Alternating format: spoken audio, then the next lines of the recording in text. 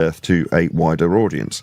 Now, I am useless when it comes to Discord. I can just about get by, but as for sort of figuring out how to socially network, I can do this, right? I can go on camera, I can talk to people, and I can appeal to them in that way. It was pointed out in the pre-show that if you're a member of some Discord server that's giving you free information on games or on computer programming or how to overclock your computer or whatever it is that server's for, you may not want us there. So therefore that could be a bit of a problem. But nevertheless, I still want to put the feelers out there because, I'm having exampled to me how people on the servers that I'm frequenting now and saying, oh, well, I'll drop in this server. They've been built by people who have done this already. I can only utilise the tools at my disposal, and that is a YouTube channel and its audience. You might know of somewhere we can go that we are better served in terms of spreading the information that we will most definitely be going through today on 24/7. Starting with a bit of housekeeping, which are more relevant than ever. So we'll hopefully rattle our way through that. If you want to join in from the Discord server, feel free to answer any of the questions.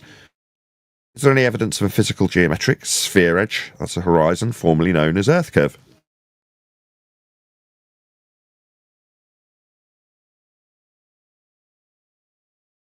X1. I was going to say that. X1, that's perfect. Just leave it as a whisper. That's all it needs to be. Absolutely perfect. The evidence of axial rotation of the Earth-based variety.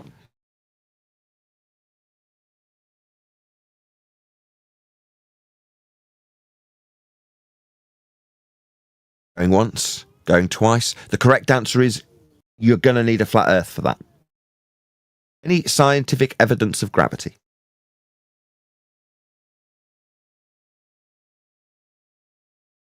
Should gravity be defined first?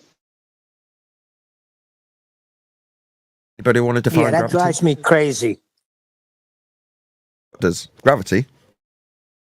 Yeah, because in an argument, you're just giving them gravity all the time when it's not even the gravity they're talking about. Can we get it established, what gravity they're talking about? And can we have some proof of this gravity before we allow them to assert it everywhere? So, any scientific evidence of gravity? Negative.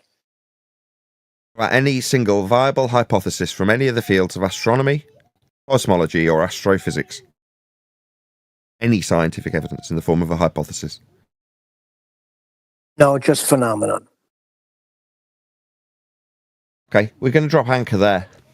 Oh, over the coming year, we're going to be talking specifically about science and the scientific method. In this arena, we're talking about the nature of the world we inhabit. Therefore, we're talking specifically about natural science. Why do I say that to start us off? Because you can describe science as an all-encompassing description of something. You can have the science of on the cover of a book. It can describe things. However, when we're talking about the nature of the world that we live in, we're talking about natural science for obvious reasons. Just so it's distinguished what we're talking about, we are talking about natural science. What is natural science? It's the elucidation of cause in studying natural phenomena.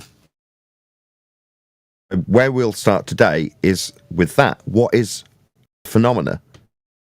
Well, a phenomena is something that you observe in nature and you want to know why it occurred. It's something that you observe.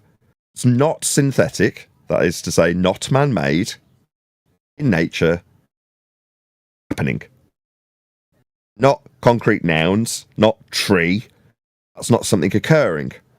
Something occurring could be, for example, a leaf falling from the tree. That's a phenomena, an effect you observe in nature. Phenomena in hypothesis construction, which is step 2, we're detailing step 1, as a term. It's called a dependent variable. Naturally observed phenomena. Any questions? Oh, bit cold today.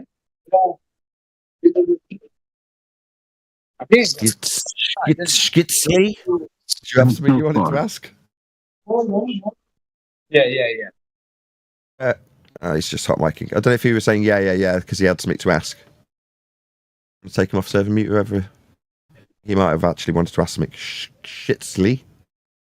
Ed. Yes.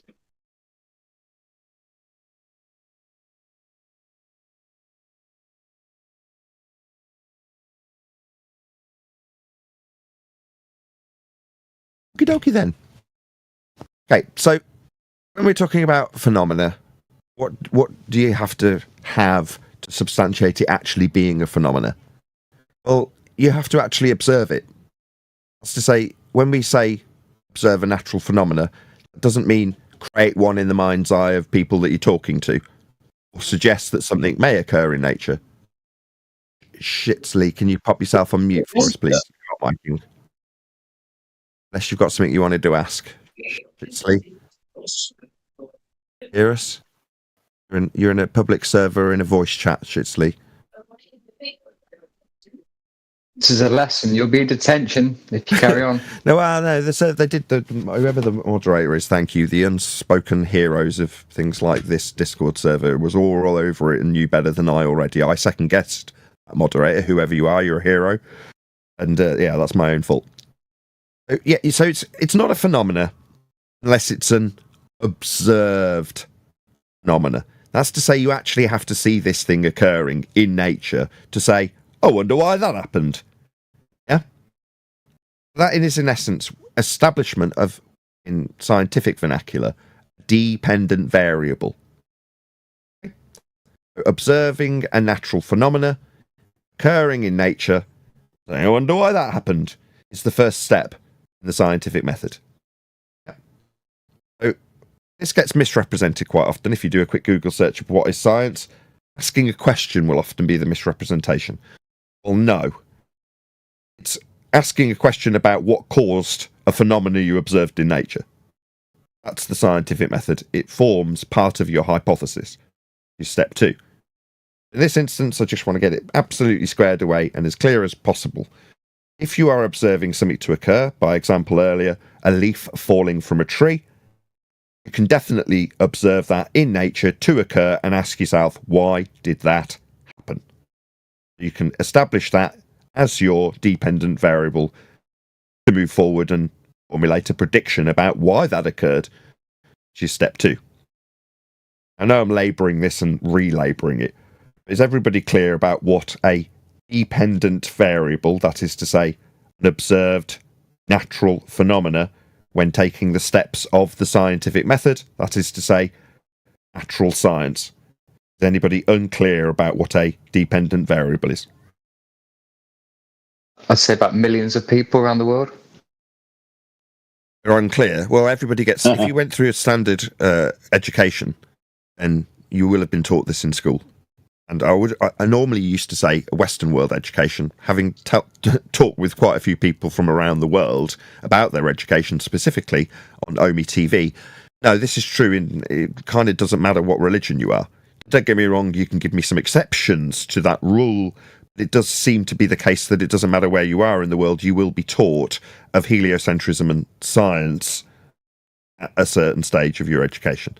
Most people are acutely aware to a degree because they were taught it. If this rings familiar, it's because you were taught it, right? Independent variables and dependent variables. In this case, step 1, observe natural phenomena. The other thing I qualified it with was that it's not synthetic. What I mean by that? Well, that it's not man-made. If you're asking yourself, why would we not put man-made things through the scientific method? Surely it's just as valid. You already know the cause of something if it's man-made. A man made it. Yeah? But for the fact that the man made it, it wouldn't be happening. So you already know the cause when it comes to man-made phenomena. Because a man made it happen. It's a man-made phenomena. Yeah? It's only things that are occurring naturally, in natural science, and it's only things that you actually observe to occur that can be put through this method as an observed phenomena, otherwise known as dependent variable. Okay, that's step 1. I've asked twice if anybody's unclear, going once, Going twice. Step 2.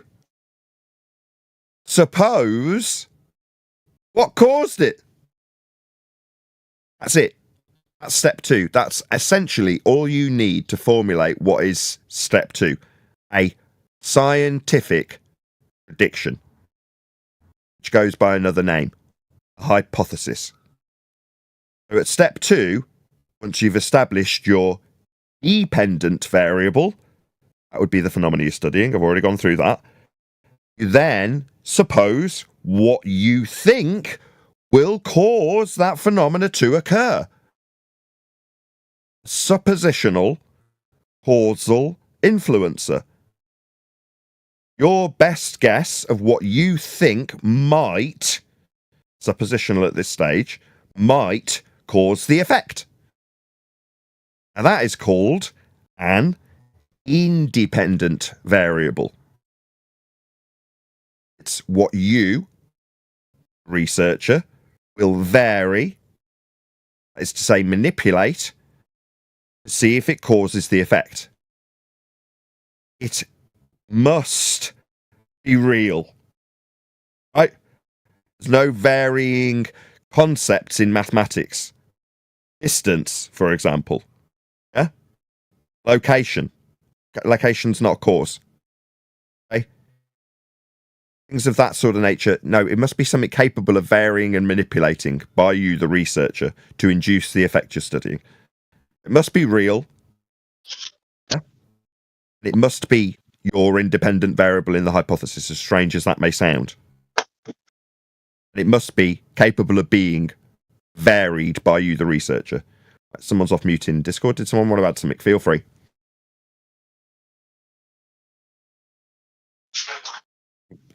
Juice ST1. Want to add something? Juice.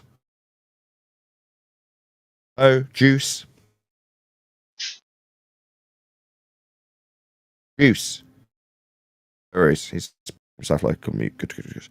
Okay, so just to summarize, alongside the phenomena that you're studying, that is part of the hypothesis. It's called your dependent variable. You've then got what you think's going to cause it, or independent variable. Now, with those two things, you can form a logical suppositional statement, which is if my causal influencer, that's the thing that you're going to vary to see if it can cause the effect, then the effect. It's an if and then statement. Cause and effect. If a causal influencer, then phenomena that occurred in nature will be induced. So it's if A, then B. That's a hypothesis, otherwise known as scientific prediction. It predicts the outcome of a presumed cause of a natural phenomena. Sounds complicated, but isn't. It's if I vary this, I give this thing over here a little wiggle, that thing over there that I saw happen in nature will happen. Because I varied this, that happened. That's all a hypothesis is. Now, let's just check everyone's clear first of all. Does everybody understand at this stage what an independent variable, supposed cause, is? Anybody unclear what it is? You speak now. Okay, well in that case I'll summarise. To be an independent variable, you must be real. That's the independent variable must be something that physically exists. It must be your independent variable in the hypothesis. That's to say the thing you vary much must actually be the thing you're predicting in the written down suppositional scientific prediction. That's actually the thing you will be varying. It's the independent variable in the hypothesis, and it must be capable of variation and manipulation by you, the researcher. It must be real, it must be the independent variable in the hypothesis, and it must be capable of variation by you, the researcher. Okay? So there's the summary. Again, with the summary, anybody unclear of what an independent variable is? Okay, we're still on step 2 because hypothesis has one last element. It's called the zero difference result. What does that mean? It means you vary what you think will cause the effect and nothing happens. You get zero difference. Your hope is that you vary the independent variable and the dependent variable happens. Now, if it doesn't, that validates, that's to say proves, the zero difference result prediction, which is alongside your prediction of an actual positive result.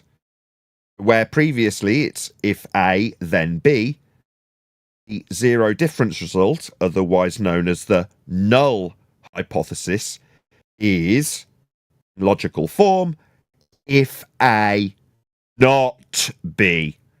I vary A because I think it's going to make that thing I observed in nature happen. I'm varying it and nothing's happened. Zero difference result. Tick.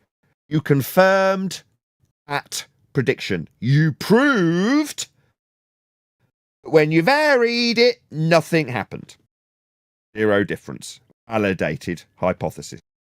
So it's like having two hypotheses alongside each other. One is the mirror of the other. If A, then B, or if A, not B, in logical terms. Okay, so at that stage, is everybody clear what a null hypothesis is? Zero difference result. Absolutely. Yes. Okie dokie.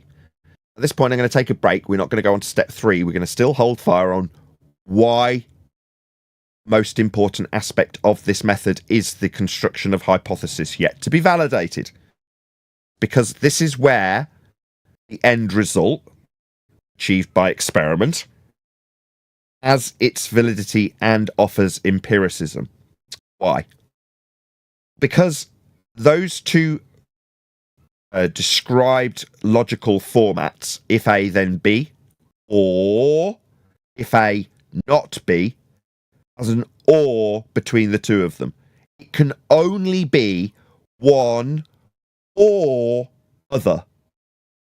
A can't cause B and not cause B at the same time. You vary A, nothing happens. You can't say, I varied A, nothing happened, and it happened. You can't have the effect happening and not happening. So only one can and must be proven when you go to the next stage, which is experiment or hypothesis actualization. Give it a more technical term. So this step, construction of a scientific prediction hypothesis, is where you offer logically an empirical outcome to your prediction. It can only make it happen or not make it happen. And one will be proven at the end of the process. It can only yield proof at the end of the process. It's empirical evidence once actualized. Does everybody understand at this stage? Hopefully, I'm getting a little bit more complicated. Why a hypothesis offers a potential empirical outcome if actualized. Because of a law of non-contradiction, yes. Yes, because of a law of non-contradiction violation, to assert that both A can cause B and not cause B at the same time would be to violate the law of non-contradiction. Correct. Anybody else not following along, I'm more than happy to go back a step or reiterate anything I've just gone through. Feel free to pipe up. Okie dokie. Then we get to the crown jewel of this method. Experiment. The actualization of your prediction of cause for an effect you observed in nature. What are you going to do? If you haven't figured it out already, I'll tell you in no uncertain terms. You vary what you think will cause the effect. That's it. You give your causal influencer a wiggle to see if it actually causes the effect or not. And whether it causes the effect or not has already been established in your hypothesis. A causes B, or A doesn't cause B. So we just need to see if, when varied, A does or does not cause B. Do you want to ask him it, Neil?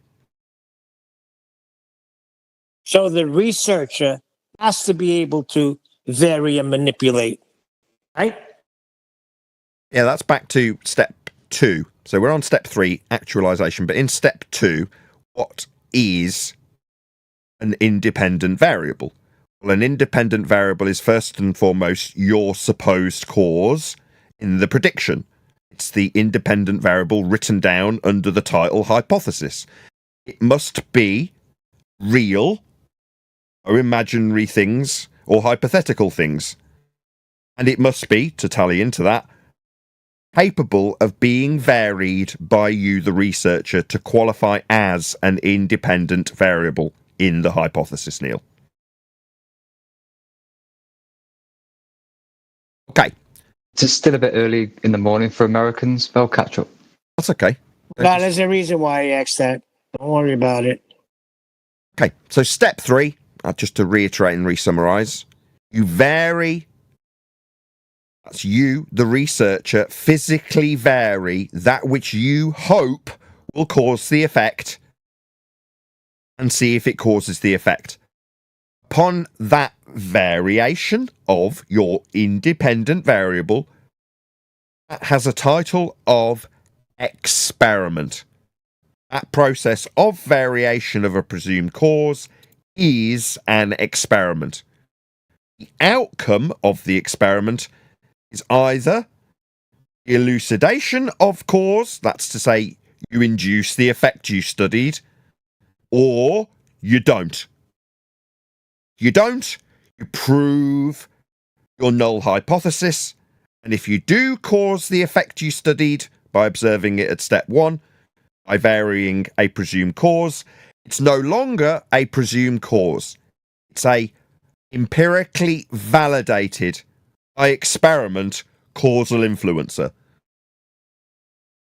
Successful experiment. So, is anybody unclear what varying and manipulating causal influencers, aka an experiment, is? Even though I just summarised it in my question. Yeah, there are people unclear because I'm getting time. And what? Time is an independent variable.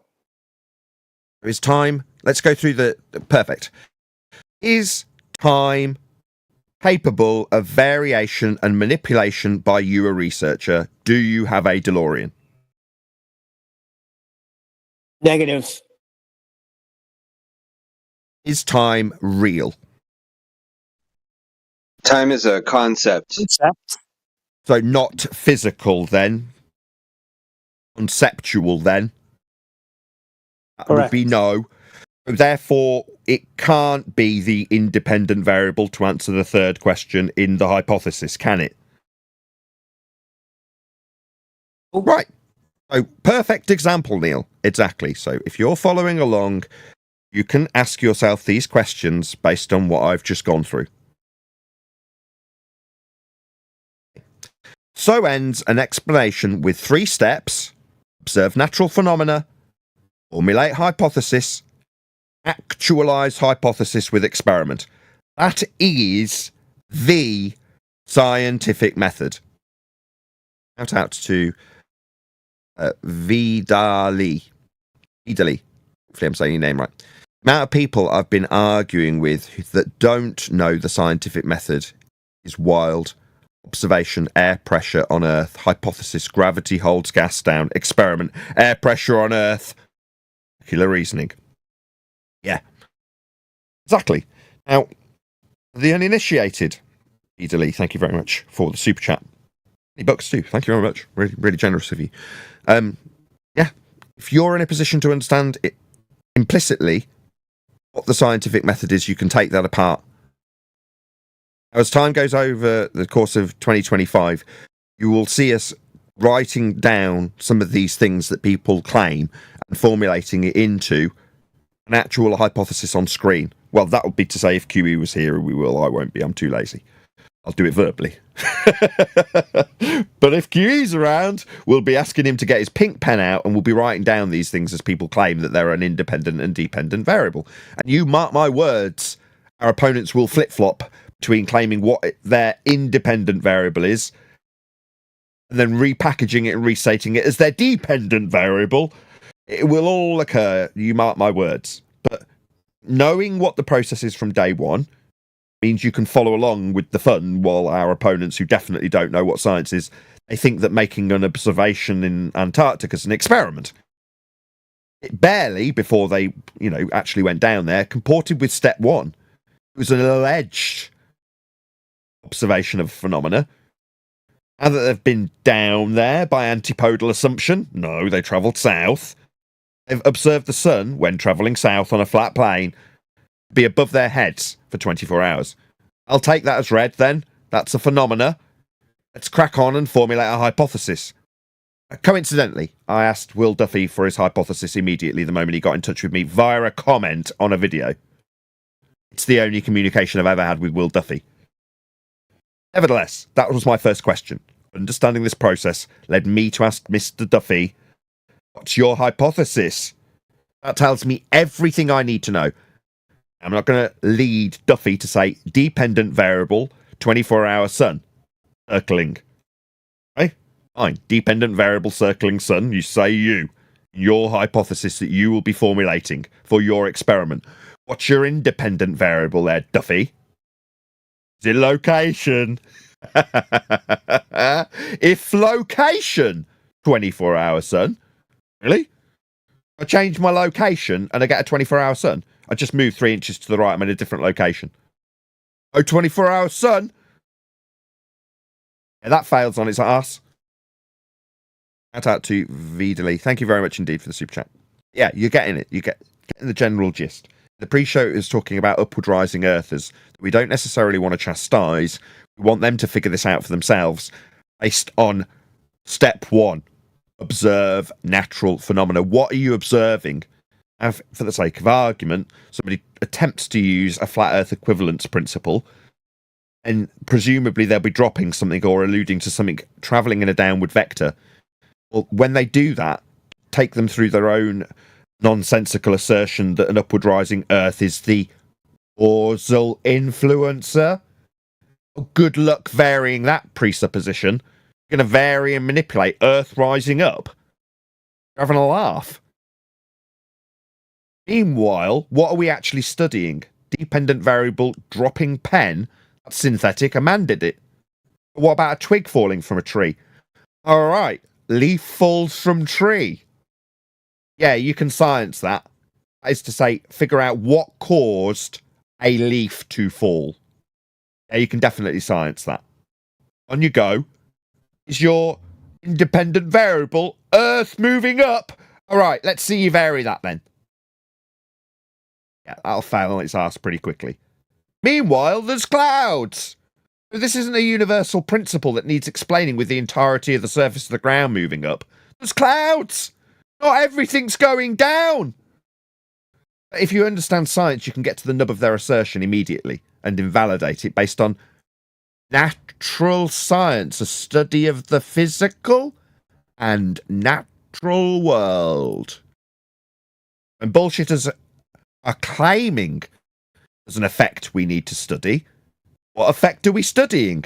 Are we studying the effect of Earth moving up that we observe in nature? We don't observe Earth moving up in nature. By pure fiat, they assert this nonsense. For it to be a phenomena, step one, what makes it a phenomena? First step, make sure you're observing it actually happening. Do we observe Earth moving up as a natural phenomena, ladies and gentlemen?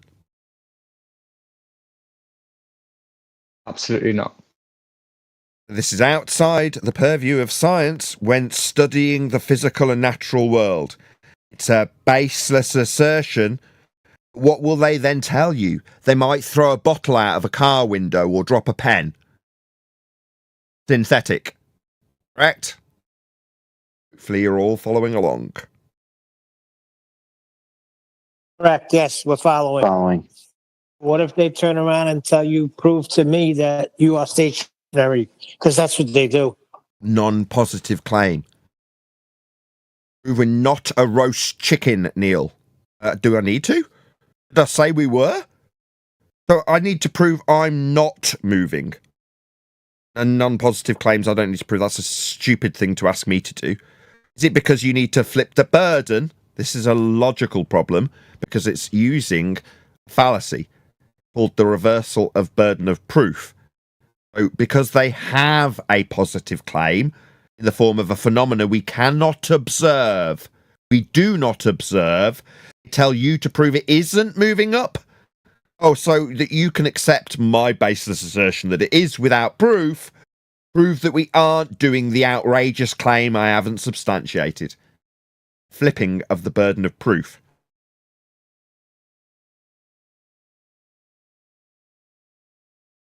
Okay, so that's it. So you will be hearing this a lot over the next 12 months through 2025. This is absolutely back to basics. Why? Because if the clown shoes that have gone out and represented flat earthers out in Antarctica knew this, they'd have debunked it based on the fraud of it being called an experiment. When, as a tangent, it was addressed because people were presumably pestering Will Duffy about his fraudulent use of this terminology, experiment. When studying phenomena, oh, we definitely know the method then. We just went through it. Did Duffy elucidate the cause of an effect by varying and manipulating that which he supposed will cause the phenomena he was yet to observe when he was gathering up his cash for his fraud, which it absolutely without question is? No, he wasn't. And when push came to shove, he went, if you don't like the terminology, you can call it an expedition. Well, if we don't like you being a fraud, I'll just call you a fraud for it and show how it's not a scientific endeavour. It's actually fraud. Now, had Jaron, Whitsitt, or any of the other numbskulls that have engaged in this crap actually knew how science worked to prove empirically causes of effects, they might have actually offered this and put it on the table at some stage, rather than talking about how they won't respond to comments, how beautiful the flight is, and how they were wrong. Oh, what? A map they already knew were wrong? To begin with? Pathetic. They should have listened. Dave Weiss, Jaron, they've all had it. Whitsitt from Quantum Eraser. Problem is, it interferes with their use of the same magic trick. Whitsitt, Jaron, Dave, they all claim science. Fraudulently, just like Will Duffy. Because they're not adhering to this method to offer empirical suggestion. But they give you their just so stories and say science alongside it. Like with experiments. If you know what that is, you can call out the fraudsters and spot the magic trick from bullshitters on your own side, in this case, Flat Earth. My attempts to educate and elucidate this method, like I've done for the last half an hour with this audience, fell on deaf ears. It led to people like Jaron calling me a scammer for attempting to educate him in this. What did he do in the end? He went down and validated a fraudulent experiment, seemingly lending credence to some fraud. That's what Jaron did. And my attempts to stop that from happening led to me being called a scammer. Make no mistakes about it. But all of the lemming idiots that believed Earth was flat, they weren't here listening to this for the last 3, 4, 5, 6 years, were they? They're all going to bugger off back to the ball and relinquish their flat Earth belief based on fraudulent claim to be experiments. Affirm the consequent. They utilise a different fallacy. We've gone through it many times. That's not the point of today. The point of today is to start people who have made their way back to us on the journey that I had given to me by Quantum Eraser many years ago, and every single panel member had too. That's how we decapitate the globe believers, and have been doing for quite some time, because they use this magic trick non-stop. PFE, E being experiment, is no exception. You, the audience, know science is empirical. You were taught it in school. When somebody alludes to the idea that they've got it in the form of an experiment, your brain immediately releases a load of chemicals that says this is going to be proving something, when you're being duped by a fraud. Now you know, pay attention, because it's only the first time. It took me 10 times of hearing that half an hour description of how science works. 10 times over I had to have it from QE before I got it. 10 times. If you're first time hearing this and you're like, wow, this is all a bit complicated, I kept along till step 2, don't worry about it. Me an eternity to get it. Months of QE going over it and over it and over and over and over and over and over. Eventually I got it. So praise be to Quantum Eraser for taking the time with someone like myself, because the only reason I can do what I did over the last half an hour is because of him. So thank you, Quantum Eraser. Didn't he hail. accuse you of being a scammer because of the scientific method? But he went down there to prove something? Jaron's a double-speaking clown, contradicting himself all the time. He says he doesn't believe in proof. Apparently there's the cause and effect method being elucidated through experiment to prove he was wrong. No, he's just a double-speaking clown. Meanwhile, we know what science is, and so do you if you're an audience member. 145 of you currently watching. Very warm welcome to you all. Please share the show if you've not done so already.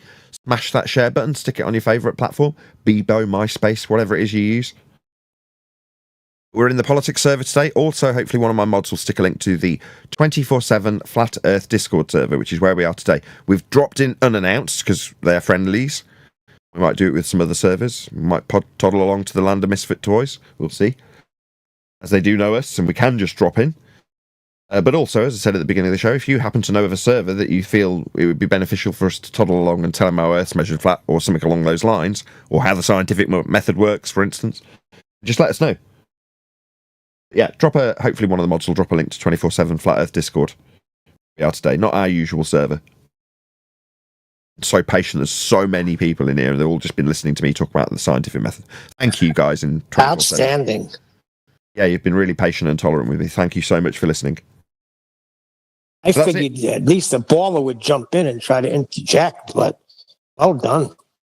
Can't believe I got through it all in half an hour. It's not a simple subject when you're summarising things 2 or 3 times and really labouring each stage. But yeah, I'm very pleased. We'll do it again and again and again and again. You will not hear... This won't be the first time you'll hear it, and it won't be the last. Especially when you got the Americans waking up so late. We could have avoided the whole TFE debacle if people knew what science was.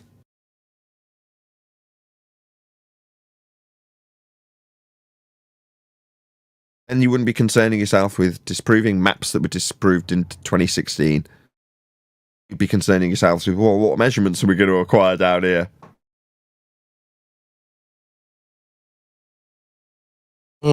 That's the problem. Always been the problem. Is that the real Math With the Powerland in world, chat? push Hold on a second, Neil. Sorry. scientists. Got Math Powerland in chat. Is that a sock or the actual Math Powerland? Math Powerland's the guy who woke me up to Flat Earth. That is the real Math Powerland. Shout out to you. Don't know. It might be the real Math Powerland. Is he the real or fake one with the pictures? Yeah. Pictures of Yeah. yeah. Photo or painting, you mean? Yeah, photo or painting, exactly. Come a long way in those 10 years, Nathan. No, they tortured math mentally for years and years and years over this, till it eventually broke, and there was a second wave of people coming in who then also attacked Math Powerland immediately and called him a shill, and he did the same back to them, and so it continued into the third wave as the Feast of Nonsense took a hold. I had to go through this whole timeline with QE the other day. He'd come in a couple of years after. He didn't know any of this, so he didn't know the backstory with Jera and Eric DeBay, Math Powerland. I was filling him in on all of it. It was like a stroll down memory lane. And people come in like somebody, Jeranism was supposedly on QE's yesterday. It wasn't Jaren.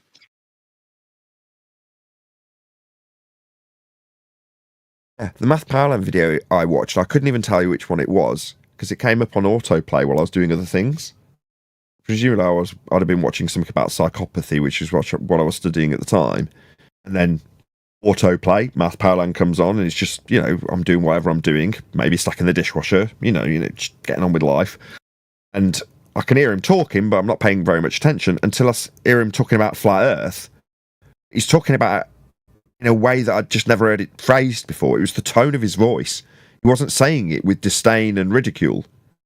Oh, what's this guy talking about? You know what I mean? Then I sort of paid attention for a few more seconds and heard him, you know, make it explicitly clear at that point on whatever video I was watching, Earth's flat. I'm like, oh my God. Suddenly all the journeys I'd done on all the planes as a rapid flash before my eyes in an instant. And I went and woke my wife up. Like, shook her in bed. It was like 2 a.m. or something. Like, Earth's flat! I woke her up and she's like, whatever. That's funny. You know, my kids were telling me last night that you can have a horizon on a globe. It was a little frustrating, but I just didn't partake. I was like, look, you're grown now. You're going to make your own way. But what you're telling me is nonsense right now. Can't have a horizon on the globe. They're right. I told them, I said, what is the definition of horizon? How are you going to get a horizontal off of a ball? It's an impossibility. You even got a basketball and held it up. Show me how I'm going to get a horizon. He said, well, if you back away from it far enough, because Earth is so big, you will get a horizon. In other words, Earth's You so will big, not. I can define a horizon as everything being parallel, perpendicular to 90 degrees in terms of what it affords you practically. You can describe all the flat Earth elements of a horizon, but then just justify it as Earth being so big. I can have a flat Earth horizon that's not capable of being used or acquired from a sphere ever.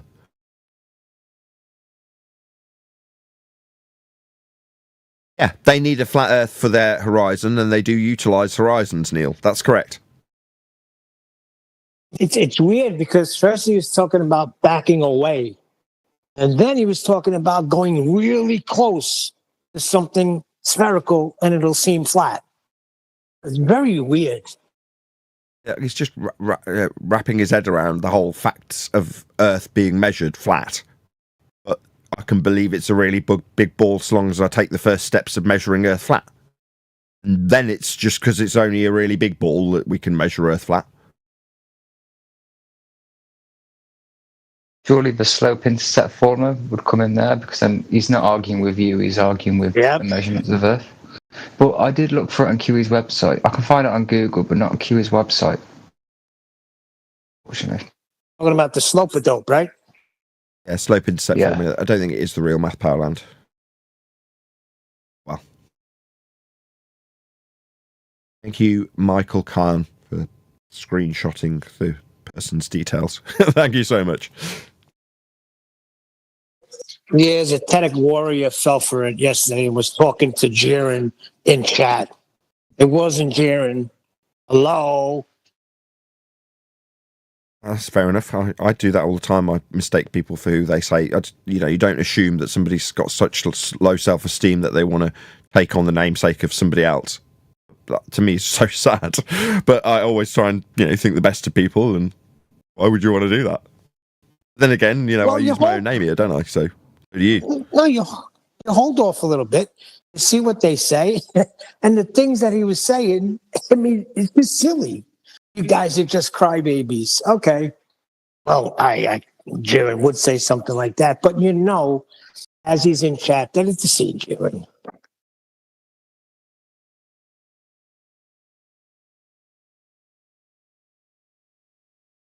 Cool. Yeah, that was it. I've kind of run out of steam in terms of talking about science now, and we've got at least 15 minutes left on this live show, so hopefully we'll have a little bit of a chat with the 24/7 Flat Earth Discord server, which is hopefully being shared by one of my moderators in the live stream chat on YouTube, so you can all join as well. It wasn't Jerem, but they are always watching, says Paolo, or Pablo. What do you mean they're always watching? He's right. They're always watching because on Globebusters, maybe about a month ago, they were listening to our show on a Ballbusters, and they were mocking how we all fight with each other. So they're watching. Hello, guys.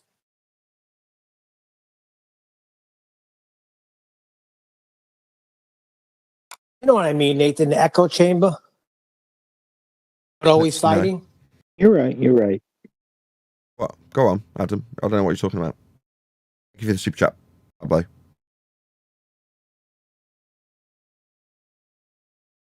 It's like they're always on top of us. They're always checking on us because there's only one place to come, for the best. So hi. Yeah, do you see how quickly after TFE they latched onto Earth's measured flat? Did you see that? I was quite proud on the one hand, but it quickly faded away when you're like, oh, right, it's just a surface regurgitation because it's a nice punchline.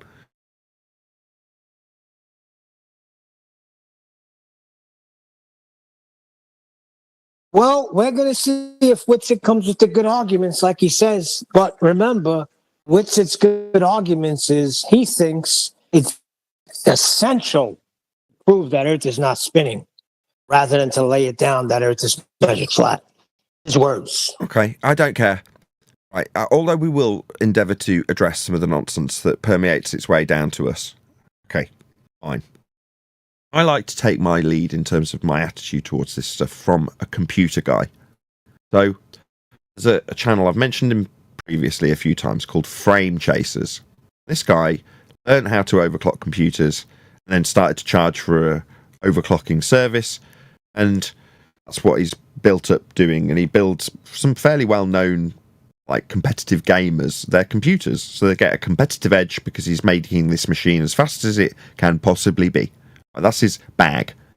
Now, while he's doing this, he's looking on internet like we do at his subject, equivalent to us looking at flat Earth, like we're talking about Whitsitt. And what does he see? He sees that there's an absolute shed ton of misinformation. Yeah, it's the mainstream. This is how you'll do it because we're paying you to do it, and we're giving you the equipment to do it with. So do it the way we tell you way, which he found objectionable. And there's the I haven't got a clue what I'm doing, but I'm still capable and will publish this garbage that's wrong on the internet. Between those two things, it's difficult for an individual to make their way through it. There's just too much nonsense. Now, that is for him, Frame Chasers, this computer guy. That's his feast of nonsense equivalent. Following along with the comparison, right? What does he do to solve this? He says, I've just got to be concerned with the people around me, people I have direct influence over, people who are actually appealing to me to give them this information in a concise way that's useful. Now, in some instances, he's charging for that, but that's not necessarily applicable to his YouTube channel, where he's just telling people what he knows, talking about his experience in what he builds and how he overclocks it, and showing that he's actually done it. This is where it ties in today's show when I'm talking about scientific validity, which overclocking isn't. It's not science. It's he's actually doing it. Not just making it up and making up a result and publishing it without any validity. Here's what I did. Here's me doing it so you can see it functionally happening. And here's the result. You can see the difference between A and B when I compare them. Right? Now, it's a very pragmatic way of presenting data in computing terms that isn't being adhered to by anybody else in his community, annoying him greatly, and he can do so little about it. He's probably outgrown me now, but last time I made the example, he was about a similar size to me. He's probably bigger now. Maybe 30, 40, 50,000 subscribers, maybe getting on to 100, I don't know. But at the time, he was smaller than me when I was making this example previously. I'm like, I like that. You will go far. Just concern yourself with the people who are actually interested in you. Because the bigger names that are making the misinformation or following the mainstream or being paid to cuck by the manufacturers, well, they're not for his community. And if his community are going to those people for useless information, that's on them when he's telling them it's misinformation, it's wrong. And we're doing that. You got it, Ed? I got it, Nathan. But don't you think that it may have been picked for a higher purpose? Everybody talks about how perspective was hijacked and this was hijacked. How about the word of God was hijacked? The creation story was hijacked. Well, you got all the churches thinking that we're living on a spinning water ball. But perhaps there's a higher purpose. It's great that you're looking out for your community. 100% agree. But there's a greater purpose in this. Creation story. We're not on a spinning water ball. I was reading something to Brian yesterday, and he caught it. The devil himself tells you that Earth is flat. Because he says, I will exalt my throne above the stars of God. Well, there is no above on a ball. Hey, but you're juxtaposing a biblical standard with an empirical standard on today's show. Well done, Neil. Talking about a higher purpose. Let's not get carried away with people. They came up with the scientific method. But we all do. Most flat earthers come to an understanding that we're on a created earth. This is come out of nowhere. Oh man, you've put me. This is creator. Oh, God, you've now put me in a really awkward position. Thank you so much. I don't wish to condemn those who have faith or follow the biblical text or take it completely literally, right? And I'm not going to even express my own views on it at this particular point in time. The purpose of today is to give people a method of empiricism that they already knew. They were just taught it at a young age. And since that young age, that method is ignored and the terms and language is hijacked to suggest empiricism. And changing it onto a biblical context just kind of ruins my point today. Sorry, Neil, but it's just a fact. I'll agree with you. Yeah. I often feel blessed, okay, and I feel led. I want to describe that as me taking the hand of Christ and allowing him to lead me where I'm best served. And you can take it that way. If you're a Christian, fine. If you're a Muslim, I won't even make the example, but you know where that's going, Neil. I don't want to offend you as a Christian if I use the same example for a Muslim. I'm not trying to antagonize you, is what I'm saying. I could do it for anything. I could say Jesus. I said creator, okay, whatever you want. But in the story, any story you get, there is never a ball in outer space, ever. No, and for my audience that are going to get torn a new one by the guy who just doesn't care about your religion or faith, or your understanding, knowledge, your biblical scholarship, it doesn't matter. If you just have a good argument that shows beyond a doubt, sure, that Earth is flat, and then you compare it to your Bible text that also affirms that, or a fellow Christian in debate, that's a different story.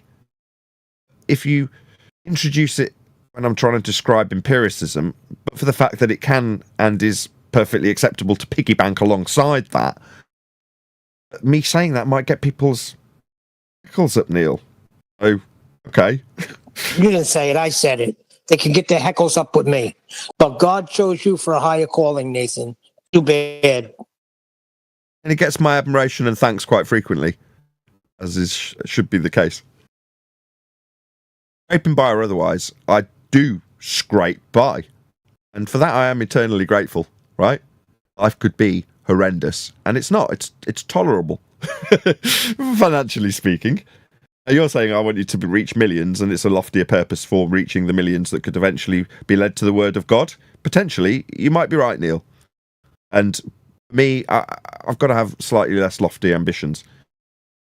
Which is to say, it'd be nice to just, as is always the case each month, make sure I'm not going into the red. And when I do, slightly concern myself with it and work a bit harder. You know, those sorts of things are what keeps my day-to-day going on the whole.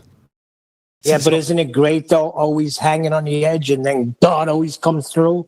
in the form of a person sending you $100 or $200. Yeah, I'd absolutely. rather be waiting on the hands of God and be rich and not think about Him. Yeah, that's absolutely happened to me recently over the Christmas period. People sent me money, and I had enough to resolve an issue that's bugged me for 2 years. If you're a patron of mine, by the way, I just published a video about this. If I discussed it in the pre-show or at the beginning of this live show, but either way, there's little niggly things that I've wanted to sort out that I just couldn't justify spending, say, £100 on a new audio interface. One I've got reacts to other electronic equipment. By reacts, I mean it goes in the middle of me saying something for no freaking reason. Very annoying. But it's just not, I can't justify exchanging it for something else when I'm always poor. Well, I was put in a position where I just had enough money to replace it, and I could justify it because my eldest daughter has gone, oh, I really want to do a podcast. I've gone, okay, fine. I'll monitor everything you do, and you can publish it on a sub-channel of mine on the kids section of YouTube. In other words, you're not getting your own channel. Right? I think I'm pretty certain the age limit's still 13, so she can't and won't be until she's that age. But in the meantime, I'm like, yeah, I'll happily monitor what you're doing and publish stuff that seems appropriate. So when she boshed out her first crappy video with terrible audio, like, okay, so there is actually now a justifiable reason to have a redundant audio interface. In other words, I'll give it to her and then buy a new one. And I have actually got enough surplus money to do that. And I feel blessed that I can actually do that. You know? So I have. I'm like, I'm going to do it. I did it today on eBay. You know, you press the buy it now button, you're like, I can't believe I'm doing this. I'm buying something cheap.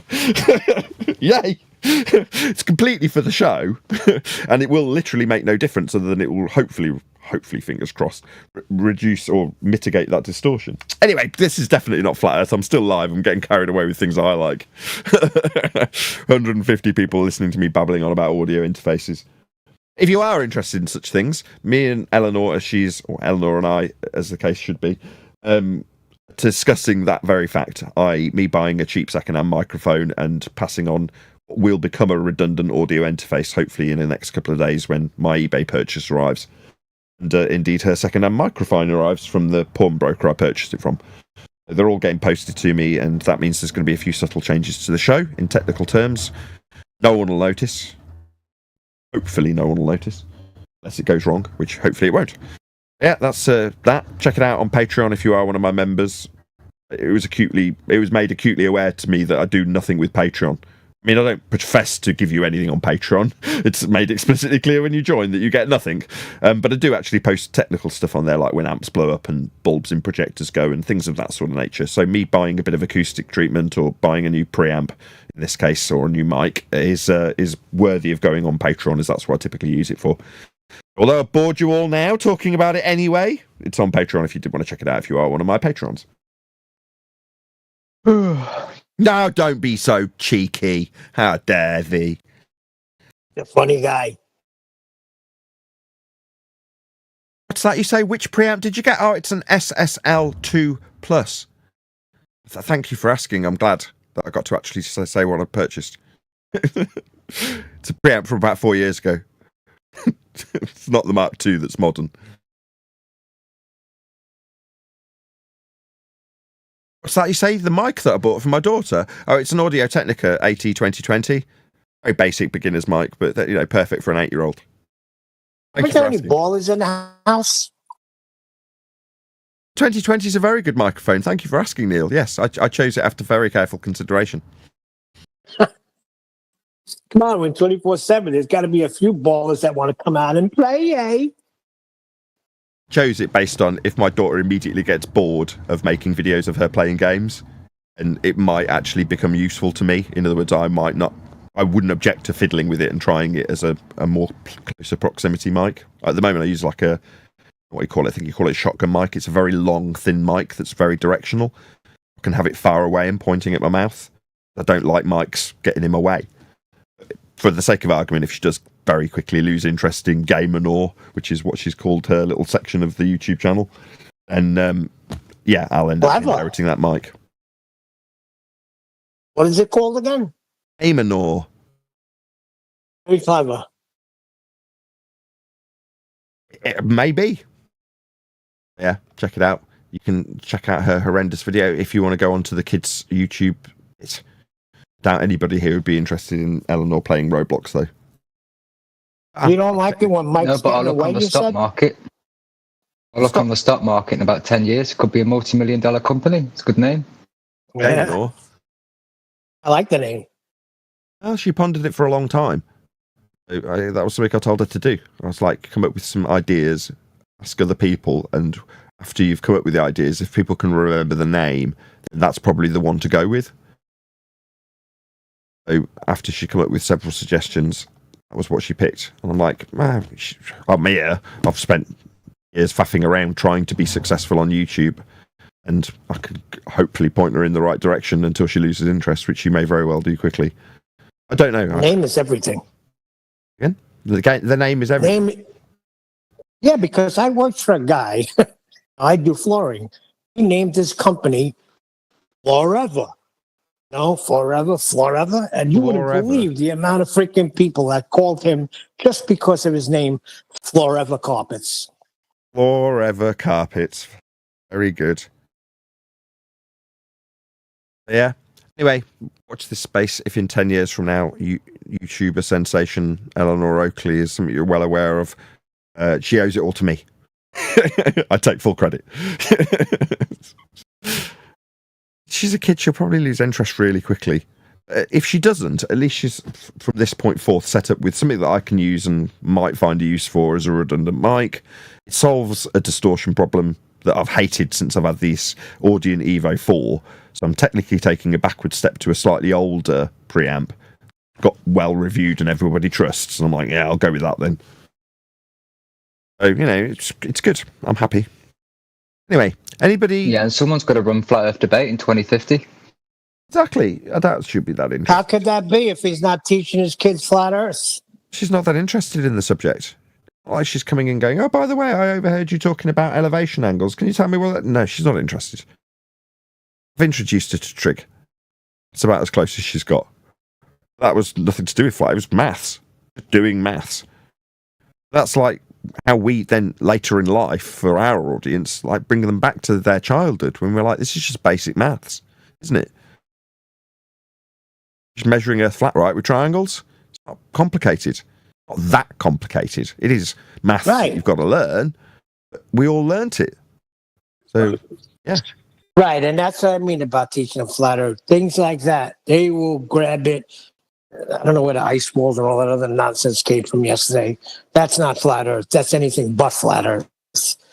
We can teach them things where they can think on their own, and they'll come to a realization. If I'm ruthlessly honest, Eleanor's a bit of a fantasist, and she actually, like me, there's a lot of potential and beauty in the heliocentric fantasy. So Eleanor likes fantasizing about Eleanor world out in space. I absolutely am, it is a delight listening to it. So this might piss people off. If this annoys you, right? Shame on you if this annoys you, right? When I hear my eldest daughter tell me about things like that, Planet Eleanor, right? It still warms my heart. Now, the fact that, like with Santa Claus or the Easter Bunny, she knows she's engaging in fantasy. It doesn't matter. It's just a kid indulging fantasy. Beautiful to behold. So there might be people out there. The reason I'm saying this is because we talked about flat earthers educating their children in conspiracy. If you were watching yesterday, in between the crudity of that particular show, not from us but from the people we were reviewing, you got the general gist that we disapproved of your average conspiratard talking about conspiracies with their kids. In this case, a 10-year-old. Mine's an 8-year-old. Right? Well, same principle applies when it comes to like joy about a kid exercising their fantasy. Now, I'm not going to stop her and go, you do realise Earth's not a ball and you can't be in space. No. It's like she's fantasizing about Eleanor land. So good for her. Why would I want to stop her? Anyway. Anything else? We're going to round up this live show shortly. When she comes home breaking down Einstein's equations and things like that, then you're going to have some issues. Yeah, but I'm sure I have actually, in line with your standard education, educated about Newtonian gravity, Neil. Don't hate me because I've taught my kids stuff that other kids will know about. I just don't want it to be a shock when some random kid of a similar age talks about something that they've got taught in school and my daughter hasn't. So she's suddenly in a position to scratch her head and then get the information from another 8-year-old. A tennis. No. You have to. That's it. You have to teach them that. My wife homeschools too. It's in the curriculum. You got to teach them. No, it's not. I don't teach it because it's in the curriculum. That I'll concern myself with when they get to GCSE age. For now, it's got sod all to do with the. I decide that what she gets taught, and my motivation for teaching her isn't because it's potentially tested. I know where my daughters, plural, are educationally. So I'm never going to be. I need to check because I've got 30 kids and I need to know where each and every one of them are. My wife and I don't need that, if you know what I mean. What I do know in life is that she's going to be confronted with some of this information in a general way so that she can essentially just get on with her day and ignore it rather than go, that's unfamiliar to me. Well, I was taught that blah, blah, blah. And suddenly she's getting mocked and ridiculed. Because like we stood against yesterday, I don't necessarily agree that you should teach kids conspiratorial feast of nonsense flat earth. Triangles, trig, yeah, definitely. I agree, yeah. Because you don't want them in the dark on things. I agree 100%.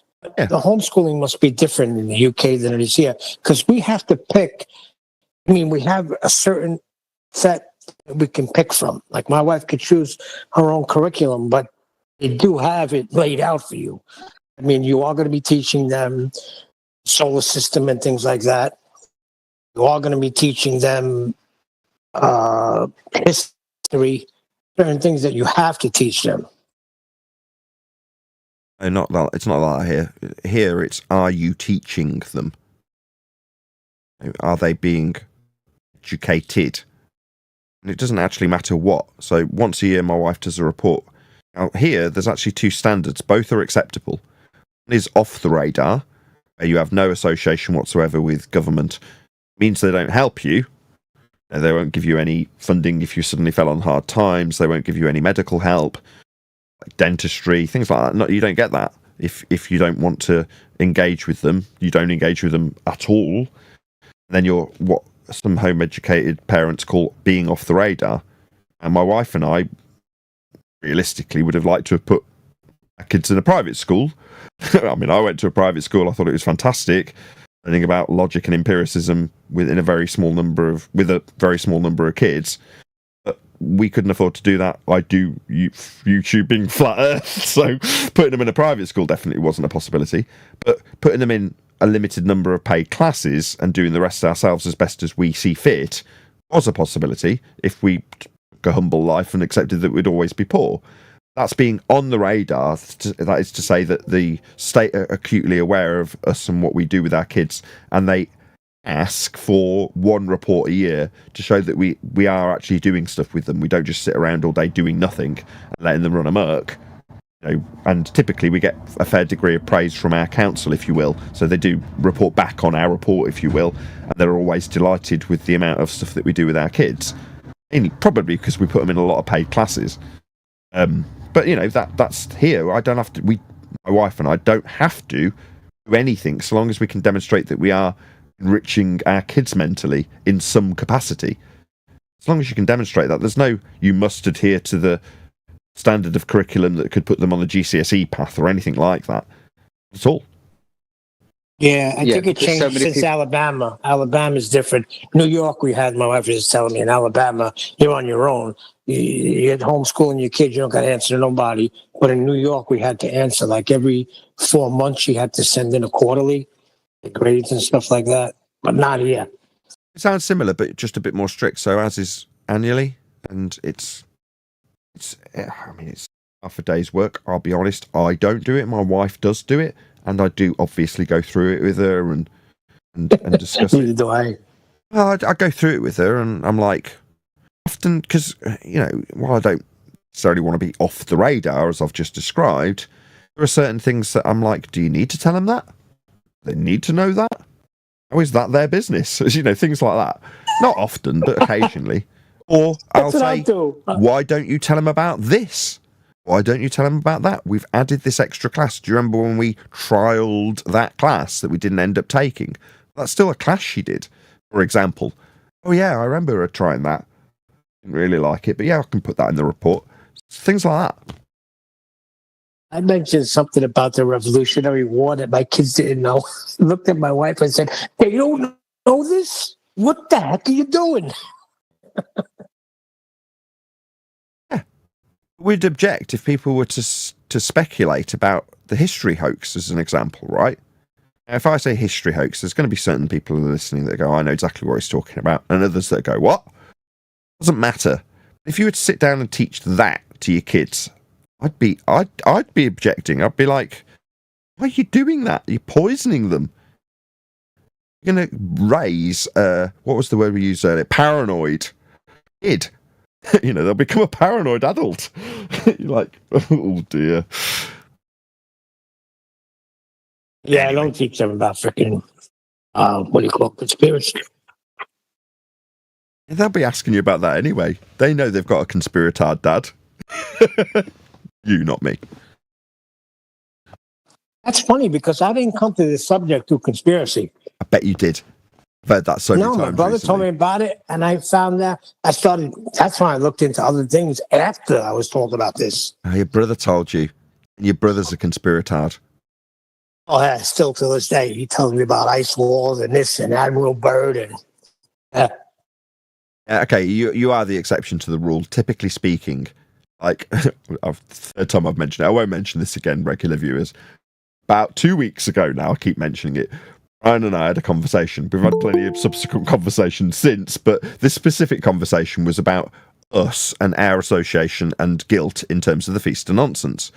And we're chuckling along because both Brian and I are going, yeah, we're both conspiratards, aren't we? You know, while we're moaning and belittling those around us for being conspiratards and making us all look like idiots, we followed the same path to flat Earth. We talked, what pure beautiful coincidence, Math Power and Sock in the chat, right? For the fact that the algorithm said, oh, watching stuff about psychopathy, are you? Maybe you'll be interested in flat Earth. Previously been interested in subliminal messages, have you? Maybe a bit of flat Earth Math Powerland will be tasting nice for you today. Right? I got put on the conspiratorial Feast of Nonsense path like everybody else because I'm a conspiratard at heart. You're not. You're the exception, Neil. But your brother is. No, well, I am now because, I don't get into ice walls and things like that, but I do get into, I look into what happened in New York. Yeah. And Pentagon. Yeah. Once you're no, that's not your fault. What you're saying is, once you got here, you fell down the hill, your brother pushed you, but you suddenly saw, like, anti-flat earthers and flat earthers alike, the Feast of Nonsense, and went, ooh, that looks good. Bit of Admiral Byrd, cool. Bit of ice, bit of dome. Oh, the Bible says dome. Yum yum yum yum yum yum yum yum. Next thing you know, you're talking about lizard people and 9/11. Nathan, was Math Powerland, he was talking about NASA images once and manipulation of images. She's on par with subliminal messaging. Yeah. I know why the algorithm suggested it on an autoplay. I mean, that's all been dispensed with now. The chances of someone getting my video just automatically playing for them are absolutely zero. Back in the day, yeah, she recognised what algorithmically would appeal to me as a conspiratard and presented at Math Powerland. Makes sense, right?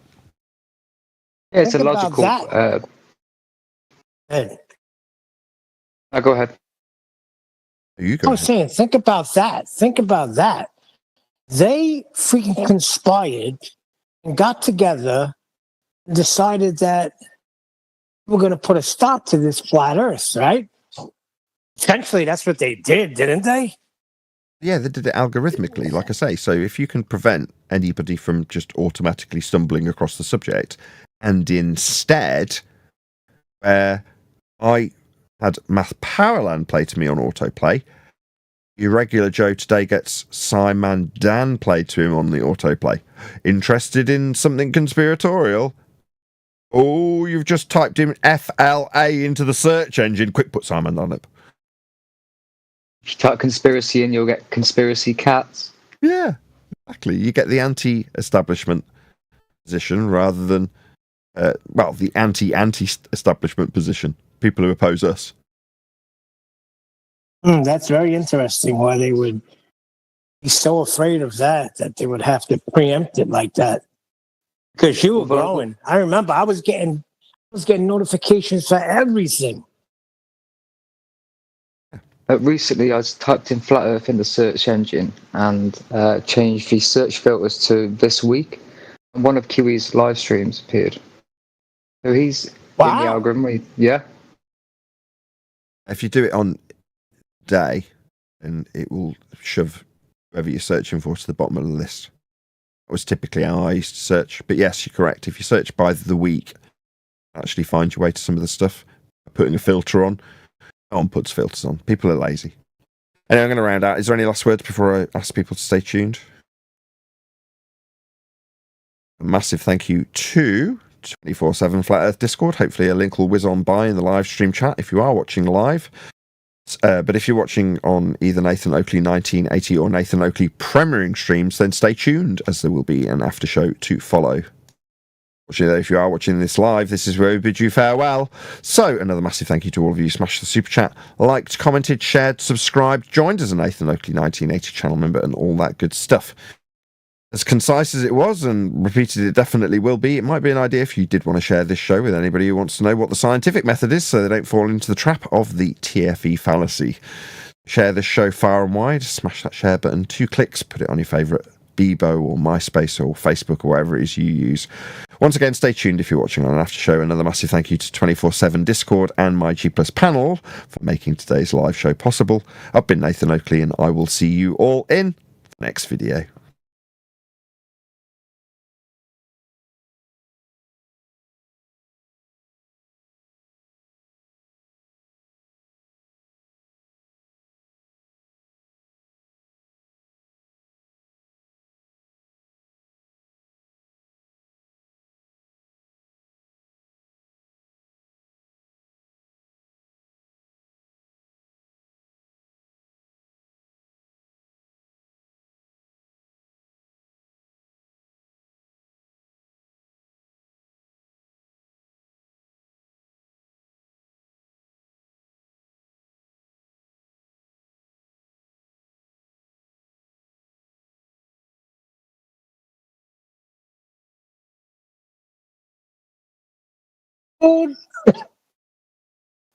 That's not the song, though.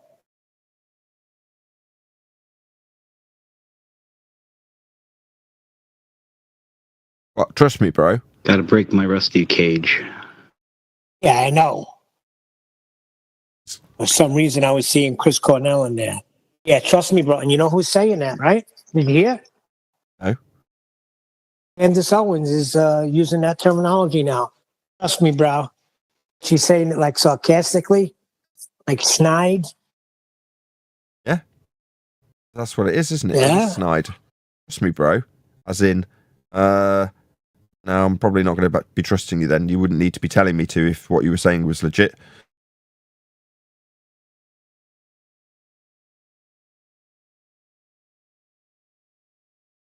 Hey, bro, if I actually want somebody to trust me.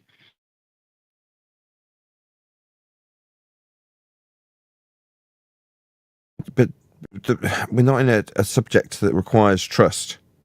Yeah? Correct. If I say Earth's measured flat, there's no trust involved.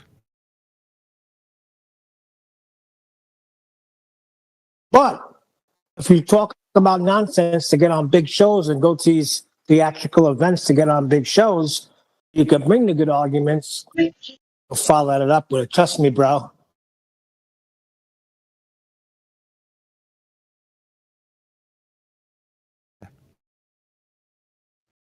Mic check. You good? Real good. Who's that? Hey Nathan, as we speak, Elvis. SpaceX launches double lunar landers. Double lunar lander missions, SpaceX rockets. Did they need a flat Earth for that? Well, they need a flat Earth for that trajectory. Yeah. Yeah, they will. Indeed. Moon landing. They'll be calculating it from asymptotically flat plane for their orbital motion. Yeah, they will need a flat Earth for that. Meanwhile, traveling to Narnia, eh? How interesting. Well, Yeah, we were told the and other they, day that things happen differently in outer space. So the laws of nature don't apply up there. It could be different. We don't know. We've never been there. well, they're wrapped up both in a aluminum foil. Is that Narnia proof? I mean, anomaly hunting is what you're describing, right? I saw somebody on Anjo's channel, a young lady, talking about her highlighting the aluminium foil and clothes pegs that are holding the LEM together. The LEM or the LM? I always get those two confused. Whatever the lunar lander module's called.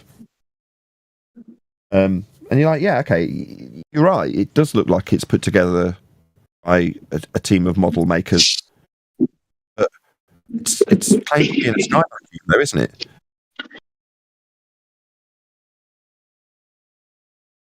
Yes, but that's what they're saying. You can't say because here on Earth there is certain things like gas-filled space. Don't mean it happens like that in outer space. What's wrong with you?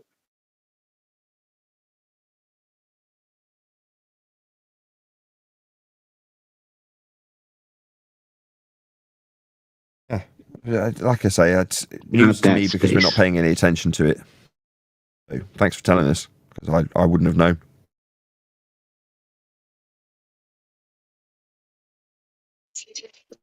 Yeah, just like watching Good Morning America.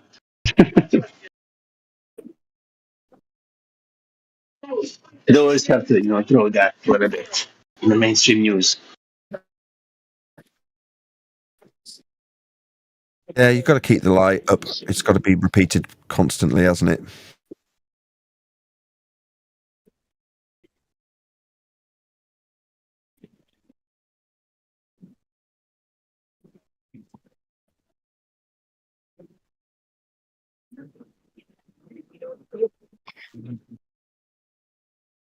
Good to review science, and it was a good review today. I put. I was talking to this lady in chat, Stephanie. Hold on a second. Sorry. Okay, it's not your fault. Shitsley. Pop yourself on local music. Yeah. Thanks.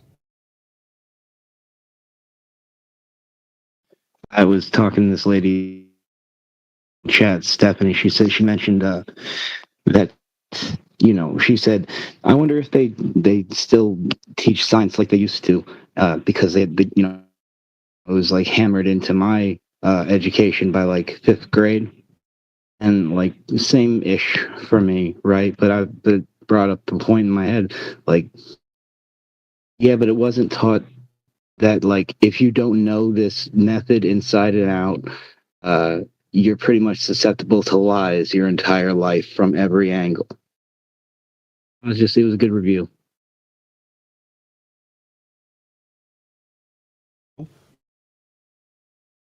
We actually had a video earlier that was shared that we didn't even get to, right? And I was going to ask, is it Globe Cope, Flat Earth Cope, Sunspot Redemption?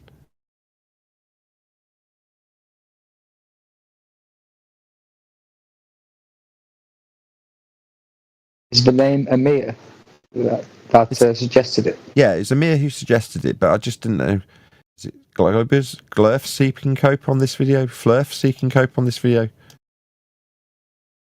I don't know. That's why I asked Martin Musher if he'd read it or if Amir is in chat. Yeah, I'm here. It's his name is Austin. He's a friend of Jaren's. He's been on the show, and he pretty much another Jaren doing the switch. And you are mentioned in the video, but the real in that video, it really starts at 12 minutes mark, because he repeats himself a lot in that video. But it's another Flurf jumping ship, or jumping the shark, we'll say. Is it Nick? Is it Nick? Oh, it gotta be Nick. Big It's flat not an Earth myth observation that like left. flat earthers might claim. This has an independent variable. That's Dave McKeegan. Changing observer's location is an independent variable.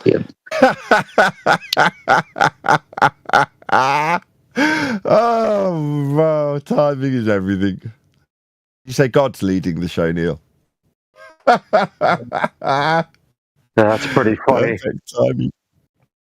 That's Dave. That's Dave Keep McKeegan. going. He's gonna keep going. He's gonna see you need And more seeing than one then independent how variable. does that change affect the relative position of the sunspots? Obviously, now moving forward, the big question for anybody has to be, how are those sunspot comparisons explained on whatever version of Earth you subscribe to?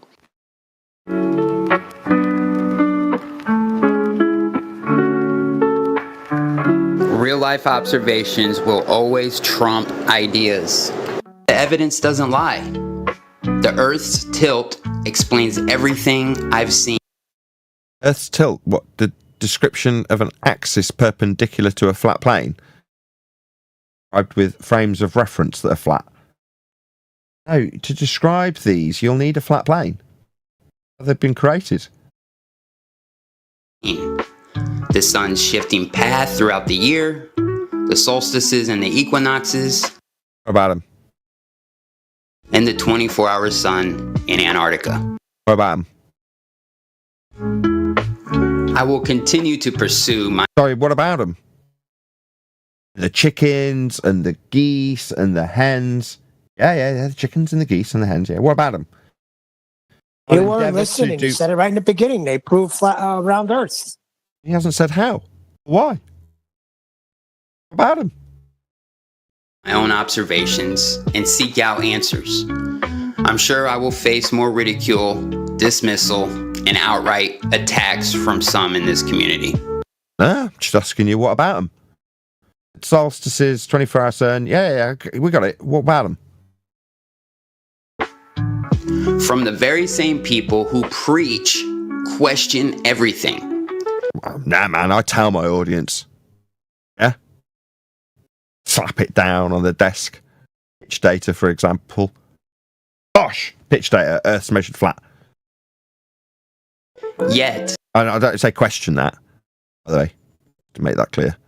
They're questioning that. Do we ever say do your own research? I don't think we've ever said that ever. No. We say once you find out Earth's flat from us telling it you, it's an absolute statement of fact that you cannot challenge. And if you try to, you'll end up debunking your own globe paradigm by relinquishing the flat Earth measurements that will be required to make that globe paradigm.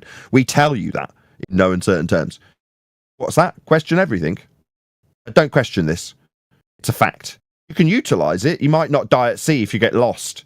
Pick up your sextant, grab yourself an almanac, and you might be able to figure out where the fuck you are and not die. And don't question that if you don't want to die. Because you can utilize it to not die. You could sit around questioning it, but then you'll just die. Because you won't be finding your way home if you're questioning it, as opposed to using it, and flat Earth will be required to measure when you use it. As one example. I'm only using that example because you're talking about lights in the sky. Made a globe model? You haven't really alluded to anything useful or practical in terms of that. I mean, I've just saved people's lives if they understand how Earth can be measured flat. These lights in the sky. You're not giving people practical stuff. You're saying the people who will oppose you and ridicule you say question everything. Now that's what Jaron says, isn't it? That dickhead. We say Earth's measured flat. Don't have to like it. You know, I'm not saying question it. Right? That's not how we roll here.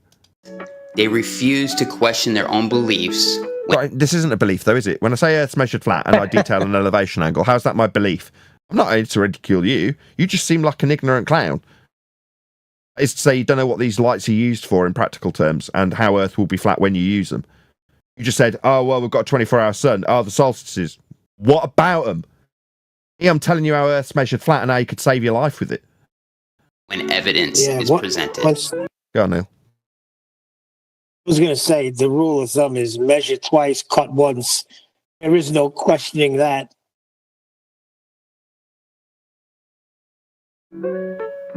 I can no longer deny what my own eyes, data, and logic are showing me. which is what? 24-hour sun. Yeah, okay. What of them? Solstices. What of them? Did he say This data? isn't about Yeah, he hasn't told us what data. Again, with Jaron, with the data point where I stand, it's a globe. Okay, great. Where did the globe come from? What measurements were utilised to create the globe? Oh, we'd measure a flat Earth, elevation angles to Polaris, equatorial minimums, solstices, and then we put that into a system after the measurements of an Earth that's flat to create mathematically a ball that he says works. No, it violates the principal measurements that are taken of Earth to create that ball. To infer that you're on it is a reification fallacy. about picking a side or attacking flat earthers. It's about honesty. Now, this sounds familiar. No, it's not. Right, when I make a statement of fact about Earth being measured flat, that's a statement of fact. My integrity or credibility has nothing to do with it. Will Duffy could tell you that Earth's flat. I mean, the biggest shyster fraud out there could say it. It'd still be true.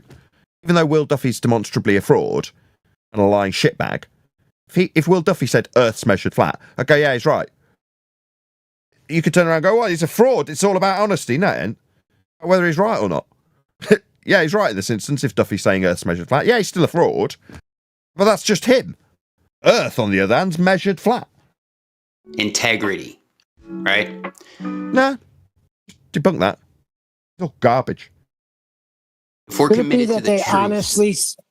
Sorry, I was just going to say, could it be that they honestly don't understand and affirming the consequent policy is? He doesn't know. I'm still hung up on how location is an independent variable. Like, what if I change my location to the house? Does that mean the sun disappears? I moved 3 inches. I changed location. Right. You got that from Planner Walk. So if location, then sun does X. It's so stupid. They're all saying it. Yep. And they're wrong. I mean, it's just straight up not true. That's not an independent variable. Read between the lines. Why are they saying it? Because suddenly they feel that they need to present a hypothesis after the fact. I wonder why. Maybe it's because they're being told, yeah, we live on a really big ball because Home Depot Earth. Or is it because we're pointing out that it's fraud? Duffy's a fraud and that there is no experiment happening here. They're not varying and manipulating the cause of the effect that they observed, but apparently location causes 24-hour sun. If location, then 24-hour sun. That's their hypothesis after they went down there. Okie dokie. So, Wow. vary location at a 24-hour sun. Move 3 inches. Not getting a 24-hour sun.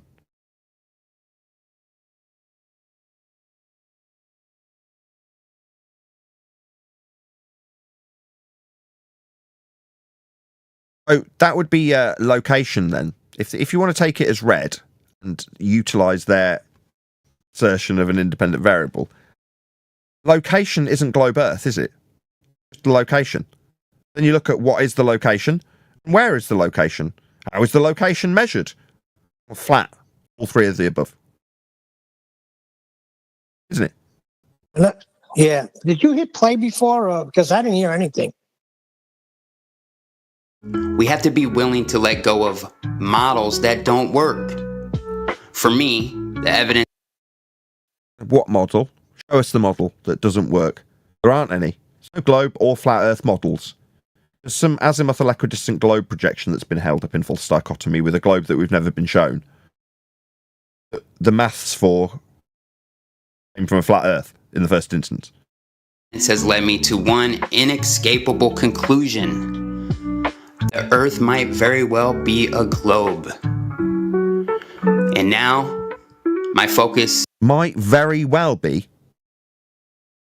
Might very well be a globe. That doesn't sound very convincing.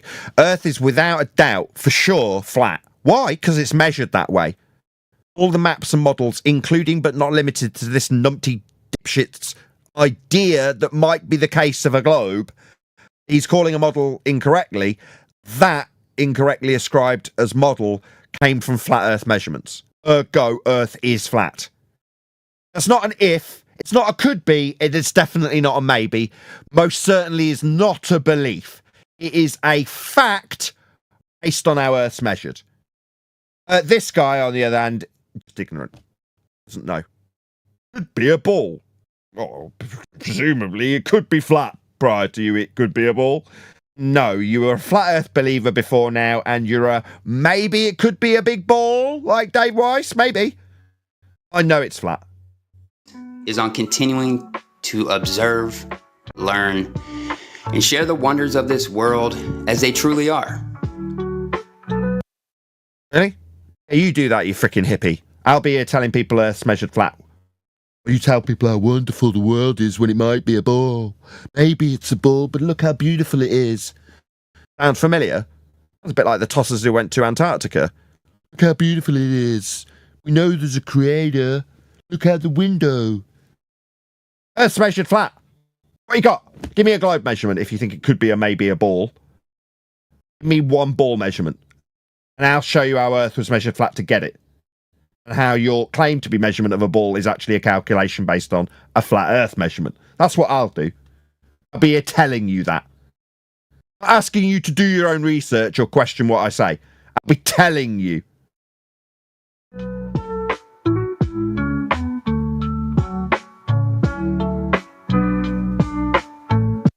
What does this shit prove? Why has he got these sunspots on a sun? Who gives a crap? Why is he showing us this?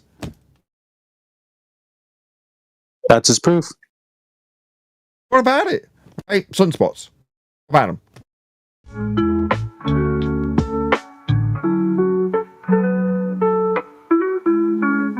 For 6 months, I've tracked the sun daily, movements from central Florida, focusing on its sunspots and rotation. My observations reveal a distinct seasonal wobble, reflecting the changing alignment between Earth, and the sun throughout the year. What alignment of Earth and sun?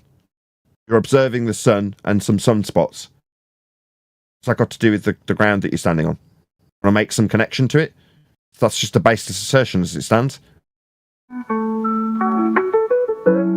The sun has shown me the truth. And while it hasn't been easy to let go of old ideas, What truth? You haven't made any claims yet. I've been literally battling my mental bias this whole year. But What you mean? Your mental bias being you wanted it to be flat, but you didn't know? I'm telling. Yeah, he was a believer. Yeah, you're a flat Earth believer. We're rejoicing that you're buggering off, by the way. Jaren, this is a different Jaren, right? Good riddance. Don't let the door hit you on the way back out because you were a flat Earth believer. You weren't really helping. You were a hippie with open-toed sandals and bad breath, babbling on how beautiful things were, while people like us were telling people, not asking them, Earth was flat and giving them measurements to prove it. I do know this. Seeking truth is always worth it. Really? How did you seek it when you just spent the last 5 seconds explaining that you just chased your confirmation bias? You didn't find any truth. Flip-flopped back to your original position, having found nothing whatsoever out about how Earth was actually measured. It's flat. It could be a ball based on what you've looked at the sun and assumed that it has something to do with the ground that you're standing on in that regard, without making any formal connection to the two whatsoever. Okay. I'm absolutely grateful for this journey. What journey? Where? You didn't achieve anything. You didn't arrive anywhere. You still had a belief at the end of the journey, and you're now relinquishing that belief for a different belief. Could be a ball. Like a belief that you'll now hold. If it wasn't for Flat Earth, I wouldn't have all this knowledge. What knowledge? You haven't got any, you've given us nothing. Solstices, yeah, we were well aware. 24-hour sun, it transpires that people were well aware of it. It's just not in our community. We weren't aware that it was well observed and well documented before now. Now, that would have rung a bit of a crazy bell with me, having had first-hand testimony that it didn't occur. It seems like it maybe periodically occurs. Maybe there's more investigation into this phenomena and its cause. Maybe we'll apply the scientific method. Who knows? It's an observation of the sun, and what it does as a phenomena we could be studying but haven't yet. Seems there is that phenomena if we take what we've been presented from something that was fraudulently claiming to be an experiment as read. You seem to have. You repeated it, 24-hour sun. Yeah? What about it? Oh, well, if I use a ball... Whoa. The ball is created mathematically from flat Earth elevation angle measurements to the lights in the sky. That's how it's created. No, we're not going to be reifying something that violates the base measurements. Suggests that we might be living on that reification fallacy. We're definitely not. I'm telling you that, by the way. Not asking you to do your own research either. I'm just telling you. Today about the Earth. Whether it's right or wrong, this journey has led me to a better understanding of... Oh, you publish shite on YouTube that led loads of people nowhere by the sounds of things. Everybody who watched this video got nothing from it, and presumably every video previous to it. Because what did you have to offer? You just explained that you just wasted everyone's time while you chased an affirmation of a bias that you held, or a belief that you held about flat Earth. Now you're rejoicing about all the knowledge it didn't give you. How wonderful it was as a journey. To where? Fucking in open-toed sandaled metaphors. That's what you're doing. The reality around me. So I will keep observing, learning, and sharing. No, don't. No, piss off and don't come back. You're a waste of space for everybody who's in this community called Flat Earth. That's the people who know Earth's measured flat, not idiots that were looking to bias themselves with their belief in Flat Earth. You can get lost. Good. Thanks for watching, guys. I hope you stick around. I've never watched you before. I'm glad I'll hopefully never have to watch this crap again. Because it was a waste of time. Keep questioning. What? No, you don't need to question Earth's measured flat. Get on with your day. Show some love to your family. That's what you can do. Once you know that, you can get on with your day. You don't need me anymore. You don't have to give me money. You don't have to give me anything. You don't need to remain in this quote-unquote community. All hands and all. Just know Earth's measured flat. You know it's flat. Not, oh, well, I better carry on doing my own research. Into what? You're intrigued to know how the ball came to fruition. That's a different story, isn't it? I mean, we can tell you all about that. If you do want to hang around, we'll tell you all about the Roman Catholic Church and Copernicus. Fine, no worries. You can learn how Earth was measured flat and then they created the ball with those measurements. You can learn that if you like. Stick around for that. No charge, it's free. Keep observing and challenge your beliefs. Keep measuring and know Earth's flat. This is a conspiracy. That's what this is. One big damn conspiracy! Is it? What is? Context much? What's a conspiracy? Earth being measured flat? No, that's just how it's measured. I don't know why you're using this clip. You mean you were engaged in the Feast of Nonsense conspiracy that got falsely labelled as flat Earth when you all talked about ether and stupid garbage, upward rising Earth, other nonsense? Yeah, that was a conspiracy, was it? Maybe. We'd just call it the Feast of Nonsense. Just nonsense waffle that idiots like you spew, wasting everybody's time while we go around telling people Earth's flat, because it is. Backing it up with measurements that created the stupid ball you now kind of think you might be on. How idiotic. And everyone's in on it! Including her. That rock was airborne for about 4 seconds. Anyway. Oh, yeah, now we've covered it. Who was that guy? Didn't send him any love in the live stream. We did it in the after show. Hello, something or other. Mellow Dome. Dome. Coolio. Right, I'm going to round out. Thank you for having us 24/7 Earth Discord.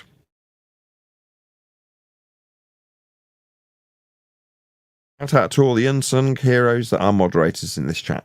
Thank you very much for having us. Okie dokie then. Well, I'll see you when I see you. We'll pop by and hopefully take some unsuspecting Globers by surprise. Nathan, you put them to sleep. Was I talking about my SSL 2 Plus? Yeah. Anytime, Nathan. Thanks for coming by. See you when we see you, I guess.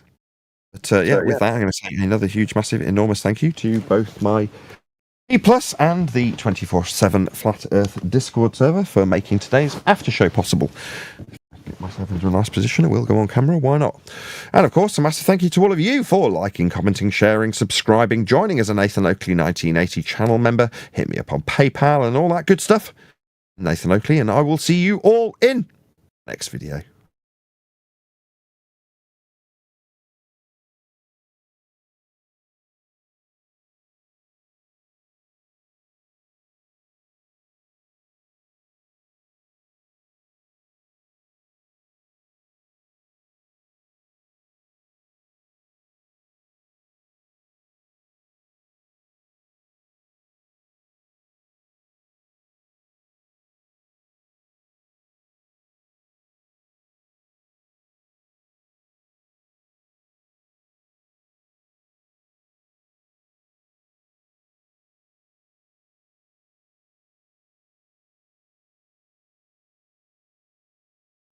Oh dear, yeah. We can talk now. Just Mr. Nathan has gone. He left. Globies, come out to play. What? Where are your Globies? Where are you, Globies? Are you under the floorboards? Yes. Can you stop being heliosexuals, please? They got nothing. They can't even pipe up and have a conversation anymore. That's how little evidence they've got. Yeah, pretty much. I mean, the only Glober I was talking to earlier, he literally ran away as soon as Nathan came in the room, and that was Rocky. Basically, the guy who just explains everything and has no evidence for anything.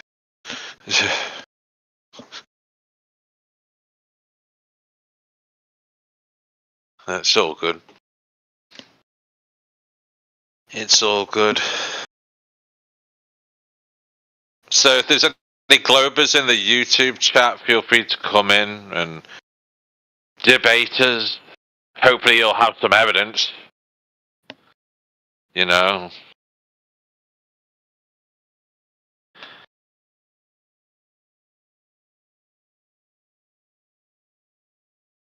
Oh dear. Do, do, do, do, do, do, do.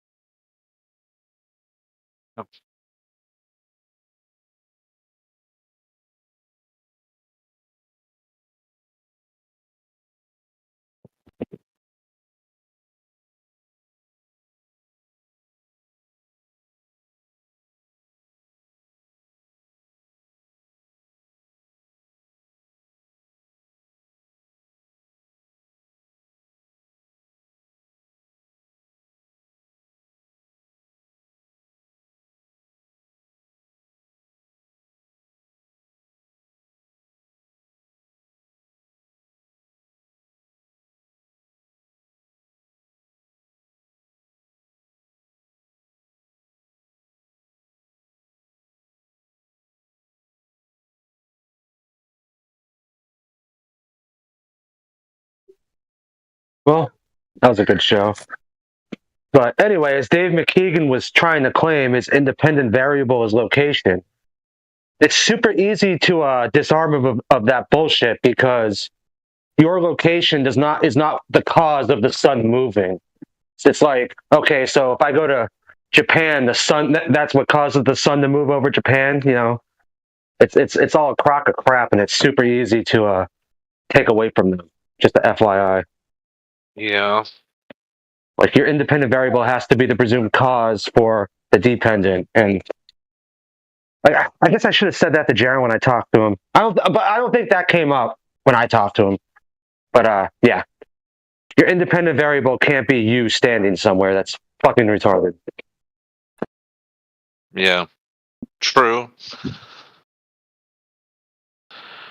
Dear. What was I doing? Oh, yes.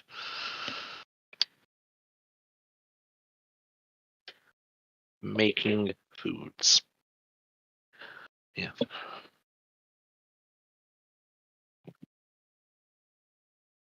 So is there any Globers who want to debate us in here? We're always welcome. It's like that picture, the fishing line. I agree with Nathan on one thing. There is no debate. So no, I'm not interested in a debate. Well, I mean, Globers think differently. So there's going to be a debate, isn't there? Because they don't think the Earth is flat. There is absolutely no debate. Well, not for us, no, but for them there is.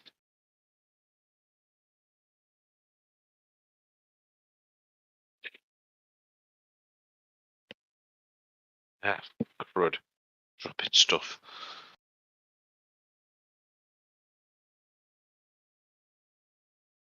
I mean, whatever you want to call it, a conversation, an argument, whatever. If there's any Globers in the YouTube channel or any Globers in here that are just muted, please feel free to unmute and talk to us. How about flat Earth deliberations? Maybe something like that. Well, call it what you want, you know. Oh, is that Ice Cube saying there's no debate? Dude, you still don't, you can't even, like, allow yourself to utter a definition for an elevation angle, bro. It's been going on 4 or 5 days now. I gave multiple definitions of elevation angle. No, you came up with something that you invented out of your own ass. Can't provide a source. You have not given a definition. If you've given a definition, then give one right now. I'll wait. So who's the Globe Earther in here then? ISKEWB. He's directly under you, actually, Fluffy. Ice right. Cube, I think he pronounces it. Right. Quib, I don't know. Oh yeah, I mean, I'm in my kitchen right now, so. Yeah, me too. I'm making some spaghetti bolognese. Oh no. What do you mean, oh Slicing no? up some chicken What breast happened? later.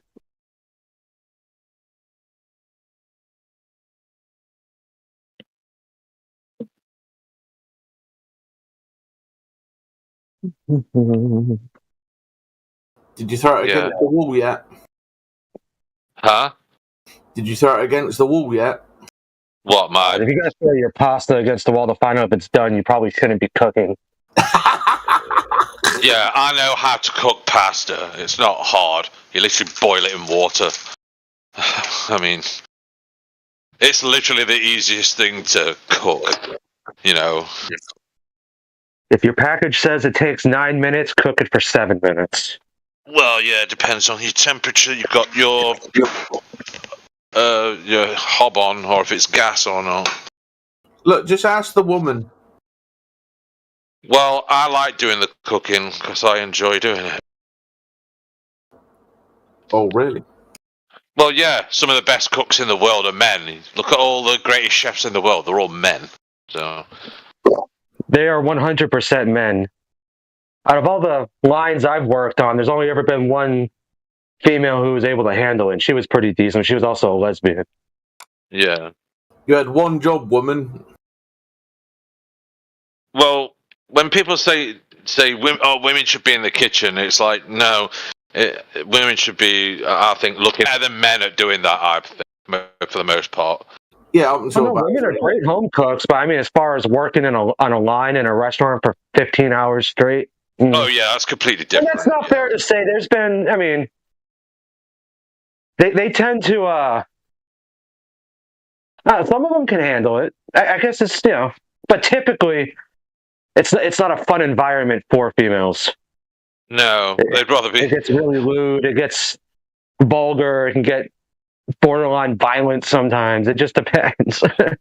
Like the majority of jobs I see women in are just like office jobs. At computers, you know.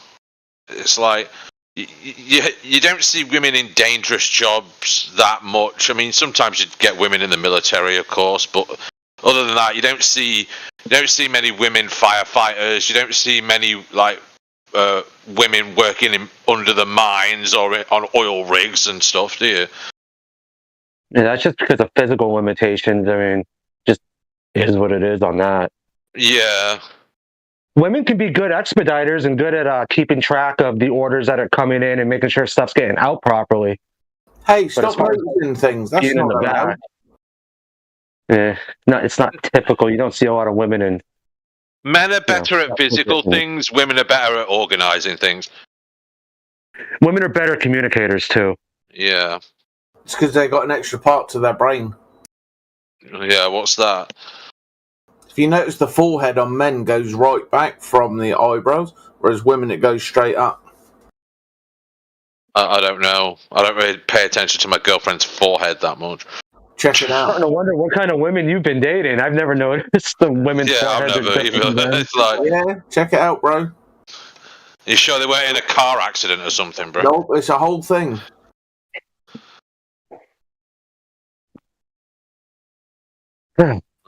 That's And again, interesting. I need to reiterate on that point one last time.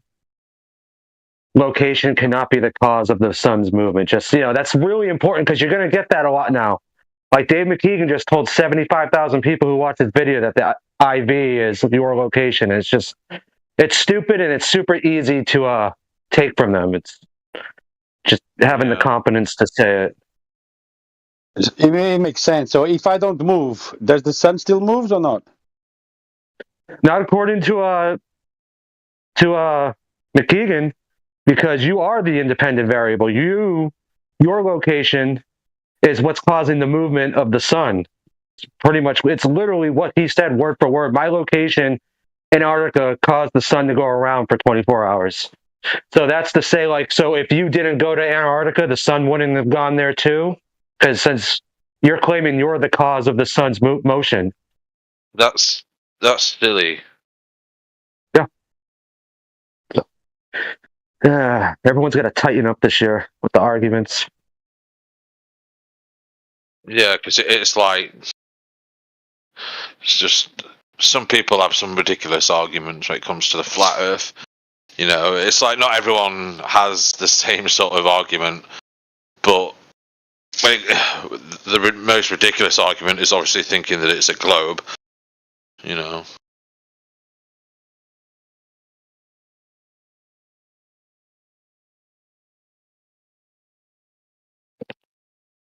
Because I keep saying I said to Rocky earlier on about because we were talking about the horizon, and I said to him, explain how, because the globe projection of the horizon is around 3 miles. I don't know the exact figure, but it's around that, isn't it? And I said to him that if you see a boat go over the horizon, as it's called, under the globe model, they think that's the curve of the Earth, but then how come I could take any camera that's got at least a decent amount of zoom on it, right, and zoom into the boat, and I see it fully again? If the Earth was curved, just take a beach ball, for example, right? If you stick an object on the other side of that ball, that beach ball, it doesn't matter what type of camera I've got or how much zoom it's got, I ain't going to see it because there's an object in the way of it. And the same goes for the Earth. With the boat, if it went over the horizon, I wouldn't be able to see it.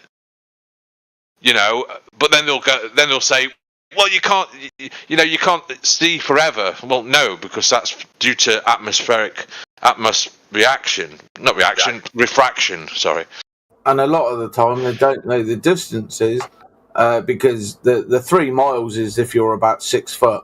So basically, that's why the Black Swan's so good, because you have the oil rigs to give the demarcation of distance. So there's no argument that it's 10 miles, right?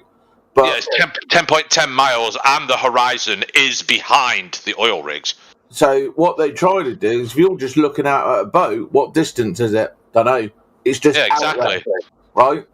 Yeah, it could be 5 mile out, it could be 7 mile. They don't know. Like they've got to tell us, right? You know. Exactly. So the issue with that is obviously you can't then take their gobbledygook and use the observer height and try to figure out the geometric horizon because you don't know the distance, and that's why it's all completely pointless. All those observations. Once you have the distances, then you can plug it in and work it out. Yeah. I mean, obviously, you've got people like Sky Free who does it with boats, who does it down hallways, and it's all the same phenomena. Yeah, you're missing one point though. The geometrical horizon only exists in the maths. Yeah. They measure it flat and bend it with trans calculations.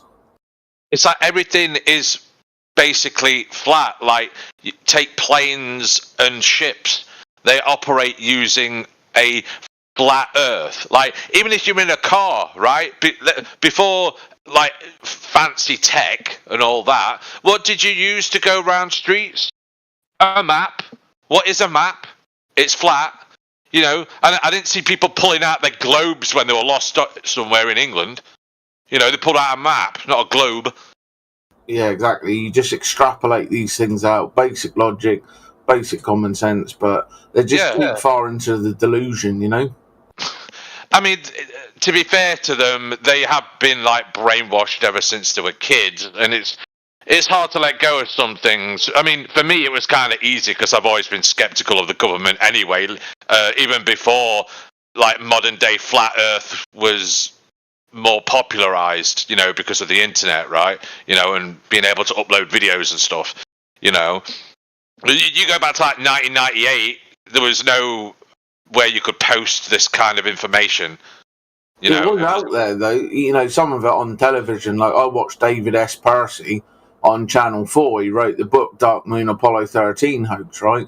Professional photographer, photographed the Queen, all these celebrities, and he's looking at all these Apollo photos and he's like, this is gibberish. This doesn't make any sense. There's multiple spotlights, there's multiple lights, multiple shadows, and he's able to explain it from a professional standpoint, right? He knows what he's talking about. And so you can still find that on YouTube. It was on Channel 4. It was on for about an hour at 9 o'clock at night. So there are bits that have, you know, been put out there. It just, most people watch football or EastEnders. So they won't watch TV at all. It's useless. Well, you're not most people. You're a weirdo like us. But most people will watch sport or EastEnders, and therefore it's not that it isn't there or available. It's just not on their radar because it's not their interest, right?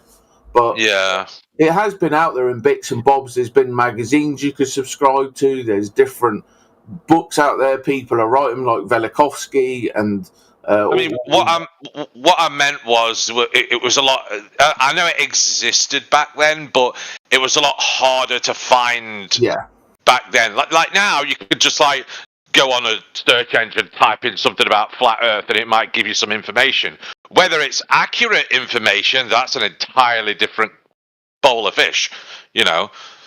Well, this is what we call willful ignorance, because the only reason to not have any knowledge now is on you. It's not that it isn't available. It's the abundance of information because it's overwhelming. You know, it's like, oh shit, there's all this stuff to wade through. But yeah, most of it's just willful ignorance and TikTok brains, left brain prisoners. It's a whole lot of things that. Remember what he said in The Matrix. Not everyone is ready to be unplugged. Yeah. So that comes into play. There is no spoon. The information is still there, always been out there. Horizontal is parallel to the plane of the horizon. So if the horizon is horizontal, it's the end of the story. They cannot claim that the horizon is something else rather than horizontal. I mean, and the plumb bob is perpendicular to the plane of the horizon. Yeah. I mean, I'm looking outside my kitchen window right now, and I can see the horizon. You know, I mean, yes, it's pretty much horizontal, obviously, horizon. I mean, there are little bits and bobs going up and down, but that's the topology of the land where I live because it's very hilly and valley-like. So, You know, that's got nothing to do with the shape of the overall planet at all. You know, that's just topography. Yeah, that's the word. Yeah, so it's like that other one. Huh? Topology's that other weird one. Which one? Sorry. Topology's the one where they break everything down into those 8 simple shapes. Oh right. Yeah. The Poincare conjecture. Check it out. It got solved by some Rusky who was as good as physics as he was mathematics. That's where I learned about topology from.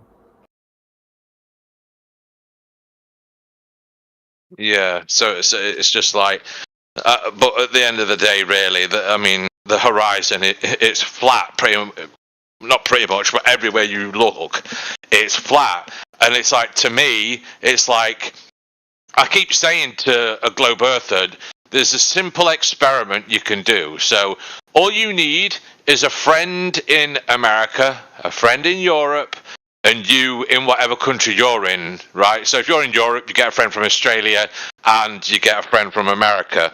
And all you do is you say, well, go out and have a look at the water. Yeah? It's all still and flat. So how could it be a ball? If it's flat in Australia, flat in Europe, and flat in America, well, where does this curve come in then? Oh, it doesn't, because water can't curve. Exactly.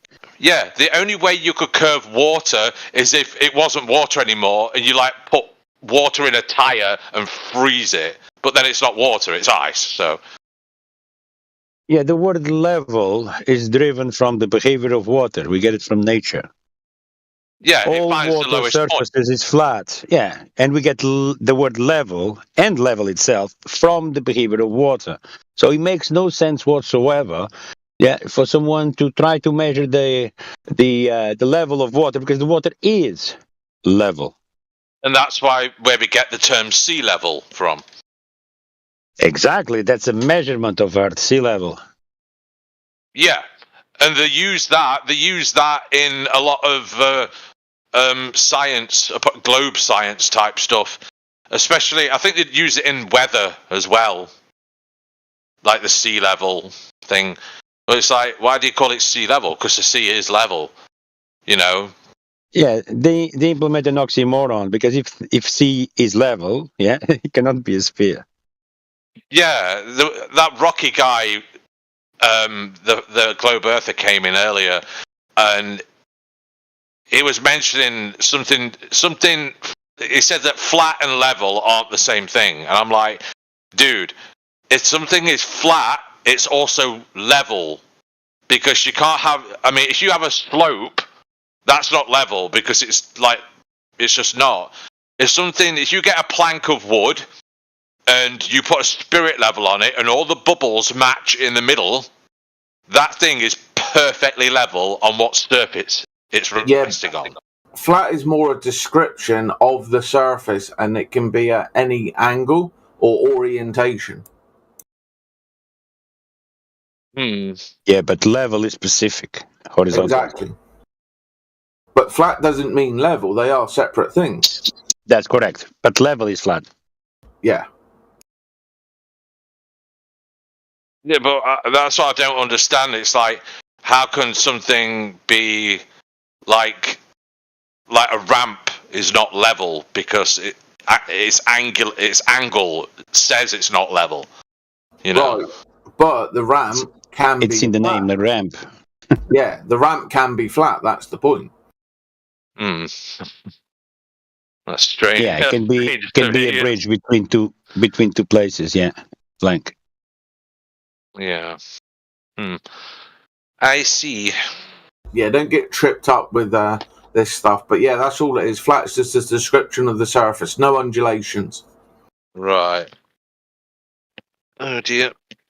And walls are flat and plumb. Yeah, walls are flat. Yeah.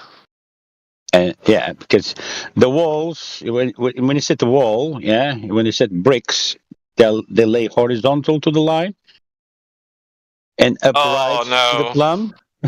Yeah. No, dude, you just reminded me of what Rocky said, because he kept talking about bricks and stuff, and he said like, "Oh, bricks are a four-sided object. They're not. They're six-sided, because you've got the top of it, the bottom of it, then the four sides, because it's a three-dimensional object." So. Yeah, but they are laid leveled to the line, long ways, and Not upright always. and on the vertical, they are plumbed as well. Yeah, it depends on what you're building, bro. If you're building a house, then yeah, they're mainly long ways. But yeah, I've seen bricks. I just looked over the road when I was in my lounge, and there's literally like bricks that are stacked the other way, like facing up. You know. It doesn't matter, but still to the line, no? Well, yeah. One after the other, side by side, not up. Yeah. Side by side, that's what long you ways. meant. Oh, right. Okay, Yeah, I get you to now. the line. Yeah. So once that you finish the first line horizontal, then you go to the second line horizontal, then the third line horizontal still. I get you now. I get it. I think. I hope so. Right. My dinner's almost ready. My spaghetti Finally. bolognese. Well, yeah, because I've been cooking my spaghetti bolognese. You know, it takes time, man. Perfection takes time. You know, I can cook a really mean steak, bro. Give me some beef and I can cook steak to pretty much the best. I'll just do 30-30. 30-30? What do you mean? Just like Brave Star, 30-30. 30 seconds, done. Oh, God, no. So you like your steak blue, do you? Raw and wriggling. No, thanks. I like my meat. I like my meat cooked a little bit. So I like it like medium rare.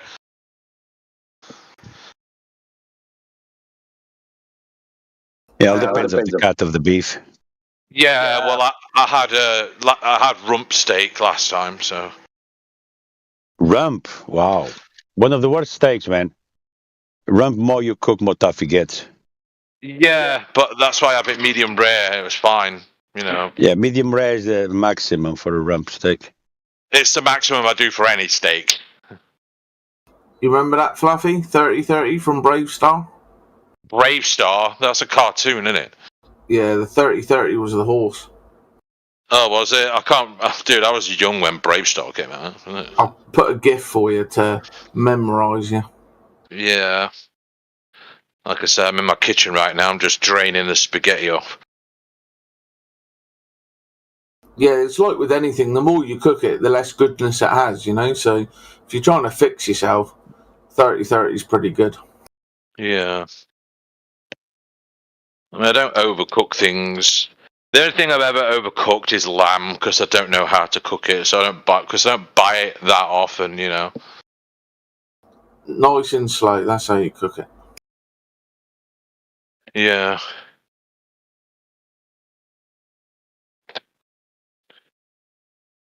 I mean, I prefer fish over most other meat, actually. Fish or chicken, you know. There's no goodness. Got to have red meat, man. Fish has got lots of goodness in. Salmon and tuna. Smoked It's got some omega oils, but it doesn't really repair the body. No, but I do eat, like, turkey and chicken, though, so... Yeah, again, got to have your red meat, bro. I do, I eat beef. Yeah, that's cool. 3 times a week, eat your beef. I don't eat it 3 times a week. I don't even go shopping. I buy like 2 steaks when I go shopping. That's like once every 2 weeks, but that's me. Yeah, you can get it. You know, don't matter how minced or burgers or whatever, but as long as you have it 3 times a week, it's good. Yeah. Nothing beats a good ribeye steak. Yeah, ribeye's nice. Or fillet steak. Brave Star. I found this online shop, Field and Flowers. I pay 13 quid for my steaks. Grass I'm gonna fed, just grass mute finished. my mic while I eat my dinner. Righto. He's got his fork and spoon ready. And his garlic bread.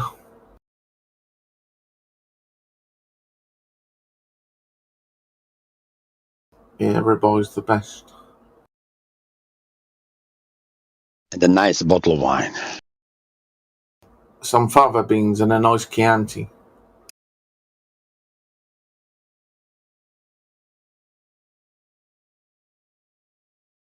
Well, nobody likes to talk to us. Oh my goodness.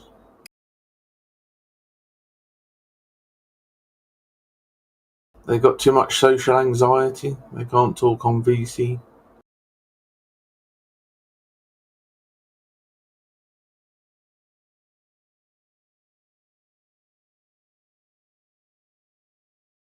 They don't want to defend their belief. They don't know what they believe. They just believe.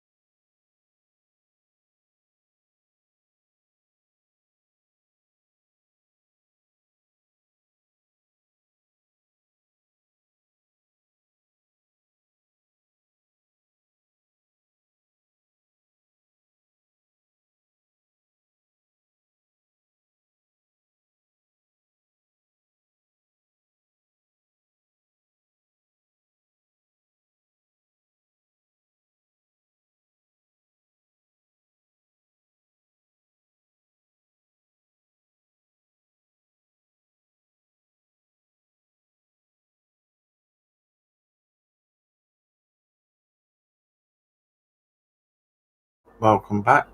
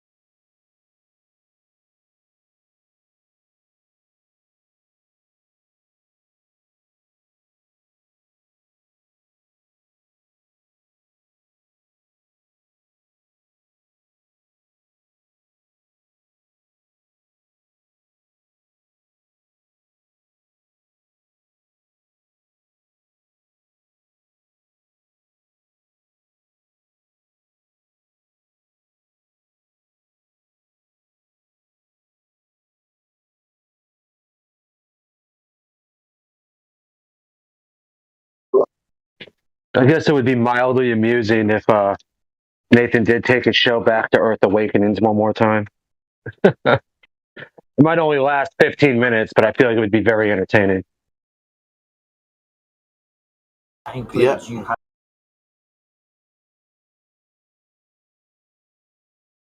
Why would he go to the land of misfit toys?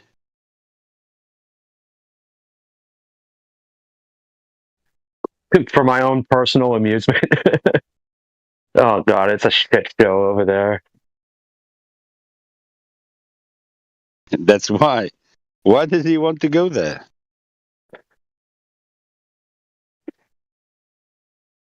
They're unreachable. Although I felt like when I was in there, a couple of them were starting like to have their ears perked up a little bit, but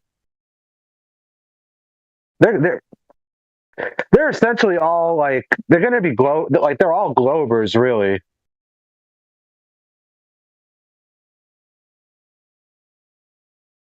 It's funny.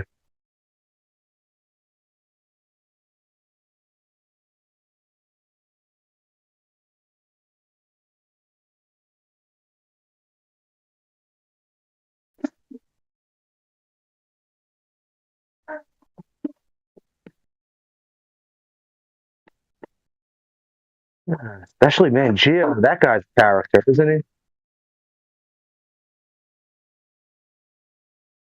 He said claiming a tangent for the Earth is not in the question that it's a ball, and I'm like, oh boy. And you're the fearless leader for the server. No wonder.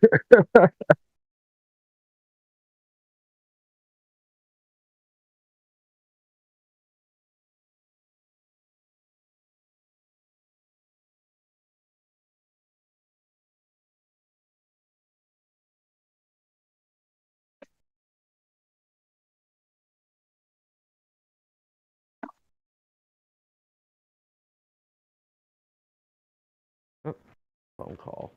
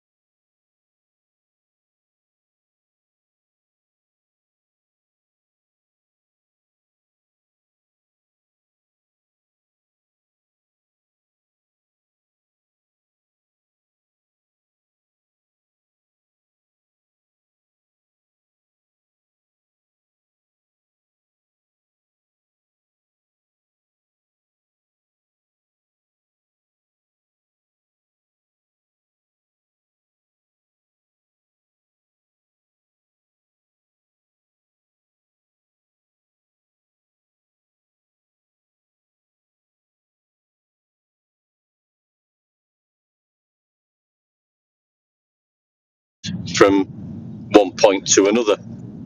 If you measure a degree, yeah. I have no idea. Okay, maybe I should look this up more because I'm actually confused. Okay. No worries, but I mean, it's pretty basic. I mean, not trying to confuse anybody. I mean, sea level is level. That's why it's called level.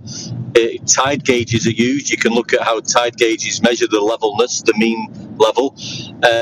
The sea level is used at 0 degrees. That's the baseline for all elevation profiles above and below the level.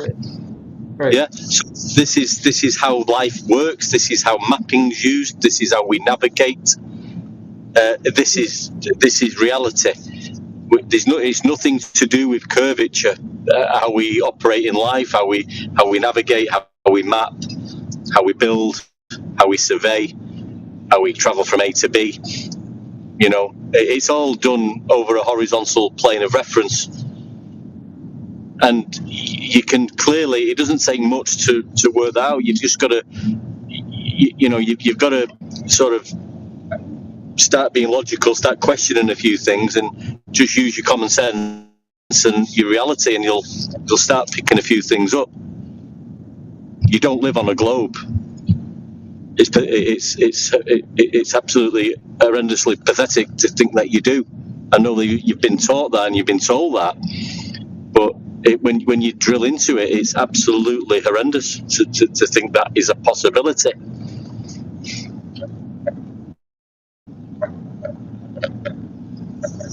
All you've got to do is look around yourself and, like I say, learn how maps are mapped, learn how we navigate. So hang on. So I know sea level exists. There's an objective level where the ocean lies.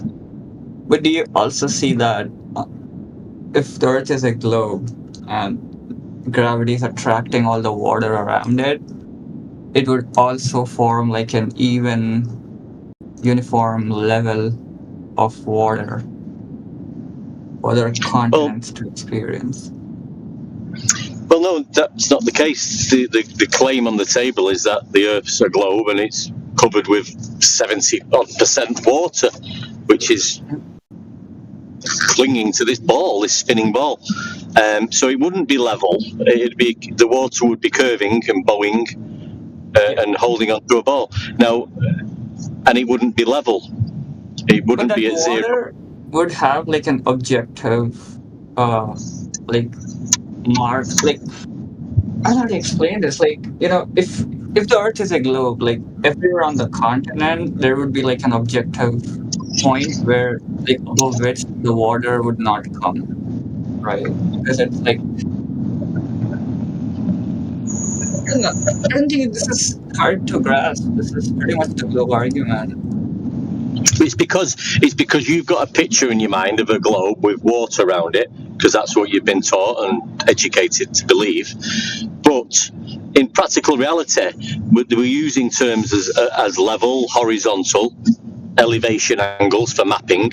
0 degrees is the mean sea level across all the oceans, and that's used for elevation profile. So it's not working on a globe, but we're using horizontal, flat, plane levelness in all aspects of life: engineering, building, surveying, navigating, mapping.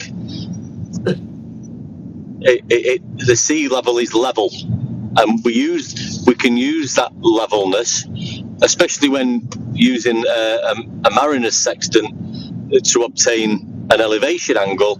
We do use the sea level as the level, and that levelness the distance between the person holding the mariner's sextant and where the GP of the star or the sun would be could be in excess of 5,000 miles, nautical miles. And that's just the radius of the circle of equal altitude.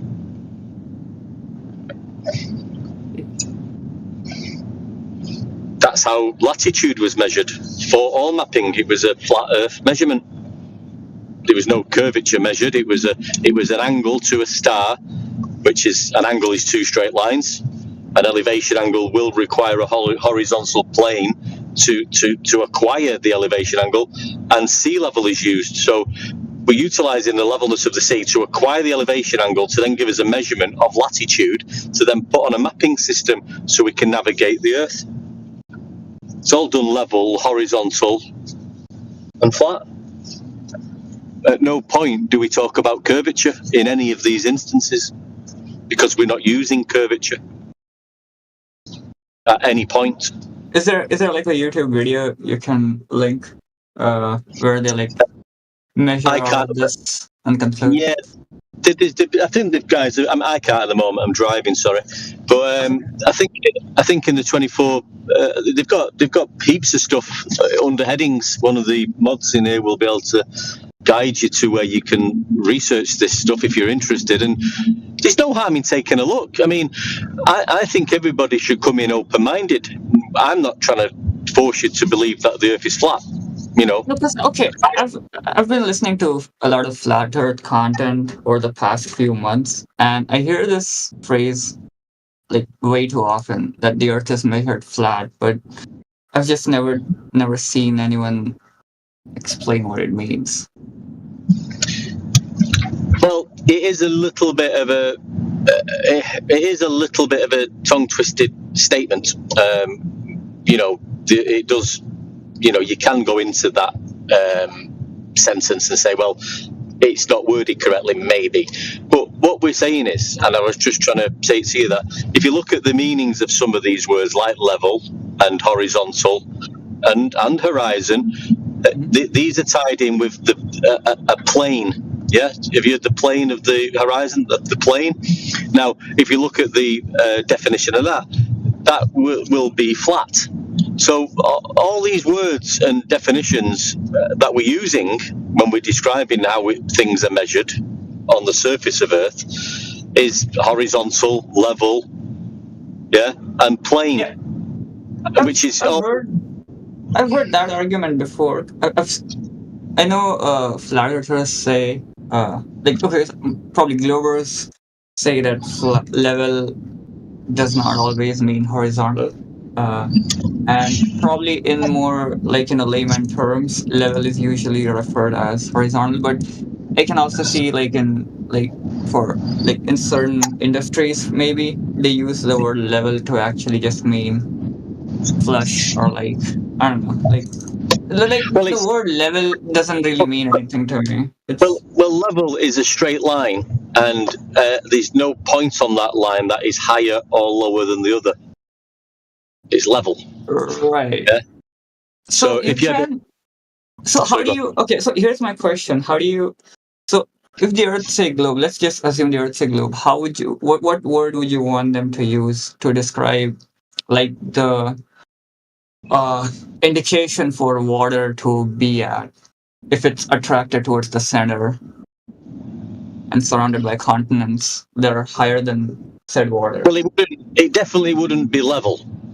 Because if you can imagine a water going round a ball, it'll be the spherical water or the water curve. I mean, you have to imagine the water is being attracted towards the center. That's really what's happening. So, well, you do have to imagine that. You're correct. You do. Sorry, you do have to imagine that. You are correct in order to believe the globe.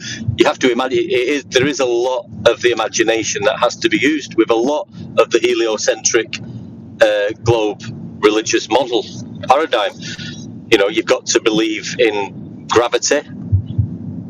Yeah. Do you see how that can create a marking for all the water where it'll stay at a level, I don't want to use the word level, but maybe at a certain point above which it will not go, and below which it will also not go, because if there's an indentation in the water somewhere, gravity would just attract the surrounding water and make it even. It would not I don't know, maybe there needs to be visual demonstration for this for you to understand what I'm saying. I mean, I'm only asking you. Have you ever sort of been out on have you been on holiday, or you've been to a local beach, or flown over an ocean? Have you ever witnessed sort of a curved bed of water, large body of water, or sea, or when you look at the apparent horizon, does that look curved? Is it? Have you got any? Because I'm honest with you, I've never witnessed any sort of earth curvature or curving water in my life. Yeah, neither have I. No, well, that's something to say, isn't it? That's something to say. Well, I'm living on a curved water ball. Why don't I see this? Well, they'll tell you because it's too big. It's too big to see it. So if it's too big to see, how do we know it's there then? So you've got to start thinking logically about these things and not just say to yourself, well, I'm not going to question it because nobody would lie about it. But if you use your God-given common senses, then you're going to start thinking about, well, just try and be honest with yourself. Just be totally honest with yourself and ask yourself these questions. Do I think I live on a globe that's spinning in a vacuum of space covered with water clinging to it, when all throughout my life I have never witnessed anything to suggest this is happening? And nobody has. It's all a belief system. You have to believe it from the authorities who've told you to believe this. Now, why they're doing that, I have no idea. It's another angle to kind of consider there as well, in that they say it's too big to see the curve, but then in the next breath they say that if you watch a boat disappear from your field of view at the beach, that is you witnessing Earth curve in action. So you're like, well, which is it?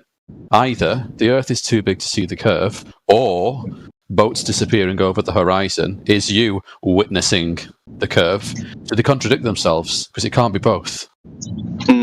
Well, that's a good point, and it's very similar to the point as sometimes they'll try and tell you that at a certain altitude you can only see the curve at a certain altitude, but back to your point, but you can also see it when you stood on the beach at 6 foot height. So which one is it? So there's a lot of contradictions in the heliocentric religious globe model too, my friend.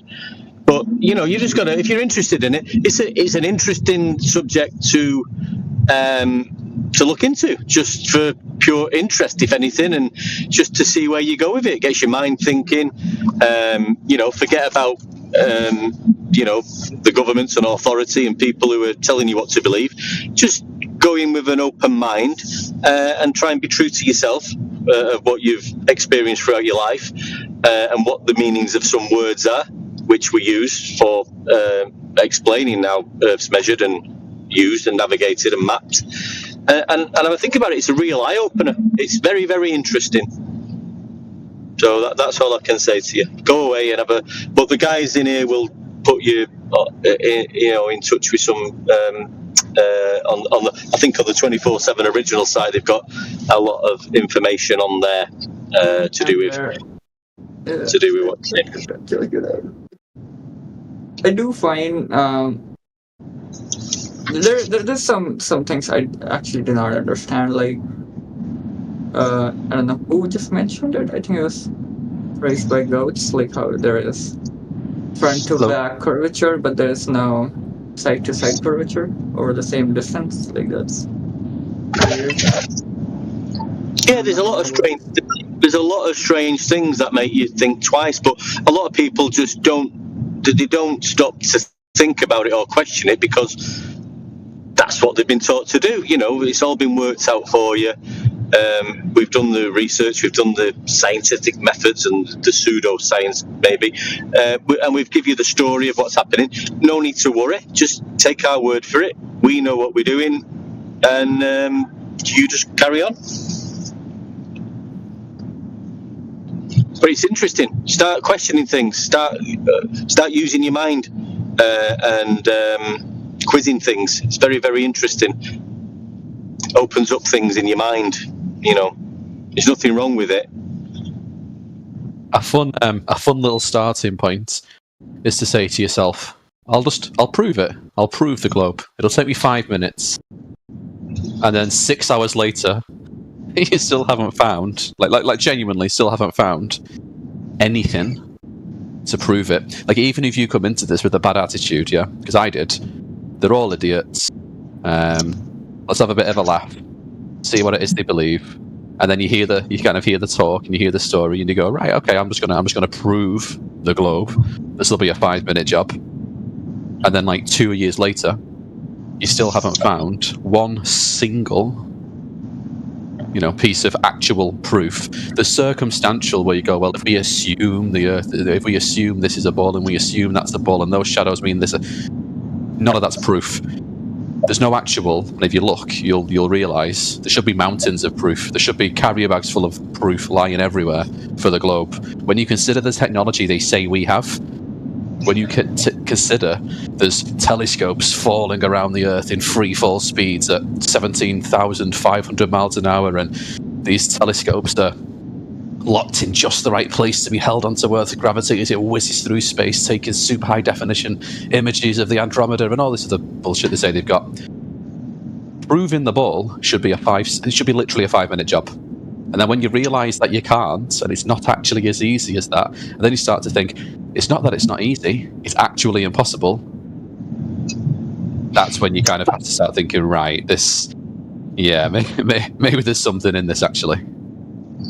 But very good point. But sometimes at this point, and we spoke about it a number of times, some people will get to a certain point and they're on the fence and they think, well, yeah, I can't prove the globe, and the evidence and my observations are leaning more towards a flat stationary plane.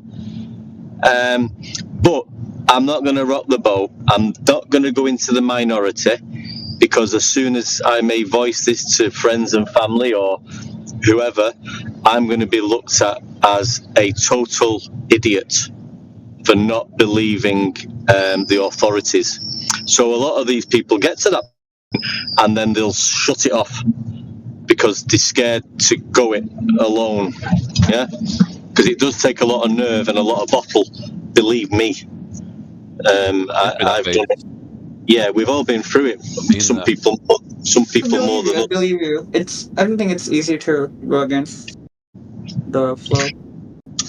No, it's always difficult to be in the minority and then to voice the minority, especially in a crowd of people in the majority, to stand up proud, tall and confident and speak the minority, try and put forward that. You're going to be ridiculed. You're going to be made to feel like an idiot. But what do you do? Do you believe yourself, your inner self, and your God-given senses, or do you continue with the lie? That's entirely up to you. Would you all say it's easier in 2025 than it was back in 2015?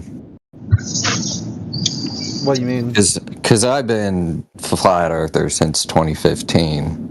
Are you asking, is it easier to find flat earth information now than it was then?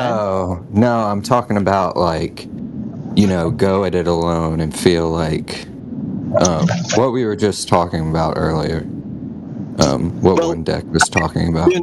I understand what you're saying, but I can't comment because I was probably in the second phase. I think I was like 2018, 19 probably. Yeah.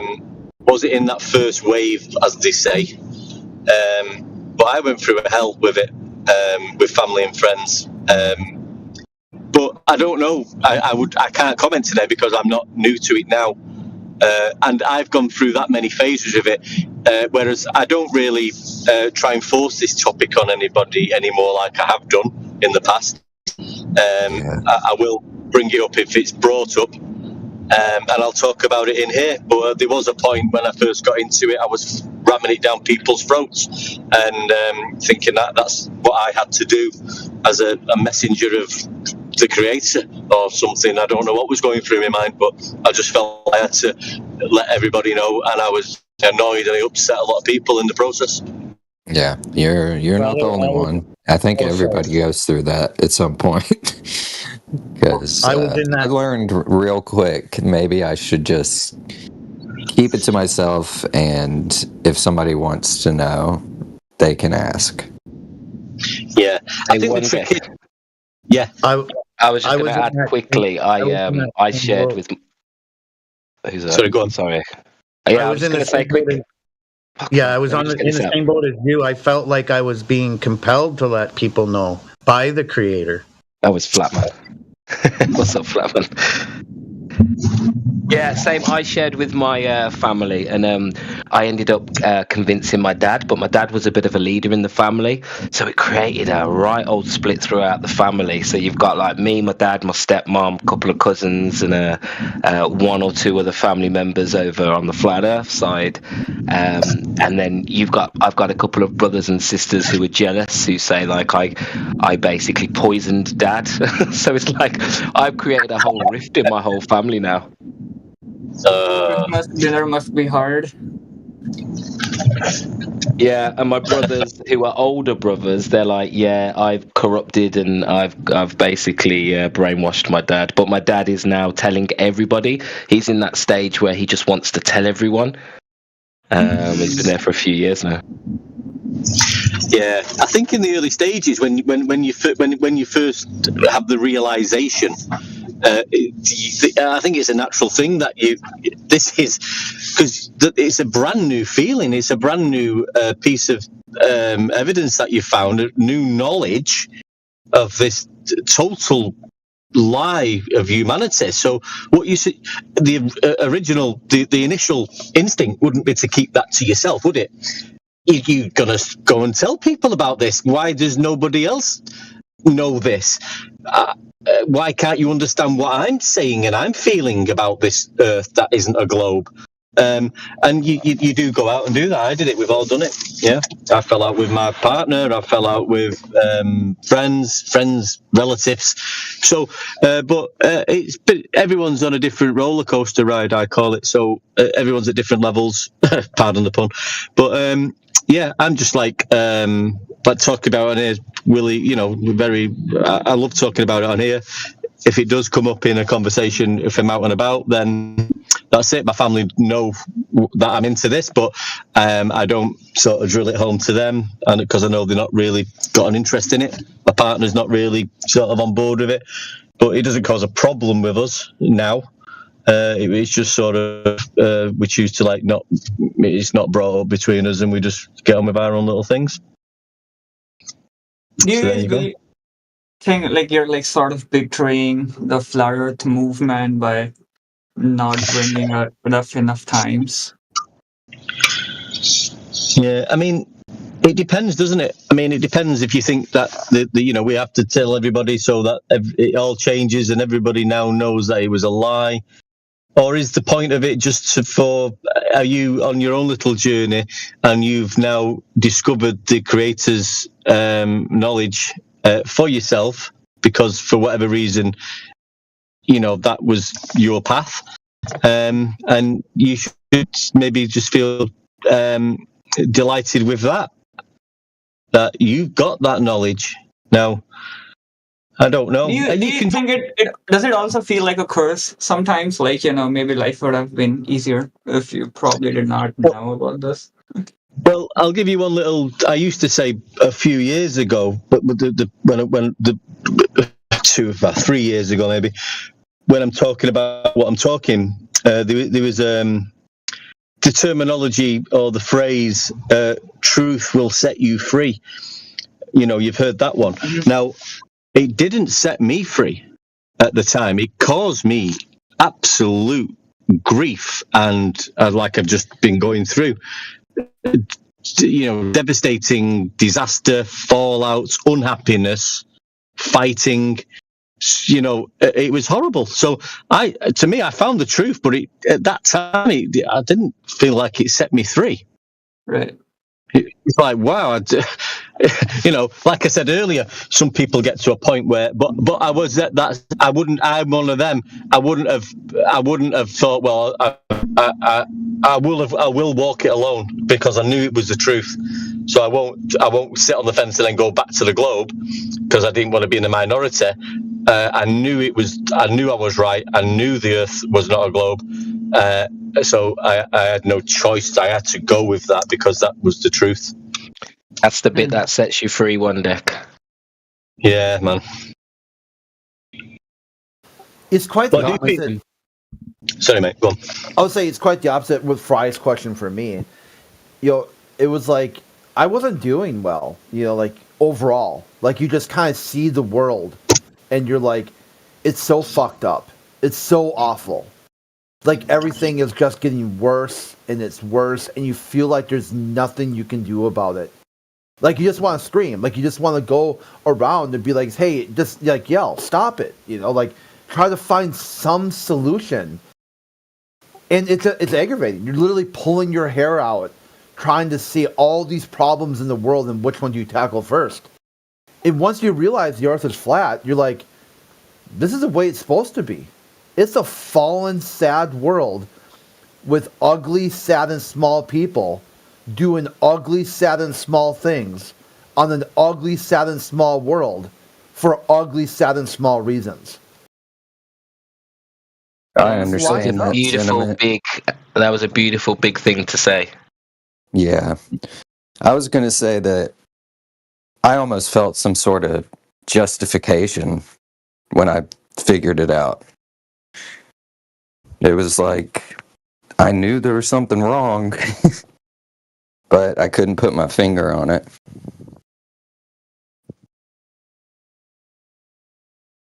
That's our first question when you join the server. You ever think there's something wrong with the world? You'd be right. This is what scares me. I'm not really scared. Scared in the sense like, oh, I'm frightened. What I guess when you think about these globalists who look at the world, they're like, yeah, it's absolutely perfect. I just love it. I love what's going on. Everything's just going perfect. It's swimmingly. Any day now, boots on Mars.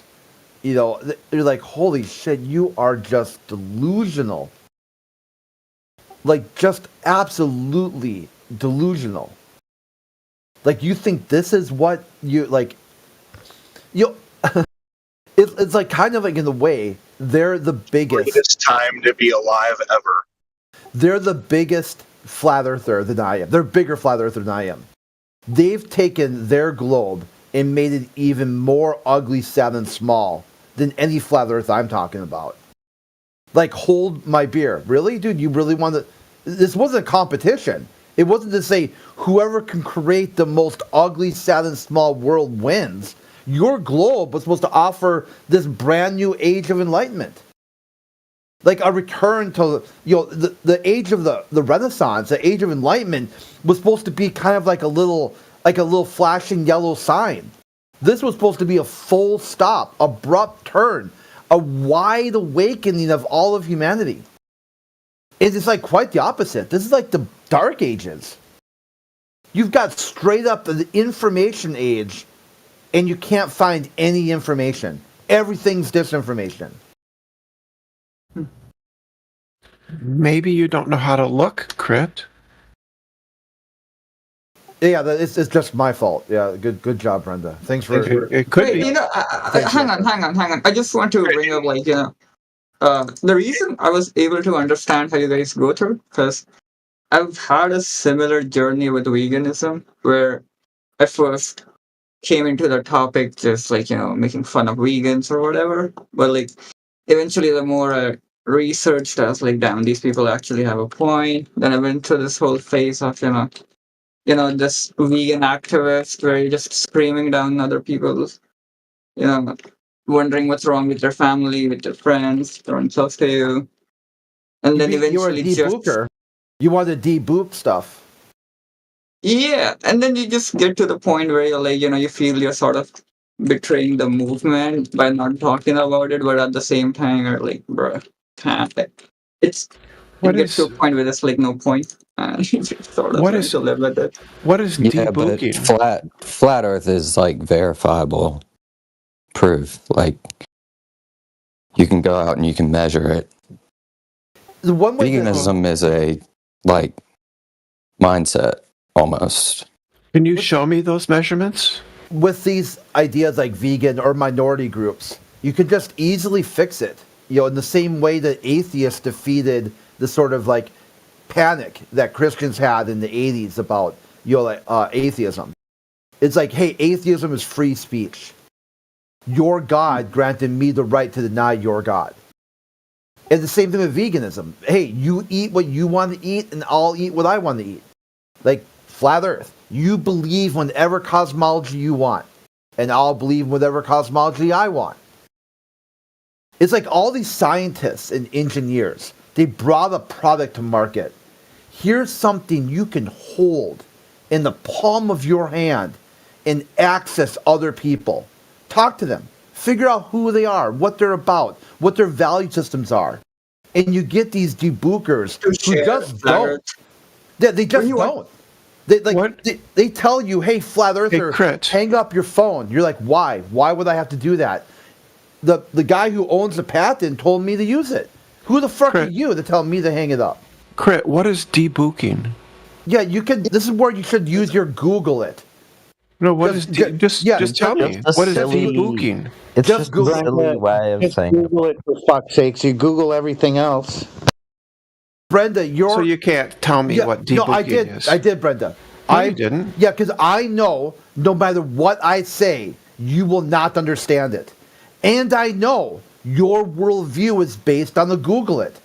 So how do you spell it then? How do you spell it? You, just do the best you can. So no answer at all. Brenda, don't come in here. Don't come in here, Brenda, and try to derail the conversation, right? After you just ran away. Guys, hold on a second. Listen. I sat and waited a long time. I sat and waited. Right? I didn't come in and start talking. I waited. Look. Well, we're asking you to wait a little longer, Brenda. Thank you. You just came in, a nice conversation was taking place. You came in and tried to derail it, right? And you just ran away mid-debate with I am, right? Just a moment ago. So you don't get to come back in here now. Yeah. I mean, motivate you to come to these rooms. I never got it. You just like it's endless. That's what I was saying. I think it was, guys. I think it was. We was having a pretty nice conversation. People were getting a few things off the chest about how they come to realise the truth, and that's what happens. I think Brenda Debates is a glober, but I mean, if Brenda Debates actually believes that she lives on a globe, that's fine. She doesn't have to come in here and prove it, because in her mind, it's already proven. I don't know how that fits into a logical thinking mind when all the evidence points to elevation angles, sea level and horizontal, which has got nothing to do with curvature. And you have to change the definitions of words to help the globe out a little bit and make things up. But Brenda Debates, we was having a really nice conversation. I mean, why would you want to stop a really nice conversation?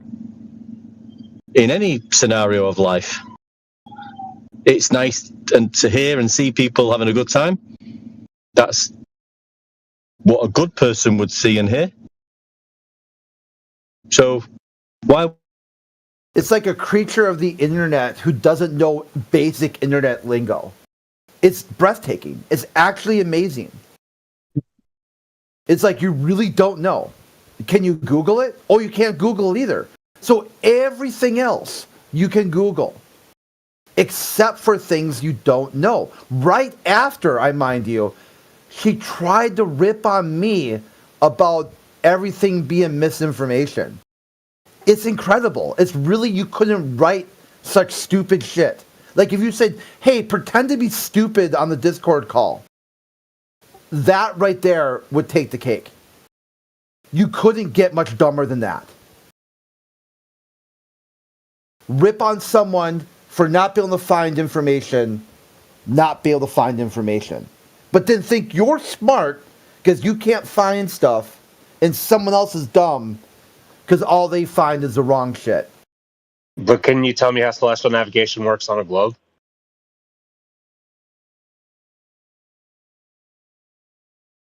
Yeah, it doesn't, dude. You know this. When I heard her pop up, Oh, well, then you can't look up the just shut up. information. If you can't steal me on the globe, then what the heck, dude?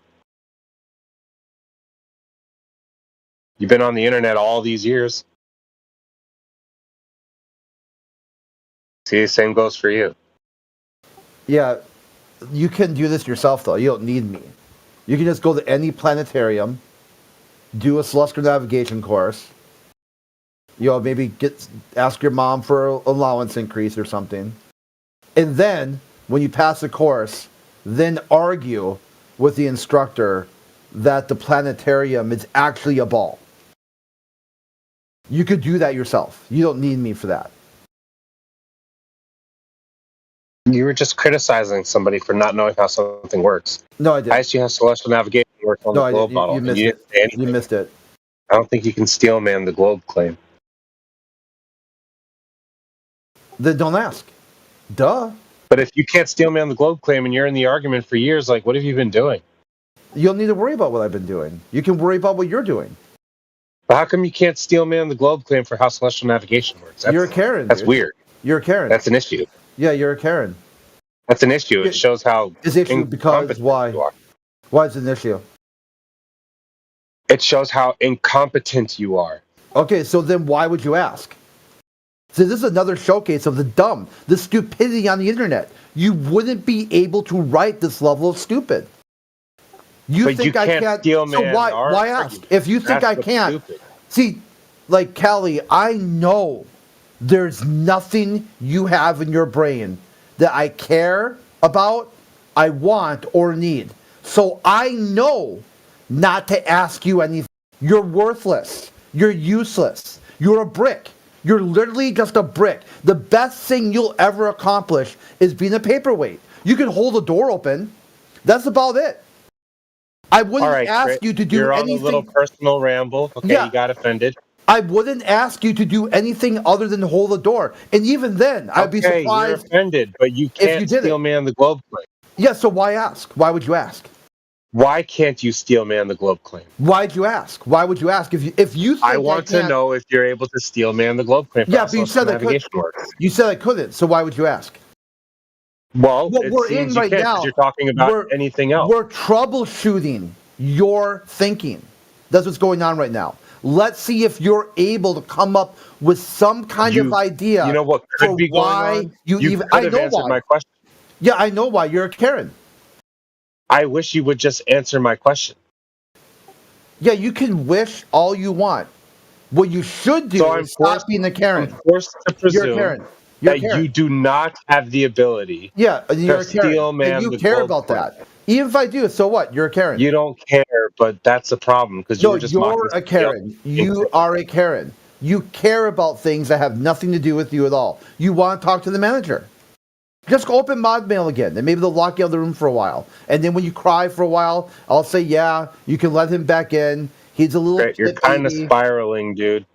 Okay, then use that answer. If I'm spiraling, that's your goal. See, that's your goal, is to come in here and try to derail conversations and cause division and make people get angry and things like that. Like, you guys, I'm not gonna let you guys keep coming in here and doing what you're doing.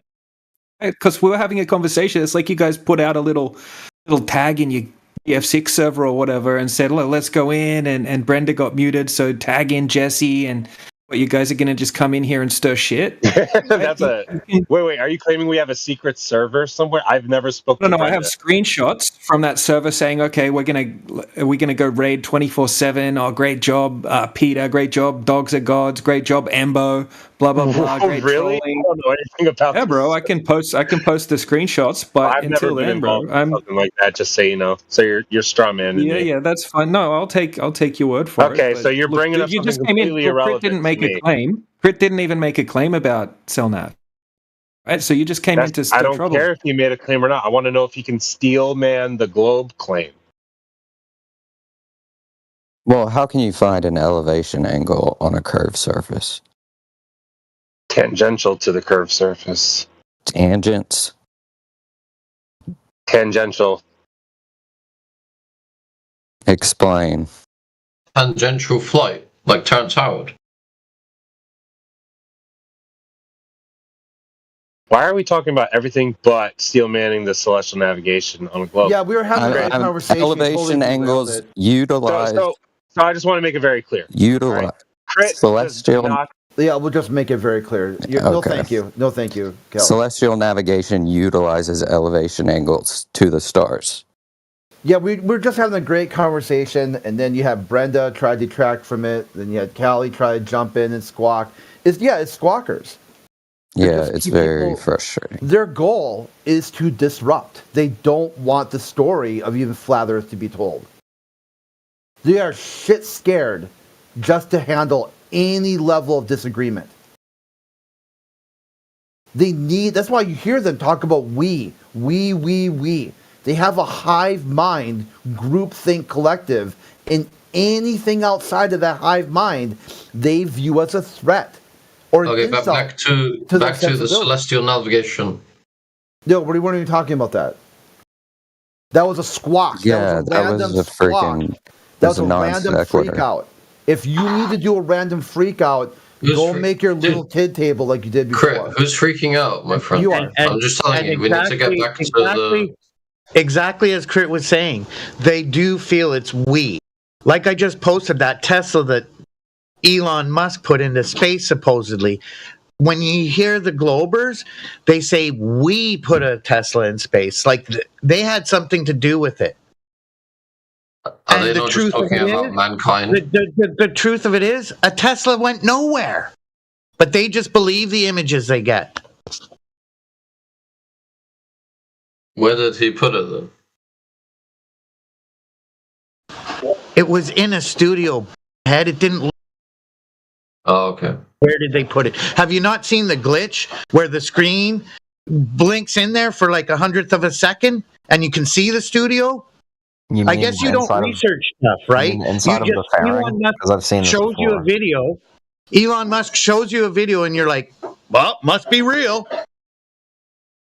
Can you show me the video? I've not seen the video, inside so I of don't the know. fairing that deploys when they jettison the fairings on the rocket.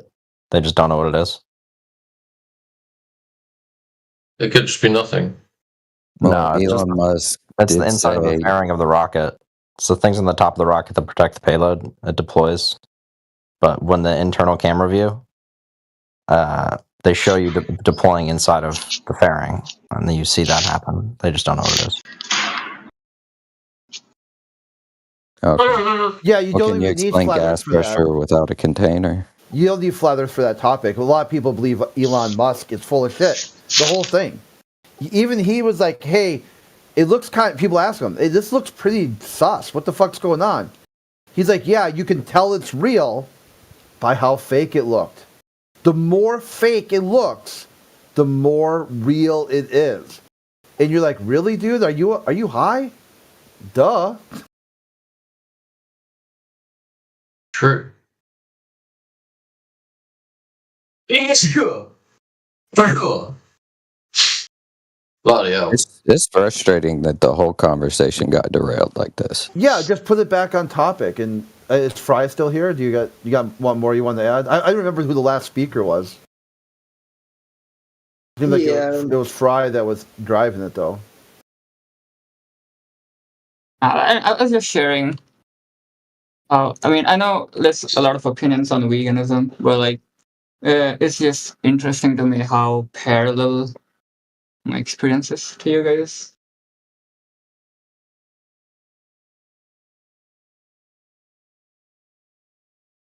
Yeah, the minority groups. You get a group of minority people, and then instead of like that debooker, that mental masturbation, they come in with a majority idea and they think they auto win. Because inside their worldview, everything is just simply a popularity contest. Because for them, for the minority to be right, the majority must be wrong, and some of the majority must also know they're wrong. So it's a conspiracy theory. And you're like, wow. You're like, wow, dude, your mind is so full of brain rot. You And are honestly- literally a Reddit Andy. Honestly, at this point, like, non-vegans frustrate me just as much as other vegans. I don't know if you guys feel the same way about flat earthers, where it's like, oh my god, what are you guys doing? Holy shit. Well, I'm not a vegan at all. Like I only eat I only eat meat, but I understand your sentiment, and I would never insult you for believing what you believe. Yeah, well, And like, do you feel frustrated with other flat earthers when they like make points that are just, I don't know. It can.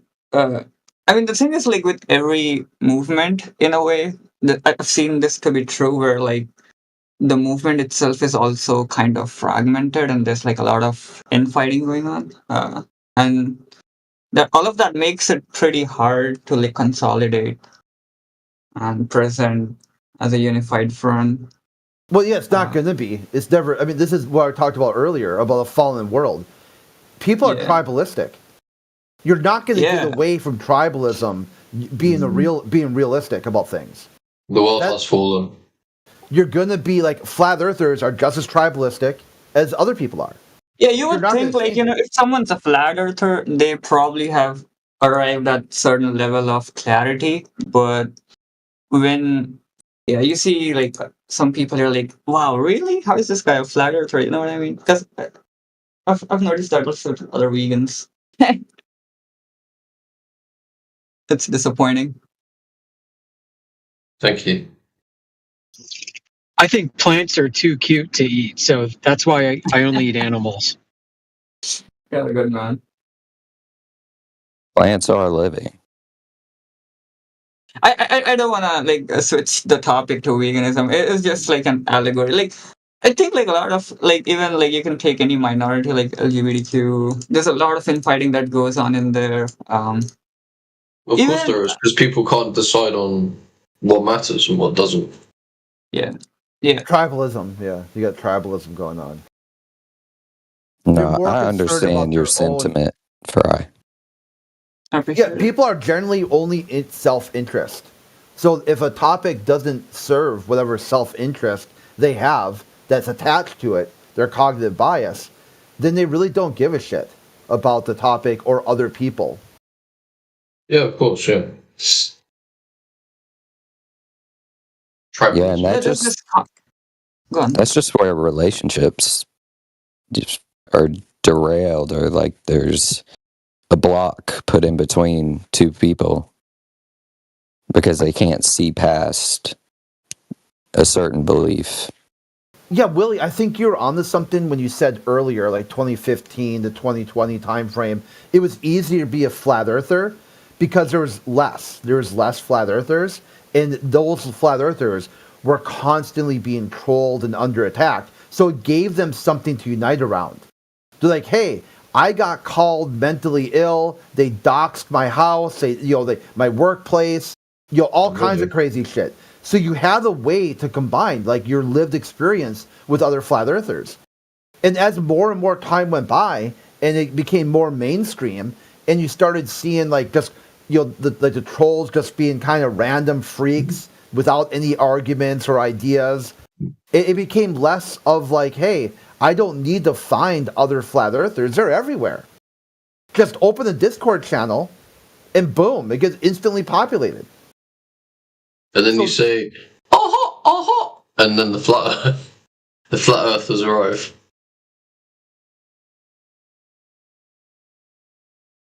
Really?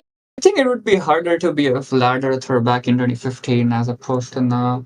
I feel like people kind of understand it a little bit more, even though like the opinion probably hasn't changed much. But I disagree with that because I was in 2015, but I also had that I got to tell everybody. But I was fortunate enough that it wasn't to the point where I like destroyed relationships. I mean, my best friend is one of those people that's like, space where like, humanity or all that, And I don't bring it up. And whenever he brings up something about space, I'm just like, okay. Okay, buddy. It just doesn't matter at this point to me because I already know it's flat and he's not going to know. Yeah. I think salad teaches you patience more than anything. Salad? Probably true.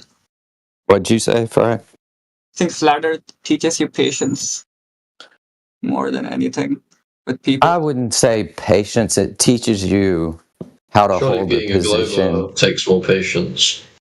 It teaches you how to hold a position without forcing it onto somebody else that wouldn't be willing to listen. Oh yeah, for sure. So I guess it teaches you good timing, like when the moment arises. Because my dad's not a flat earther, but he's slowly becoming one because he's a builder. And I've explained to him about level and like surface level and how we use a level reference frame to measure heights of things. And he does a lot of installations. And it's going good right now. So I'm trying to not hit him too hard. You know, I've noticed there's a certain kind of people, like, there's some people where you just have the first conversation and the seed is planted right away. And there's some people who take, like, 10, 20, 50, 100 conversations before it hits home. And there's some people which, like, it's never going to happen. And you can tell right away, like, okay, this person it's just not happening with this person. And there's all sorts of people in your life, and you sort of have to make peace with, yeah, there's some people who are just never going to understand. Right. Like my best friend. What I've noticed too is that people, two things, real quick. So number one is there's always a flat smack in there. Every single person has something that they're attached to the globe that they really don't know about or that they've added context. And if you can explain it to them, they're like, holy shit, it'll challenge that worldview. And number two is like you get these guys who or people who are, they disagree with flat Earth. You ask them what it is, and they can't even articulate what they're disagreeing with. True. It's like, isn't that some kind of space nugget? You're like, no, dude. Is it like, it's a conspiracy theory? No. Try again. I guess I don't know what flat Earth is. Then what are you disagreeing with? I don't know. Like Tyson. Like, what is flat? What is gravity? What is flat Earth? I don't know. What retard did?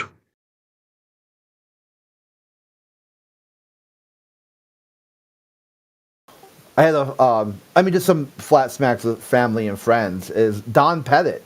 This is a guy, the gift that keeps on giving. Their concept of the astronaut was the cream of the crop, the best of the best. Like these when God made these men and women, God broke the mold right after. There's never been a more finer specimen of a human being than the astronaut. And I said, here's Don Pettit. And they're like, yeah, that's not an astronaut. That's just some idiot on YouTube, like joking around. I go, no, it's here's his profile. Here's NASA's website. Same guy. Oh, it's a celebrity impersonator. I'm like, holy shit, are you fucking... Okay, hold on. Wait, what's his name? Don Pettit. Oh. So then finally, after getting to NASA's own YouTube channel and seeing him play with Angry Birds in space, they were like, holy crap, that dude's an abject retard. He goes, but he's just one. I'm sure everyone has, there's always like the best and the worst and kind of like the middle. He's just the dumbest one. I'm like, homie, he's the astronaut they voted to be their spokesman. And they're like, wait, what's wrong with him? He played Angry Birds in space. No, everything. Anytime he steps in front of a camera, it's just like, is this dude like, is he even coherent? Like, what's really? Yeah. Just look at some of the interviews. Like, he messes up like just constantly. I see. They're like, hey, Don Pettit, where are you right now? I'm on space station. What you doing? Science. What type of science are you doing? Well, when you're on a space station, that's science. You're like, No way. Yeah, I'm not even misquoting it. Like, just watch it. You're like, are you for real? Like, that's what I'm saying. That's why my friend I showed the video to, they thought it was a gag. Like, it was really a gag. Like, that was not what they pictured an astronaut to sound like. Right. And then they had that easy bake oven. They had an easy bake oven in the ISS, and they were making cookies, which was bizarre. Doing science. Send up easy Cookie bake. science. Another one too, family friend was, they're really into, MK Ultra and Operation Paperclip. And one of the things they care about is fluoride in the water. And you can see this movement's getting huge. And it has nothing to do with flat Earth, okay? So people say, oh, flat Earthers are scared of fluoride. Just go look in Florida. It's like county by county, they're taking fluoride, or they're passing laws to make it illegal for fluoride to be. Yeah. Yeah, it's a huge deal now. Like, it's becoming That bigger. is awesome. So I had said, what if I told you the astronauts told children to swallow their toothpaste? And he's like, it's just horrific. Like, he said, there's no way. These guys are science people. They know the dangers of fluoride. And they would know not to tell children to swallow toothpaste. And I'm like, here you go. Here's a video. The question was, hey, little Billy, you want to know how we brush our teeth in space? Well, certainly, little Billy. This is what you do to brush your teeth in space. And then you swallow it. It won't do no harm. You'll be all right. You'll be okay. Just swallow that toothpaste. It's very little fluoride in there. It doesn't do much anything at all. Wouldn't that be them highlighting the differences of how they were brushing their teeth in the ISS versus how the little kid is brushing their teeth?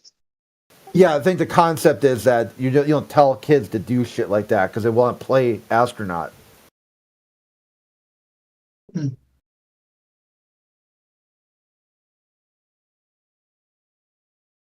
Hey Don, how do you hold the vacuum of space in the space station with these 2-liter rubber insignificant little things? You said it's called real good engineering. Yeah, 2 little O-rings. That's what's best when you get these little hard-headed globalists, like, smarter every day. They ask just a really simple question. I'm really fascinated. How do you hold air pressure back with a mechanical arm? He goes, real good engineering. And you're like, okay, sure, I believe you. I believe in science, and I'm a big astronaut NASA fanboy. But can you describe it? He's like, it's an O-ring. And the O-ring just holds the gas back. And you're like, dude, that's impossible. O-rings aren't maintenance free for 2 decades. What are you on about? How do you hold? Okay, you're turning a knob on one end that's functioning the door on the other end. How do you maintain gas pressure between those two? Science. They lost the plot.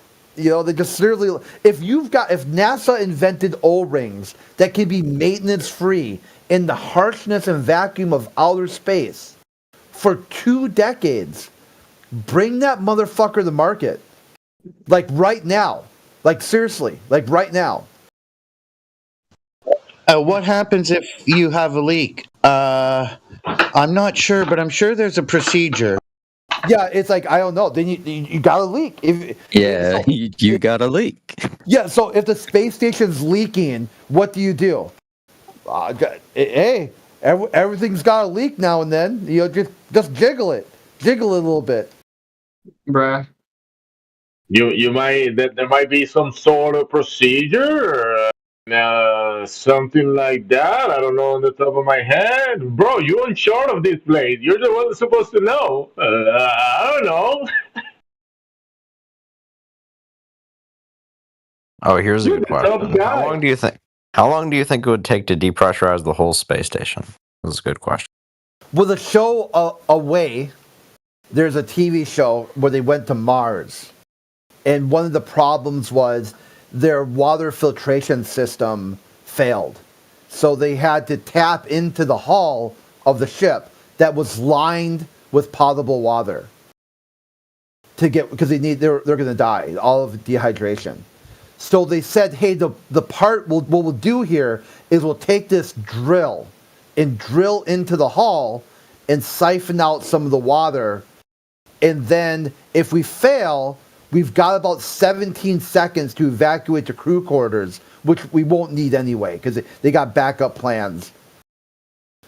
So they practice. If you watch the TV show, they practice their escape. How each one of them is going to go out the tube in the Pacific order, and they practice it over and over and over again. So they basically got like second nature.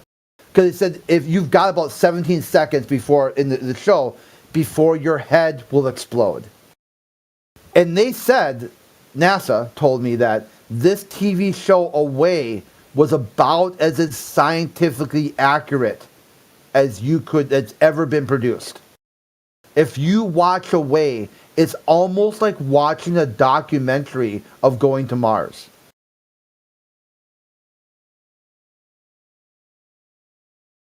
That's a clue. There's a hole in their story. It's something's not working here. I think 17 seconds. You could do 17 or longer than 17 seconds for the ISS with a fairly large hole. I couldn't figure it out.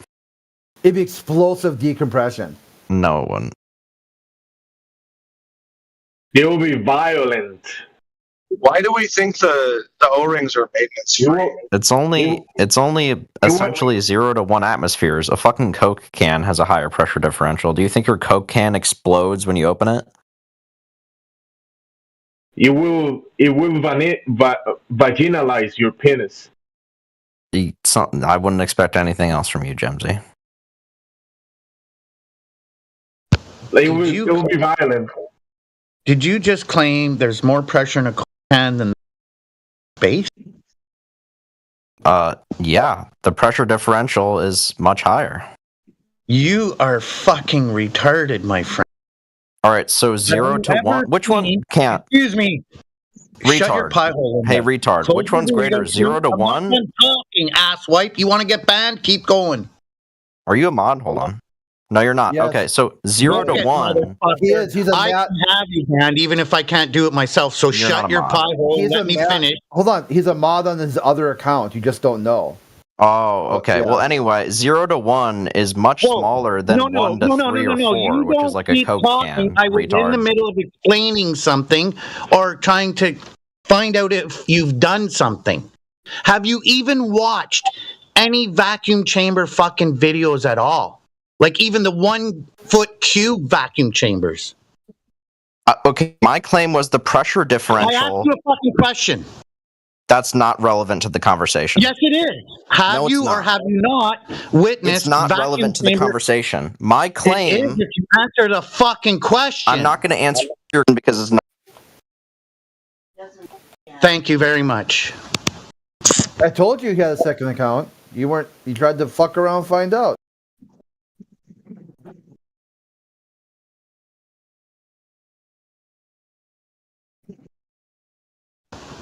I just wanted to let him know how to serve a pop can in a 1 foot squared vacuum. Hit the switch to start pulling the atmosphere out of that vacuum. That can don't last long. And that 1 foot squared chamber doesn't get anywhere near close to the claimed vacuum of space. Like, this guy's a dipshit.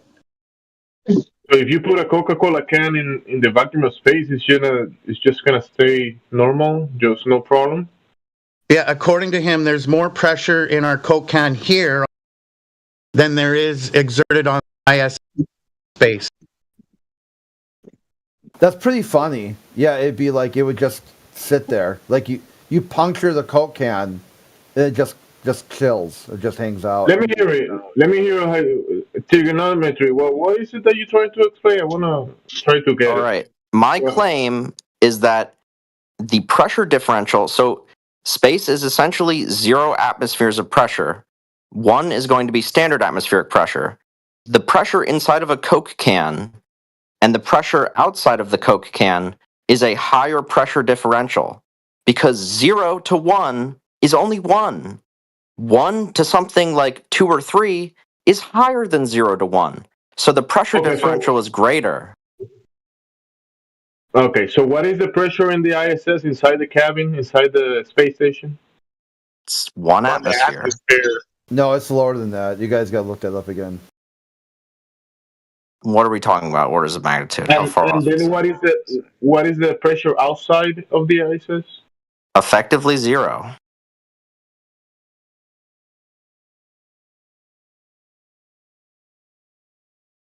So you're saying Something's not that mathing there. Something's not mathing there.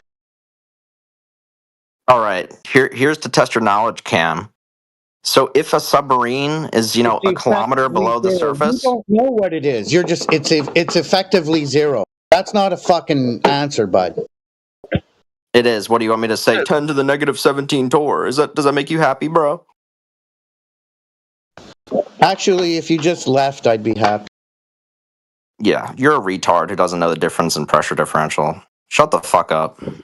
Yeah, I took the short bus, bitch.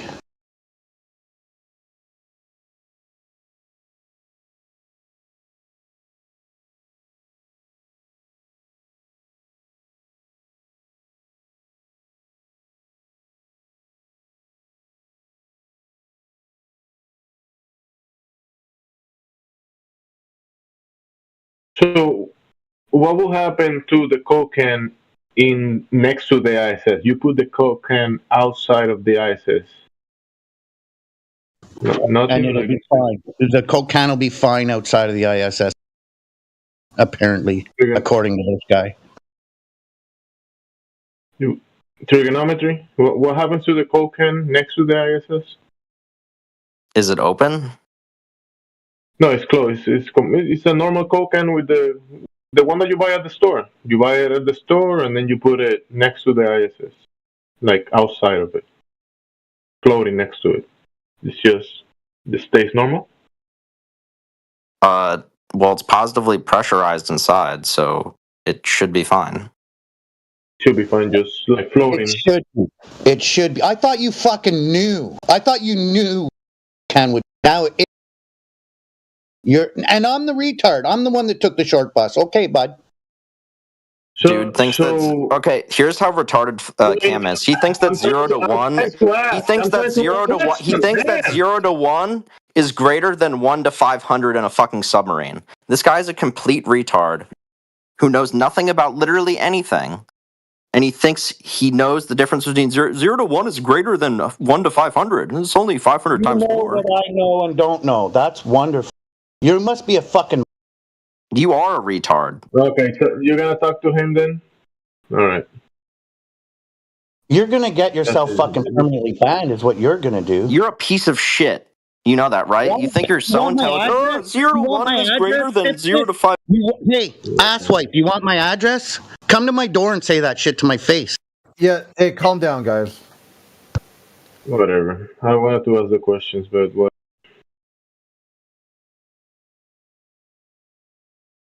He's trying to provoke you. Don't let him. Thanks, Crit. I let him get.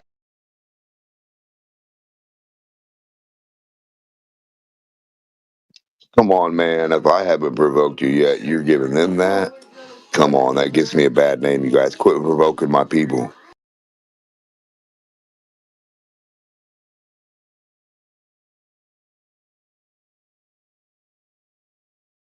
Thought only I was supposed to provoke people in here. What the hell's going on?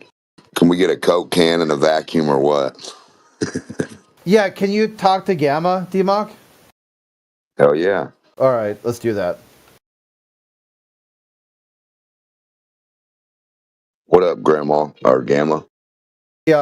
Oh, he deafened up. Let me tag him.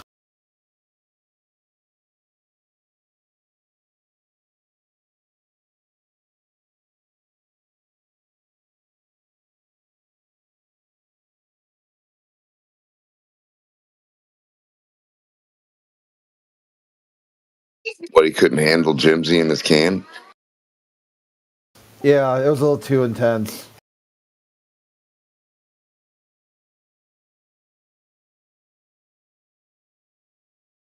I didn't bring up the can. I was just asking about what he was saying about the can. He was saying there is not much difference in the inside of the ISS to the outside of it, and it will be the same thing as a Coca-Cola can. Well, if there's not much difference, why don't they just show us their vacuum on Earth then? Why is that hard to do? If there's no difference from their vacuum to the air, why don't they show us their vacuum and in the air on the Earth and their globe?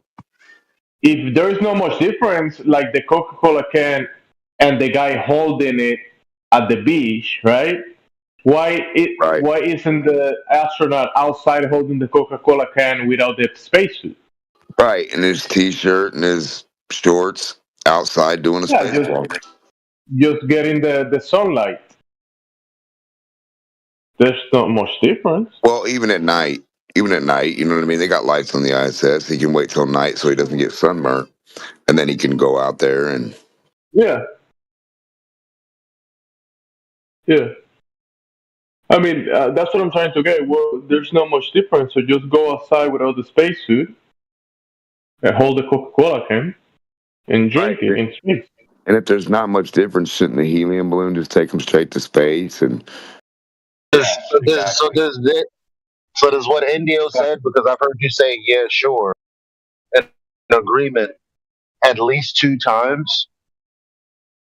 Now that you're in agreement, so you this was kind of a red herring, but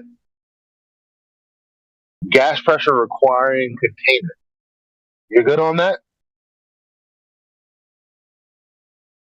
I have one more follow-up question, if you don't mind. Well, Indio's here. Sure. Cool. I appreciate it.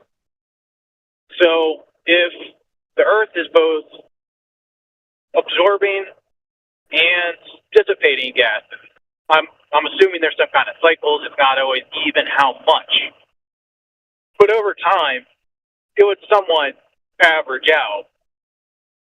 Wouldn't that mean that the amount of gas at ocean level, at sea level, would be about the same?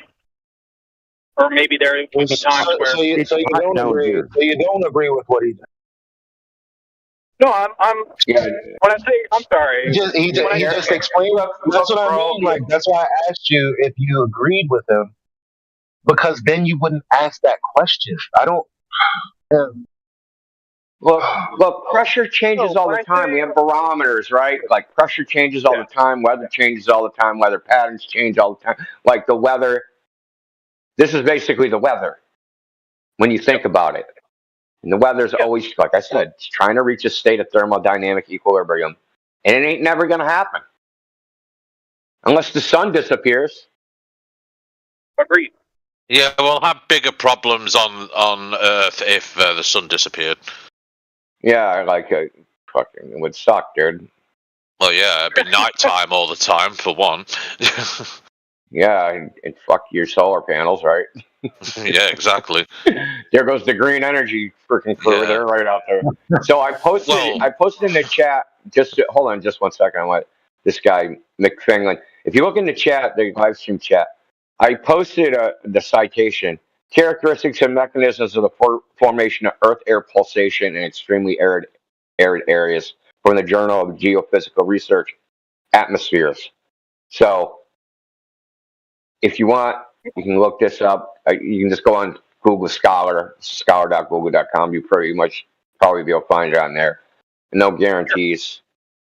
So I'm just saying, I'm not pulling shit out my ass. I didn't invent this shit. It exists. We've quantified it to some degree. But because it comes from Chinese mythology, it's kind of hard to get funding when you're like, hey, why are you researching this? Oh, some ancient Chinese myth. No, no, we're not paying for that. And I'm sorry, I can't see like who's speaking when, but I did want to address. I didn't want to seem disingenuous in this conversation. When I was saying, yeah, I understand what you're. Yes, or I understand. I wasn't trying to say that I agree with what you're stating. I'm saying that I understand what you're stating, and I understand the logic that you have behind it. So Okay, I apologize if it sounds like I something else you probably don't know is so something you don't know. We model gas behavior using what's called the kinetic theory of gases. There's no gravity in that theory. There's no G. There's none of that shit. That's what you use to model the. That's what science, mainstream science, they use the kinetic theory of gases. And the kinetic theory of gases doesn't have gravity in it. None of that shit. Doesn't say, hey, we're going to model the gas with gravity. There is no thermodynamic gravitational theory. There's no gravitational thermodynamic theory. There's nothing behind it. It's just like something people say. Oh, what's holding the air in? Oh, gravity is. That's the simplest. It makes sense to me, so it must be true. But there's actually no evidence for that, right? And if you actually did the experiment, so say you did this experiment, where's gravity strongest? On the surface of the Earth. So let's do this experiment. We'll take a vacuum chamber and we'll evacuate. We'll evacuate all the air, and then we're gonna shoot a little air back in and see if the air sinks to the bottom, held away from the vacuum by gravity. And that won't happen. The gases will distribute equally throughout the entire volume. They don't sink to the bottom because of gravity. Isn't there still pressure gradient? There would be a pressure gradient if you listen. Yeah, if you heated up the vacuum chamber. Well, even without heating it up, wouldn't there be a pressure gradient? No, dude. It would be uniform temperature. It would be uniform temperature, volume, and pressure throughout the entire. Say it's a vertical cylinder, 100 feet tall. If you measured anywhere within that cylinder, you would register the same pressure. So if you were shown a tall cylinder, sealed, completely sealed, with gas in it, all the same temperature, but the pressure was not uniform, would you find that concerning? It would be uniform. Temperature was.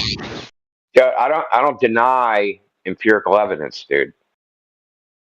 I deny stories that have no empirical evidence. So you think if you made a vacuum chamber, you'd shoot air into it and all the air would sink to the bottom of the vacuum chamber? No, but I would think there would still be a pressure gradient from top to bottom, even if the container was uniform in temperature. Why would you think that? Because I think the downward acceleration that affects us also affects the air molecules. Why? It seems that all matter is affected by this downward acceleration. I would have no reason to think that. Except for gas. Look, you've never saw gas fall down. I'm sorry, say it again. I'm saying you've never seen gas fall down. Like I don't know why you're saying that. Like, I mean, gas is a really hard thing to say. I mean, I'm seeing dry ice, but I get that's not what you're talking about. Yeah, but it don't fall down. And what you would see fall down in the case of dry ice is that the coldness of the CO2 would cause the water vapor to nucleate, and then the water vapor, which is actually little water particles that are water, they'd fall down. No, water vapor is not steam; it's water particles. They're in minute fucking actual liquid water. Yeah. There's a difference between water vapor and liquid water aerosolized. I agree with that. But Like, so that's an excellent example, though. Do you agree that water can be dissolved in air, where it is an air molecule in the air? It's a gas. Yes, called water vapor. Yeah. And the clouds being 30,000. Hold on, stop. The clouds being 30,000 feet in the air is evidence that the gas isn't held down, because it can't be held down and go up simultaneously. You have a contradiction in your idea here. Now, you have a non-demonstrative concept. We have demonstration. We have Brownian motion that tells us that it's pushing out equally within that system of uniform temperature. We have Charles' law to show that it would take a temperature change to show a pressure change within a system. And that gas would expand with temperature, and that it can be measured and demonstrated. You have an imagination, non-demonstrative, that doesn't correlate to anything that can be even referenced as an effect that is anything to do with. It's unreal. It's your imagination. It's your cognitive dissonance. That's why I asked him, Lumpy. That's why I asked him. I'm like, why does he think that? I was looking I'm probing for. There must be some experience you had that's led you to believe this, but I don't think there is. I think you just heard the story of gravity. Everything falls because of gravity, and that's just the gospel truth, and that's that. Even though you have no objective empirical evidence that that's actually a fact when it applies to gas, you just think that's the case. You think that gas falls in a vacuum chamber for some reason. It's ridiculous, dude. I'm not really interested. Think there's more? You think when you have your tire and you pressurize your tire, there's more gas at the bottom of the tire than the top? It's very, almost undetectable because, I can't get 3 orders magnitude PSI differential on the very crude PSI measure that I have for my tire. But yes. Why do you think that? That's what I'm asking you. Why would you think that other than some theoretical notion? Let's just say it's intuitive. Intuitive to me. Intuitive? I don't think so, man. I mean, certainly I can't it's not that. I'm willing to be honest about that. But I'm kind of curious because do you agree there is some kind of downward acceleration? There's something holding water onto the surface of the earth, right? Yeah, things fall. That's not controversial. Yeah, water is denser than gas. Water is denser than gas. Things fall, and why they fall is mysterious. Nobody knows.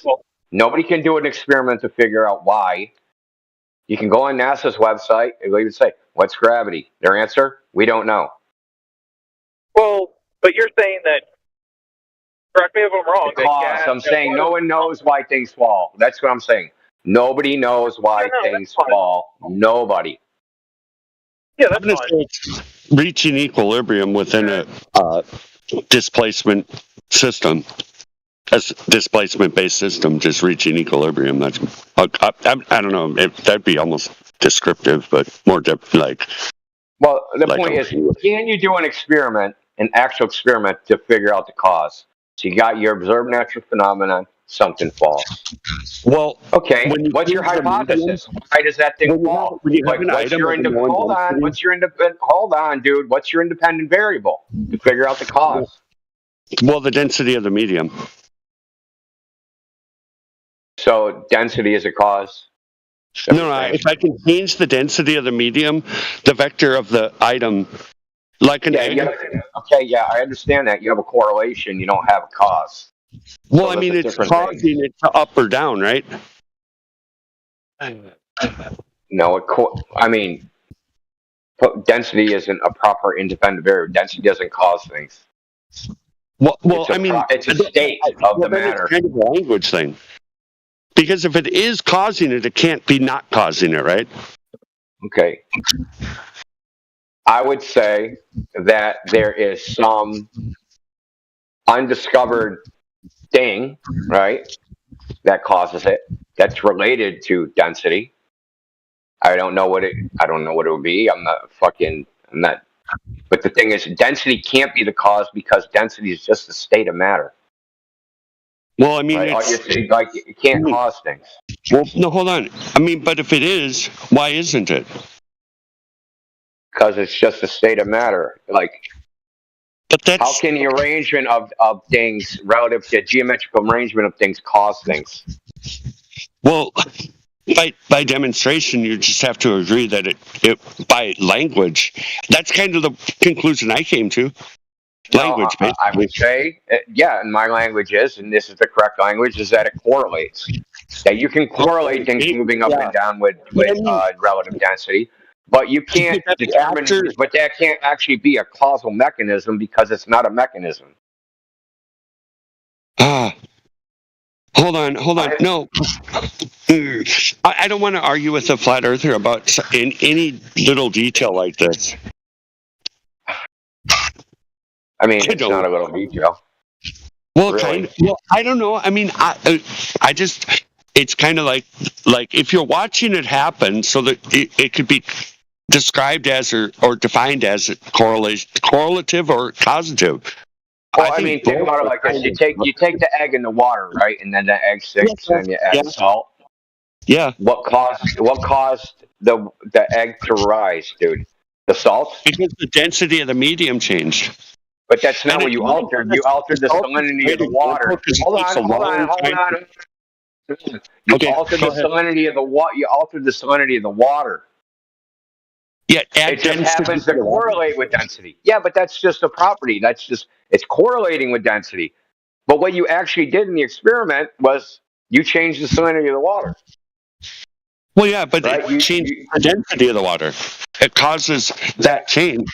Oh, well, then I guess you understand that, but it's a correlation causing the change of density. Okay. All right. Now I start tearing you. Okay. Here we go. All right. I'm sorry. I'm difficult. No. It's fine. I'm only hitting myself in the head and pulling my hair out. It's fine. No, the point is that there actually is no experiment, right? So we can't isolate the independent variable. Nobody's come up with it yet. Maybe it's probably something no one's ever thought of. It's fucking who knows, dude. You're right. You got it. You're right. I've been thinking of it probably wrong because when I'm causing the change of the density, that's what I'm causing. It's an unsolved problem. Let's put it that way. You're right. Okay. All right. I can learn. I'm a knucklehead, but. Well, I mean, dude, people have been beating their head on the gravity thing forever, dude. I don't think we'll solve it on Discord. Not today, at least. I'm thick a little. Sorry. It's a good piece of misdirection. Are you understanding, McFinglin? Are you following? Hear that? No. Yeah. So no, it wasn't really misdirection. So it illustrates the point. The point is, things fall. Nobody denies that. When you start saying, "Oh, why did things fall?" Well, mass attracting mass causes that. What does that even mean? What's mass? Fucking poorly defined fucking concept. It's not a thing. It's property matter. Just its mere existence causes things to fall. That's freaking crazy. And when you do the experiment, I'll take a mass and then alter the mass. It doesn't fall faster. It falls at the same rate. So you got that problem. Now your independent variable doesn't change. Has no effect on the effect you're trying to observe. So that can't be the cause. You've actually just eliminated mass as a cause just by dropping some. So this is the problem. The entire gravity as a concept is. So what typically happens is people conflate two things. They conflate mass attracting mass with things falling. There's no justification into linking those things. Newton came up with mass attracting mass from Kepler's planetary laws, right? You notice something about elliptical orbits, that the force that follows inversely to the square of the distance. And he just simply asserted Maybe that's why these things fall. But then he backed away from that and wanted nobody to frickin' ascribe gravity to him. That's his own words. So this is like people in academia that actually analyze like the foundations of science from the philosophy of science point of view. They know these problems. Who don't know these problems are dumbass science communicators like Brian Cox, Neil deGrasse Tyson, Michelle Thaler, retards that come in this fucking server. Not you specifically, but they don't know that the gravity as a concept is shit. They conflate the cause. Did you remember? They conflate the cause with the effect. Okay. They say okay. You remember? Prove gravity to me. Drop something. Well, that's the effect. I want to know what causes it. Oh, go ahead. Go ahead. Do you remember that video? That debate that Whitson and Kai had with that woman and that guy. I mean, there's but so many 2-on-2s that went on, so I know you remember. And the woman, I know what you're talking was and she was some sort of physicist or something, and her answers were so genuine. I was like, holy shit. Because she was prefacing the things that she was talking about with gravity and the Earth or the Moon or something. Because it was I forget exactly what it was, but she basically said, I know what I'm saying sounds crazy. You can believe it or not. See, that's not like the religitard, zealot Neil deGrasse Tysons of the world that tell you what it is and you have to believe it. Yeah. I mean, it all depends. So-called scientists and academics are just like everybody else, right? You'll have one end of the spectrum of like they think everything they're geniuses, and that like because I have a PhD in biology, I'm also an expert on fucking the military science and any other fucking thing because I'm fucking super smart and I fucking have a degree, so obviously I'm good at everything. And then, but there's the other side, right? That of people that like they got a PhD and maybe they're expert in their field, but they know that all this stuff has like from a philosophical, logical point of view, that it's all on shaky foundation, and we're really just doing the best we can because we're really just like blindfolded and stabbing in the dark as shit. I mean, you have both ends, right? So we get the weirdos in here. We get the zealots. So, McFingland, are you okay with gases coming from the ground, or is that still an issue? I mean, intuitively, it doesn't make as much sense to me, just because I don't see why, like a air molecule of water would not be affected by the downward acceleration, but liquid form of it would be. So, like I'm not quite comprehending why that would be the case, and why there's if there is gas being generated from the ground, but also being absorbed by the ground, why that would sure there would be imbalances, but overall it would be the same.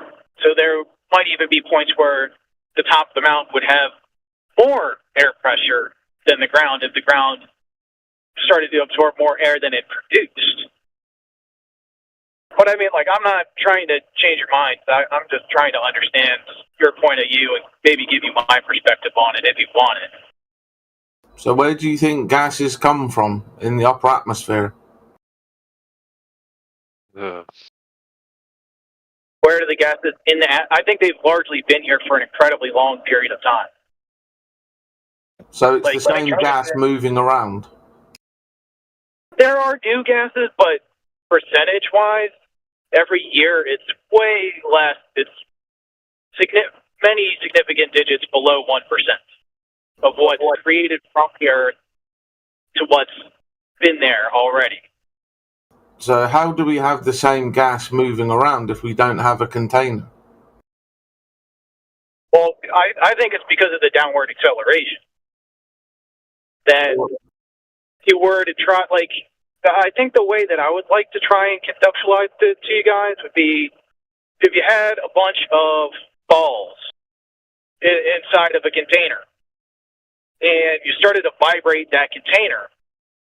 If you did it super, super slow, it wouldn't leave the container. If none of the balls would bounce out of the container. Well, didn't Neo not? It's like the thing that makes me upset is you sound nice,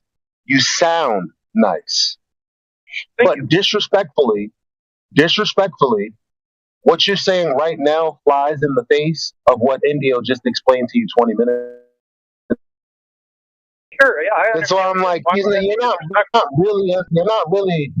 I don't know what it is, man. But Indio just addressed that, but your brain just went right back to where it was. Well, I mean, I never said that I agree with and I'm taking his position. I don't think I ever stated that. I don't think I'm being disrespectful at all. Are you saying I'm being disrespectful? Or am I misunderstanding that? I don't want to mischaracterize what you're saying.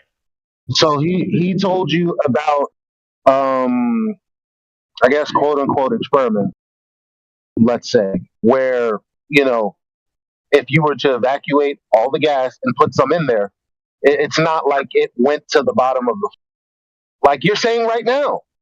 So, but like, I mean, you didn't say, can I see that? Can I get some literature on that? You didn't do anything. You just said, yes, sure. Well, but now, you're saying, see, when you're in opposition, and when you're in opposition to what someone is saying, and you're in the middle of that conversation with them, a lie is when you accept or agree with something that you know damn well you don't think is true. I don't know why the fuck you guys do. Stand on your own shit. That's some of the reasons why I can't really come to grips with us dealing with your argument either. You want to stand on your own shit. I mean, I was explaining my position. I don't understand what you're saying, that I'm not standing on my own shit. I thought that's what I was doing until you interrupted. Well, no, you were standing on your own shit, and then Indio rebutted it with something that was legitimate. And you said, yeah, okay. But what you really meant was, no, I disagree. Excuse you? Like I said a little while ago, me saying, yeah, okay, is, okay, I understand. But that's what I'm saying. That was a point of contention that you weren't supposed to go, yeah, okay to, because it directly rebutted what you thought was true. You can't do that. I can't hear somebody else's position, acknowledge that I heard it, and I understand what they're saying. It's not a position, it was a rebuttal to your claim. A rebuttal to the position. Rebuttal to your claim. I mean, do you guys want him representing your group? This just sounds like needlessly nitpicky. I don't understand what your point even is. I should not say. Indio, what do you think about what I'm saying? I understand somebody else's position. Well, Indio, what do you think about what I'm saying?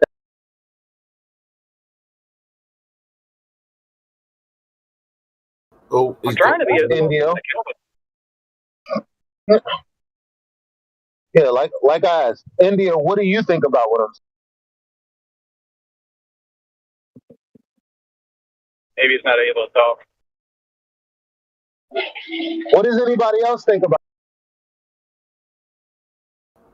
Yeah, see, this is the thing, McFinland, right? When people are speaking to you here, they're telling you what they've learned from the official version, from, scientific experiments. So it's not that we are making things up and we're just telling you our ideas or opinions or positions. This is the current state within science.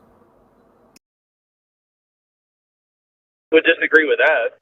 I mean, the Cavendish experiment empirically demonstrates and measures the gravitational attraction between masses, but you guys don't accept that. So, I mean, if I don't accept your position, it would essentially be the same thing as you guys not accepting that, right? So, I mean, we can disagree on the particular datums and implications, but that doesn't mean that we're being disrespectful to each other or that. Well, that's not right. Because you look for validation when you ask a question, right? Wrong. No. Because we're not yet wrong because we're not proposing any false hypotheses or pseudoscientific experiments. So we can't be doing the same thing because that's what Cavendish is. We're not doing. So it's like whenever you say something to like kind of agree, it's like, yeah, but you're wrong everywhere. It's kind of hard to. What do you want us to agree with? Like we're doing the exact same thing. That you think I'm wrong. We're not doing the same thing because I haven't proposed anything that you actually justifiably rebutted. You haven't done that I here. wasn't headed specifically you. Okay, well, but guess what? But guess what? But guess what? Guess what? The Earth being flat, right, is the same thing as someone saying a tree is a tree. You know, just because I like lollipops and say I box doesn't mean that everybody who eats lollipops is a boxer. So you can't say, well, maybe you as a flat earther aren't saying anything that I do, but I've come across another flat earther that I have with. So let's start with just in this room and what people in this room have said about the topic. Have you refuted any of anyone's claims in here? No, I've not had any time to state any position. No, we haven't had any time to state any position, but you're saying that your stance and our stance is the same. If we can reject what you're saying, you can reject what I'm saying. We never made a claim. The first thing you came in here saying was, well, what do you mean?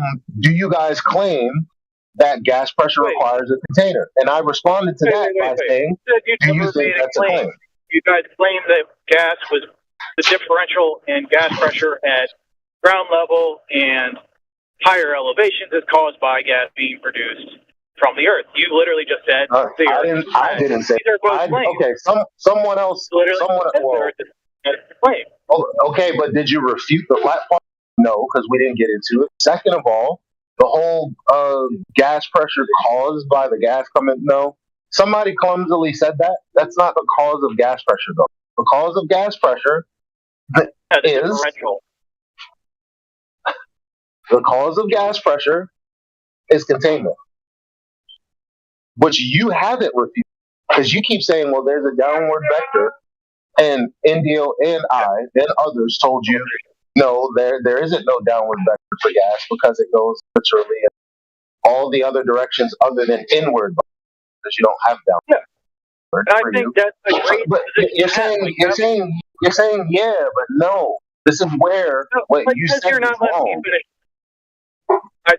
I was literally trying to because you keep on like stuttering through what I'm saying to stop me from completing what I'm saying. Are you stating what you're doing?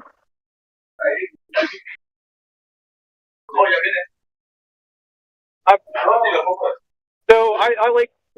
Let me explain. So I think that is a great hypothesis to have. That having a sealed container with gas at the same temperature will result in uniform pressure throughout that container. Yeah, but what does that have to do? Wait. I'm sorry, man. I don't mean to be rude. You got to give me more than like. Yeah, but you are being rude because why are you putting things in people's? I'm sorry. Like I'm trying to speak, and I'm sorry. That's not gonna. I'm gonna talk. No. You can leave. You can sit there and take it. This is what's happening. I got money already. Okay. So, no. I don't understand why you get the other one and all. 20 minutes? Huh? Going 2 blocks.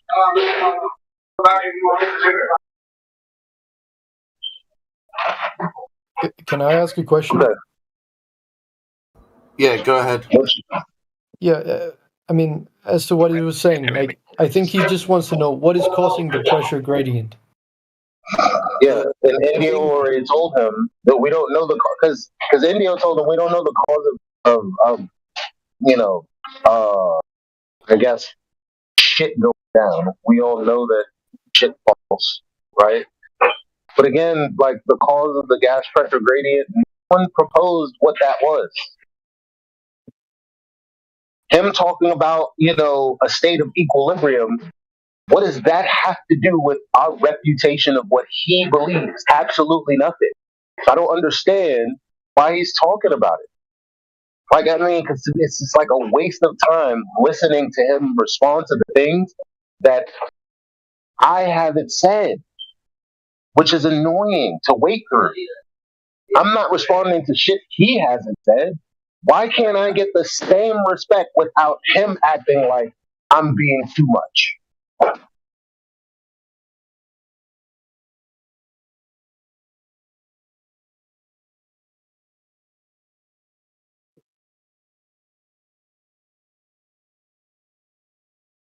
Is that fair, Paradoxum?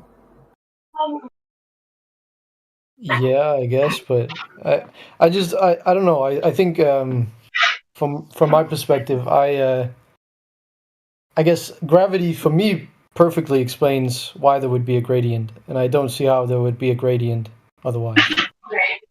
Well, that's not so much the issue. The issue is he came in here and he said that we were making claims that there is a second law of thermodynamics, which he disagreed with. That was his initial statement. Like, somehow we're making up natural laws, in the second law of thermodynamics. And that was his initial, thing that he came in with. And Lumpy, Indio, and Elijah up there have been trying to explain to him, no, this is a natural law. This is a basic concept of science. It has nothing to do with flat earthers. It just is what it is, You understand entropy? You're asking me? Yeah. Yeah, of course. Right. So I was trying to explain to him that the word pressure has the word press. Right? Yeah. Why does the word pressure have the word press? Well, there's a force of some sort. Because it's pressing on the walls of its container to give you pressure. Yeah, and I mean, he never really responded. He just kept asking questions. I get that. Yeah, and the thing is that when Indio was bringing up different experiments and trying to explain about the kinetic laws, which do not use G, they are about heat and temperature, right? He just whistles past it like it wasn't even said. And then he just moves on to what he wants to talk about. So unless you're on the same page, you can't move forward in the conversation. And that's what Elijah was trying to do, was to bring him back to get everybody on the same page. But he just refuses to listen to what anybody's saying and is trying to push his gases go down, go boom boom. Yeah, I mean, I think he was trying to keep asking questions until you said something he could attack, essentially. I mean, I think that was sort of his strategy, to be honest. But would you hear it at the beginning where he was claiming gases are from stars? Yeah, what is he going to attack, dude? You heard the guy. He didn't cite one experiment, empirical observation, nothing, right? So he sits there and tells us his story about how it works. But eventually, no matter what your explanation, model, whatever it is you got, eventually you have to go do the experiment to validate it. Otherwise, you're just talking out your ass. I mean, I agree.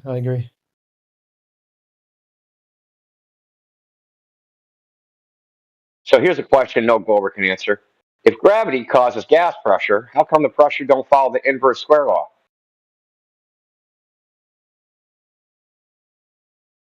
Or the density of the air? Why doesn't that follow the inverse square law? I would think that it would be a more complicated system, but I don't know. Yes, it's more complicated system. Exactly. It is totally more complicated. But when they argue for it, they just say the simplified thing. Gravity just does whatever, right? And then when we just say, hey, it's dynamic, it's way more complex than that, they act like we're just making shit up. It's just gravity of the gaps. That's all it is. Wherever there's a gap, they shove gravity in it. That's basically what they're doing. And as Indio pointed out, they don't present anything. They don't cite anything. They don't say, oh, here's a paper to look at. So, we can try to understand and get on the same page. Indio's presenting things. He copied this whole thing about, the Gobi Desert. Other people are posting things. Lumpy was talking about Charles Law and all this other stuff, and it just is getting ignored, and that's what's frustrating. That's why Elijah was, trying to bring him back to that point, because you can't have people that are just going to ignore all of this evidence, Hey, Schlitzy. Hi, how are you doing? Good, man. Got any questions? No, I'm just listening at the moment, but I will join in. All right. Ask Indio something. He loves answering questions. Oh, yeah, thanks, buddy. You're welcome.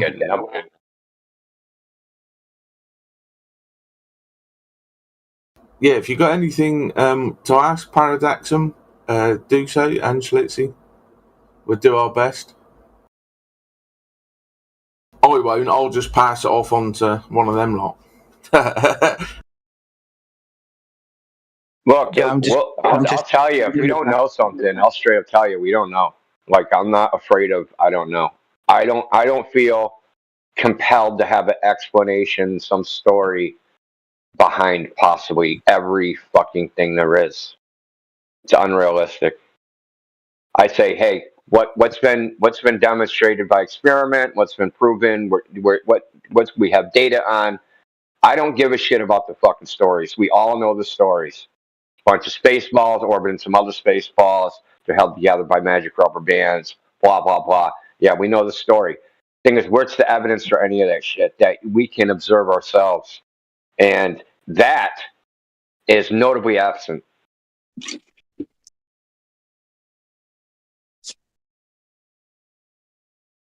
What do you think of that, Schlitzy? Yeah, I'll be honest with you. I think a lot of these Globers, they just bring theories dressed up as facts, even though they're theories, and there's not, definitive proof that they will serve it on you like it's, and if you don't understand it, you're stupid. You're being generous, even calling them theories. I don't even think they're at that level. I'm too diplomatic. I think they're at the level of hypothesis, maybe. Well, it's not even that. It's a hunch. Yeah. Yeah, what do we do? Wives' tale. Put white coats on and start just making it up as we go along. Yeah, and that's why it's good to try to hold them to the point, and that's what Elijah was doing before it went on and all over the place. He was just trying to bring him back to somewhere sensible and reason to, build from. And he was unable to do it. He was, disingenuous. He wasn't being honest. He had his own position and he wasn't here to learn. He doesn't care about science or experiments or anything. So. Yeah, I think when you question them, they kind of flip it to say, well, you explain it or you prove it. And I was thinking, hold on a minute, I ain't asked no question. I've just questioned your belief or what you've just stated, but I haven't made any claims. I ain't suggested anything. I'm just saying that it don't make me make sense of what you just said.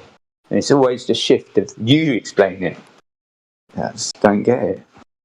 And as I say, when he dropped in here, he was claiming the reason there was gas in the upper atmosphere is because it comes from stars and space. And it's just like, what? And then when I asked, does gas is created at ground level, he said some, but not all. And it's like, what? It's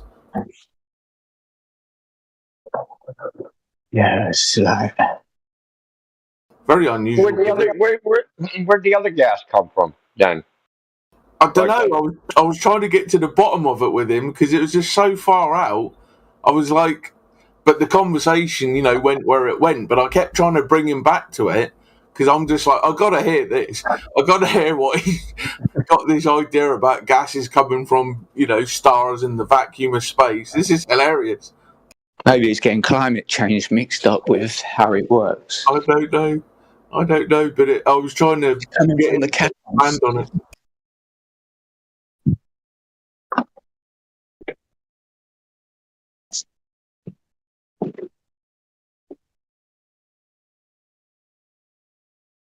It's just weird. It's only because he's talking to us. But if he was talking to like other Globers and some other Glober was like, yeah, these gases are all created.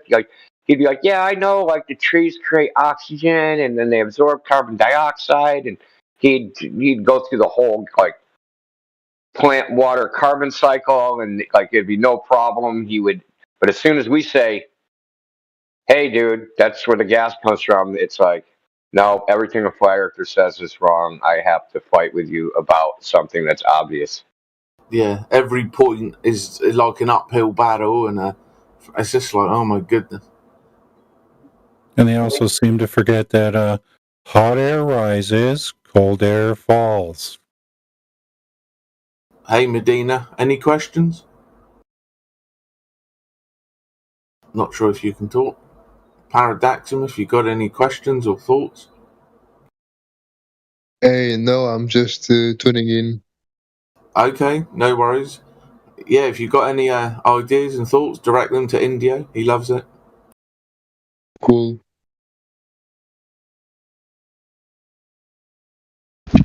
It's more mental health issue almost, like cognitive that creates like this insanity. Yeah, we get all the fruits coming through here. It's like, there's the mental ward. We're not your counsellors. Get over there. Let's all go to the lobby.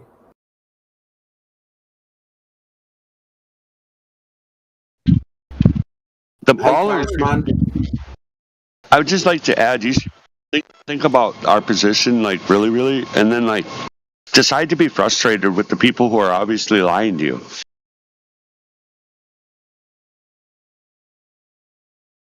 Yeah, it's just an unusual sort of position, and just interesting to see what he had to say about his imagination land. It was a new chapter to the story I hadn't heard before. It's a new chapter of a story. It's always a story, isn't it? The stories of the imagination of the twisted brains. Golly. You should have control of your mic, Calaman, if you have any questions or would like to talk to Indio about anything. Hey, I'm gonna fucking ban you.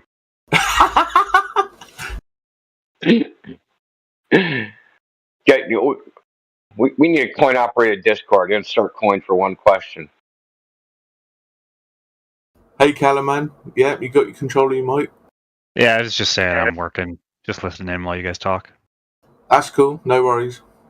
Yeah. Are you working in a university? We want to talk to your professors.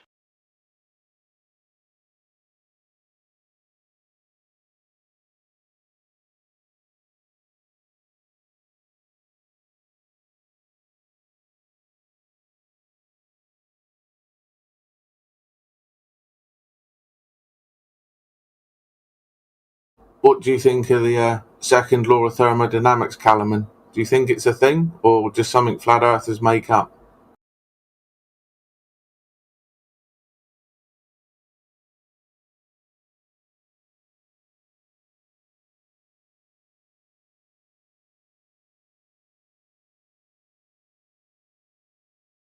Nope, nobody. Medina, Bradaxon, anything?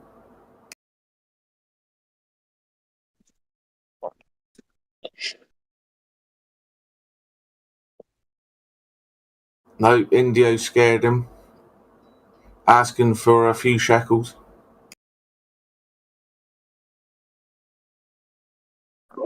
Where would I go spend a few shekels? I'm not going there. The unholy land. Revolving clown door over here. So these different, like these atmosphere, stratosphere, and all these kind of other fears, do you believe that they're all true and present as they say that? I think the ionic, like, I'm going to use the word sphere, but it doesn't mean I think they're spheres. Yeah. I think the ionosphere, that layer, I think that exists. Uh-huh. The thermosphere, maybe? I don't know. I mean, what they say the properties are, say it's like 4,300 degrees Fahrenheit. And the ISS is supposed to be whipping around in it. How it's not bursting into flame is beyond me. But, so that might exist. So we're supposed to be in what's called the troposphere. Obviously, that exists because we're in it. I mean, I guess, man. I don't know.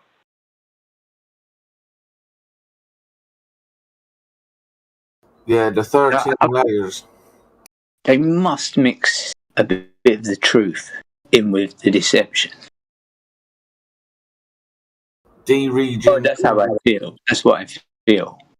Yeah, you got the D region, E region, F region, ionosphere, thermosphere, exosphere, mesosphere, all of that kind of stuff. Mesopore. Yeah. But it's just layers of gases basically as it's getting thinner, you know, because it's getting colder, as I understand it.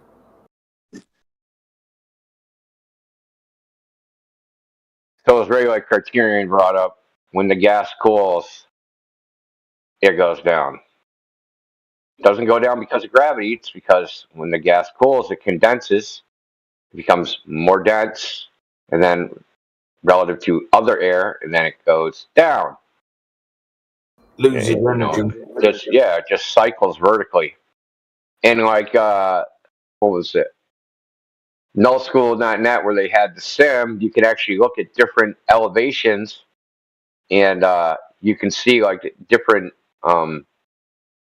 pressures, airflows, you name it. It's like not. It's like I said. Not gonna say it again. It's a dynamic system. There's no rule. Okay, there's no rule that can be applied generally through the whole thing, other than it's a dynamic gradient of a mixture of gases. That was another thing McGinger kept leaving out, was the fact it was a dynamic system. And again, it's like all this slippery word tricky that they do, and you got to pay real close attention to it, you know. But I did notice that one. Yeah, I mean, like, it's obvious, right? If you have a barometer, like, it's obvious, like the lowest ever recorded pressure versus the highest ever recorded pressure. It's almost like twice as much. This is on the surface of the Earth. This isn't way up in the fucking sky. This is on Earth's surface. So, even just standing in a place, you're going to see a variation of pressure, temperature,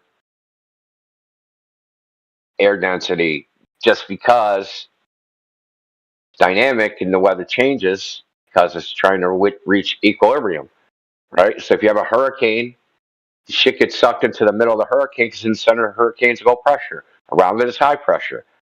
It's trying to reach equilibrium. The high pressure is trying to fill in the low pressure. Exactly. Nice and simple. A 2-year-old could understand it, but again, he didn't want to hear anything you had to say.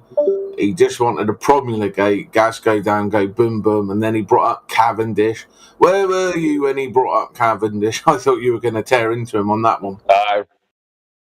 No, I'm glad I didn't hear him bring that up. I mean, I get a laugh, but like to me, Cavendish and like Foucault's pendulum are like, what did fucking me Morvet call it? He said they're like sacraments or like religious rituals, right? That you do in like university to convince you of these ideas, right? So like they would like back in the Roman times, they would do these like gimmicks. They would take someone and they would stick them in a metal bowl and light a fire underneath, and while they're dying in there, they're making all sorts of sounds. But it would sound like the bull, and then they'd be like, "Look, the bull is stricken. The bull god is speaking to us, right?" And well, look, it's making sounds, right? To me, it's like one of these gimmicks, you know, talking in tongues or picking up snakes or something like that. It's to convince you, like it's like a demonstration of like what you're having faith in. Yes, this is actually real. Look at these balls. They like I put these balls on a tension wire, and then they bounce back and forth, and then eventually stop. And according to Peter and Pete, it was all down to temperature, which is why it moved, because it was a cold barn. Well, wasn't he trying to weigh Earth, so he completely fucked that up, right? But secondly, Peter and Pete said in his own notes, he actually talked about how the movement was due to temperature, essentially, because they had a candle or something, and when they moved it, it changed how much this thing rotated. That was according to Peter and Pete and his own documents. Yeah, but it didn't automatically start. It had to be pushed to start, no? That's the fuck all pendulum. No, the thing is, like you have a torsion wire and you have a bar that goes across, and what'll happen is that the balls hanging from the torsion bar will rotate and then oscillate, so they'll bounce back and forth. Right. So, but it's a wire, and how do you know that's even perfectly balanced? Because if there's an imbalance, it's gonna rotate no matter what. So it's like this is just like the torsion exactly. This is just a gimmick. It's just like a freaking parlor trick. Yeah, it's you got to look behind the curtain, but it's so simple to kind of break these things down. But obviously, they know the parlor tricks work because they've got believers already. The parlor trick just reinforces the belief, you know. Yeah, because they already want it anyway. They already want to believe it anyway, right? Yeah. They're not looking at it skeptically. So I just posted in the chat. So this is a Cavendish that somebody set up, right? So what they did is they used like a bunch of washers that were glued together. And he oriented them vertically, right? So that the hole is going horizontal. And then he also does it horizontally so that the washers are laid flat and the holes are, vertical. And he gets a different result depending on how the washers are orientated. Ah. Plus, I got one with Christmas bulbs. So it should never happen with Christmas bulbs. I got a couple where, there's even one that's on YouTube, man. The dude, like, it was off by something like, I don't remember, like freaking 800% or something. And then of what the value of G was supposed to be. And he was like, this confirms it. Like, bro, it was nowhere even close to the prediction. Like, what the fuck are you talking about? Like, oh, here it is. There's the one in the vacuum they tried to make. They gave up and cut it in half in the end, didn't they? Yeah. I got that one too. I posted them all in the chat. Yeah, so the last one's that one. So this guy is he's a professor at the University of Cambridge. He's a physicist. He's got a PhD. They use not just any old freaking Cavendish. It's one that you buy from a scientific equipment company, right? For to teach at university. They set it up, dude, and it didn't work. And they had a technician, and the technician was so frustrated with it, he ended up sawing it in half. Okay, so it's a parlor trick, and sometimes it works, sometimes it doesn't. It's just garbage. And Foucault's pendulum is the same way. Sometimes it works, sometimes it doesn't. You just keep doing it till it works, dude. That's what you do. That's how these things work. You just keep doing it over and over again until you get the result you want. It reminds me of that trick they had back in the day where they had a statue, and you pulled on one arm, you got water. You pulled on the other arm, you got wine, and everyone's like, "Oh, magic trick." But it's just basic technology, and that's kind of what's going on here. People haven't got a Scooby Doo, and they can just pull these things out, and it's like mic drop. Oh, aren't we so clever? And everyone goes back to sleep. But yeah, you pick it apart after 30 seconds, and you're like, "What a load of shit!" That's their best evidence. My balls on string.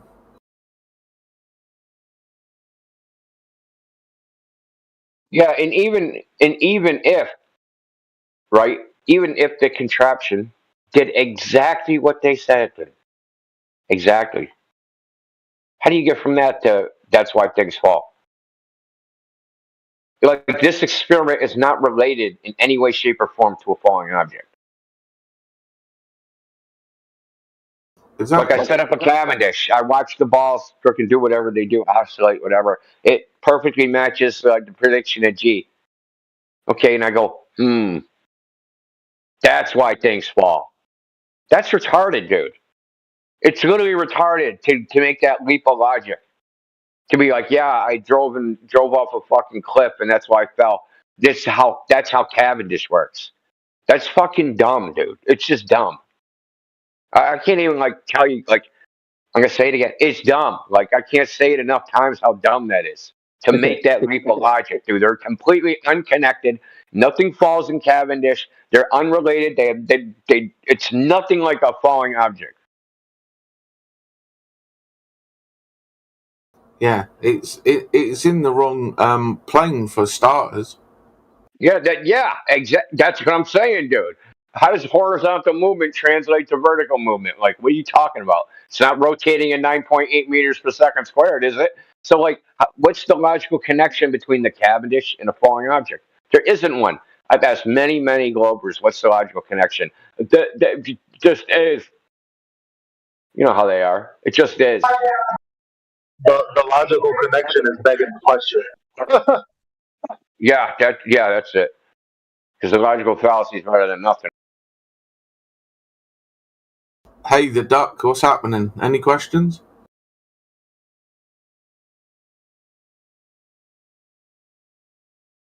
You should have control of your mic. Hey, Super Bull, any questions? No, I'm just listening at the moment. No worries. Super Bull, anything? No, not right this second. Okay, buddy, no worries. Just making sure to include all the ball heads.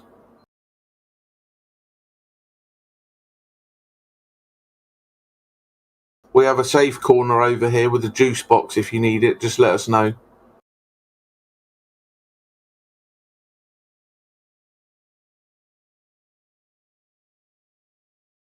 All VCs need a safe space, India, Yeah, we spike our juice boxes with dextromorphin cough syrup. That's the fun part.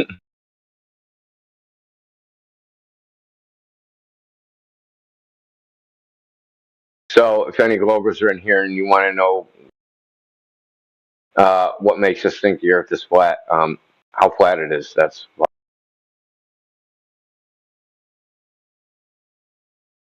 Does that make sense? Or is that too complicated?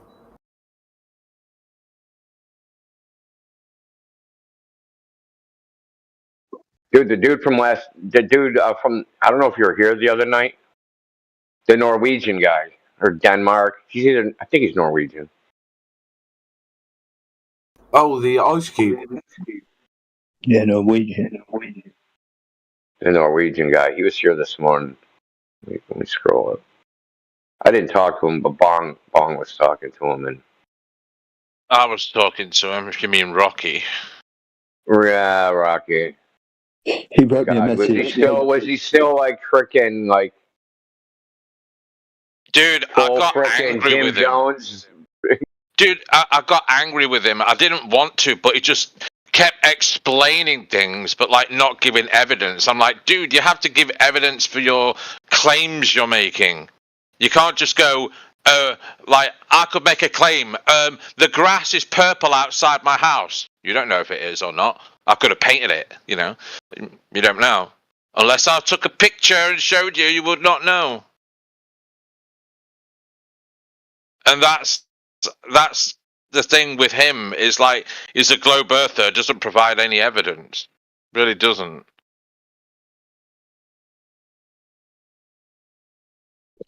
The claim is the evidence of the claim. Yeah, but I wanted to see actual demonstrations. Like, flat earthers do demonstrations all the time at like the base of like lakes and oceans of stuff, and we look at cameras. We look through cameras at boats that are past the horizon that globers think, you know, and it's like there's proof that, you know, the Black Swan 10.10 miles, and the horizon's behind the oil rigs, you know, and it's like if the, how can I put it? Let me try and explain. So if there's an object over the horizon, to globers, they think that's the curvature of the Earth. I don't know about all of them, but a lot of them do. But then I could do a demonstration by getting a giant beach ball and putting something on the opposite side. If I zoomed into that with any camera, guess what? I'm not going to see whatever object is on the other side because there's a blooming planet in the way. You know?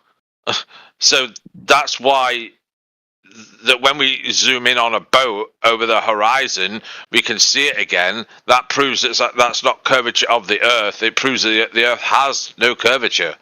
Otherwise, we wouldn't see it. It would literally, we'd be looking into the water at that point.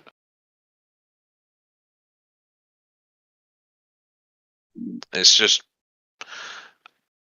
I don't know. Rocky annoyed me earlier on today, and I yelled at him because he wasn't getting it. You know. Yeah, write me a message. Say goodbye. Say goodbye to the guys. Yeah, well, I mean, if any globers want to come in here and debate us, I mean, it's like, I'm not going to yell at people.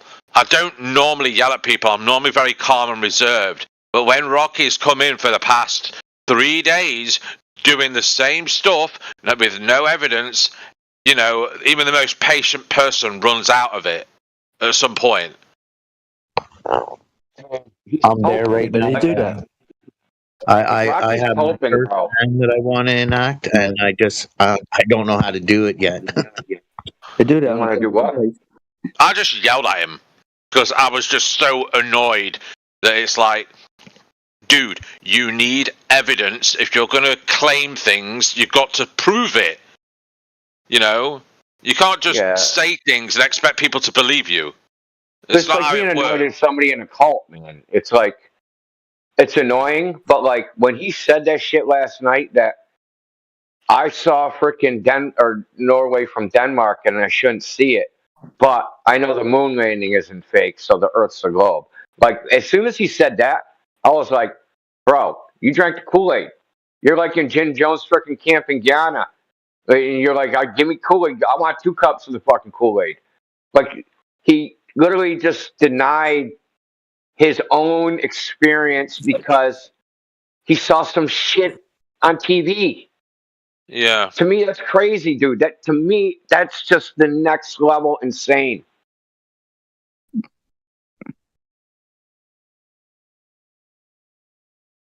Oh, the first thing I ever heard him say was, "We went to the moon." Yeah, he said it would be impossible to fake it, and then I showed him all the ways that it's possible to fake it and all the technology. I gave him the names of the technologies that we used to use, the freaking composite film, and you know, it's just crazy, dude. Because he saw a video where some photographer said they couldn't have faked it back then with video. Like, dude, You can easily it fake wouldn't it. even have been a problem. It wouldn't even. It's not even an issue. It's like, look, dude, I know a lot about that. Like that shit. My father put up the first cable systems in America. Okay, that even existed in America. I know how all that shit works. I know how video works. I know how fucking all that shit works. All of it, video, film, all that shit. Okay.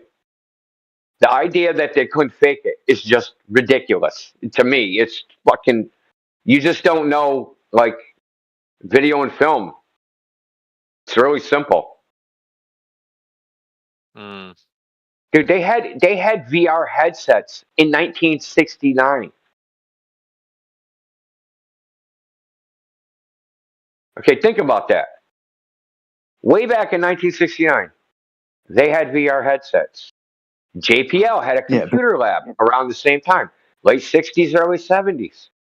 Like, people just aren't aware, right, of like, people just watch movies, they watch, like, why do you like that movie? They're not looking up who the cinematographer is or how they did the special effects. Like, people are fascinated by it now with CGI and shit, but like with Star Wars, people are like, how did they do that? But Star Wars could have actually been in CGI because back in the late 70s, he was shown, George Lucas, a company came to him and said, yes, we can make computer graphics of all your spaceships. This is back in the late 70s. And the people that he rejected it for miniatures and models and shit. Maybe it was a cost, maybe it was the visual. Who knows? Who knows why he rejected it? But those people went on to make a movie called The Last Starfighter, okay, which was all CGI, right? So this shit worked. It was a. I'm not saying they did the moon landing in CGI. There's other ways to do it, and we know how they did it because they showed us. They have these giant scale models. They even had a whole rig where there was like a fucking 25-foot goddamn moon where someone hand painted the whole thing, and they had a camera that went by it, and it was supposed to be for their simulator for landing on the moon. So the camera would project the image into their little fake simulator capsule, and they would steer it, and then that would move the camera, and it was just to correlate to what they were doing with the stick. Like, they faked it. They did simulations, and those simulations are faking it. And like, he couldn't understand that. If you can do a simulation, you are faking it. If the simulation is realistic. Just fucking, I mean, like, there's no talking to people like that because they want to believe it. It's like, you're literally like fucking, like, destroying their god.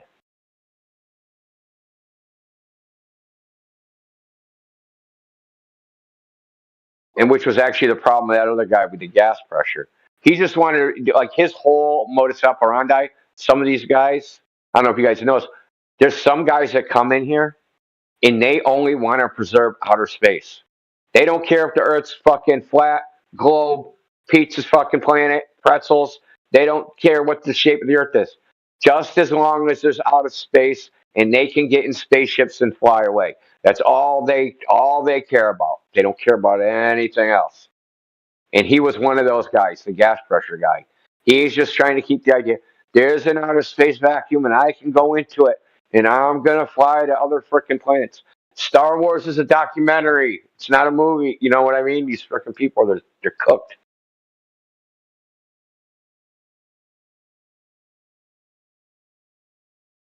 I think there was a PhD the other day, and he couldn't say whether the ground was rising or the thing was falling.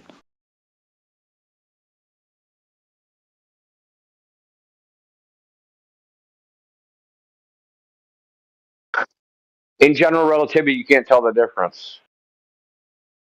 In the theory, the gravitational theory, yeah, the Earth could be an upward accelerating disk. You can't tell the difference from within that model. It's the same. No matter how he was pressed on it, he just said, I can't tell you. I can't make that.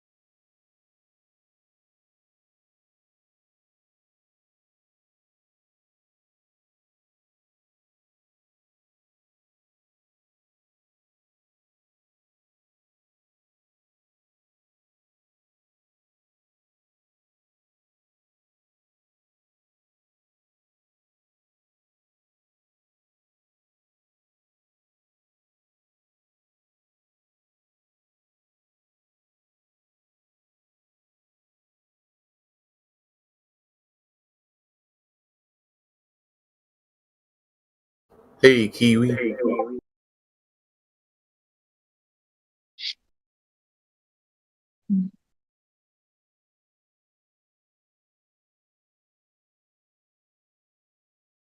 What's up, Vitalis? Any questions? Any thoughts? No, I'm actually at work right now, guys. Just listening and seeing it's pretty interesting conversations. No worries, buddy. All good.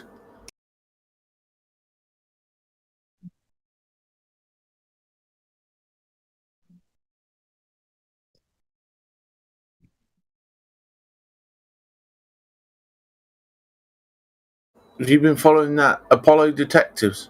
It's pretty good, that one. Oh, I watch that all the time. Yeah, it's one of the best breakdowns.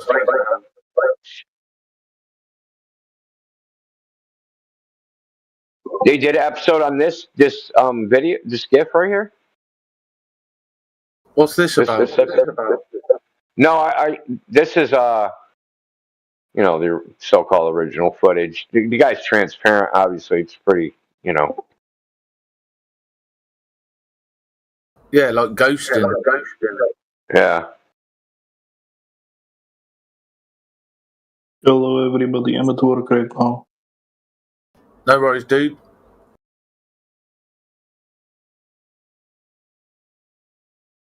Who here still believes that NASA went to the moon? No. Anyone? The Duck? Super Bowl? There's no way they'll be able to answer you.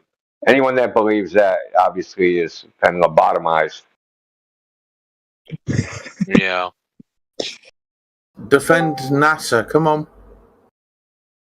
Come on, So defending NASA is one thing. Defending the moon landing, that's something else altogether, dude. I don't know how anyone could defend that. I mean, we know NASA exists, right? But what they do is fake, pretty much. Well, now we have the new one, Elon. Elon's a fucking idiot, though. The irony of it, though, is he's now in charge of how America spends their money now. America spends their money in stupid ways, and, you know, I mean, SpaceX is like, well, you know. That's the irony. Because I'm sure he's getting X amount from the government to launch his missile. Elon Musk wouldn't have any companies if it wasn't for the government paying for his shit. Yeah, he had so many government subsidies. Like, if he used his own money, he'd be broke, probably. It's like, oh, I'm really rich. It's like, oh yeah, 200 billion. Yeah, that's not a lot if you're apparently sending stuff up into the sky. You know. I mean, there was like a $12,000 subsidy for electric cars. So if you bought an electric car, you get $12,000 back. But that means that now you can buy a $12,000 more expensive car. So one of the complaints against Tesla electric cars is that they were so expensive compared to gasoline cars. But With the government taking up with the extra cost, no problem. They shouldn't even exist as a car company. And here's the other thing. Tesla makes, I think, the third quarter of 2024, they made $780 million from selling carbon credits. They get carbon credits for making electric cars, and they sell them to other corporations. I mean, electric cars aren't going to be mainstream for many, many decades because it's like, one, people can't afford electric cars. Two, the infrastructure is not fully in place. So it's like within like every sort of 1 or 2 miles, you'll pass a petrol station, right? But like in the UK, I don't know where charge stations are unless they put a sign up saying they're there, you know. But and then to generate the electricity to fuel all these cars, the increased power that's needed, you got to build more power plants, like nuclear power plants. So it's not like people are saying like these are environmentally friendly.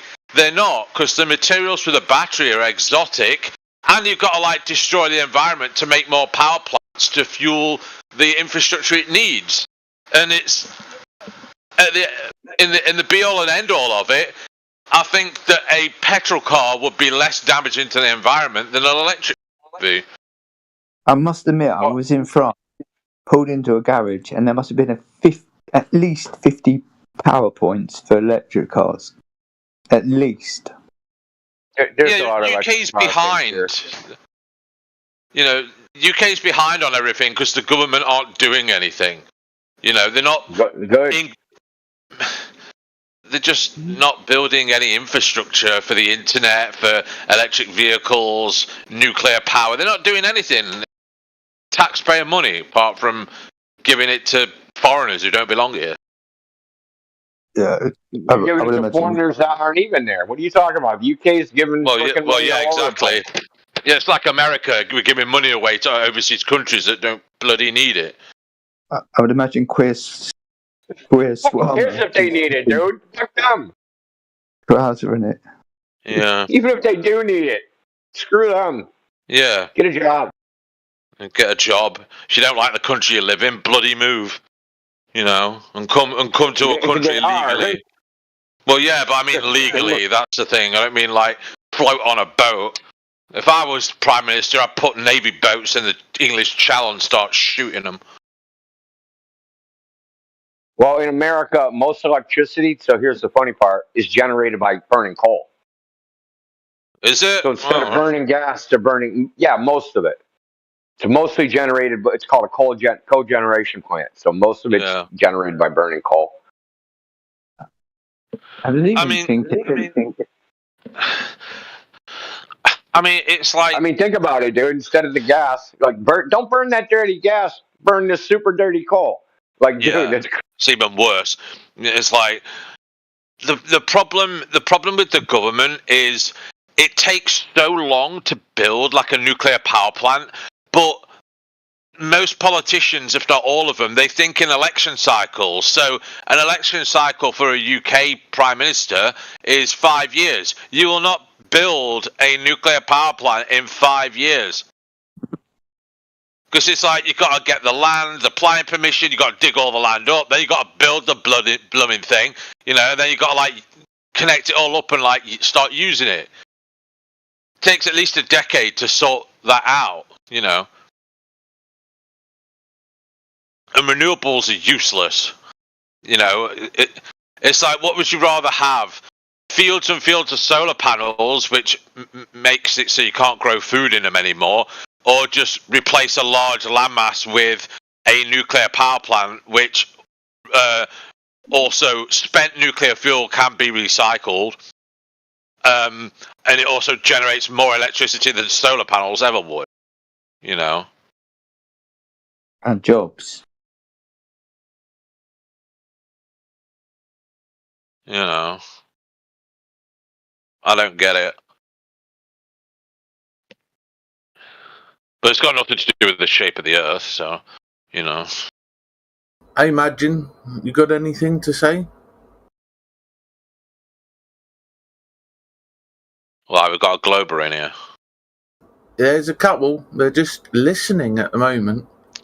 Hey, why is it when you were a child and your parents like measured how tall you were, how come your head is curved, but when they draw a line to measure it, it's straight?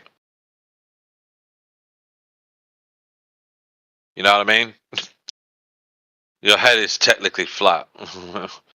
Oh, imagine he's a flat earther and he's in a sauna. Where are you? And you're like Sweden or something, bro?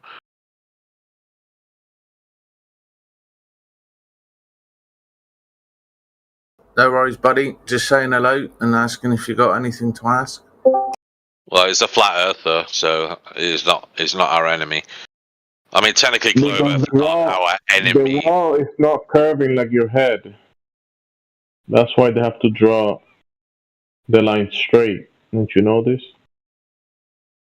Well, hey, Will Nanny, any questions?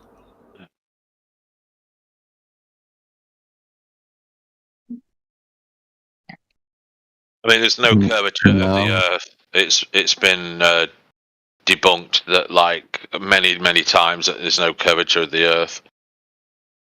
You know, because the globe horizon is 3 miles out,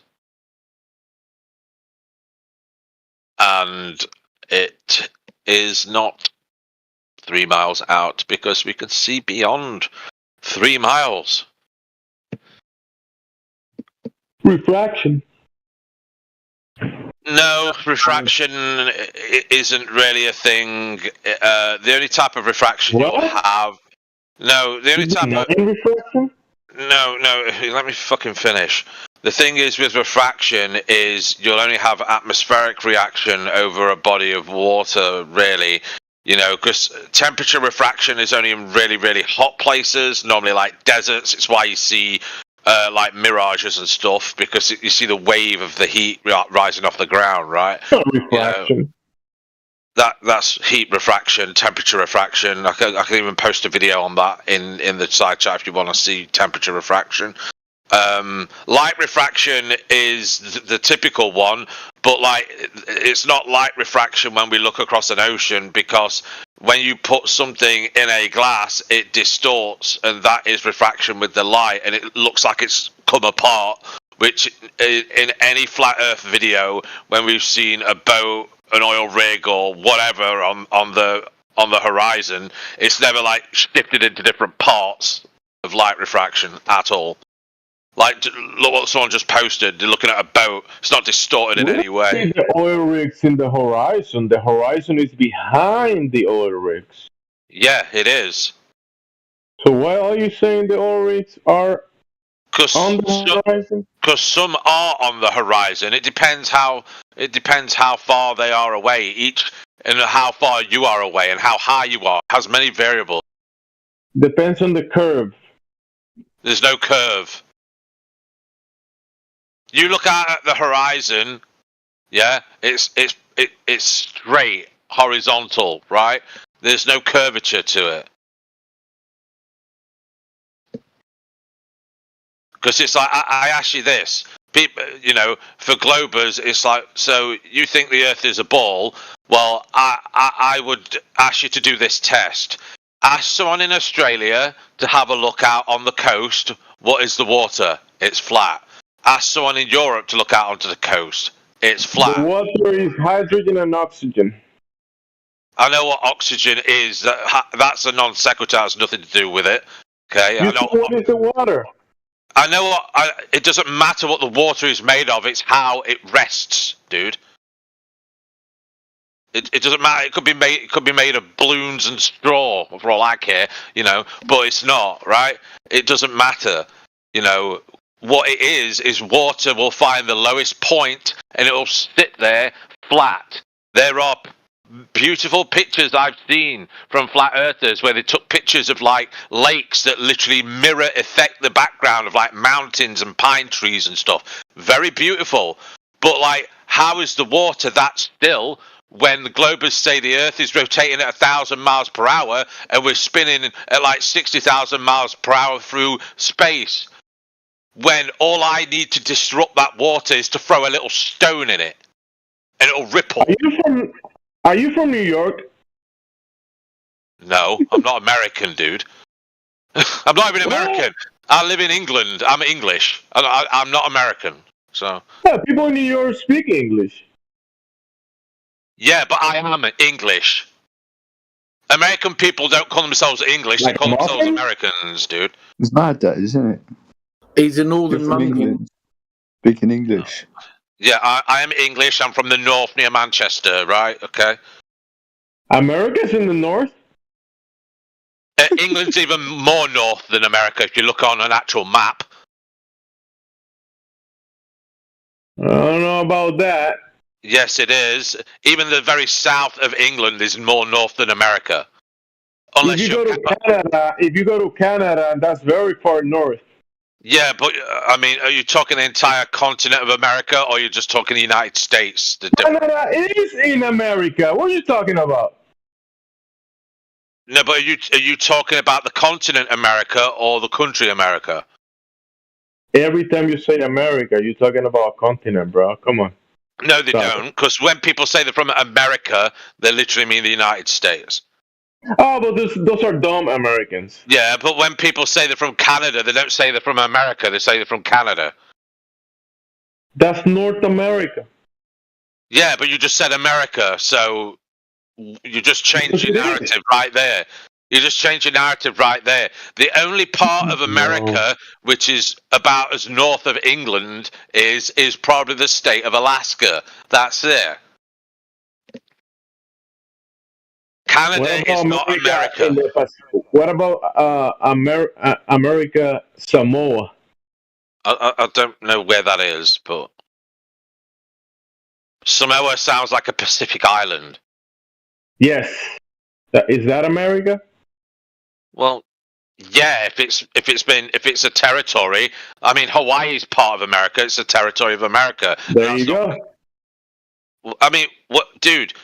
I know these things. I don't know why you're thinking you're getting a W over me when you're not. You're really not. I know this. I know there's plenty of areas that are not connected to this. All right, let's go back to the curve of the Earth then. Well, yeah, as I was pointing out, the curvature of the Earth doesn't exist because all water is flat no matter where you stand on Earth. What about the curvature of the water? You can't have curved water. Are you an idiot? What do you mean? Have you ever been to the beach? You seen waves? Waves aren't. That's, dude. So you're saying that waves are curved water. The only reason waves happen is yes, they are. Yeah, but here's what happens. The reason why waves happen is because of the tides. Yeah. That's how waves happen. The water goes in and out and in and out. It's because oceans are moving water. But guess what? What about when you look at a piece of water? Are they curving or not? No, because look at a lake, dude. That's water still, isn't it? But it's not curved in any way. Okay, so try this experiment for me then. Try and get water to stick to a ball. That's not an experiment. Yes, it is. Try and demonstrate water sticking to a ball. You can't. Because water doesn't stick to a ball. And you can't have curved water. Water always, wherever it goes, it's flat. The only reason waves happen is mainly due to either the tides or if there's some very bad weather like wind. Okay? I know, Sonny. I know. What is Sonny talking about? Come on, Jamesy, you bullhead. Do better. I'm a bullhead. There's nothing curved about water. You can't have curved water. The only time you could have curved water in any possibility is if you froze it, but then it won't be water at that point. It'd be ice.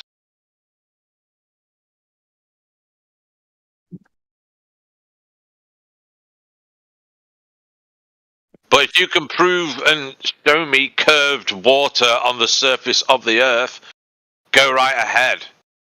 Because I bet every flat earther in here knows you can't show that because it's literally impossible. Yes, you can. You just gotta go to outer space. Oh, you just gotta go to a place that doesn't exist. Okay. You got to go out of your mind. Yeah. Yeah. Let's just go to outer space, guys. Yeah, it's just as simple as like catching a bus to your local town, isn't it? Right? Yeah. I'll just hop in my space rocket in my backyard and fly up to the moon or whatever you do. That's what Dan does. Dan Fessler, he does that. I do what now?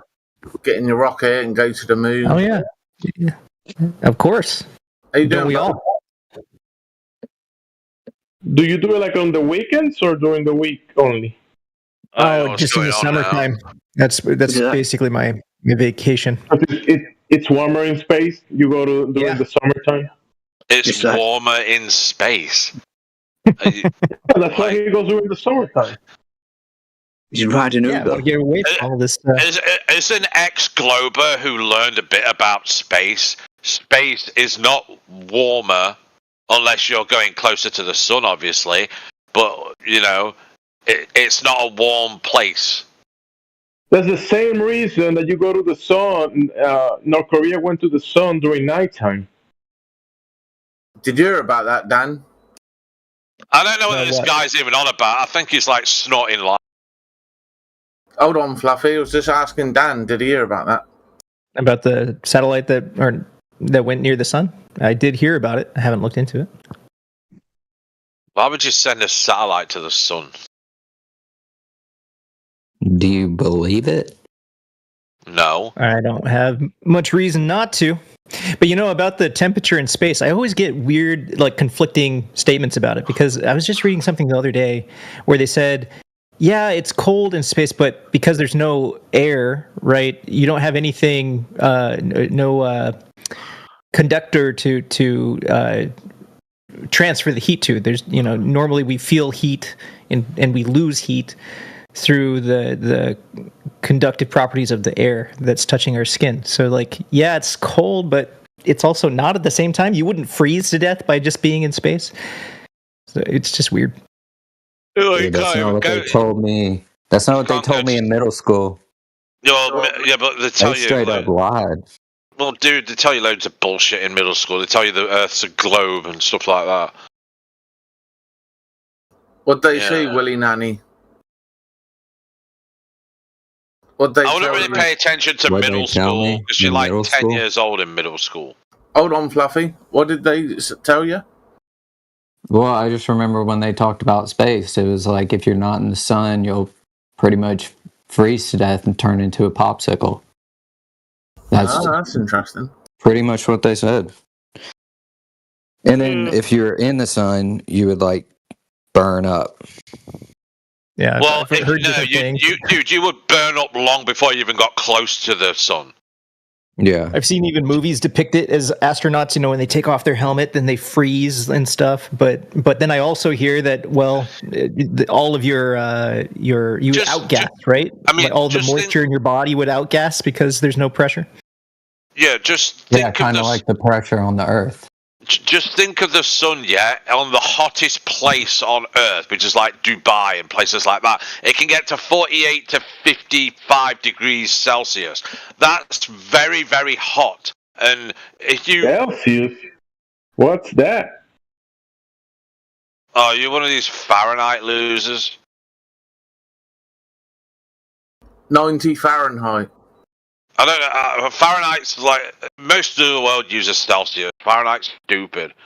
It's like, Yeah, but you're saying that you're gonna burn near the sun, but every time you go higher, it gets colder. So how do you know it's hot up there? I said before, it depends what direction you're heading in. And I mean, on the flat Earth model, you can't even go to space. Well, not model, but like, you know, but you can't even go to space. But let's say for a minute I'm a glober, which I'm not, you could potentially go to space. You know, depending which way you travel, if you're going towards Mars, then yes, it'll get colder because you're traveling away from a light source, the heat source of the solar system, right? But if you travel the opposite way towards Mercury and Venus, it's going to get hotter. It depends which way you're going, doesn't it? I actually have a question for the Globies, if there are any here. I'm not one. I was just playing the Globey there a little bit. It's okay, Fluffy. Dan's here. All right. My question to the Globey is this: you have a giant, massive solar fusion. How exactly is the heat traveling through space to make you warm?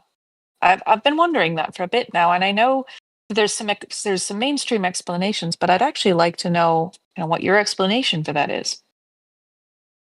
I mean, from what I understand, and I'm not, well versed in this, is it's just pure radiation. So instead of conductive heat, it's radiation heat. Mm-hmm. So it's photons. That's what I thought it was. Yeah, that's interesting. Yeah, because the globe model of the sun is it's a burning fusion reactor. That's basically what a star is in their eyes. Mm-hmm. Yeah, the particles essentially collide together at a rapid rate. It gets extremely hot, millions upon millions of degrees, and then they crash into each other and solar fusion occurs. Yeah, and we also have solar flares as well, which are a rare occurrence. They can knock out electrics. They can. They're really bad if they happen. Yeah, it's definitely an odd thing to think about, and we can't test any of it, so that's unfortunate. No, I mean there has been reports of places being knocked out of power because of a solar flare, but how much proof is that in an actual solar flare or just someone being incompetent at the power station? We don't know.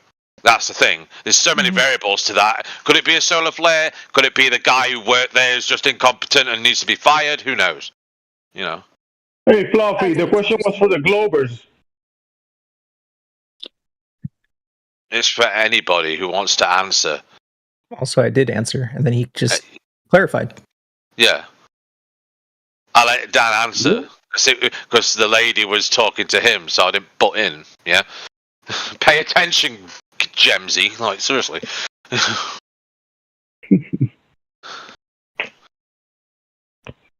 Sounding like a Glober now. But I'm not a Glober. But most people can sound like Globers because in the beginning we all were, because we were brainwashed by the government as kids. Earth is a globe, and NASA, great. Oh yeah, you want to be an astronaut when you grow up, stuff like that. Every flat earther went through that phase, but it was only until they got older and got skeptical and thought, hey, what if the Earth isn't a globe? What if the government's been lying? Technically, it wasn't in the beginning, because in the beginning you were born and you were not a glober. No, because back then you just accepted it as fact because that's how you are as a kid. But then when you become an adult and you can think for yourself, better, right, properly, then you get skeptical. I've always been skeptical of my government anyway, not just regarding the shape of the earth, but other things too, and so it was really easy for me to listen to people's information that they've been giving over the last few weeks, when I joined this server, and it's like, it literally means, because when I heard all the information, it was like, it makes sense. It made sense to me. Whereas globe earthers, when they come in here, a lot of the times they stutter, they don't know what they're talking about. Sometimes they don't bring evidence, like Rocky, he didn't bring any evidence earlier on. And it's like, whenever anyone comes in here as a globe earther, please bring some evidence so we can debate you and look at what you're posting and stuff, because just saying stuff is useless to us. But the Glover that just answered the lady, he knows what he's talking about. He said radiation. Does that work? Well, Sir. no, because it's like even if you're a scientist or whatever, you could be a well-known physicist. You still need evidence to prove your claims of what you're trying to do. It was an appeal to authority, really. Yeah, Or because an appeal to ignorance. I don't know. Whichever It's often an appeal to authority with a lot of Globers. I was in a conversation with one earlier, and they just kept saying FE people, we're idiots. And I said, why do you say that? Why do you accuse them of being idiots? Oh, well, they're maybe willfully ignorant. They don't get it. And there's mountains of evidence for the globe. And I said, if there were mountains of evidence for this veracity of the earth, there would be no flat earthers, period. Yeah. They're wrong. I mean, but the funny thing is, it's the flat earthers who give them more evidence. It's the globe earthers. They're the skeptics. But like when we ask them for said evidence of certain things, depending what we're talking about at the time, then they don't have evidence at all. And I was talking with Rocky earlier, Rocky TM, and he's not in here now, but I got really frustrated with him because I kept asking him for evidence because he kept making these absurd claims about how the Earth is a globe and things like this, and and pressurized gas, things like this. And I just said, where's the evidence? You're just talking to me. I don't want you to talk to me. I want you to talk to me and have evidence. That's what you need. But that's not what they're going to do. They're going to tell you they have mountains of evidence, and when you ask them to provide some, they'll be like, "Well, just look at the sky." Like, yeah, I'm talking about the That's Earth. not a mountain. The sky's not a mountain, is it? No, the sky isn't evidence for the nature of the ground. I don't know why Well, people no, it keep isn't. thinking it is.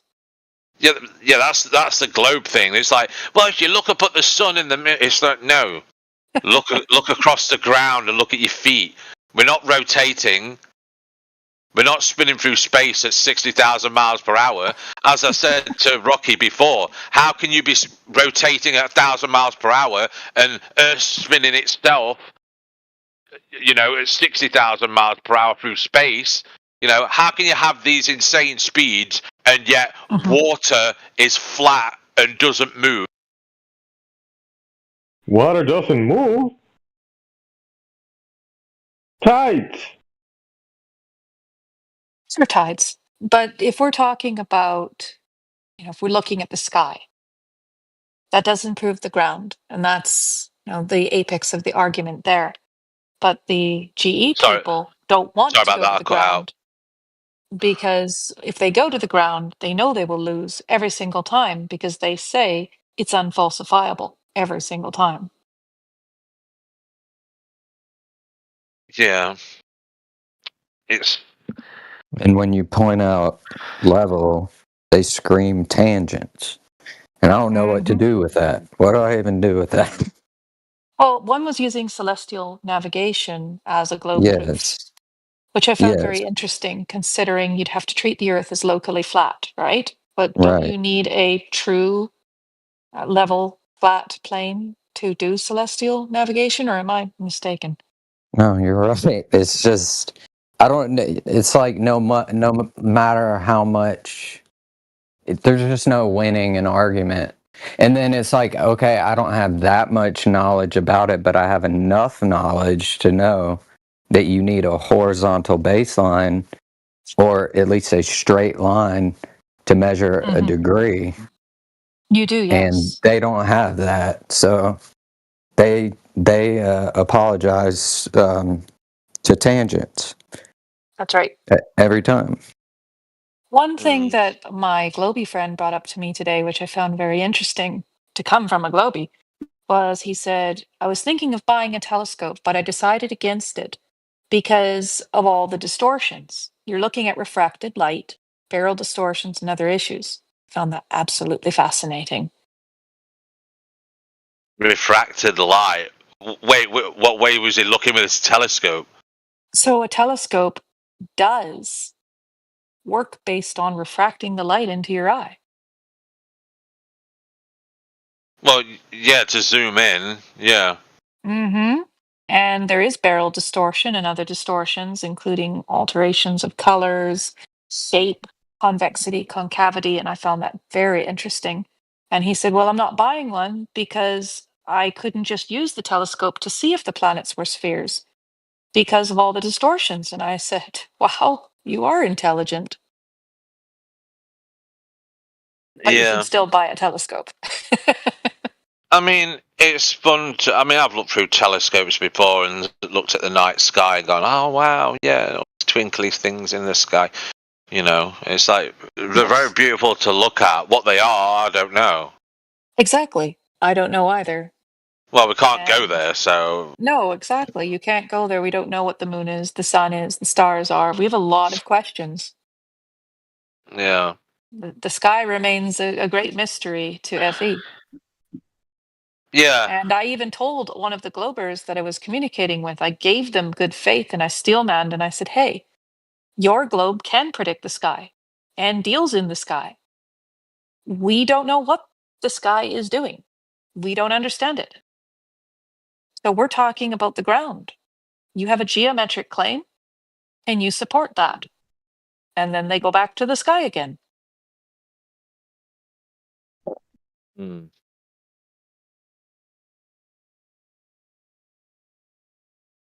It's weird, isn't it? Yeah, it is. They go to the sky or they go to tangents. And my go to question tangents. is, I don't know if this has any bearing whatsoever, but if you're gonna refer to tangents, like, do you need to know that you're referring to a tangent to do celestial navigation? Like, do you need to know that? Because, you know, celestial navigation has been going on since the beginning of navigation. I think you And just they use a didn't. sextant. They didn't know that they were allegedly using a tangent, so this was made after the fact. Have we considered doing celestial modification with the assumption the Earth is a sphere and seeing what happens? No. Maybe we should try doing that and see what happens. You might need to develop a different tool, though. If the sextant is based on a flat plane, then maybe you need something that factors in curvature. Yeah, but they say it's a tangent, so you don't have to factor in curvature. The answer to Why your is it question, none Willie, of their is no. equations factor in curvature It doesn't have any bearing. on anything? It's actually really frustrating. Someone tried to argue that pilots now account for curvature, and I'm like, no, they do not. No, they don't. I mean, Even it's Google Maps doesn't. I mean, you look at planes and boats; they navigate using a flat Earth. It's like, you know, even on land, you navigate using a flat Earth.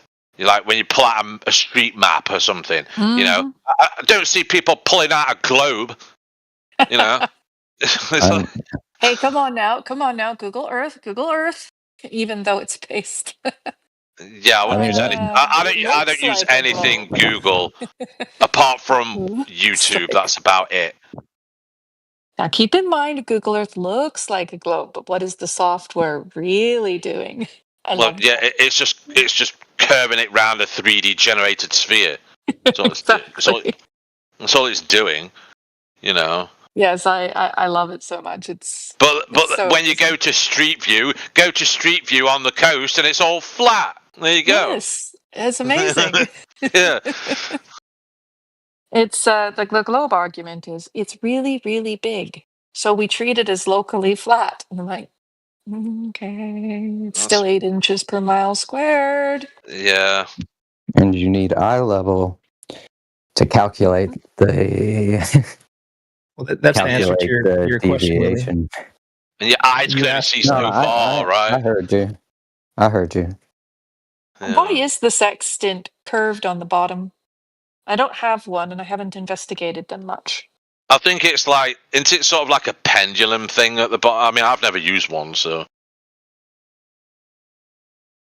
Yeah, the arc is just to move the bits around to find the angles and the mirrors and that. Yeah. Hmm. Don't they usually assume that the stars are in a celestial sphere and that's how they get the position? I don't know. I mean, I don't know how a sextant works or whatever it's called. They have that thing about the distance is infinite, essentially, and that's how they get around something. I can't remember what. Some gobbledygook. Yeah, they We assume. shouldn't be assuming they're infinitely distant, just like we shouldn't assume the sun is infinitely distant. That's absurd. Hold on, anti-globalist is going to help us. Go ahead. Well, yeah, they assume that the stars are projected into here, right? Basically, your grid of vision, your azimuthal grid of vision. So yeah, that will be like they actually claim that the ground is treated as a flat, infinite plane in the celestial sphere. Right? So the way that the globe. Yeah, I'll read out like a citation really quick. That's absolutely amazing. I'll read out a few interesting things about. So this is from astroschool.org. It says the celestial sphere is an imaginary dome on which the stars and planets are projected. You can imagine this as the dome of a gigantic planetarium in which you're at the center. Mm-hmm. Right, so in the celestial sphere model, the way the globe predicts, describes and navigates with the sun and stars is by number one, assuming the ground is an infinite plane, assuming the sky of stars is a parallel plane to the ground plane. The sun, moon, and stars move around a stationary Earth, and there's basically an imaginary dome towering above you for perspective and angle. And number 5 is a horizontal coordinate system. So, yeah, that doesn't prove the globe at all. Yeah, definitely not. No, they should not use that as globe proof. That's not a good globe proof. That's amazing, actually. Oh, you missed all the fun earlier. We had a bullhead in here who was claiming that gases come from stars in space. It was brilliant. That's not true at all. Also, I have another question for the globies and also for our own. When we're looking up at the sky, we assume what? If you're on the globe, you assume those stars are infinitely far away. And if you're looking across the ocean, you are saying what? That there is no limit to human vision? So if there is no limit to human vision, then that doesn't account for anything. That's not accurate. But what is the explanation for when we look up into the sky, why we can see the stars if they're that far away? And yes, I know photons hitting your eye, but what about that explanation doesn't satisfy you? Because that is the explanation, right? You'd have to come up with a mechanism that would say, okay, this photon that's traveling in a straight line with no obstructions, why would it suddenly stop after a certain distance?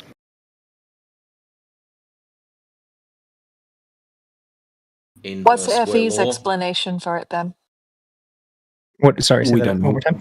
She's no just explanation needed. What's the explanation from the flat Earth side? Yeah, we don't know exactly what the stars are to begin with.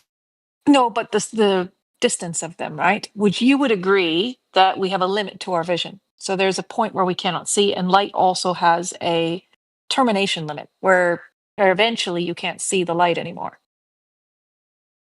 Yeah, it's hard to determine because we're looking up, right? And there's not much atmosphere to block your view, depending on so how far you can see. Yeah, it's interesting. Yeah, we don't know. Yeah, no, From that's a multiple great answer. positions across the world, because you guys were talking about the celestial sphere as navigation from the observer point of view. But then if you're asking about the whole of the sky, what is that? From one position, let's say your position, you cannot tell what the whole of the sky is. You will require going to multiple vantage points across the world to be able to see the whole of the sky. So it will require some type of construct or mapping, and that has been done in a sense. And it's also called the celestial sphere by observing the sky from multiple positions with many optical equipment. And it's You interesting that asking it's what called the is that? celestial sphere when that's just how we observe. No. There is the celestial sphere as the mapping grid to how do you say around the observer, like a dome around the observer. But then there is the celestial sphere that doesn't include the observer or the Earth. Those are two different things. There is the sky phenomena that you can put all of the pieces of the sky, like the north aurorial, the south aurorial, the sun, the moon, the radiant sources, celestial north, celestial south, the north apex, south apex, the celestial equator, and you can grid all of those things together, and that is the sky, the celestial, not the ground.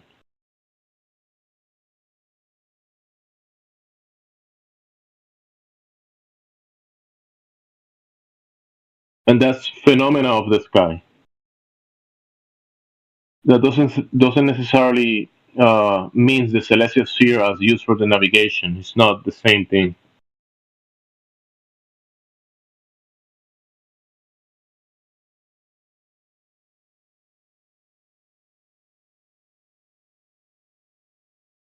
The radiant sources of the sporadic meteors.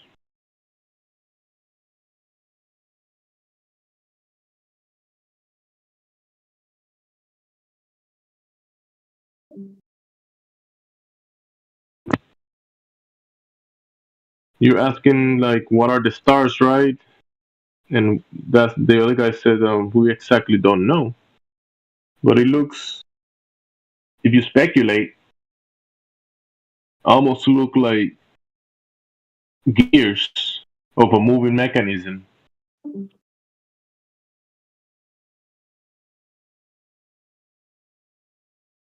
The sun, the moon, the planets, hands of the clock, days or weeks, months, years. The stars, also another gear of the mechanisms. The gears behind the dial of the clock.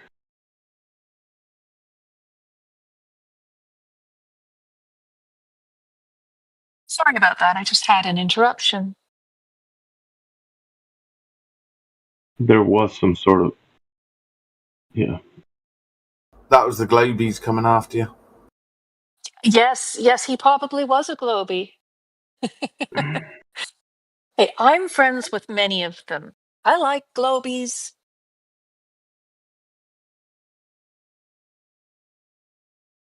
There's nothing wrong with liking Globies.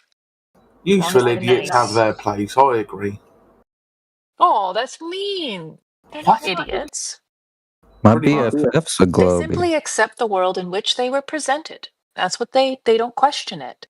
They accept what their scientists, as they're called, have told them. They accept what they have been taught since they were in the cradle. They have not questioned it. Well, maybe they should grow up. Haha.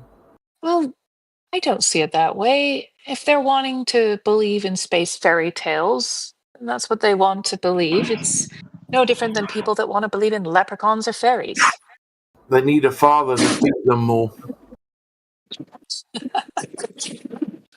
They think we're the idiots, my dear. Keep that in mind. Thinking is their problem. They should try it.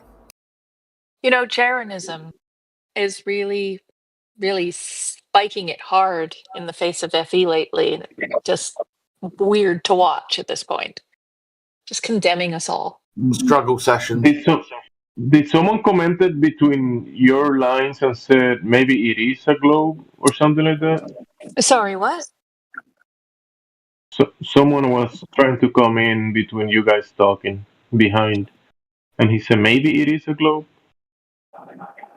Well, that's my position as well. I certainly take the default position that it is not spherical, but it could be. I just don't have evidence to support it. I Yeah, consider yeah. myself an earth truther, not a flat earther. So, little bit of a difference there. Not that FE is a terrible thing, and not that you all don't agree with this position, because I think most of you do. You're perfectly fine if it is a ball. You just need proof. I need proof, and I don't have it, and that's the problem. You want it. You don't need it. You want it. I want it desperately. Please prove it to me. Where's the R? 10 years we've been waiting. Come on. It's, you know what? I don't think it's coming. I don't think we're going to get the proof that we're looking for. I think the globe's going to continue to disappoint us again and again and again. And we're going to continue to be dogpiled and ridiculed and gaslit and strawmanned. And that's just how it's going to keep going. And now going on with Jaren, and that's not helping. And now biblical flat earth is attacking the scientific side of FE, and it's an absolute gong show. It's They keep terrible. presenting the wrong R to us. We don't want to know about their retards. We want the radius. We won't. Yes, I agree. They can't prove the It's radius, and you know hilarious. it. It's too big. Also, your sense of humor is delightful. I enjoy it. Yeah, these downers, they got this Down syndrome about a downward vector. Gravity, right? My gravity. Well, you're talking about which one? None of them. They're all fairy stories. I'm not disagreeing with you. I don't hold gravity to be true either. I lack evidence for it again. Frustrating. I think a lot of Globies forget that we used to be part of their position. We held their position. We couldn't prove the radius. So we came over here. It's amazing how many of them actually have this mindset that we must have been brought up differently. Your head's broken. You don't think straight. I'm here to teach you about the globe. I love it. I think it's a crack up. It's like, no, we're not kindergartners. No, we don't need you to remind us. But if I can prove it to you, would you change your mind? Yes. That's what got me here in the first place.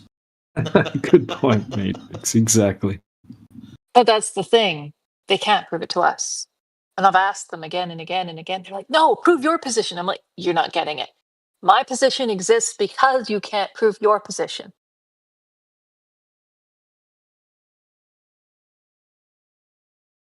I don't think any of us looked at the AE map and were like, ooh, this predicts everything better, so we go with that.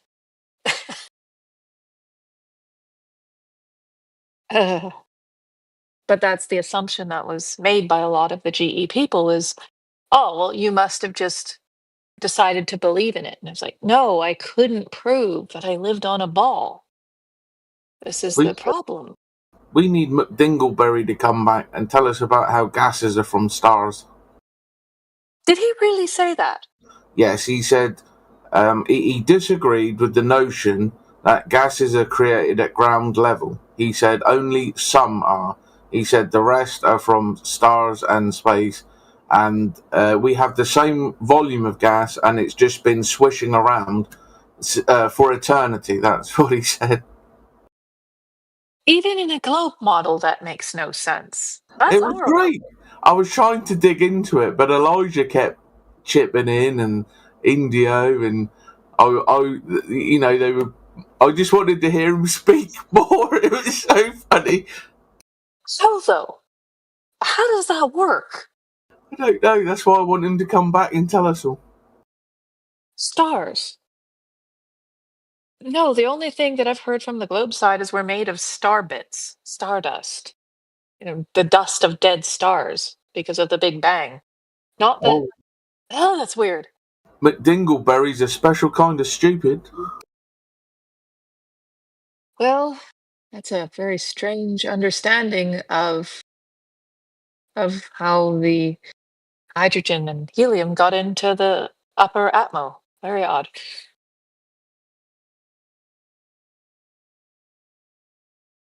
Well, it actually hurts to think about that.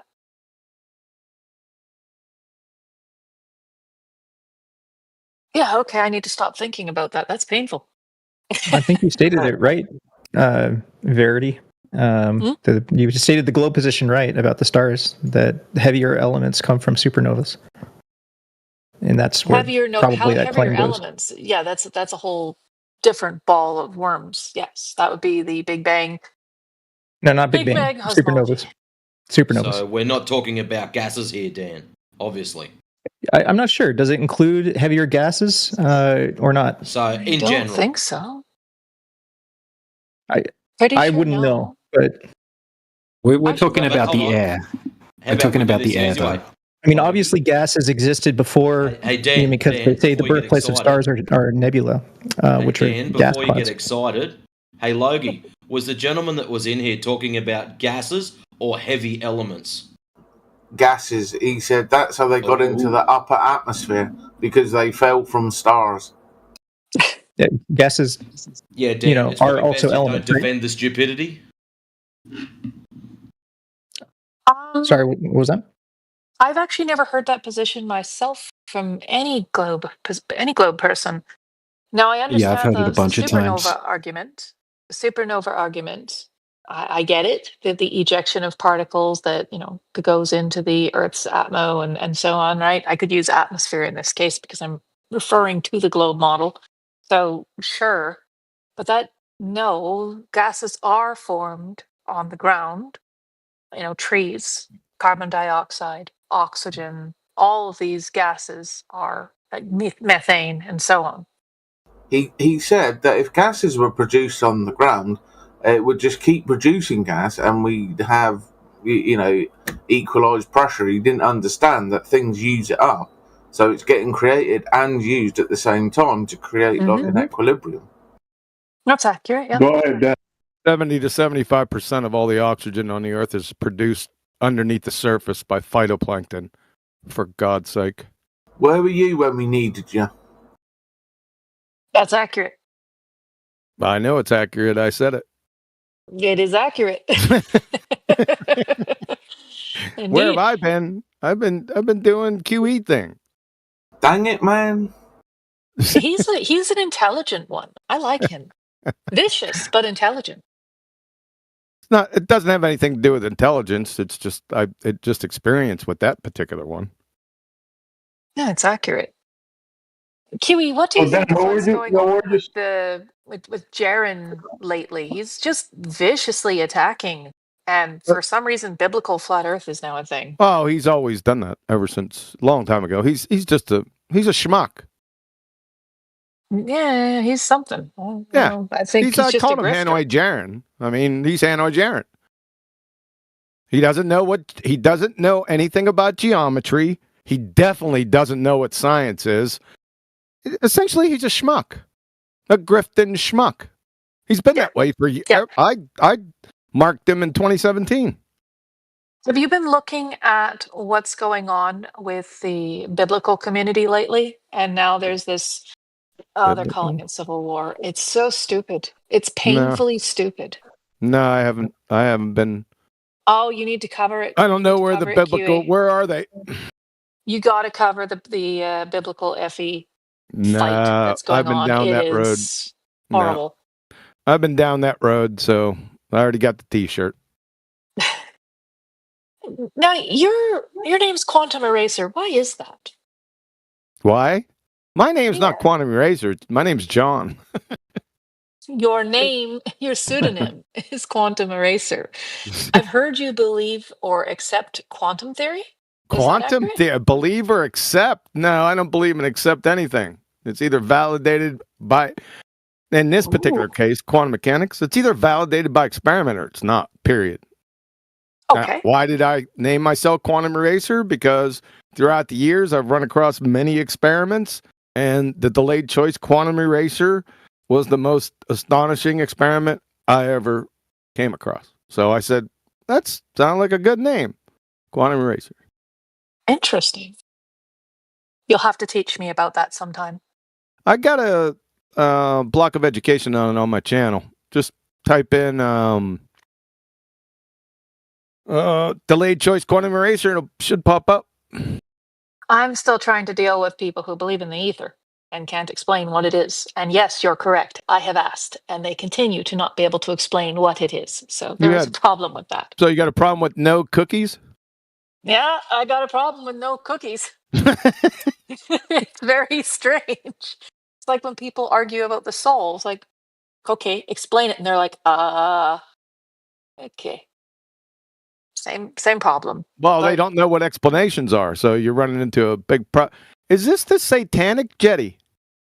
I just looked over. Is that the satanic one above Matrix? I've never heard him speak, QE. Oh, no, here we go. Hey, the Jedi, what's going on? It's actually Jedel. If you notice, there's a slight curve at the bottom of that L. Oh, I can't. It's hard to see. It's all good. QE. Don't worry. So when it's they okay. talk about ether, and they bring it up, and they talk about how the photon is a misinterpretation of light following, light, whatever, electricity, light going into this medium and this No. What they do is it's a diversion away by bringing up photons because they're morons. They're trying to pathetically attempt to disprove beach balls. So ipso facto, it proves they're invisible luminescent gerbils. If you could follow that. That's exactly what they're doing. So it's just a diversion. Whenever they bring up light, they just say, shut the hell up. What's ether? Let's get on with it. What's ether? Tell me. And they can never tell you. Oh, no. No one's ever. No.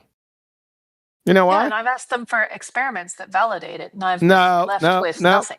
No, you don't need experiments just yet. First, you have to demonstrate existence. Once you demonstrate existence, then maybe, perhaps, it has some scientific validity, like it causes things. Other than that, that's not the first question.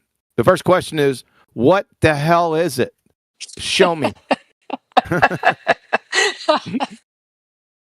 Exactly. And they can't. And they can't. They say it's empty space.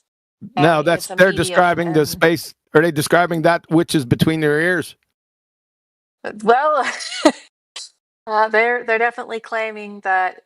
So the way they explained it to me was, you have a wire, and the electricity doesn't flow through the wire. It actually interacts with the medium around it. Yeah, oh, that's amazing. Show me a wire in nature. Oh, it's weird. Depends what kind of wire you're saying. An electrical wire. Yes, they were talking about an electrical wire, and they said that there's such the thing. electricity does not flow in the wire. It is merely a process that flows around the wire.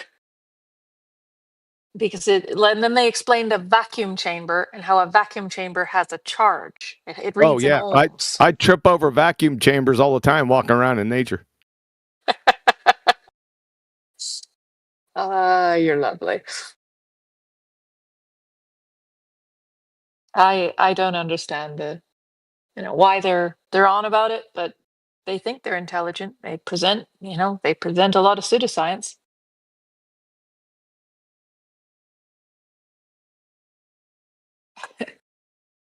Have you ever lost a debate? This isn't a debating topic. This is an objective topic. No, I mean, have you ever lost a debate on? What do you mean a debate? I see what you're saying. You see what I'm saying?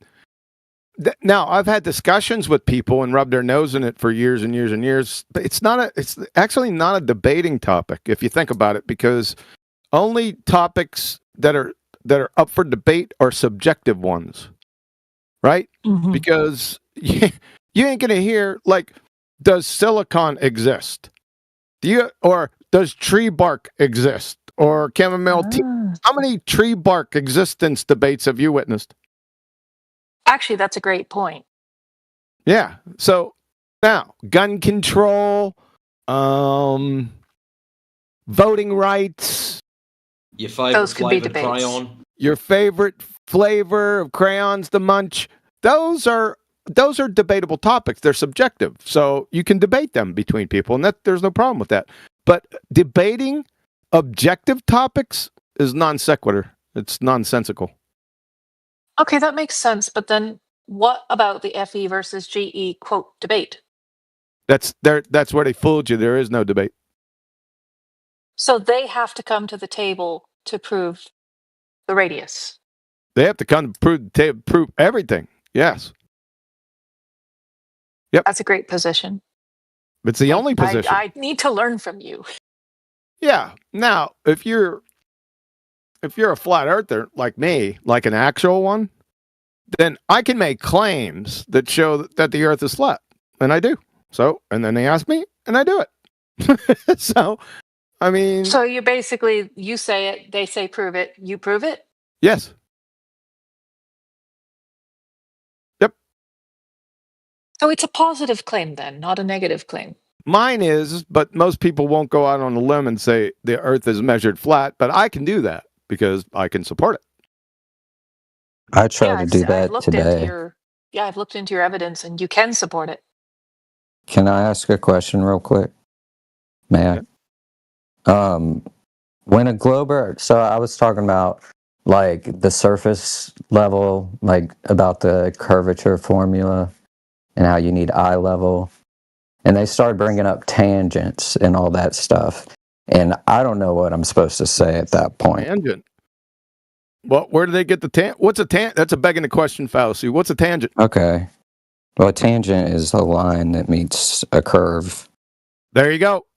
Begging the question, assuming the very thing you're attempting to prove. If you're a globetrother and you say, but got a tangent, begging the question right off the bat. Got to try again. Okay. Okay, so that's begging the question. Thank you. Yeah, I didn't know what to say.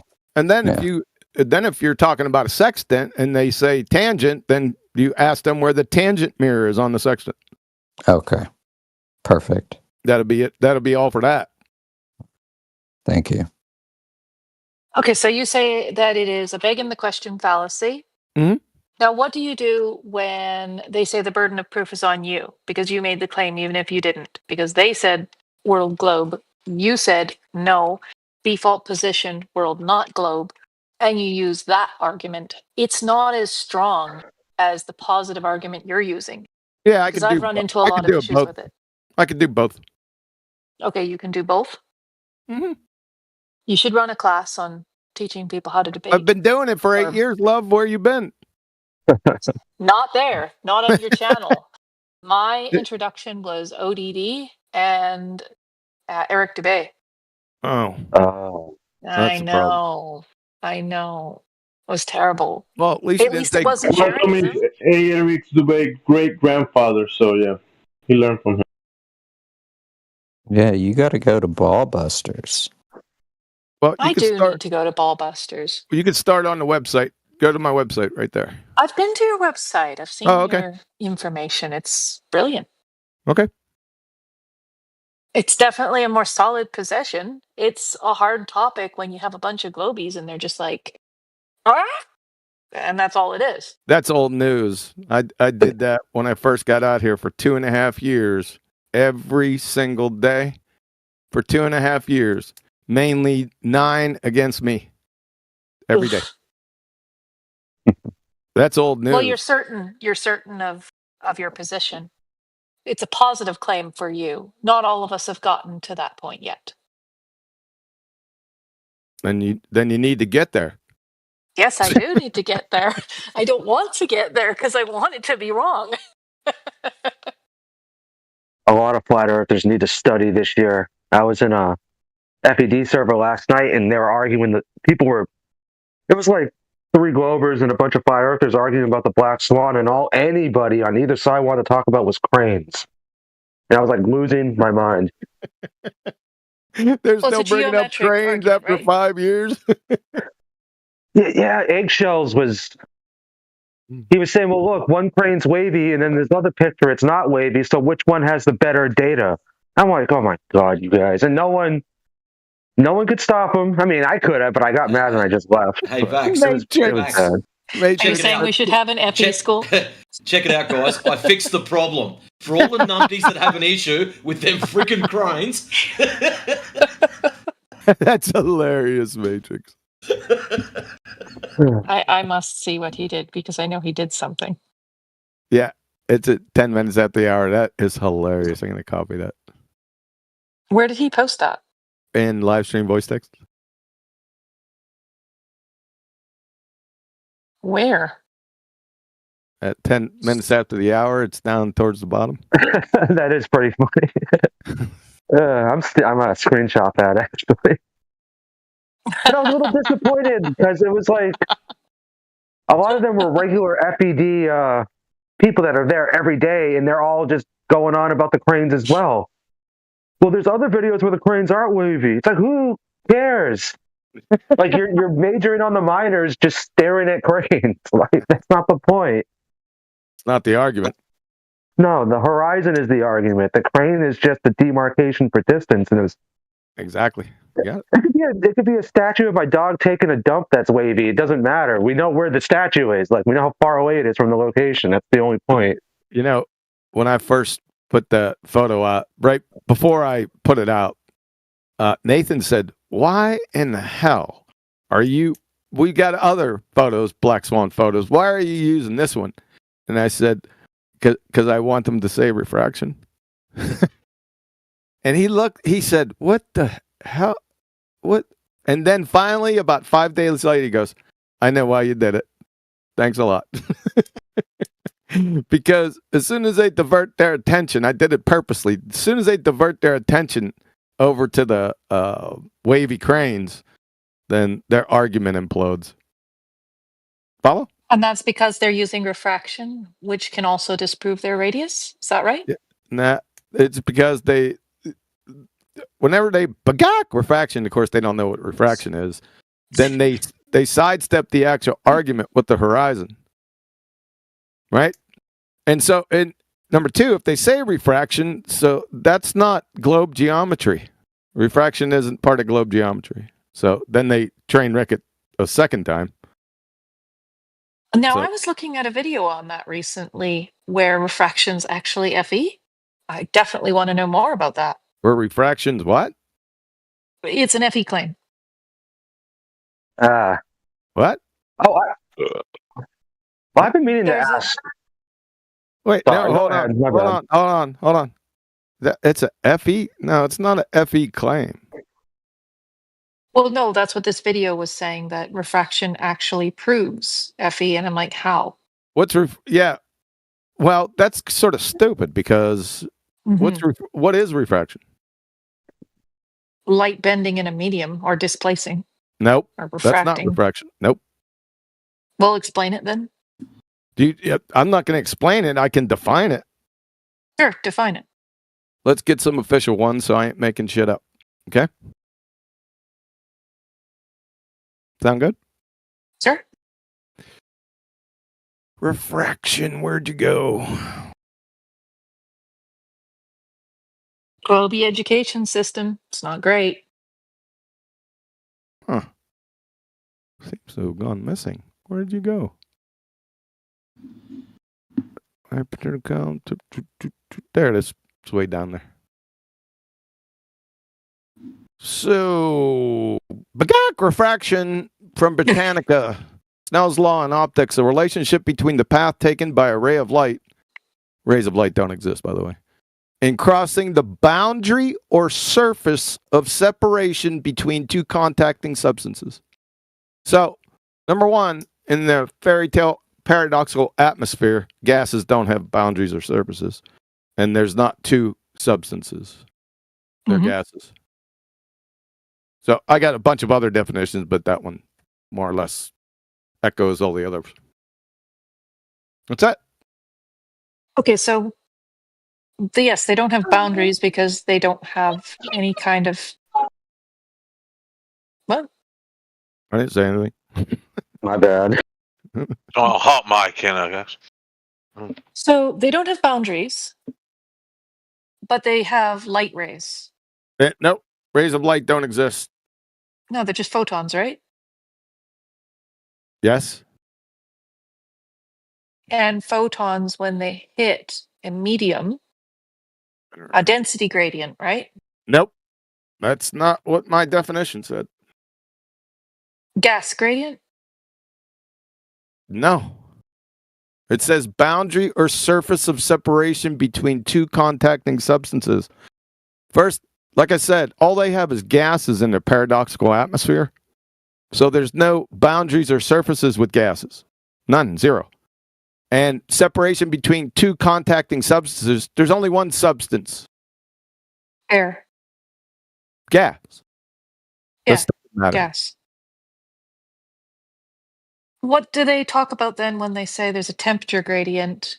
Well, they're morons parroting from Wiki or some other idiot globetard that doesn't know what he's talking about. Affirming the consequence nonsense. That's interesting. So close to the water, they'll say it's either hot or cold, and that's how light behaves based on that. Yeah, it's moronic.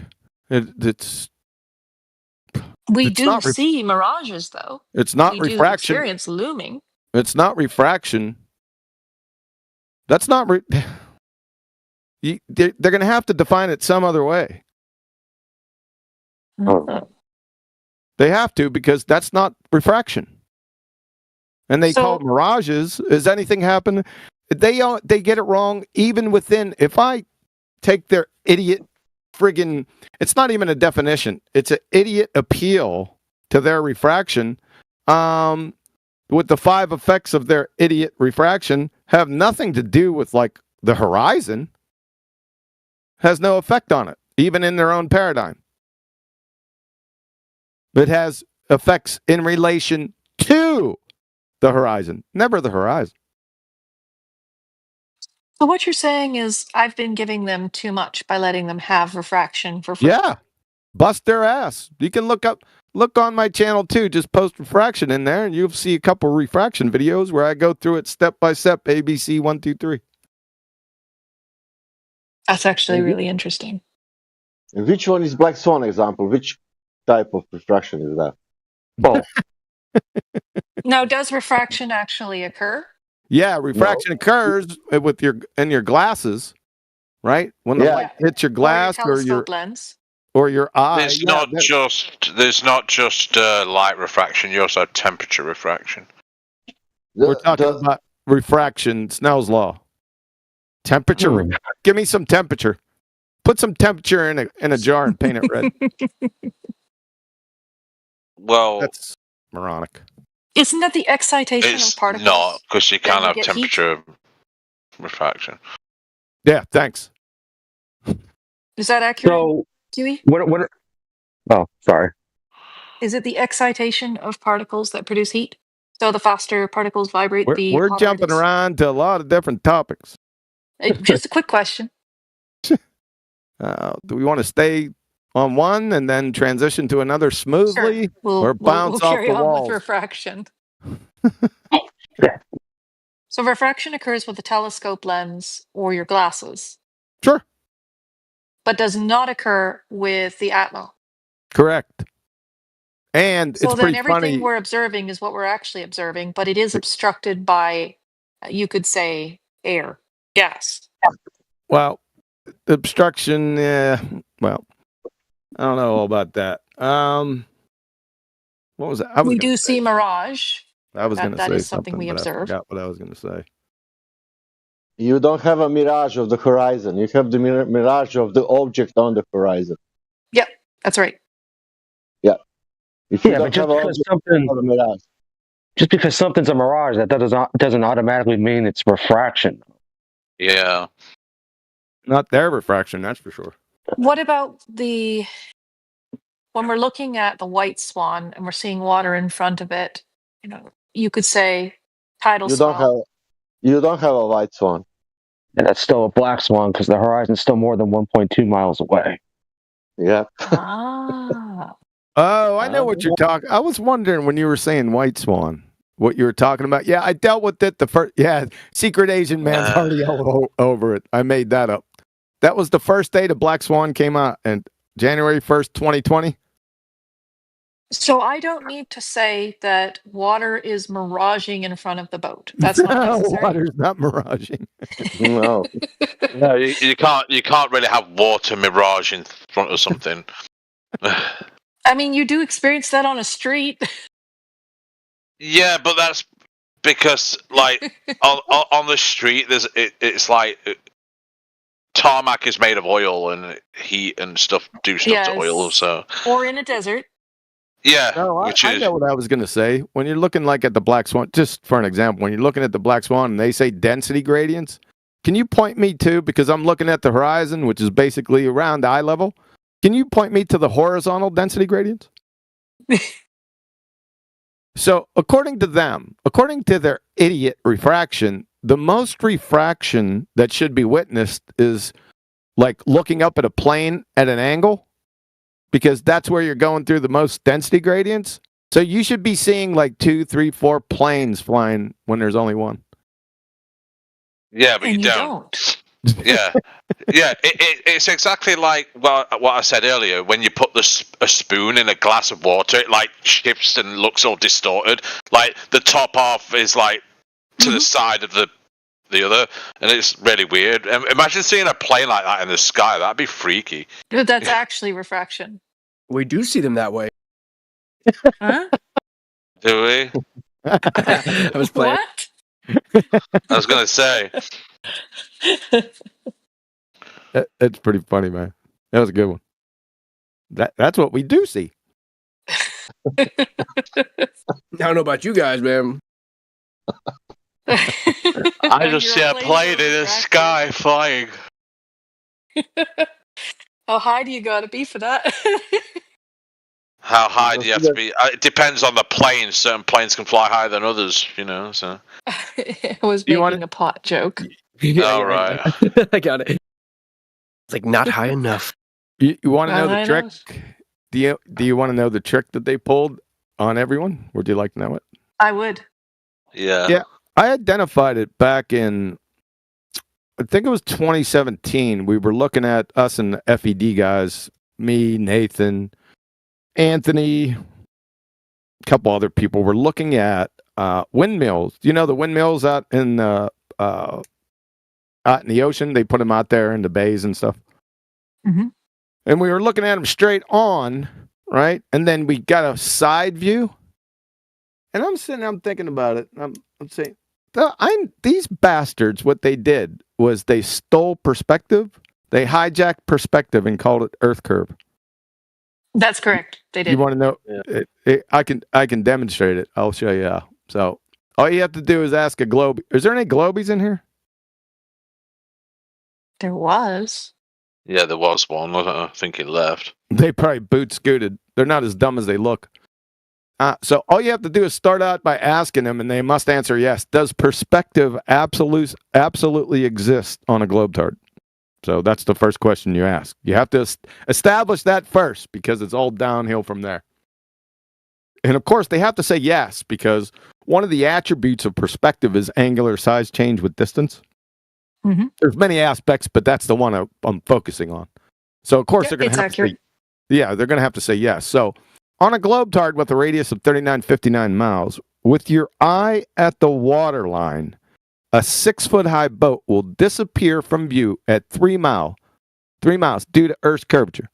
All you have to do is just go to any Earth curve calculator. Just punch in height 0, distance to target 3 miles, and it'll give you a target hidden height of, guess what, 6 feet.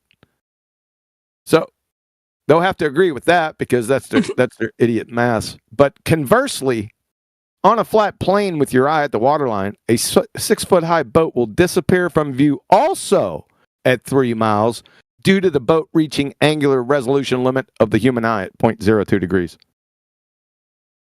Uh-oh, we got a problem. There's a dumbass rooster in the hen house. So how can we resolve this? So which one is causing the boat to disappear from view at 3 miles? We have 3 choices. We've got 1, the combination of perspective and Earth curvature. 2, Earth curvature. 3, perspective. So using simple logic, if we can roll out number 1, the combination of perspective and Earth curvature? Whilst knowing with absolute certainty that perspective exists, we can rule out number 2, Earth curvature. That's what I'll do right now. If Earth curvature and perspective were both at play in our scenario here, the 6-foot-tall boat would be unresolvable at 1.8 miles. Earth curve would remove the bottom 2.16 feet of the boat, thereby rendering the remaining 3.84 feet of the boat unresolvable because it has breached the angular resolution limit of the human eye at 0.02 degrees, because at 3.84 feet, the boat is 0.023 degrees. Therefore, You destroyed the radius. Yep, not the radius. I destroyed their bullshit globe curvature. Therefore, Earth curvature is a dreamland apparitional fantasy, and the moron globetards hijacked simple perspective and called it Earth curve. The end. Huey, that's the was best easy. argument I've heard. Yeah, that's it right there. I got another easier one. Mhm. Want an easier, faster one? I want all of your arguments. All of them. But Okay. yes, I do. The easier, faster one is simple. How can you have a globetard? How can you have a globetard? How can you have a horizon on a globetard? You can't. Why? Because according to the slope-intercept formula, y equals mx plus b, every horizontal line, which are derived from horizon, every single one, has a rate of change of slope of 0. Baltard's IQ. But according to the United States Naval Academy, curvature is defined as the rate of change of slope of non-zero. So how can I go out in reality and see horizons everywhere, but yet be told in every single direction along a tangent from my feet, there is a rate of change of slope of non-zero, and yet have horizons with the rate of change of slope of 0? It's a paradox. It'd be easier to reconcile Alexander the Great's tears out of the Euphrates than to reconcile that married bachelor. Can't do it. It's over. That's really strange, actually. Yep. That's it. That's the easiest argument, the horizon argument. Just the existence of the horizon, it's over. You can't have a horizon on a globe. Nope. Huh. It denies the definition of curvature.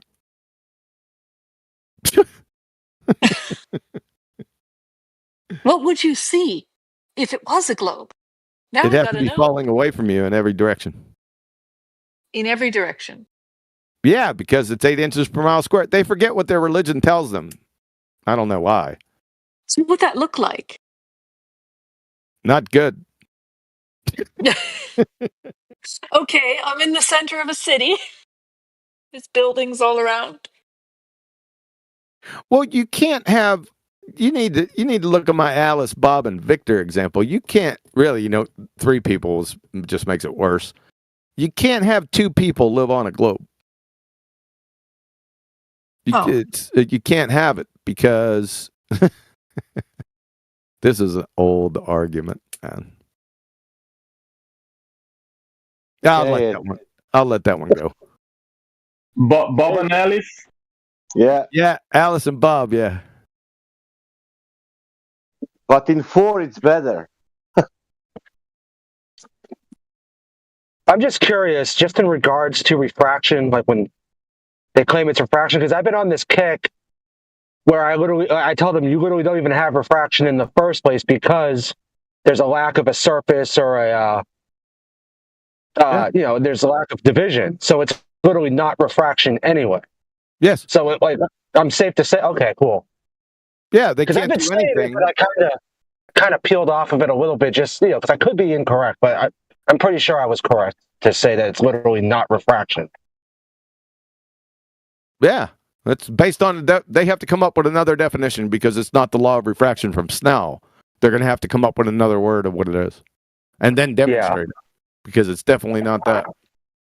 Because even like Skyfree, like the channel that does like quote unquote at-home refraction test, that's not refraction either because it's just open the door and Yo, robot, dude. You're roboting bad. My bad. I just started driving. Hey, keep going. You're good now. Yeah. Blame Elon Musk for that. Oh yeah. So like with instance the that channel Sky Free, they do a lot of their quote unquote like what's it like their at home refraction tests. But I'm sitting there and it kind of irritates me because I'm like, well, that's not refraction because there's no medium being divided by a boundary, like two separate medium or substances divided by a boundary. Therefore, it's not following Snell's law. Okay.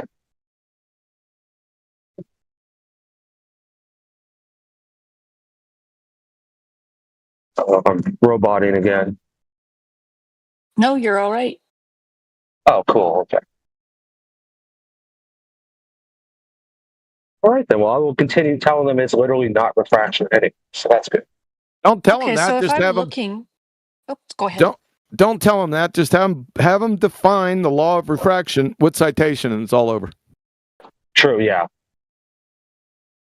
So, from Andrew Thomas Young, San Diego State University Astronomy Department, some people are worried about how to apply the refraction law to such a horizontal ray of light because it doesn't cross any horizontal boundaries between denser and less dense air in a stratified atmosphere. No shit. In general, the curvature of ray, curvature surface, yeah. Well, 1 second.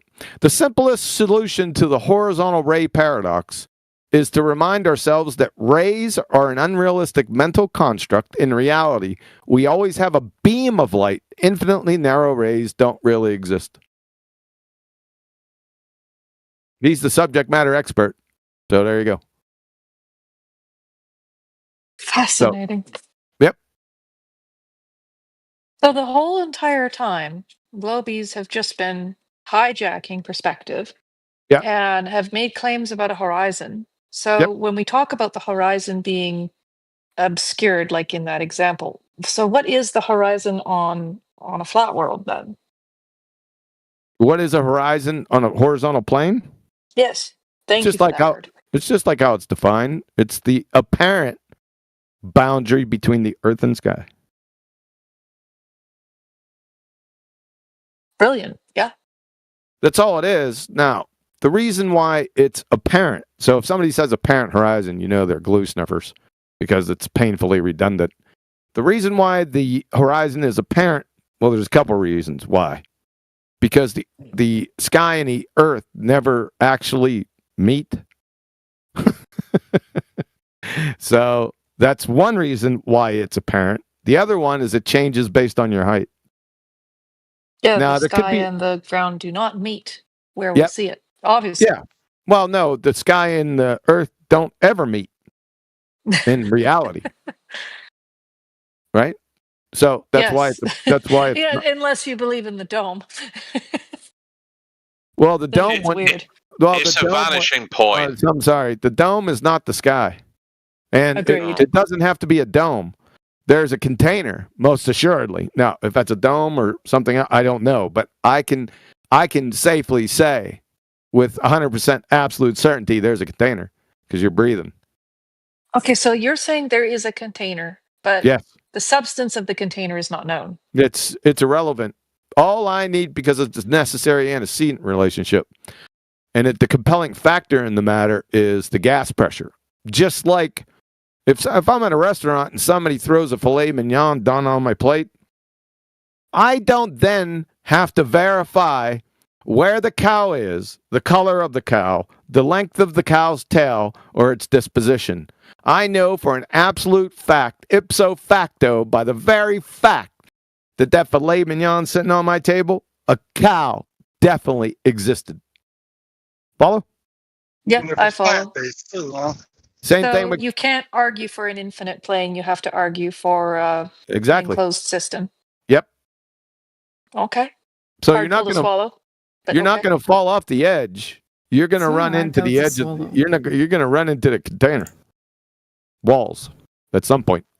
Well, Where that is, I people don't that know. say the edge, I always say, well, what do you mean, the shore? No. But there you go. So that's the container. Yeah. And by the way, infinity doesn't exist in mathematics or reality. Well, you stole my No, thunder. I that's was true. about to say that. Yeah, he's correct. That's true. Infinity doesn't It actually violates the exist. second Yeah, law Edward. there. Yeah, Where's the it proof does. of the container? Where's the proof of the container? I guess no one was listening to me. The proof of the container is the gas pressure. Gas pressure is the compelling factor in the matter. The proof of the container is that you're breathing air and asking the question. What do you mean? That doesn't prove a container. That just proves you breathe air. It's a necessary antecedent consequent relationship. Like I just said, in order to have gas pressure, the necessary antecedent is a container. So gas pressure would never exist without a container to begin with. Okay, show me this container then. You're still sniffing glue. The claim of needing to see the container is a bit ridiculous. Can we talk about the fact that it needs to be there in the first place? Why do you need to see it? Can you not just talk about the fact it needs to be there? He needs to see the cow. He doesn't need to show you container. If you have something opposite, you need to show him that gas pressure can work without container. That voice sounded very familiar. Look at who's in here. Yeah. Look at who's here. There's so many people. Yeah. He's right, though. He is right. Who's right? It's almost like the black swan argument, though. Huey If I is don't correct. need to see proof of container, And we would that's need- like saying a black swan, right? It could be. No, the steak could be a plant-based. No, he wants to see the cow. After I throw a filet mignon. I want to see the cow. I want to see the cow. They got vegan options. Holy shit, dude! Yeah, and you can easily debunk that by just eating it, and you'll taste whether it's meat or not. Yeah. A lot of dude, if you served me a vegan filet mignon, I'd probably slap you in the face. Is that right? We can't It's hear physically you. impossible to have gas pressure without a container, yes. Yes, Yeah, That's right. exactly. Because we can't demonstrate it. Oh, please Because how do you don't. create pressure in the first place? No, I had a 4-hour conversation with Rocky TM earlier about this very topic. Oh my god! The thing that really bugs me about it is it's probably the easiest topic to understand. Yeah, but Rocky didn't. That's what frustrated me. He didn't even understand. You know, it's just my head. Fluffy B, Fluffy B, you know why they zealously defend that point? Because they think that if they can show gas pressure without a container, that all of a sudden the Earth will be curved. That's how dumb they are. Yeah. No, that would just prove that gas pressure could exist without a container, and we don't need a container. That's all that would do. Thank you. How could that not be so evident, though? Yeah, it wouldn't prove the shape of the Earth. No. Exactly. Or we don't. Exactly. Or we don't need the vacuum of the space, maybe. Yeah. Or you don't need the vacuum of space. That's right. Yeah. Hey, Kiwi. 37 But we past the hour. can't demonstrate gas pressure next to a vacuum without a container, let alone gas pressure next to a vacuum. Yeah, QE, 37 past the hour. One of the GF6 tards over on Twitter posted this up, and he's got quite a few more too. Them trying to debunk any of our calls. So, yeah, for your entertainment. It's not a syllogism. It's a necessary antecedent consequent relate. This guy's a glue sniffer.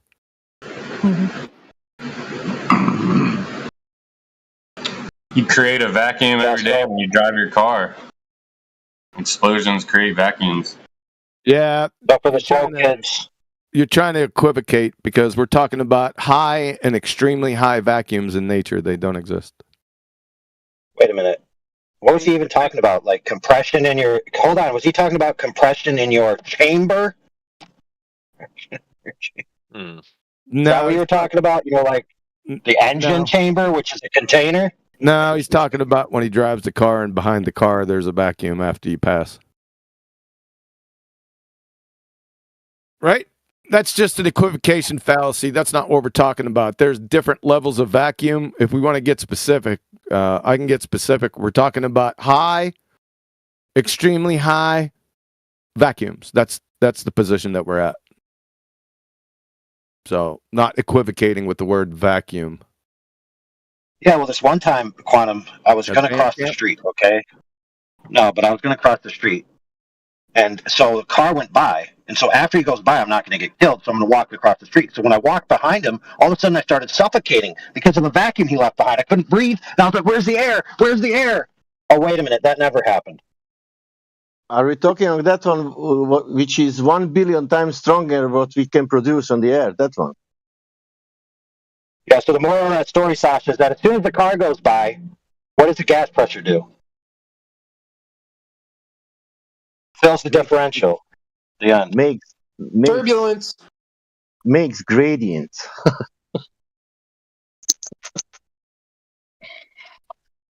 Into 10 to minus 17 torr makes gradients. Are you inside? Well, actually, that's what causes.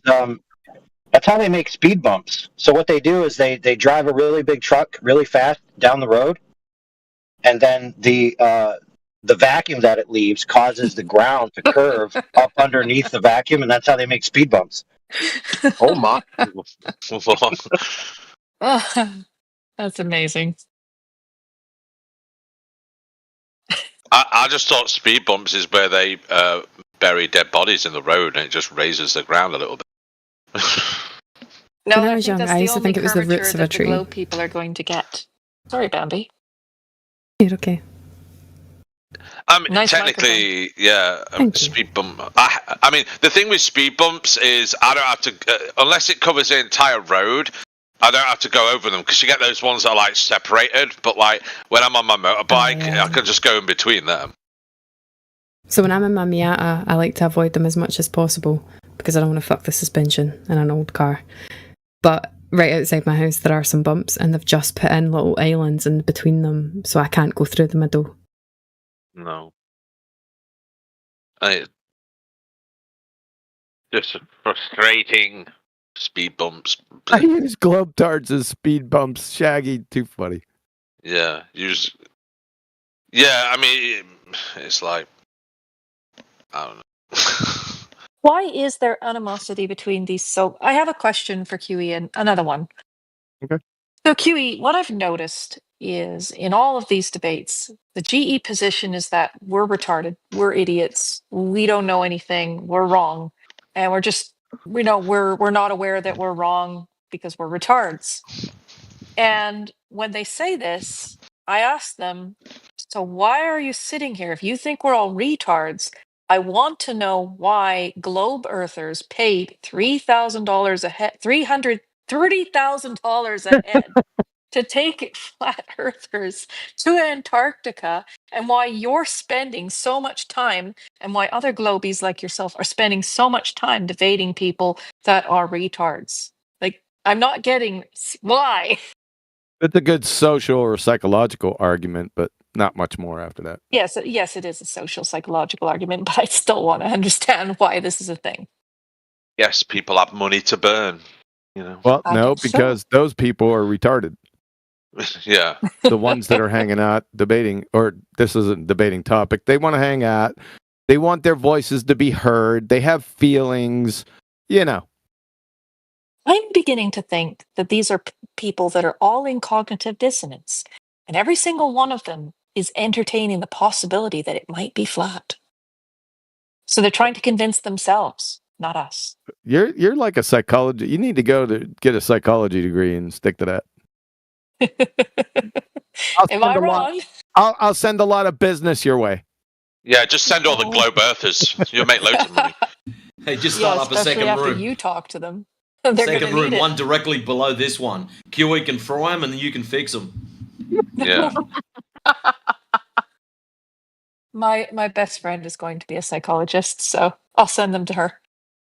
Is she a globe earther? No, she's FE now. Ah. My my first best friend, so not her, but the male, I guess you could say my other best friend, he is on the fence. And he's an aerospace Smack him off engineer. it. Well, technically, if he's on the fence, he can see further out towards the horizon a little bit. No, just listen to Bambi. Bambi, what was your antidote? Just smack him off it. You know? Yeah. Just give him a little pop, pop, Just give him a little push off the fence. There you It's go. harder. Fence is destroyed The 5 fact years that ago. he's an aerospace engineer and he's on the fence is concerning. Yes, it is. Very concerning. Why is it concerning? Well, after you tell him, and after he already knows, then talking about this subject, he should already know immediately. His job's done, you know? He's going to start working for like Amazon or something. Hey, he doesn't work for NASA. He was going to be an astronaut. He decided against it. He just makes parts for like missiles and stuff.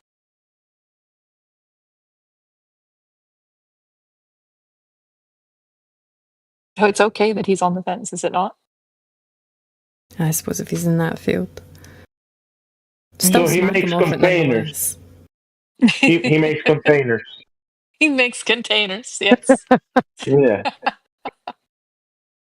That's actually one of the biggest jobs for the aerospace. They make a bunch of containers.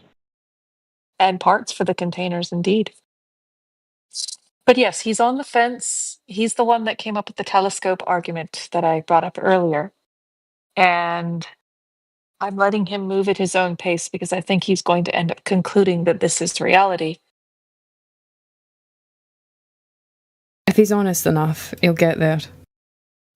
He's definitely surprising me with some of the arguments. Just like, ooh, you're going to lose your ball any second. It's going to happen. The reason people are so upset with Flat Earth, so triggered by it, is because it ruins everything that they love. I love Star Wars. When I found out the Earth was flat, I was a bit like, oh, well, that's shit.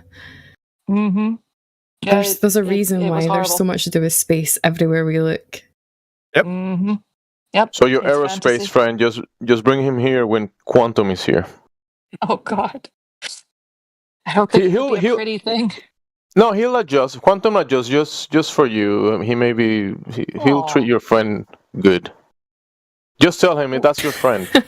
Would you do Quantum. that, Quantum? Would you be You don't kind want to to tell Quantum you don't want to lose a friend. No. Join us or die. him? That's amazing. Yes, I hated losing space. I was a NASA fangirl. Card carrying. I'm so sad. Hey, did you guys That's the know reason Earth is people get triggered actually? by it. Hey, Bam, did you know it was bad. Earth is actually in Star Wars canon? Did you know that? No, Oh, really? I didn't. Now you know, sucker.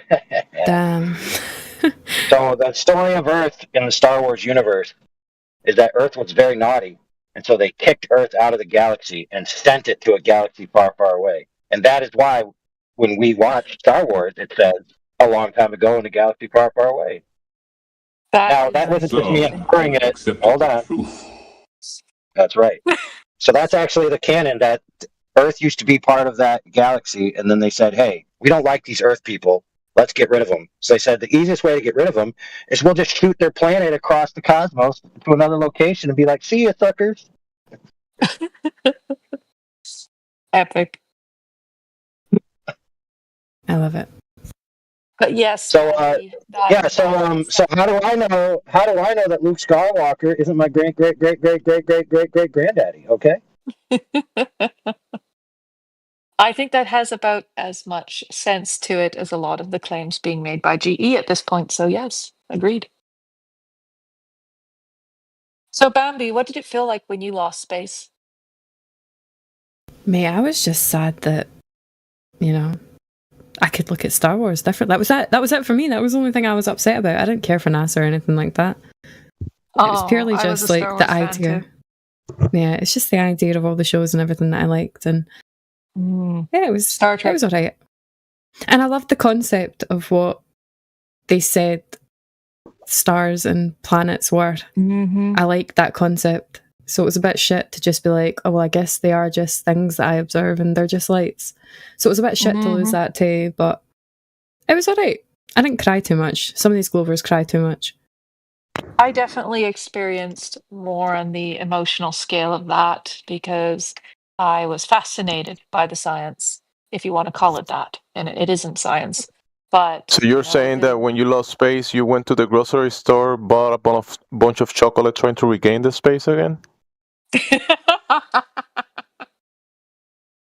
because Something like that. emotional. It was a very unpleasant experience, and So I you don't did bought the want to chocolate repeat and the ice cream, trying to regain it again. Okay, I got it. it. Absolutely. No, I didn't eat my feelings. I simply was very upset because it was a huge destruction of my reality. I prided myself on how much I knew about outer space, about astronomy, and about Earth being a sphere. And it was actually central to a lot of my refutations of Christians and other persons, including conspiracy theorists, or truthers as they're called, where I would say, well, you're probably so stupid you think the Earth is flat. Meanwhile, I'm like, damn it. Did at any moment you cried and laugh at the same time? No. No, I was just extremely depressed for about a couple weeks. I mean, that's understandable. Yeah, my whole life was. Space is very romantic. There's something Yes. romantic about it and See, fantastical, and I everybody think you can still loves have it. that romance. I feel like you can still enjoy that side of it just because I think the stars are beautiful in themselves and the They are. observation I of it. agree. It's just detaching it from what you're told it is, and that there's people that have been up there and visited things, and you just have to Yes. detach it from that. It is still a beautiful thing. Yes, Of no, course it's I agree. beautiful. I just meant the stories, the science Mhm. fiction and for instance, Star Wars and all that. That's what I'm Well, the getting luminaries at. In an show kind of like alternate universe, like a very far design away. mechanism that will maybe you could look at it maybe like God's glory or God's design, and you could look at it that way. It's like it will show some type of design by a creator, so you could I look at acknowledge it as something like that. Go ahead. I look at science fiction a little bit differently today. What I do is I say, in an alternate universe, well, the world was a globe. The following. I can't. That's how I look I at it. can't do it anymore. I In an seriously, alternate universe, my I a fiction. threw all my space movies away. I was like, I'm done. I can't. Yeah, I couldn't watch science fiction, so it was really, really hard to fake it for a while and still, be with my relations and friends and watch science fiction together. It was difficult. I don't watch science fiction anymore. I can't. Like, I loved Star Trek, and now I look at it Yeah. and I'm like, I can't do it. No, See, I can't do look it. at it. I still enjoy it. Like I still very much watch like every series that Star Wars puts out, and I still enjoy like Star Trek and stuff like that. I feel like the more I watch it, the more I understand. Like, I don't know. I don't get upset by it. I just understand that they're trying to like integrate it into like your mind. Like these shows in specific became so popular for a reason, and it's all just to fucking make you believe, fall in love with this idea, and that way they won't question it. That's why they romanticize it.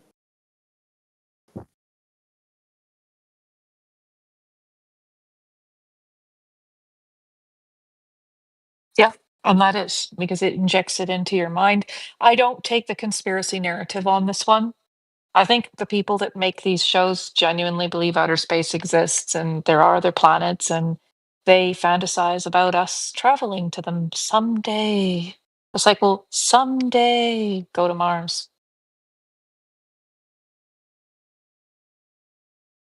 So no, I don't. Hey, Verity, I'm that not.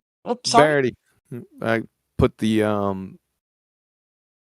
paradoxical refraction video for you in there.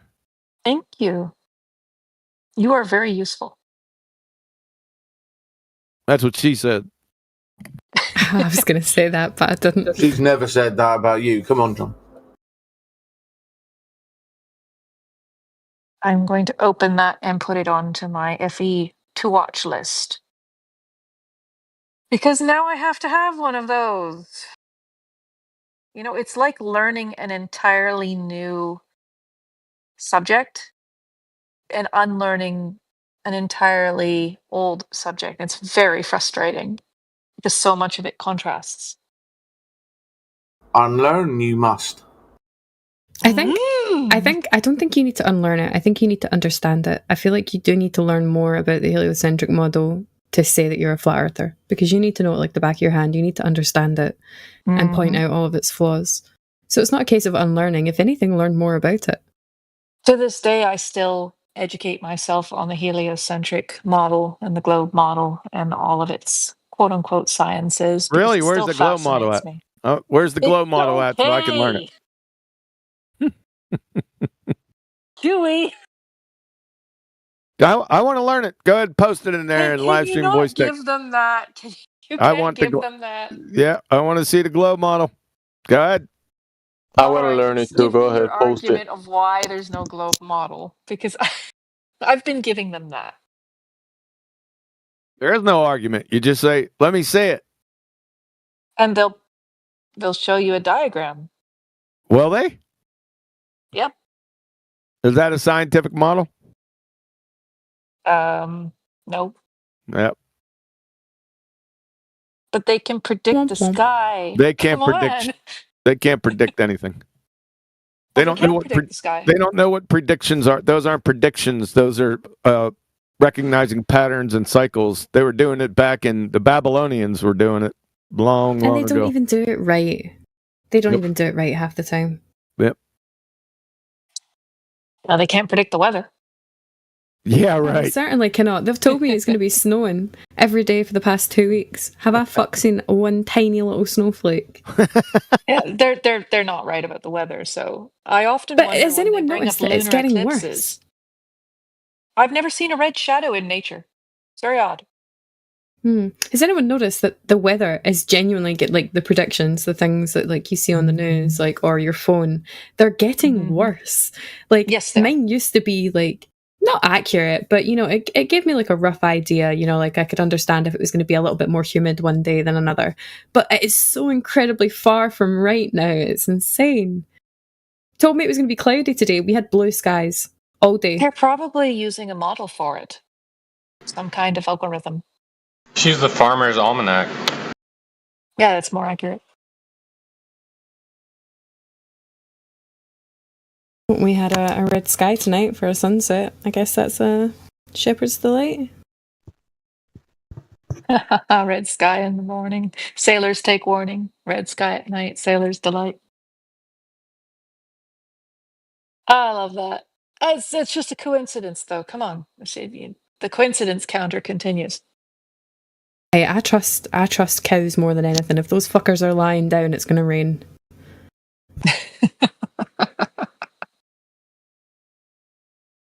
Yes, it is weird, isn't it? But what about lunar eclipses? Now, I know we don't know what they are, but can we agree it's not a shadow? Because a shadow does not turn red? Or are we going to buy into redshift?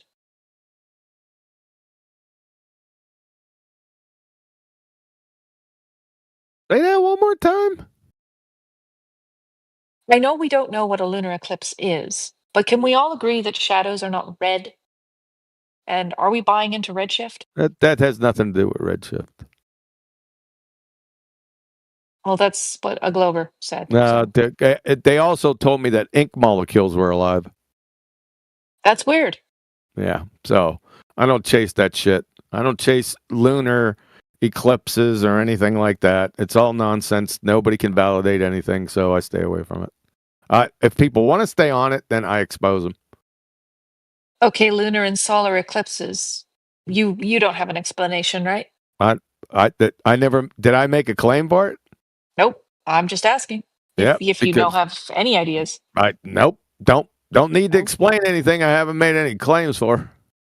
No, you don't need to. Mere curiosity. No, I'd just be speculating. It'd be my speculation against everyone else's to sit there on the same level. If I said, of course. If I said that solar eclipses were caused by invisible three-toed gnomes that suddenly, you know, I can make up a whole explanation for you, right? And then you could give me one, and they'd be on the same footing. You're not wrong about that. Exactly. Yeah. It's the acme. Okay. It's the acme of foolishness. Yeah, so we don't know. Nope. Figured. I agree. It's the three-toed gnomes. I'm on your side. Yeah. Divisions of them. And then they manifest Divisions. themselves.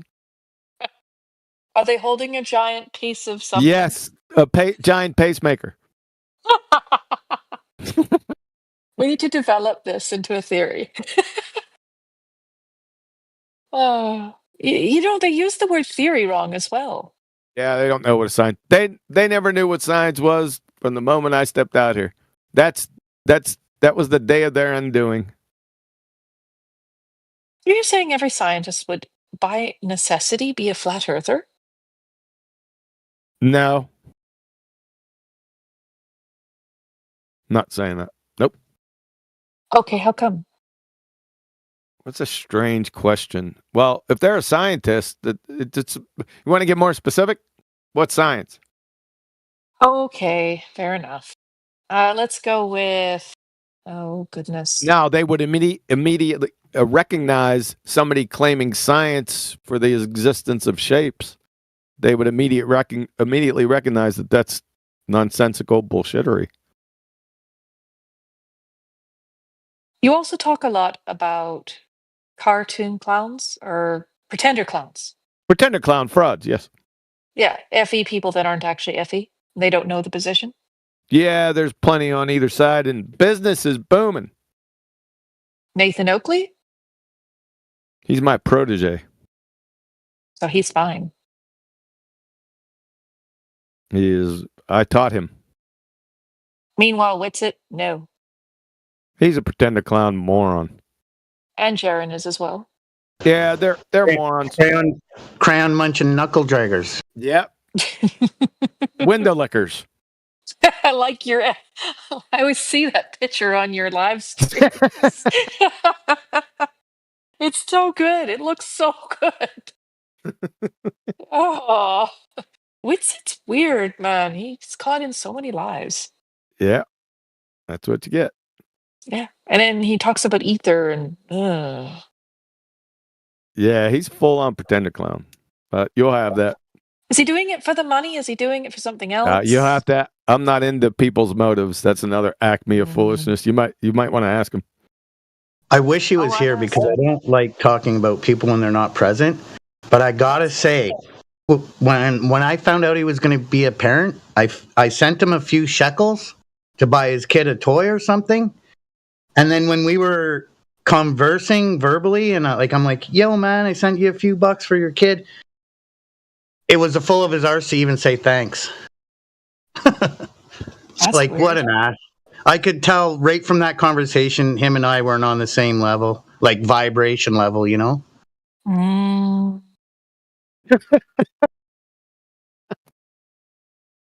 So QE, if you believe in, you don't believe in, you affirm quantum mechanics is true. What about quantum physics? Quantum mechanics is definitely valid. Yeah. And quantum physics? Same thing. So then what about the multiverse? The idea That's not quantum mechanics. Isn't it stacked onto quantum physics though? It might be glued there, but it's not. It came from a 1940s comic book. There's a lot of that weirdness and. Well, yeah. I don't know. What do you want to call it? If you don't call it science, what would I call it? Call what science? All these claims, like quantum mechanics is not quantum mechanics. You got to be careful because there's a lot of people out there that are pretender clowns that don't know what they're talking about. They think as soon as it has a word quantum in it, it's quantum mechanics. That is false. So you have to be hyper specific in each of the actual sciences. The actual sciences are chemistry, but not all chemistry is natural science because you have synthetic chemistry. That's not natural science. You have biology. Mm-hmm. Parts of biology are actual science, but many parts are not. Quantum mechanics, the same way. Many are not. So what would they be called then? So what would you label something like that? Like the study of radio waves? Well, you have to get into exactly, you have, like I said, hyper specific on each claim. made from each of those disciplines. So it's got to be hyper specific. Is there a claim? Yes. Is it experimentally validated? Yes or no? If it's no, then it's not science. Period. Okay, so claim Wi-Fi exists. Wi-Fi exists. Yes, that's someone not actually did this to me, and I was like, that's not natural science. no, it wouldn't be. But what would it be to say I- that? And I- how would you deal with it? I wouldn't deal with it. I just say it's not a natural science. I would say that's man-made science, man-made technology. It has nothing to do with empirical science. Natural science. Ah. So that Yeah, would have been the natural correct science. argument, because I'm telling you, this person that was going on and on and on about Wi-Fi, trying to use it to prove the Earth was a globe. I was like, say what? Yeah. All right. What? You only got a few more minutes because I'm going to have to go. You know what I like to do when people bring up stuff like that? I like to say, okay, so tell me how they're getting signals from Voyager 1 and 2 billions of miles away, but when you get 400 feet from your modem, you drop your Wi-Fi. And then that stops in their track. I got a question. Good. So there's the Tropic of Capricorn, I believe, is to the south, and that's the point at which, if you keep going south, the sun will no longer be directly above you. So if you pass this line, how could it be on a flat plane that you would ever see the sun to the south of you? I don't understand how you could conceive. Yeah, because you're tied to the AE map that's a globe projection, by the way. So, I don't know. I'm not tied to that map. Never been tied to any maps. Maps are not the terrain. Maps are not models. Models are not maps. And that one's a globe projection, so I could really give a shit about that. So I'm not talking about the map. I'm just talking about the path of the sun, how we see it. Doesn't matter to the shape of the ground you're walking on.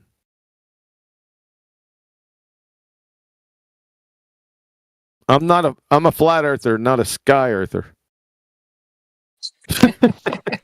Yeah, because when you're standing on the ground and you're saying, how come we can see the sun doing what it does, but you're missing a bunch of variables and mechanisms about the heavenly bodies of the celestial and how that works, and you're not going to find out, but now you're asking questions of how does that work? You're asking people in here, how does that work? I have no idea. So a side banner, says who? Come off mute for a second. Says who? You just joined. I seen you pop in here. Yes, sir. Yep. Who? Saturday's a no-go. I figured. No worries. All right. I'll get back with you for next month. All right. All right. Sounds good, man. Yep. Carry on.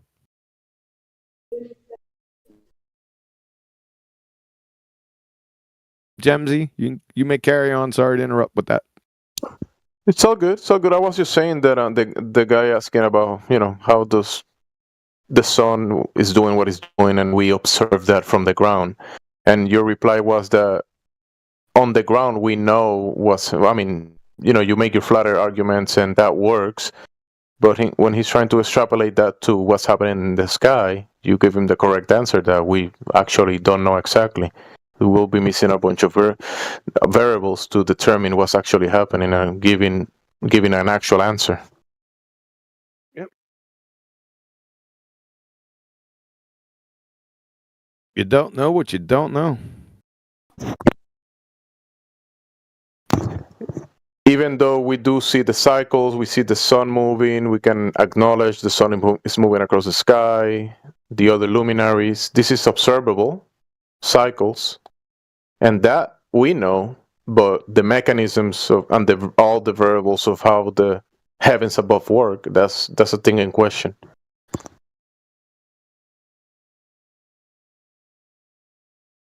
I guess it's just inconvenient to the argument that it matches up with a globe model.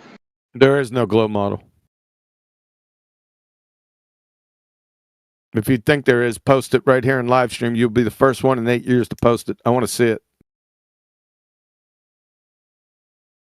You gotta also remember that the globes are claiming things that are not verifiable. And they also give you like a cartoon version of reality. And when they talk about the sun in that cartoon, that sun drawing that they make or whatever, that is not the sun that we see up in the sky. Your God-given senses, your eyes, your vision, and when we look at the sun and we see that phenomena that we call the sun, that is not the cartoon that the Globetar is showing you. This is how it works in the cartoon. Those are two different things. So when they draw a cartoon and they say, this is the globe model, we cannot play the globe model, whatever. That's a cartoon. That's not cartoon. One that you're actually looking at with your eyes, with your God-given senses. It's not the same thing.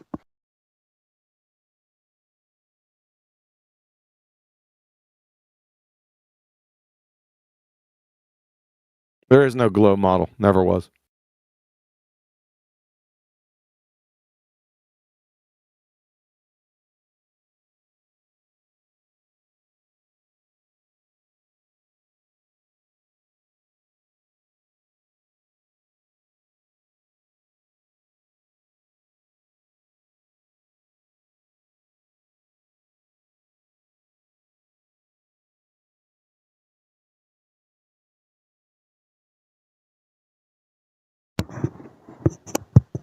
You gotta remember, when they talk about the globe cartoon, they also add the Earth as a cartoon, and curving, and spinning, and moving. Do you see that in reality? No, only in the cartoon. So what you see of the Earth, and what it is, the way it presents itself, is not the way it's represented on the cartoon. Not the same thing.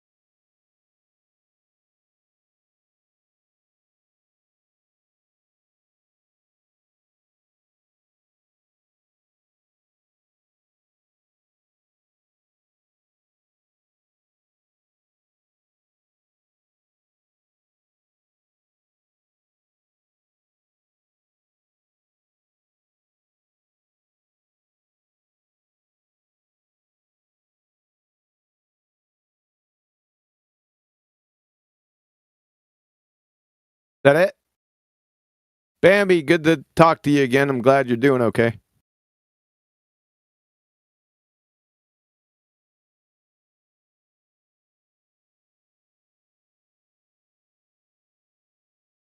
Yo, Bambi.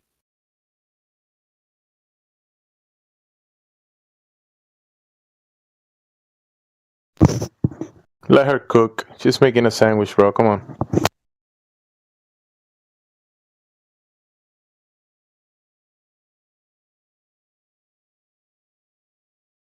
I'll send her a message. Oh wow! So she finally became a woman. Who? Bambi? Never mind.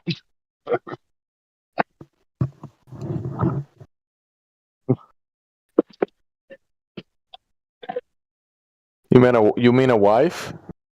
Because she was a woman. What is a woman? I don't know, George. That which makes sandwiches. I remember the first time I got asked that on here. I didn't know there was some idiot out there that didn't know how to define one, but I was all like, life bringer, like the reason we're all here. The soil where Oh man. you Wait, you're under the misapprehension that women create life? Wow. Sorry, I'll have to teach you later. Well, no, they do. I can get one pregnant and create a life. So. Oh, so it was you that did it. Well, I helped, but I'm saying without them, there's no another one of me. So. Again, right, so why do men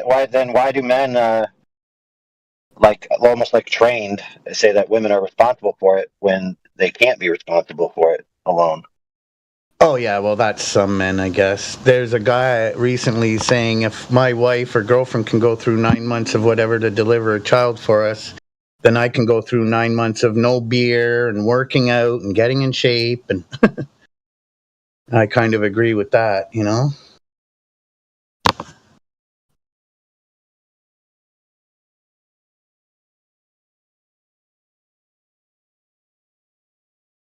That's a fair point, but again, women giving birth is a glory to them. It's not a chore. Okay, so what happens while they're getting pregnant and stuff, they're not even responsible for it. Like their body does it for them. They don't have to put in any active input other than just like get the food for their cravings and make sure they don't fall down a flight of stairs. Like it's really not as big of an accomplishment from the woman's perspective as it is for just her biology. It's like almost no effort. I got a definition. Hit me. I found it. A woman is the most fiendish instrument ever. Let me start. A woman is the most fiendish instrument of torture ever devised to bedevil the days of man. Oh my goodness. I got another one. What is a woman? Your mom. That's a good one.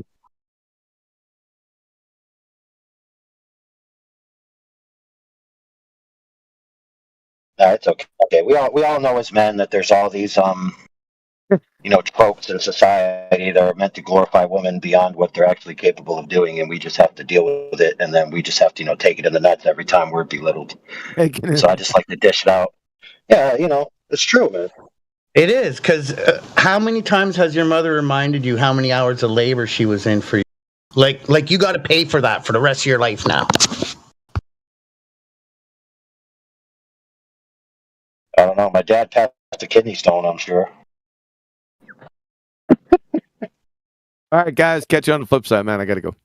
Be well. Cheers. Yep. Later.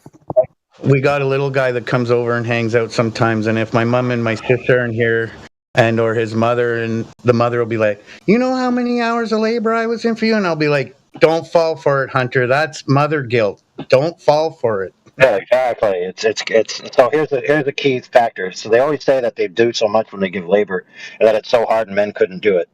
Now, men have passed kidney stones, and women have passed kidney stones, and there's many women that have said that childbirth is less arduous than kidney stones. And also, there's plenty of men who have suffered pain, and if you ask them, hey, would you take that pain again? They say no. But women sign up to have more children all the time. So it's actually demonstrably the case that childbirth actually isn't as arduous as they would like to make us think it is and guilt us for. The first one is the most painful one. After that, they just fly out like eggs.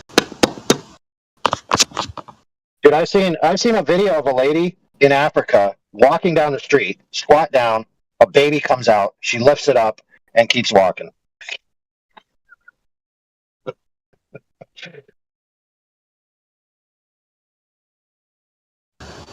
Well, I mean, that's how it was at one point, I would imagine.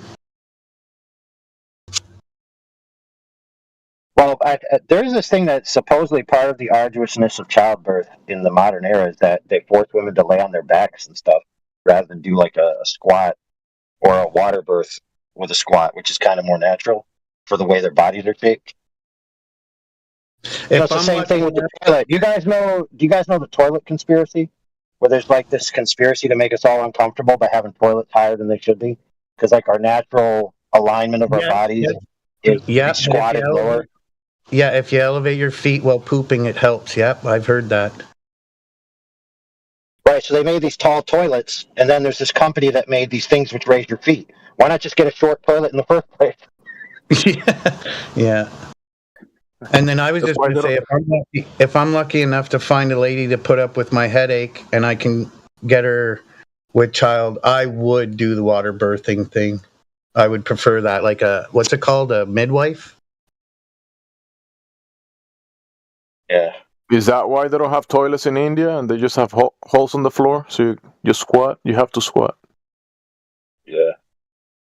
I'm actually amazed because I don't necessarily remember when I was a kid, but like I'm pretty tall, and a lot of toilets, my it doesn't feel like my feet fully hit the ground, and I can't even imagine what shorter people than me are doing. Are your guys' feet just like dangling off the side? There are all type of toilets and sizes and heights of them. So personal thing. Yeah, I had to rethink my my life with where my son was on the one toilet that was higher. Because when they're little, it's a completely different thing. But as they start to grow up a little more, then they can't. If their feet still can't reach the ground. And I was thinking to myself, man, has he been suffering his whole life? I just have one question. If these time travelers are confirmed to be real, I just have one question for one of them if I get a chance. Explain the 3 seashells. Yeah, explain that, please, before I get there. Explain what? The 3 seashells, brother. If you know, you know. I'm trying to have an image in my mind, but I can't. It's from a movie where this guy is cryogenically frozen for like 50 years or something, and the whole world changes into this like super technology place. And when they unfreeze him, he has to go to the bathroom. And when he goes in there, he comes back out. He's like, "Hey, you guys got any toilet paper?" Like, "What's that?" And he's like, "Yeah, toilet paper. Where the toilet paper's supposed to be, there's like these 3 seashells. I mean, what's going on? Where's the toilet paper?" And the one guy laughs at him. He's like, "Ah, ha, ha, he doesn't know how the 3 seashells work." Demolition Man. Yeah. Okay. I remember that joke. Taco Bell. Can you guys explain how the sea? No. I don't think they ever explained it. They just left it a mystery. Because whatever you can imagine in your mind is probably more weird or interesting than what they could have told you how it worked. Dennis Leary was my favorite character in that movie. Ask ChatGPT how the 3 seashells work in Demolition Man. They do some nice burgers.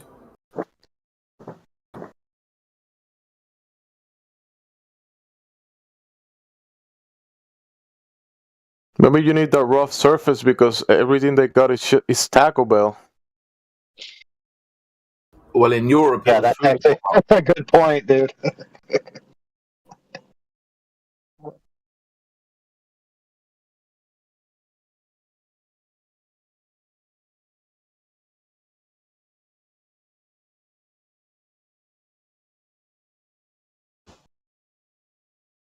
I wonder if there'll ever be a Demolition Man 2. No, they've just ruined it with trans black people.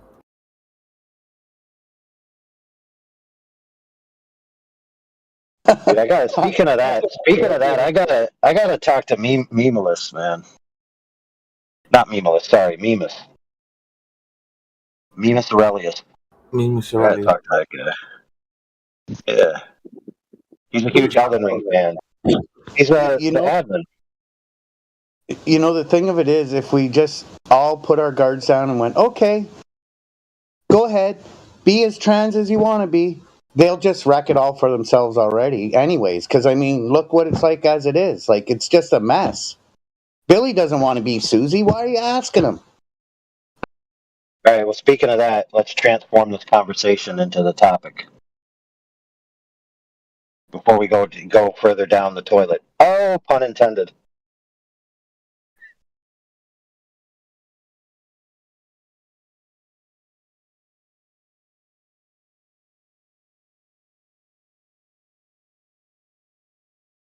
Trans shape earthers?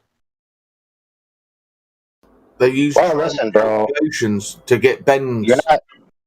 You're not that far off. So you remember we talk about here often that throughout antiquity, people didn't synergize the cosmos and the earth. They often thought that they were two separate realms. So there is the terrestrial realm and the celestial realm, and most societies thought that they operated completely differently, right?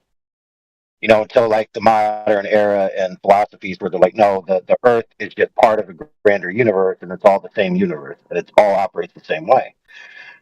So that being said, like, there's assumptions there, and if you remove those assumptions, then the idea that, you know, free space that you could travel to from the Earth in any direction must be identical isn't necessarily true, and then you could have a differential of physics, a differential of form, even a differential of dimensionality.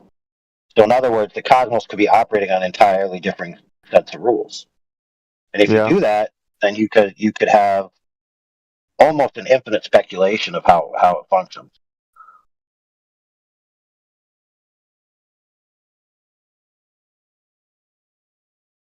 You Now, say what's that in interesting the though other is that realms, go ahead. in the other realms, people might not pay taxes.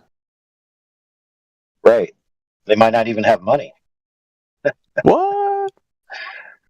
They might not even need to eat because they're not biological systems that have to go through metabolic processes to, you know, have energy because they have some other form of energy, right? So there's all No kinds belly of things. buttons? They might not even have heads. Yeah. But the point is, like, if we start talking about that stuff, we're crazy. But keep in mind that there's so many of those same type of fantastical ideas in the globe Earth worldview. You know, like they believe that there's weird aliens, you know, a trillion miles away. They believe that space and time can fold in on itself so you can travel from one place to another without actually transposing any distance, right? Like they believe all this stuff in their you know, infinite cosmos of possibilities and their infinite multiverse of possibilities. But if you say it, they'll call you stupid only because you're a flat earther and you don't believe in the heliocentric, you know, gobbledygook. So when they do it, it's cool sci-fi. But when you do it, you're an idiot. Like, how is that fair? You know, I gotta give them just a little tiny bit of credit. Not a full, like, certificate of critical thinking credit, but some of them have pointed out that those two that are supposed to be stuck on that Soyuz, when they got the Christmas hats, a few people pointed out, like they were critical thinker enough to point out, well, if they can send supplies, why can't they just bring them back? So some of them are starting to think, because they said, oh, no, we didn't bring them up with us because we were only supposed to be here till March, but we get supplies delivered. So people are like, oh, they sent you Santa hats, but they can't get you back. Okay. I'll give them that credit. They're at least thinking on that one.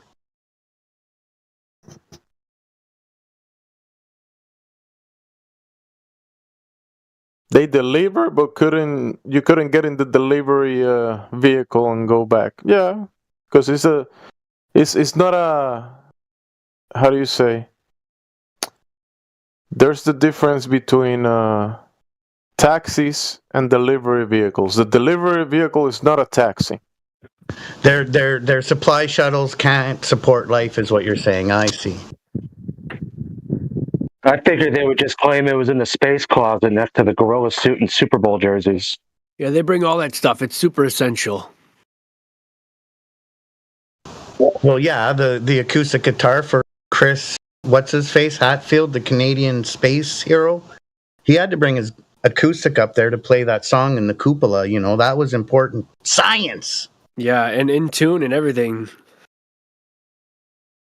Wait, anybody knows the answer to this one? The Chinese space station, is that the same thing as the ISS, but a different section of it, or is it like a whole different vessel? I think that's China's version of the ISS, if I'm correct. I'm willing to be corrected, but I think that's what that is. Yeah, it's supposedly a 30 kilometer differential in its alleged orbit. So it's a different vessel. Wow. I actually thought they had, like, you know, the Russian side of the ISS, the American side, and the Chinese side. Something like that. Well, the Russian, they do share somehow in the ISS.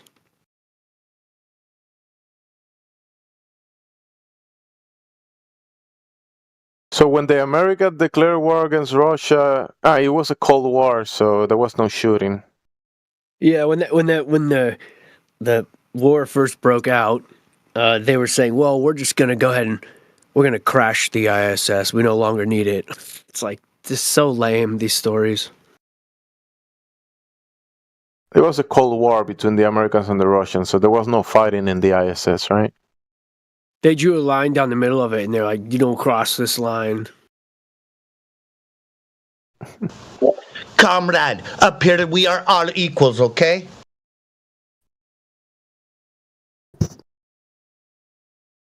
If you run out of toilet paper on the Russian side, too bad.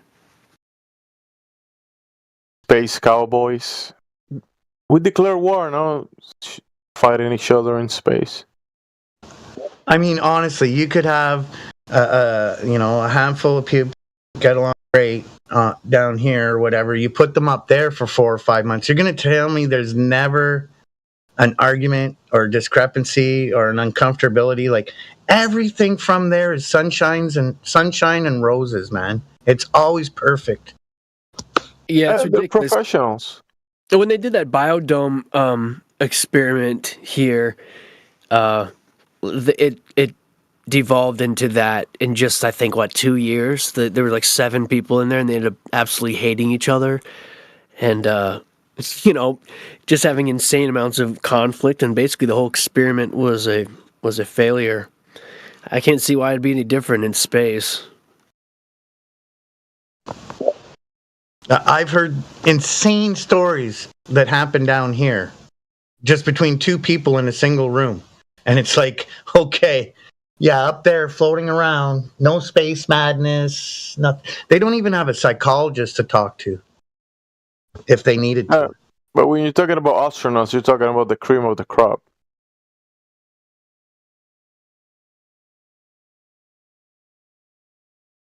What's the name of that astronaut? Even that, gods don't have conflicts like that. Cream of the crop. But even if we got a leak, I don't know. There must be a procedure, but I don't know what it is right now.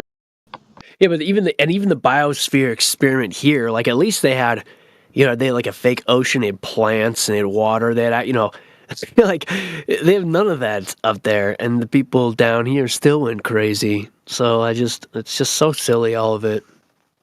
But they have Tang, Velcro, and non-stick frying pans, so they're good. And they had a $20 million toilet. And hairspray, lots of hairspray.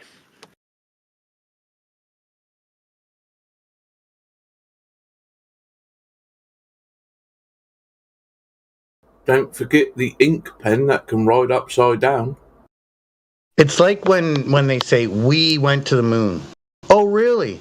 Who do you bank with? Royal Bank? Okay. So Royal Bank brought in $1.5 billion in the last quarter of last year. Did we make $1.5 billion or did Royal Bank? Because you banked there. Did you get any of it? No, you didn't. So you didn't go to the moon. You didn't help getting anyone to the moon at all. So don't say we. But they will. They'll talk about it like they were there at the launch pad when Neil Armstrong and Buzz took off. Like, you weren't even born when they fucking supposedly went to the moon, you retard. You didn't do nothing to get anyone there or to fake it. Other people did it before you were born.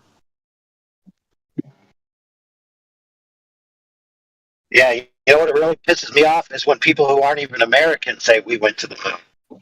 That's when you really gotta laugh. Hey, quiet Asian man, you didn't send no one to the moon. Yeah, just look at the India moon landing thing. It's like the funniest thing. You know what's even funnier about that, dude? Which you may not know, because you haven't been around this part so long, is that there's a guy here called Phil Bell, Professor Phil Bell. He comes around every so often. He supposedly was on that space mission for Chandrayaan-2, which I believe is the one that crashed. So he always comes in here and says that he puts things up and he's on the Indian Space Agency helping them. And I'm like, yeah, your claim to fame is that the one you're supposedly sent to the moon crashed. Good for you.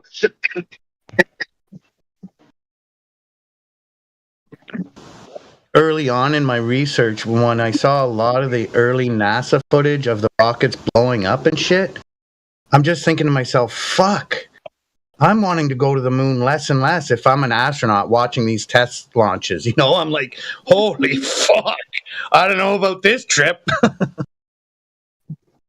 AI, you're saying that one of the people in charge of sending the Indian mission to the moon comes to this server? Yeah, Phil Bell. Remember? Phil Bell, Professor Phil? They didn't land on the moon. Professor Phil. Did you see the video I posted? It looks literally like a video Yeah, game. bro, AI was like replying to my question and you jump in the middle of it.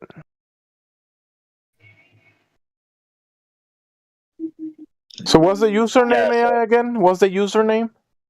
You know, I think his username is PROF Phil, or it might be PROF Phil Bell.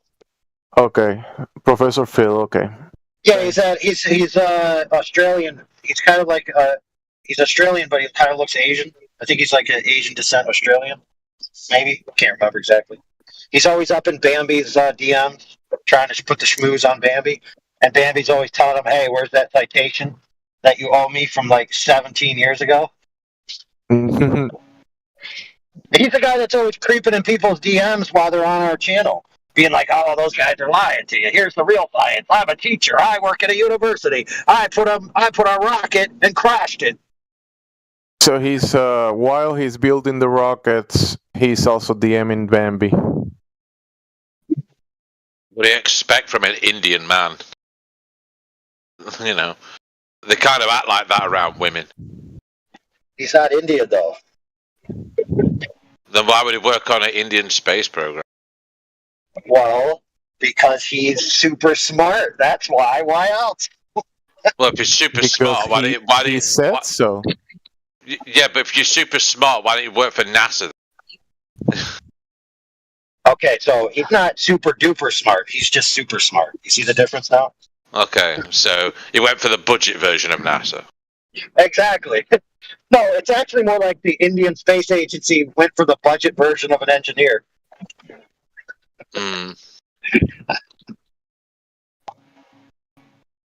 Now, what I actually think, so there's supposedly he's a teacher, okay, and he does like online courses for universities. Maybe that's true. That's fine. But I think when it comes to his space claims, my opinion is that he's LARPing. So he like works like almost fantasy football league, where it's like a bunch of nerds that just get around and pretend they work on space agencies and do their math, do all their trajectories, and say, "Oh, if it was going to happen, this is how I would do it." And then they like play Dungeons and Dragons, drink some beers. You know, LARPers, basically. Yeah. Yes.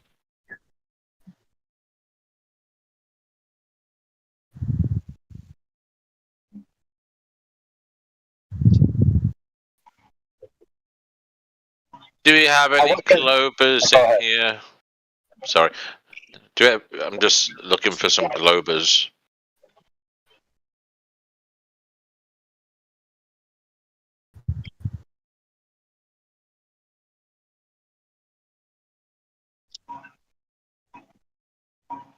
Maybe Dan, that's about it.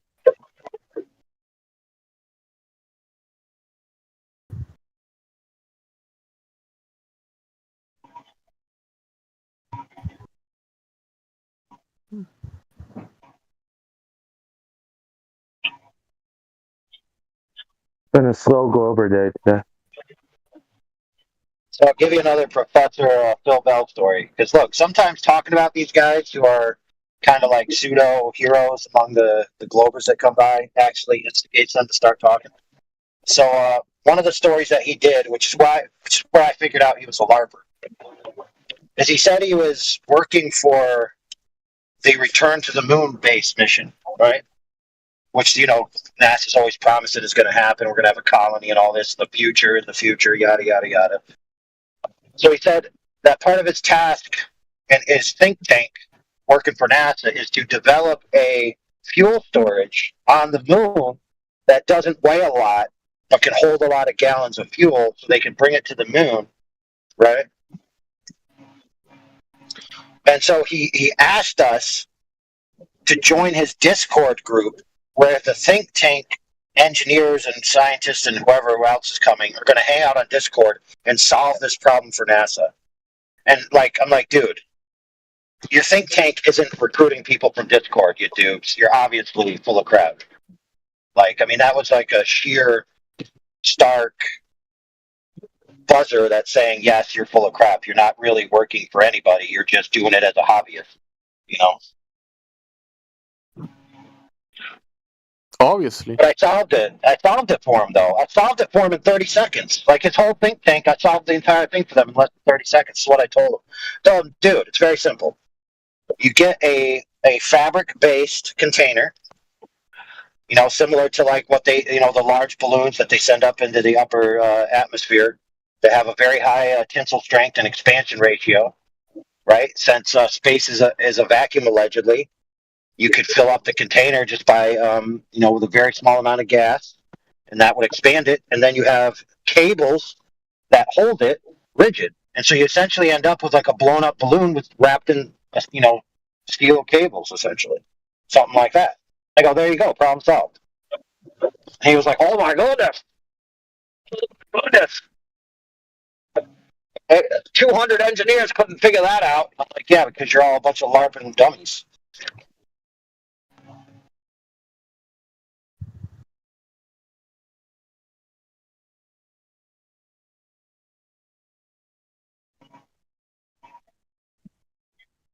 He was telling us all about how he personally sends rockets into orbit.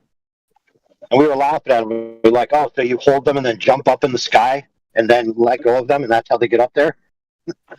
He says, oh, no, I just work on them, and then I put in, telemetry and flight data, and then I monitor it on a screen, which goes beepity, beepity, boop, and little lights flash on the screen, and then I've got to, fiddle a joystick in front of the screen.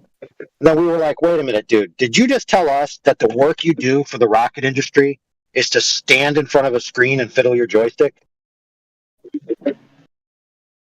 I wrecked my case.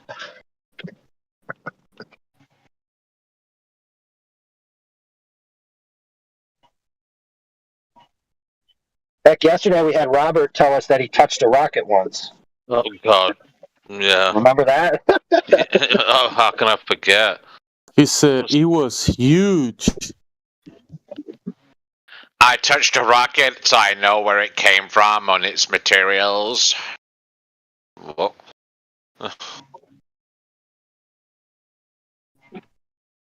Yeah. Well, I know where it has been because I touched it. Yeah.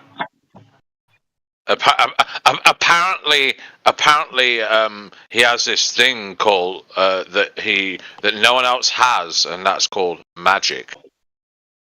Well, you also got to think like he completely ignored his mom. Didn't his mom tell him, "Don't touch it because you don't know where it's been"?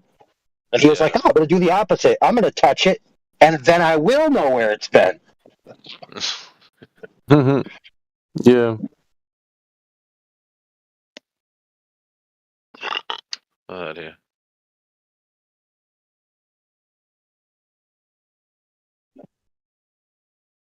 All right, bros, I got to go, but while I'm gone, don't let anybody be touching their rockets on the stream. Thank you. Be well, dude. Yeah, no playing with your rockets. Later. Put your red rockets away. Yeah.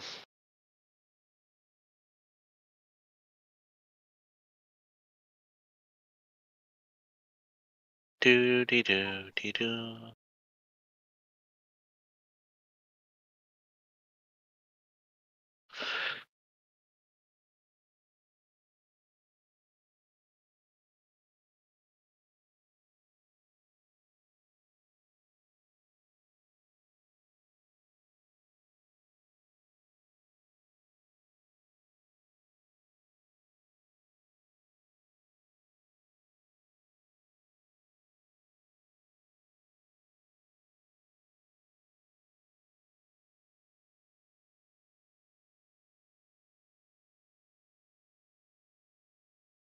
Come on, Globies.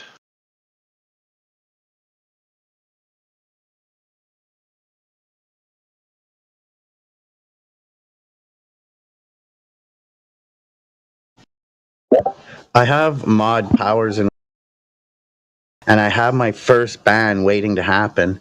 I just can't figure out where I got to go to ban the guy because. And who? You go to the VC chat, you tap dot ban and the user ID.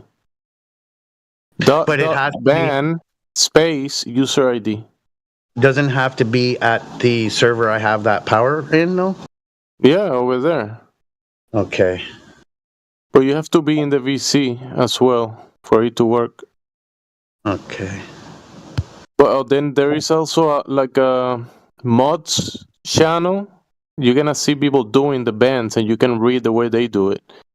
There's like above the 24/7. If you go like a couple layers up, you're gonna see mods, channel, whatever.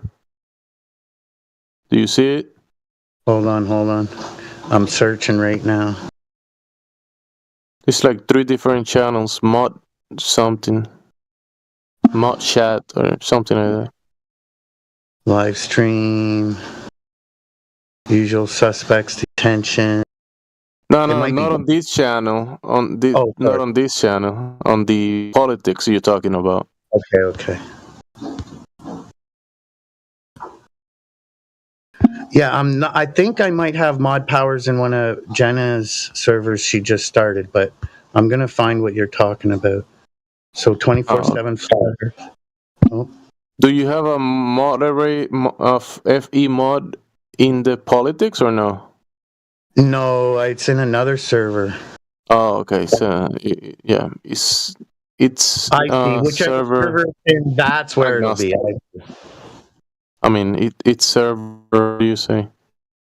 I got what you're saying now. Powers. Okay, moderator support. So it must be this one. Not support.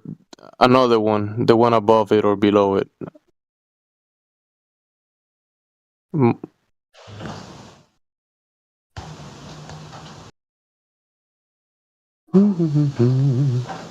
I'll find it. Thanks, man. Yeah. But now I know what I'm looking for. Yeah, if you go to that chat, you're gonna see mods banning or unbanning or disconnecting, that kind of stuff. You see the commands that they put. It's .ban space and then a user ID that you copy from the username from their profile.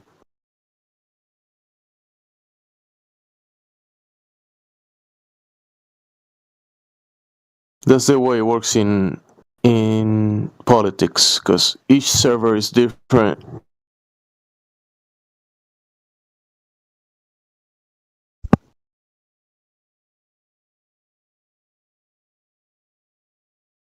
I mean, I'm not in a super hurry. I think I've been able to do it for a while, but I just haven't wanted to ban anyone till today.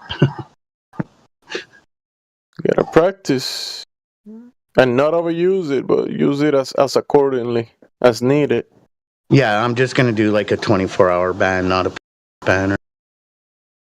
Now, the ban over there, the longest is only 2 days. So if you want to ban someone like these anti-flat earthers that are always wasting time or just messing around, just give it a normal ban, which is 2 days. Cannot ban them for longer than that. The server is set up to unban the banned people. Gotcha. That's how they do it there. In here, you could get a permaban.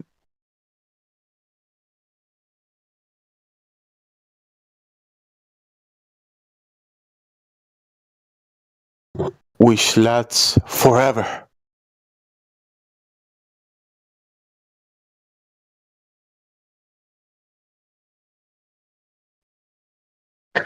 So that must change server by server, because if I'm in Earth Awakenings, if I say the wrong thing to the wrong person, I'll get 7 days where I can't be in text or VC. Yeah, they can do that. They can, yeah, if depending ban. Yep. Hey, if you guys want some Globers, everyone should go migrate over there and troll them for a minute. There's plenty of Globers in there, I'm sure. Where? Earth Awakenings.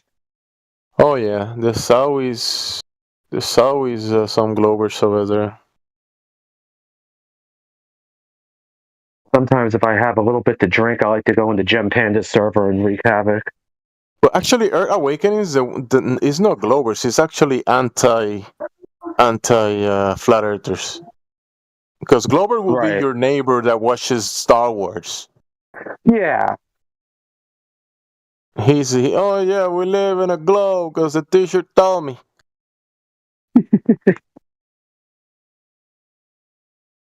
Yeah, I was dealing with an actual Glover the other day. What was his name? Pads? He seemed all right. Oh, Pads. Yeah, I saw him. But he could be an anti-flat earther and just trying to be polite to me. But I got the impression that he was a genuine Glover that just wanted to ask questions. And then he got on Nathan's show and started arguing with Nathan, and then he flipped out and said, "That guy's so mean to me." Welcome to the internet, really. Right? Have you never been in a COD server back in like 2006? I mean, come on now. Yeah. I mean, they were way worse, you know. Oh my God, the stuff that you would hear, like waiting for Modern Warfare to load up. Oh my Lord. Yeah. I'm gonna find your address and kill your mom. It's like, oh shit.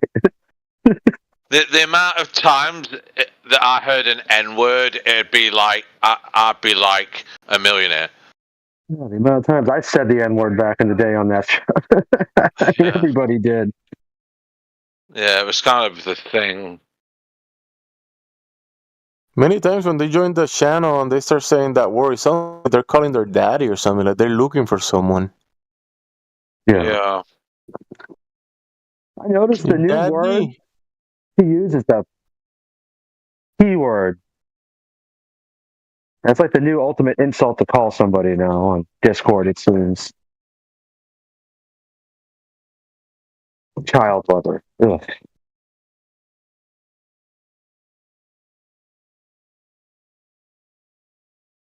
I doubt there's going to be any Glovers today.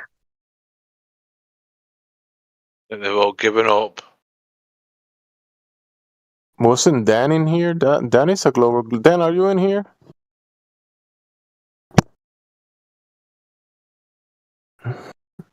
He was in here talking, but then Quantum and the other lady were kind of having an exchange, so he backed out.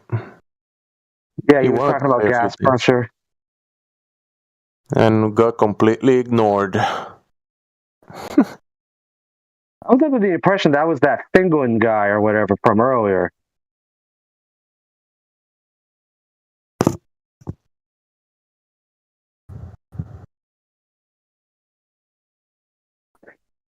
You know who I don't see much anymore is Bacon. I think we need to start putting his picture on some milk cartons. Bacon? I saw him. Where was it? I think he was here earlier, or Earth Awakenings. He goes there. Yeah, like I'll see his picture pop up for a minute, but he doesn't ever talk anymore. And the last time he talked, he was talking with me, and he like flipped out and started screaming. I'm like, dude, I've never seen Bacon behave like that. So I don't know. He's not doing too well. Because you know Bacon, he's not one to get overly emotional. Maybe the Bacon got overcooked. Yeah. He was upset about it. Frying bacon is a hobby of mine. Raw. Oh my! I don't know why, but just the weirdest kind of oddest thought popped in my head, and it's not like I have. Like I'm not really hurting, so I don't think about getting more. But anyways, more to the point, what would happen to your crypto shit after you pass away? Like, if nobody knows the fucking password but you, well, there goes your 10 million you had in crypto. Yeah, depending on the ledger, if you let it, if you're the one that has the keys and you don't tell anyone, like your children, or you write it down and say, "There you go, my daughter. This is crypto. Learn about it." Or if you don't have it set up and nobody finds it, depend on the ledger as well, because there be like a blockchain or a ledger that it can be voted, that wallet can be like opened up or something like that. There's some type of mechanisms on some of the ledgers that some of the crypto could be, there could be some type of change in the ledger that they could probably access certain wallets or something. But I'm not 100% sure about that. But yeah, if the normal thing is that if you don't tell anybody, yeah, it might get lost. It might just stay there in the cloud. There was a guy in the UK who had a hard drive full of Bitcoin, and it was worth a lot of money. And like he threw it away. Yeah. Sorry. Huh? There's got to be a way to circumvent that if you do die. I mean, because a lot of times people die without, it's completely unexpected. They slip down some stairs or something. I mean, there's got to be some kind of way to get to have access. I mean, I don't know crypto from a hole in the wall, so I really don't know, but I feel like there should be something. Probably gotta share the keys with family members. Right. Or put it in a trust or something. Yeah.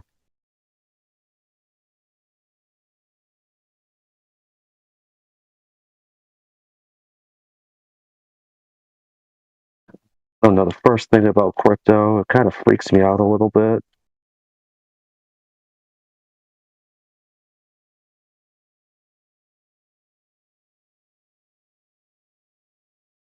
But I'm not really financially mindful.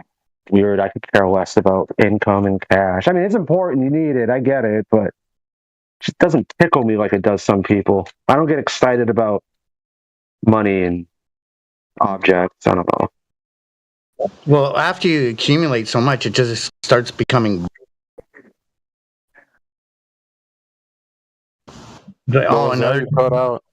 Oh, it's just once you get to a certain spot, it becomes boring. It's like, oh, another 10 grand came to me. Okay, I'll just throw that on the other pile of money I have over here. Like. I wish I had that. You got problem. that much? The girls are going to start DMing. Stop.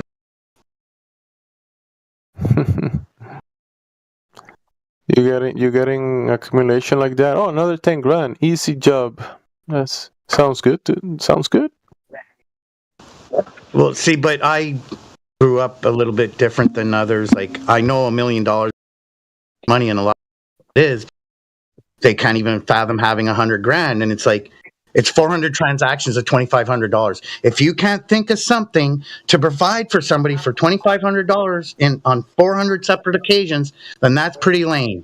Because I mean, you could go paint people's houses for $3 grand when everybody else is charging 20 grand, and you could come up with the $1 million. You just don't want to get the paints and the drop sheets and go put an ad in the fucking paper. Learn how to paint, learn how to do it so you don't destroy the person's property, and get licensed and get insured in case you fall off their roof. Yeah. No. Well, I wasn't talking about letting the government know you're making. I'm just saying going out and getting the $1 million. That's all. It's easy. You could paint 400 canvases and charge $3,500 a canvas. Just wait for them to sell. You've made more than $1 million after the last canvas sells. Like, it's not rocket science. Yeah. Well, you paint canvases and people just buy it? I wish it was that easy. I paint with oils, acrylics, all types of stuff. I'll start dipping my dog's paws in paint and then throwing bacon around, and he can go chase after it and run over the canvases, and it'll be like some kind of modern art masterpiece. Listen, brothers and sisters, if someone can sell a banana duct taped to a wall for $6 million, then anyone can come up with $1 million fucking dollars. It can't be that hard. Those buyers are rigged. That's like a rigged system. There's a bunch of bullshit. It's like a crypto kind of spotlight that, like, there was people put Putin, like creating these arts. What is it called? The the digital art thing, and they will buy it for whatever amount and then put it in the market and sell it. But they will be buying it like between themselves, like, and then they will be selling to someone else. Oh, it's sold for this amount, and then someone will get an offer and buy it. Well, it sounds like a good deal, but the sales that they saw on the ledger, it was happening between people that created it in the beginning. It was kind of tricky. So if you put an art and some billionaire is paying $2 million for it, yeah, guy's a billionaire. And I want the listeners at home to understand. I'm giving them ways to generate $1 million that are not illegal means. Like, no one's gonna come after you because you painted a house wrong and want, like. Painting houses, yeah. Painting rooms. Shit, man, you could have a little side business. You just go around to all the apartments in the city. Look, I'll paint every unit. Once the tenant moves out, I'll paint the unit dirt cheap. Just call me. And you got business constantly. The phone's ringing off the hook. They were called NFTs, weren't they? NFTs, yeah, NFTs. Yeah.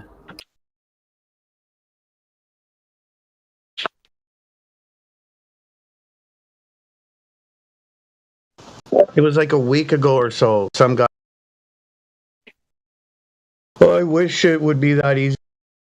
Channel. You caught it like in the middle of your sentence. It's like it's cutting out and then comes in again. I'll be right back. It almost sounds like he's using push to talk or he's far from his mic. The mic is not picking up the voice.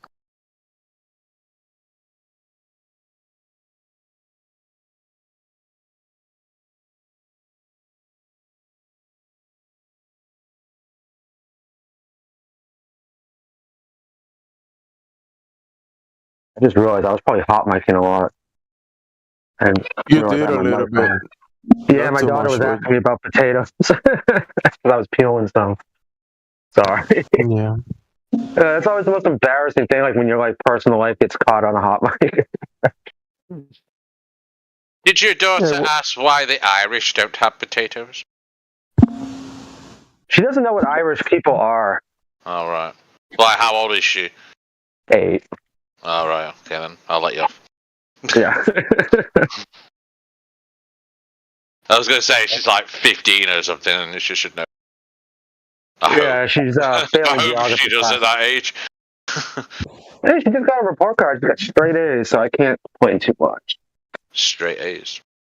Yeah, she's smart. I failed school, but then I didn't give a flying crap about school because, they were teaching me about stuff that's wrong, like in geography, like saying the Earth is a globe, when it's not. Right.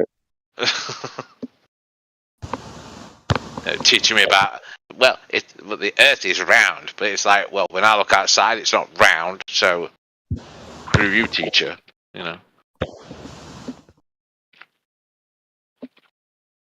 You want to know why I took geography in school? The only reason I took geography was because you got to go out on field trips and you went out, like days out and you weren't in school. That's the only reason I took it.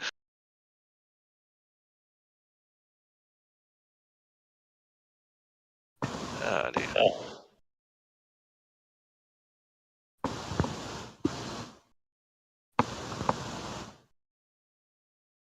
I guess it's that time of day again. It starts picking up around 6 p.m. my time. It's 4 now. Alright. Central time in the U.S. So I know it's right around 6 after dinner, and after people get home from work, it'll get busy again.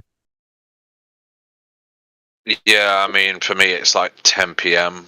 Just gone. Yeah.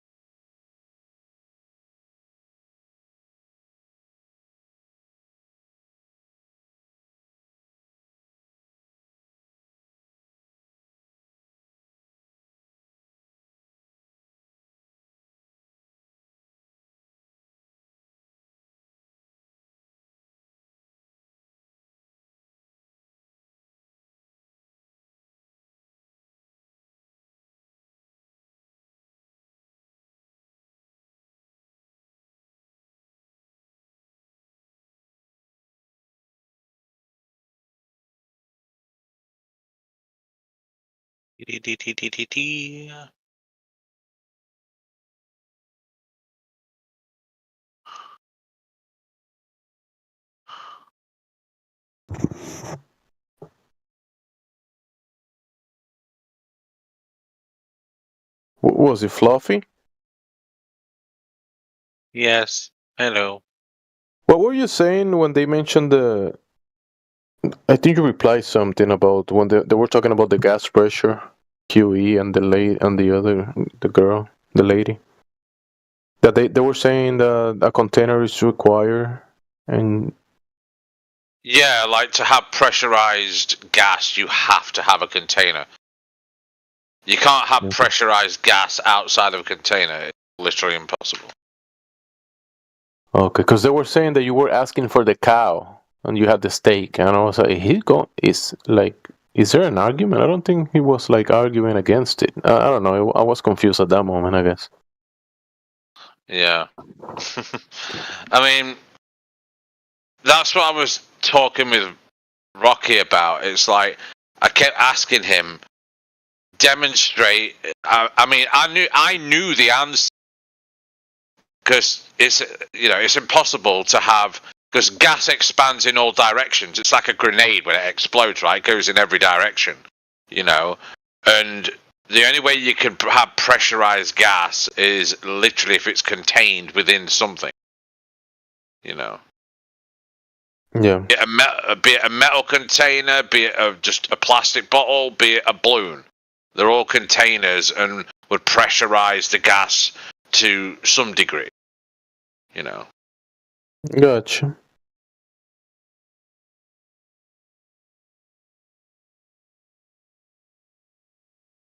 But like, I just kept asking for evidence of, because Rocky kept saying that it was like, no, you can have pressurized gas outside of a container, and I like classic Rocky guy, if he says things, it's classic Glober thing.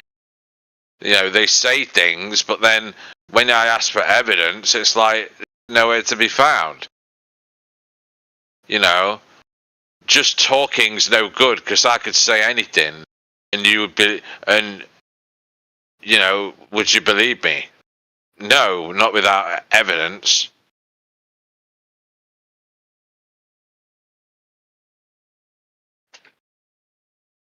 But what can you do? I can't force them to give evidence. You know, it's up to them.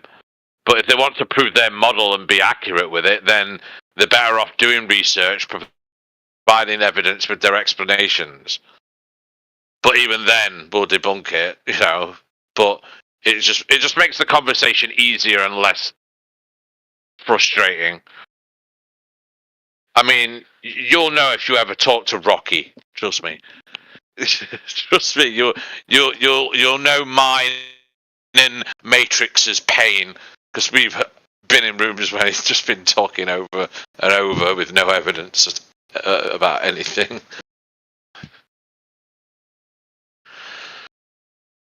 Oh dear. Dee dee dee dee dee dee. Doo dee doo. I have something to eat. I'm hungry.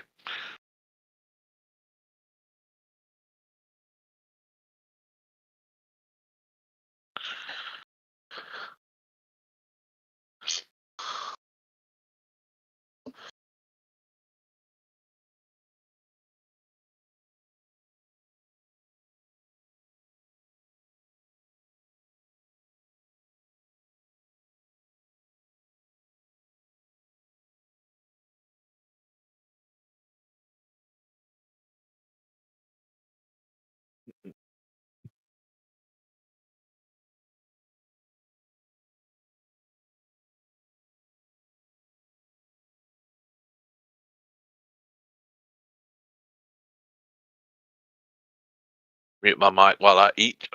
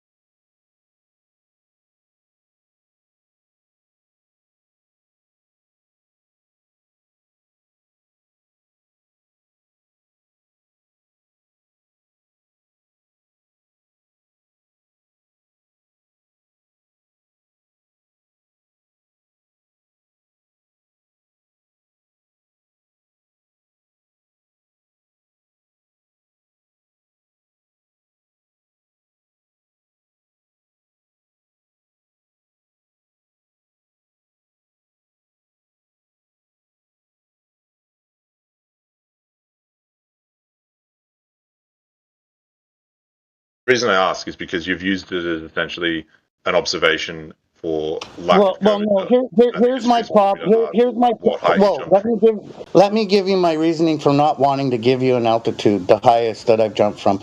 For one thing, you're not giving me an altitude you're claiming you can see the Earth's curve from. So if I tell you I've jumped from 12,000 feet, you're going to say, well, you weren't high enough. You got to go up to 20,000 feet. So it just doesn't matter, bud. I've jumped from planes. I jumped from planes. You haven't. Go do it. But why would I do it? Like if I'm jumping from a plane, So you can notice no curve to the horizon. Are we having the same conversation here? We're trying to determine the horizon curving, right? Well, we went from the black swan. No, Linda, I'm talking. Listen, we went from the black swan, which was 1 foot off of the ground, seeing the sea beyond 10 miles from 1 foot off the ground. You're trying to prove your curvature of the Earth. I'm taking you to the airplane where many Globers in here have said from a commercial flight, which is 3,500 feet, or 35,000 feet, sorry, I've seen Earth's curvature from the airplane window, and it's a lie. It is not true. You don't see Earth's curvature from 50,000 feet. You don't see Earth's curvature from any height whatsoever. So that was the point. You want to try to go from 1 foot up higher up? Well, go get in a plane and jump any height. Go do it. And observe the horizon while you're at it. The question I was asking was, you made a statement that you have jumped many times and never seen Earth's curvature. Correct. And I told you why it doesn't matter the maximum altitude I've jumped from, because you're going to say I wasn't high enough to notice the fucking curve. Okay? Can we move forward, please? I have a question. What's up, pimp? What's up? How you doing? Okay.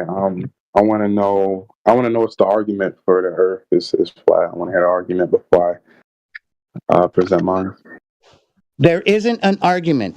The Earth is observably flat and stationary, non-rotating. It's an observation. It's not a claim. It's not a belief. It's a knowing. Okay, so how do I go about? What am I looking for? What am I looking at? The surface of water. Surface of water is measured to lay horizontal. We use water as a horizontal reference. All horizontals are plane to the horizontal of the horizon. So the surface of the Earth, which is over 70% water, should be curving, but when we observe, measure and practically use mean sea level, we use it as a horizontal reference. So the surface of the Earth is horizontal. I deny this, okay? Because not only am I a pimp, but I'm also a pilot. I have my private pilot license, and Awesome. and what you're saying right now is not making any sense. So I'd like for you to explain it to me. Go ahead. Okay, so you're a pilot. Yes. You fly. The other gentleman was just saying something. I want him to go ahead and more explain that. That's not making any sense to me at all. I've never heard that before. What, water being horizontal? Go ahead. Okay, so water is used as a horizontal reference tool, isn't it? Water lays, when contained at rest, horizontal on the surface, like a big body of water, like a bath, a swimming pool, a lake, a sea and an ocean. That's water. Now that water is measured and used as a horizontal reference. When you're flying your aircraft, your altitude will be gained from mean sea level, 35,000 feet above the surface of the Earth, for example. Yeah, you'll have crash indicators when mountains come close to you, but that'll be your altitude above mean sea level. Now, when you're in an aeroplane, you'll notice that you fly horizontally. You don't negotiate curvature, which is down and away from you over distance. So I'm glad that you fly an aeroplane within the pitch data of an aircraft. You know and understand that you'll maintain a positive pitch above horizontal to maintain level flight at speed. Now, when you do this, you're negotiating over a horizontal plane. You would have to correct the pitch of your aircraft if you're flying downwards over a curve, which I'm sure you will agree that you do not do. And we know that you don't do this because we have pitch data from aircraft black boxes.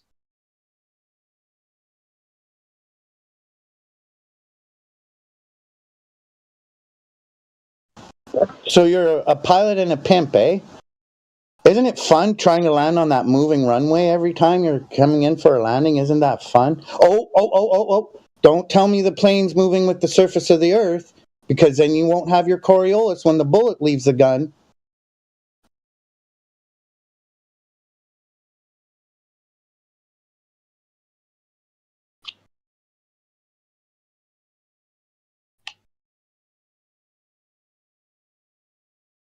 Still surprised all runways aren't laid east-west in order to take advantage of the claimed spin.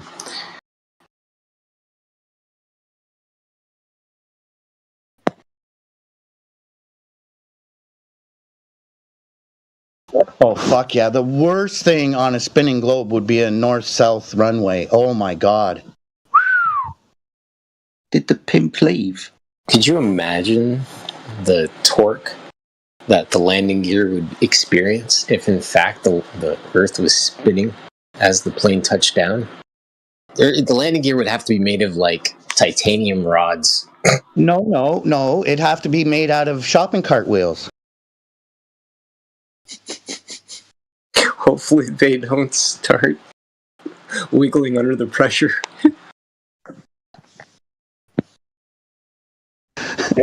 That way they can hit the ground at any angle and straighten out on the runway.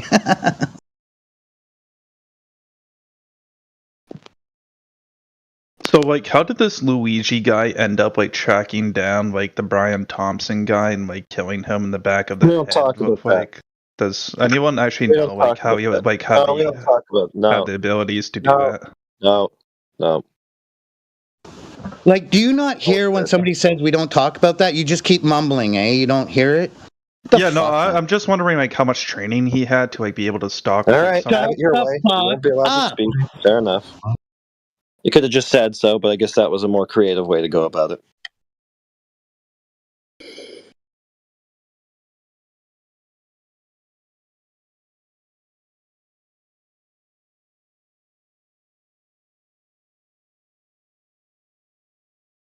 He never heard that song, "We Don't Talk About Luigi," or something like that. Yeah.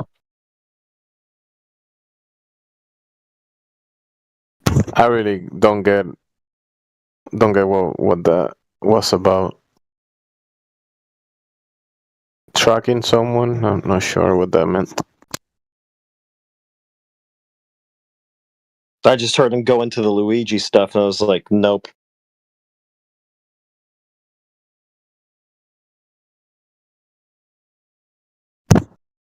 Is there a context to that? I haven't heard that. Luigi? Like, is it Mario and Luigi? Is that? Luigi? Even the Mario Brothers? Is that what it is? Mario Galaxy? There's no Luigi in Mario Galaxy, I think. Anyways, next. Nathan?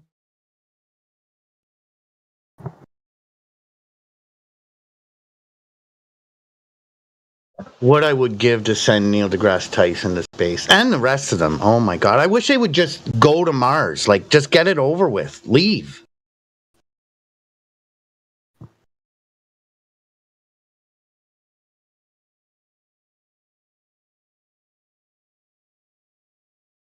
Yeah, can you guys just go to Mars already? Well, it is a complicated process, and we destroyed all the technology, and it's painful. I mean, shit, they can't even get back to the moon yet.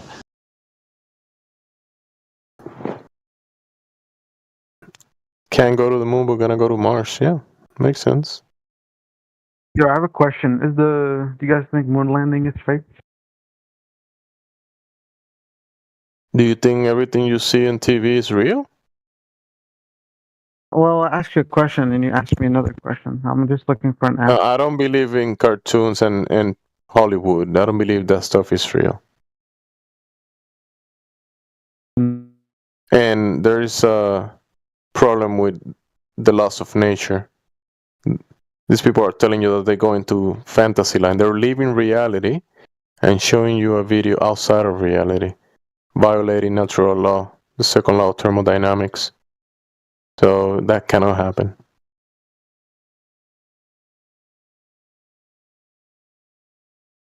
So are like Plus, satellites not real? satellites like the moon, the moon that we observe in the sky, that's real,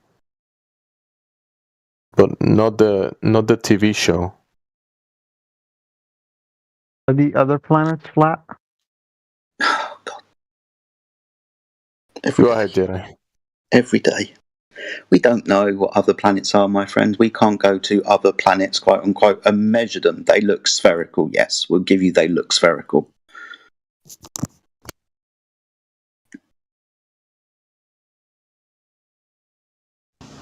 At the same time, all of those things I just posted in the chat also appear to be spherical as well. But if you pay attention to the GIF, you will see they are all, well, one of them actually is a sphere, but the other three are not. They're something else.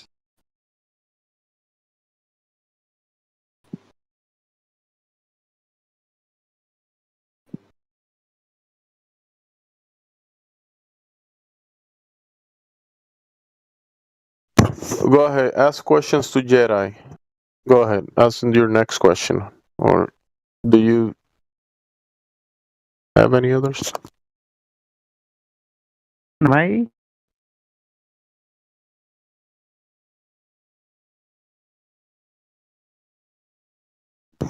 Yeah, your question about curvature of the surface of the Earth.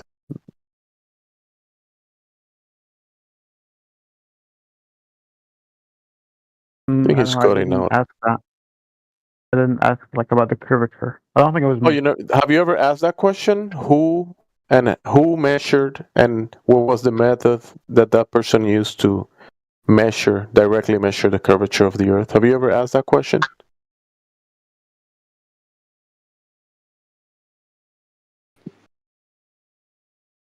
Nope. I didn't. Do you know the answer to that question? Like, who measured the curvature of the Earth directly? Which method? I don't have that information.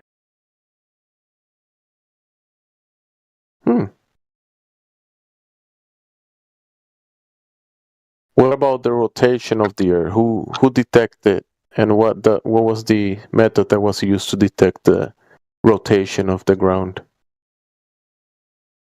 No clue. I'm not very knowledgeable on this matter.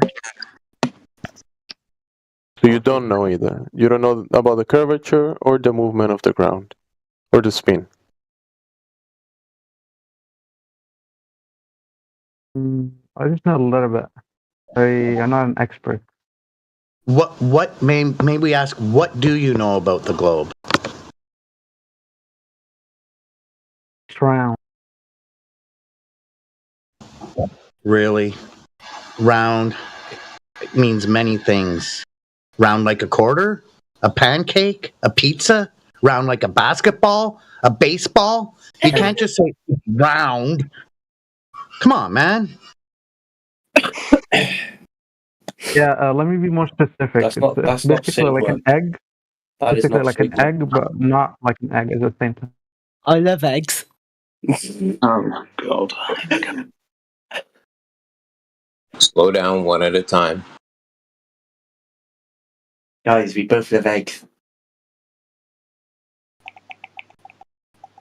So, are there 2 poles to go with this claimed shape? The Earth is round. I went up in space last week. I saw the Earth is round. Okay, so you understand that no one is now taking you in any way, shape, or form seriously. Because you're just lying. If it's round, you ugly bastard. Yeah, you went to space, no one believes you. You're just a liar now. Hold on, you're trying to avoid your embarrassment. I'm just pointing out you're a liar. No one's taking you seriously. I went to space. Yeah, no one's taking you seriously. Space. You ain't a Jedi. You need attention or something. Do you want attention? You ain't a Jedi. You want attention, don't you? May the Force be with you. You're not going to get good attention here when you've demonstrated yourself to be a liar. No one, even on the globe side, believes you. You're an idiot. Just put yourself on mute and fuck off. No one cares about you. So Jose, are you a flat earther? Yes, mate. He meant. Nice. Go ahead. Okay. He meant that he goes often to the space between his ears, like his mind, and he doesn't find anything there. That's the space. Yeah. Right. He's been to Imagination Land, is what you're saying, Jen. Sort of, but he imagines nothingness. So that's the problem. Mm-hmm.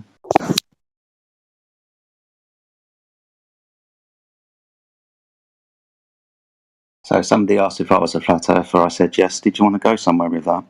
No. Okay. I thought there was a genuine conversation coming. My, I'm disappointed. Should we unmute our friend then? What, the guy who's been to space? Apparently, yeah. I was going to ask for a ticket.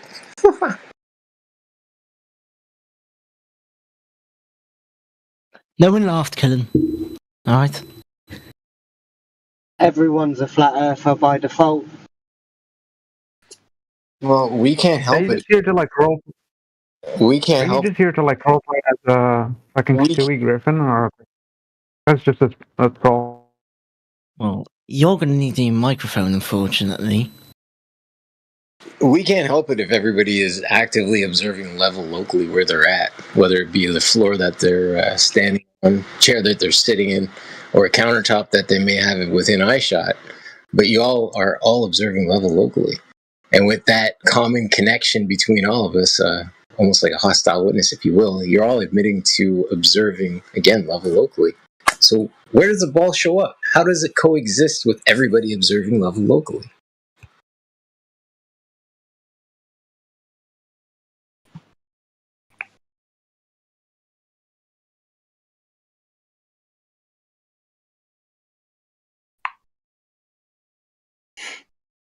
No one wants to answer, dude. Too scared. It's all good. The moment of silence for the globe, if you will.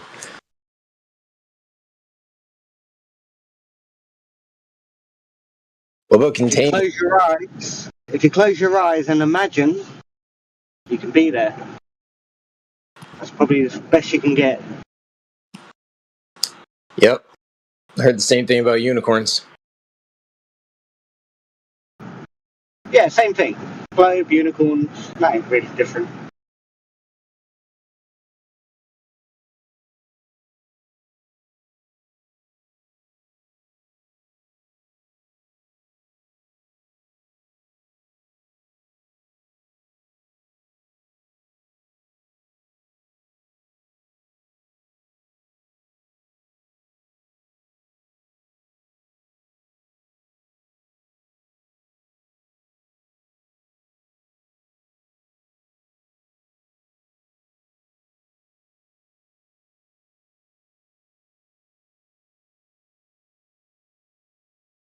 So, what do you guys think about the stars? Stars are pretty. Like flat earthers' opinion on stars. Lights in the sky. Don't really have an opinion about them, apart from the stories that we've been told about them can't be true. Do you believe all the stars are the same? What's a star? You don't know what a star is. What's a star? I'm not making a claim, dude. So what's a star?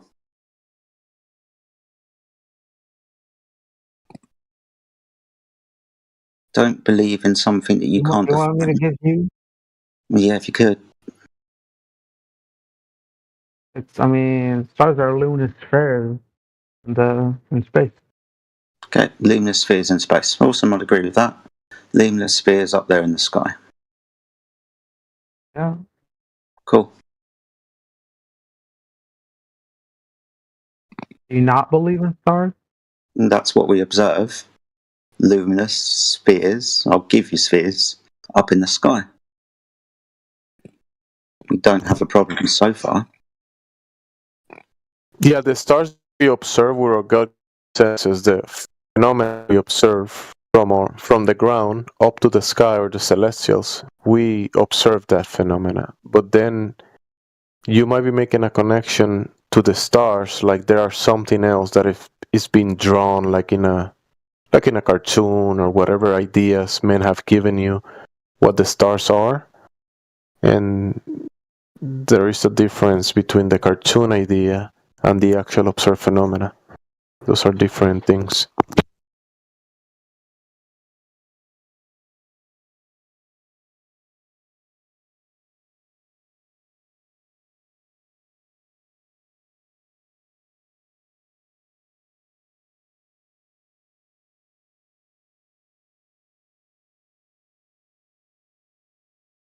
I've got a question that might be a bit off topic, if you don't mind. Yes, we do mind if it's off topic.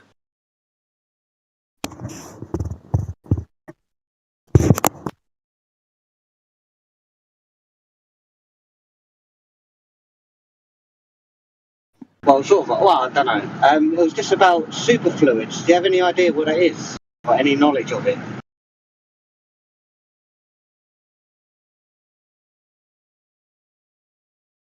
Do you have any knowledge about making bread, Kissy? Like flatbread?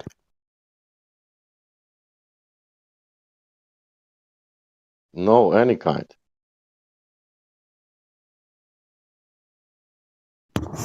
You need fluids to make bread or no?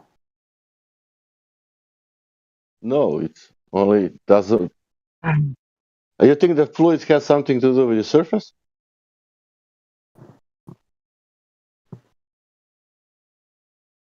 He's asking about superfluids. I don't know exactly. Superfluids has to do something with the surface. No, it's because I think his name's Clay Undersill, and he was saying he was proposing the idea that the sky might be superfluid. Sky? Yeah, something about Another topic of something about the sky being like superfluid or something like that. I'm not really sure what that is. Like where the birds fly? No, higher. I don't know. Because that will be a claim. There might, let's say, there is a superfluid up there, but is that what the whole thing is? Are the stars superfluids, or are the stars in a superfluid? Are the layers between us and the stars? Are those layers superfluids, or what is the whole? He's claiming the whole composition of the sky is a superfluid. I don't know. No, I think what he was saying, like, no, like the claim is like outer space and floating about. He was saying maybe you could probably float about in superfluids, but I don't really know much about superfluids. Do you? No. What do we know about the sky? No, that's what I mean. It's more of a speculation thing. I just want to know a bit more about what a superfluid was.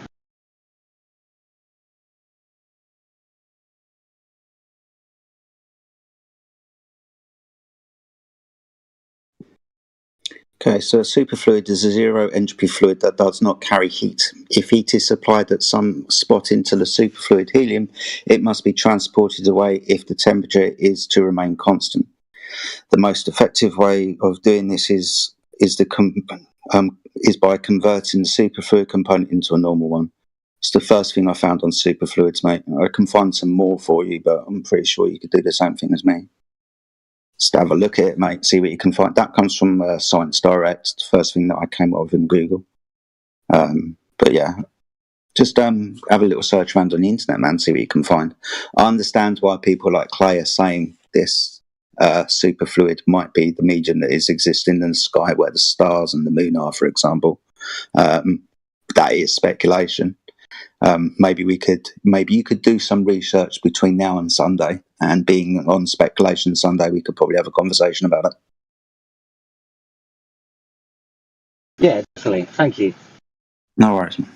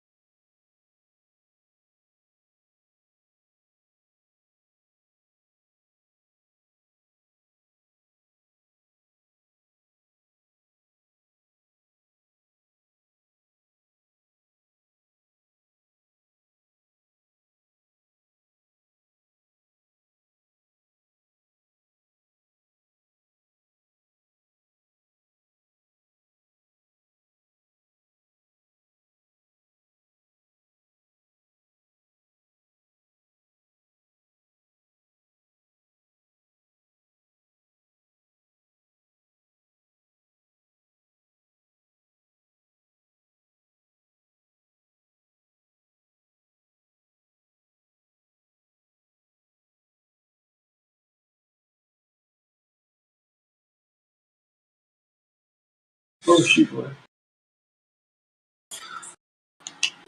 What are the chances of this happening? I hope they will block this guy. Yeah. Hello, everybody. Hello. Did you bring globe proof?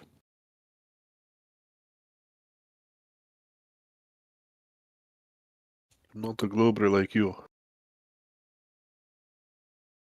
But did you bring globe proof anyway? What proof? There is none. You can't just bring globe proof anywhere. It has to be downwards, because the globe will be going downwards, not just any. There was an interesting discussion in the Flat Earth debate server yesterday with some of the people who stick to Dell's theory of upward acceleration to give the downward vector, that the flat Earth is moving upwards, that it's flat but not stationary. And their reasoning is that accelerometers, when you drop them, when they're in free fall, they experience zero acceleration, and when they're sitting on a surface, they experience 9.8 meters per second acceleration. It's a pretty interesting argument. Like 3 or 4 of them in there defending it pretty well. Wouldn't that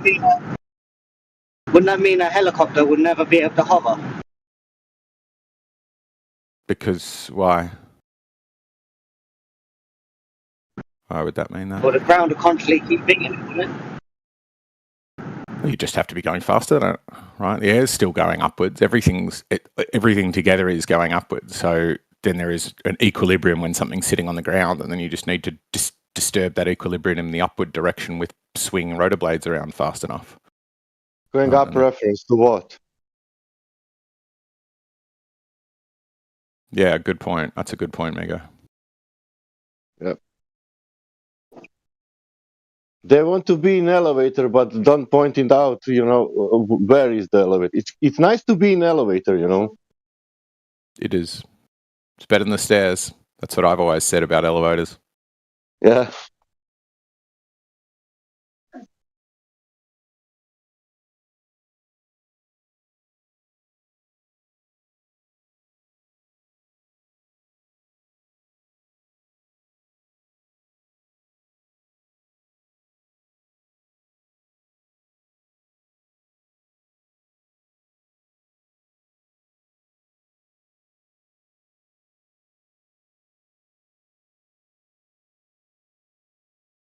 Can anybody here create me some gas pressure with no container, like a gravity container? Yes. And then you would finally have some tests for the claim. That would be a good thing to test, rather than just claim. Where do you get those gravity?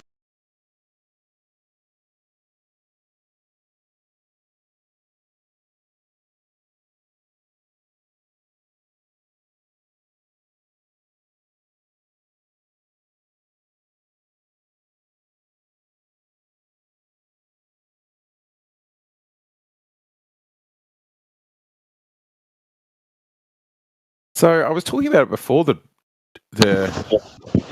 final proposition, the final experiment. But what do people think about the south possibly being the centre? Everybody always just had the north in the middle of the AE map.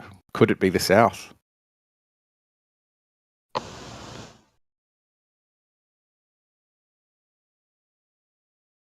Almost seems like a speculation Sunday thing.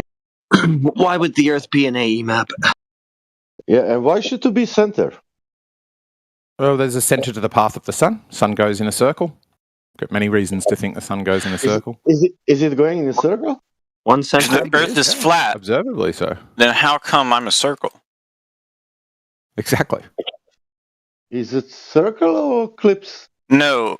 If the Earth is flat, how come I'm a circle?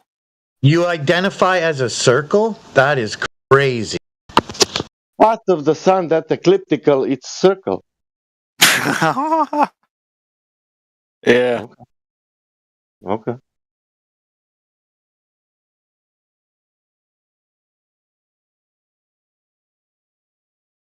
At least you don't identify as a flat isn't a shape. Thank God for that.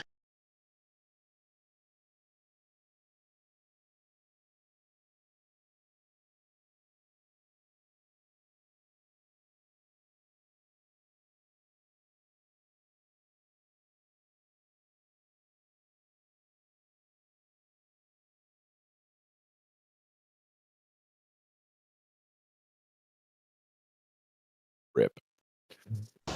That is new though. I haven't. What is new? The idea that the South is the center. No, the idea that somebody identifies as a circle, like they themselves are a circle. That's. Yeah, I don't think anybody thinks that. The South is the center of what? The center of heaven is the South center of heaven. Path of the GP of the sun. Well, I guess at some time during the year, it seems like it is. Yeah. If you buy the 24-hour sun, then I guess that's what you have on December 21st. Yeah, and that's the best system it would work with. Like, we've had the AE map for years. But some people still have it on their profiles. You know, Bong Sao was just talking about it in here yesterday. Well, set them straight. It's one I've challenged for a long time before we even saw this. Just because I think the all of the things that Flat Earth says about Antarctica aren't really true about Antarctica, but are doubly true of the North. Like what? You can't freely explore there. You've got to be going there in a submarine or an icebreaker. You go out there all wearing the same uniform on a military ship to a non-fixed location of unknown length and breadth, where you bring your own flag if you stand at the North Pole. So no, we can't trust any two North Pole observations because we can't be sure they were taken from the same spot. Whereas in the South, you can do all of that. There's no military. You don't have to go down there with a submarine or an icebreaker and go down there in a tiny little DC-10 plane with a okay. So therefore, commercial outfit. Well, if anybody was like, Jaren just said, it just disproves the AE map. So you could just still have the AE map, but it'd be south-centric. Prove the globe map. Why would we use any AE map to represent the Earth? Yeah, why did everybody use an AE map? Everybody did? Well, everybody. A lot of people. A lot of people. Yeah, everybody is not accurate. I'll concede to that. Many people. Many of whom are present. And many of whom honestly doubted that they would see the 24-hour sun in the Arctic zone where this commercial operation had been running for 40 years. I'll tell you why. Because they didn't understand when we told them years ago what an affirming the consequent or reification fallacy was when we was doing it to Globers. I don't see how that even applies. Did I do that right now? How it applies is the reason that the ones you're talking about, not everybody, but a lot of people did what they did, is because they didn't take to heart what reification or affirming the consequent was. What's reification?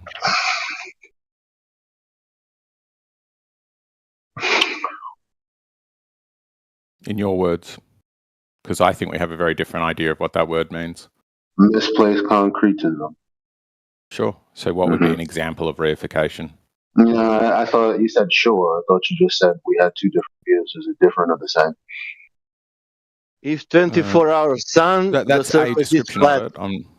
Can I give you? If 24-hour sun, the surface. No. No. Affirming the consequent. Yeah, I think he was about to do it. I've heard it before. It's affirming the consequent. That one is, yeah. But when did I do that? When did I do either of these things? But regardless, saying other people who aren't present made this logical error. We're focusing on see how he's. Hold on, let's see.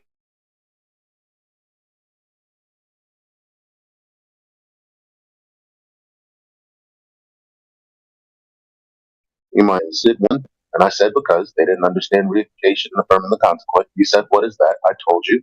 That was it. That was the end of that back and forth. Sure. So what's the reification fallacy? What's the affirming the consequent that I just did? I didn't say you did. Oh, so how's it relevant?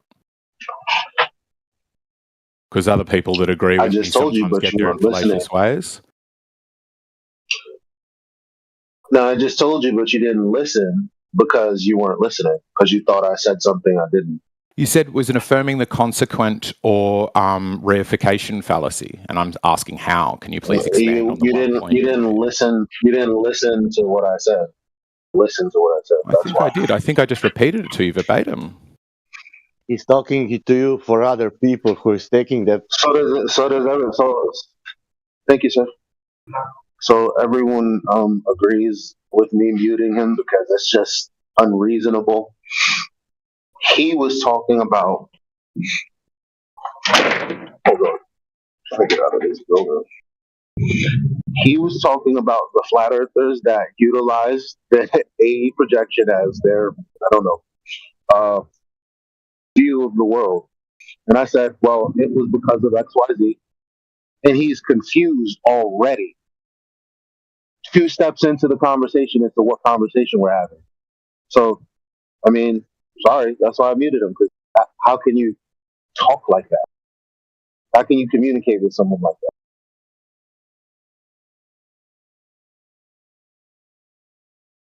I don't know why y'all still have him here. To be honest. Dishonest as he is. Heretic? Yeah. Are you there? Yeah, I'm going to send you something. I don't know what to think about this. I just want you to look at what I'm looking at here. All right. It's a little invite. I'm about to send it right now. Okay.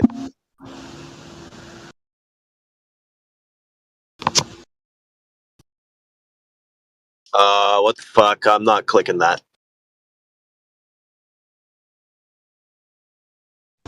What I'm thinking is, how do we get that gone? Or, like, how is it even here? I don't know where that's from. Weird. Okay.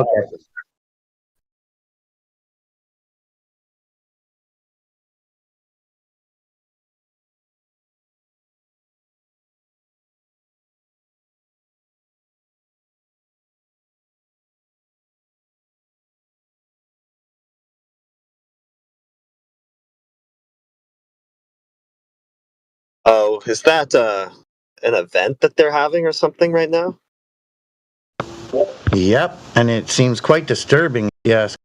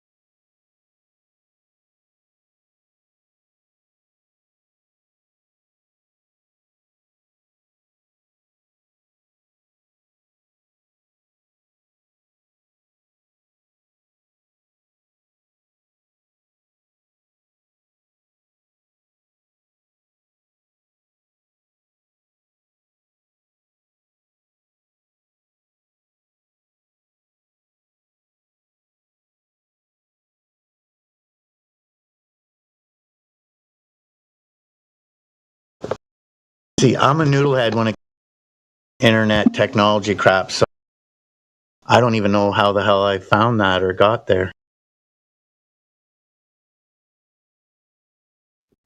I don't see it, but it doesn't look good.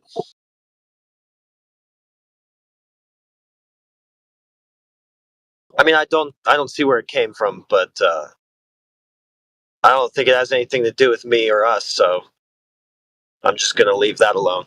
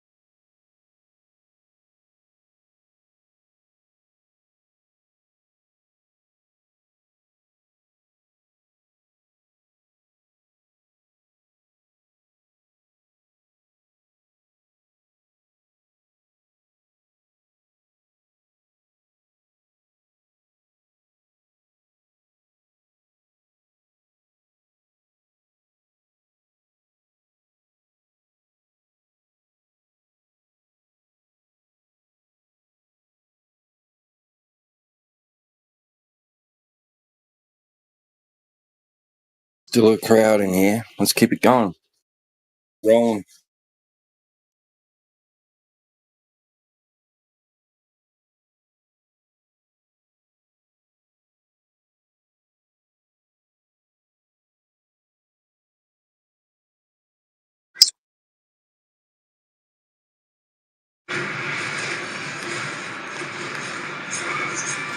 I am ready to put on a show.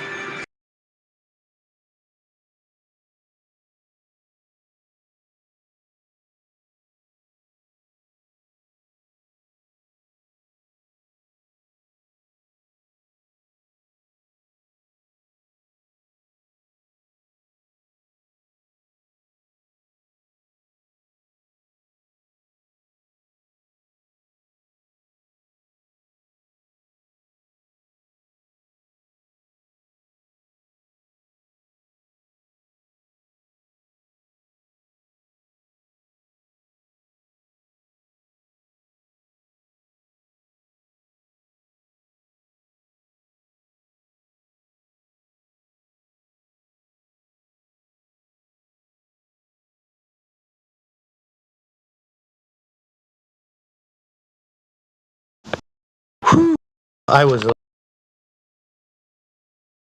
I reported it first, but wow, that was bizarre. What was bizarre? Happened? It was a garbage trash server I was in by accident.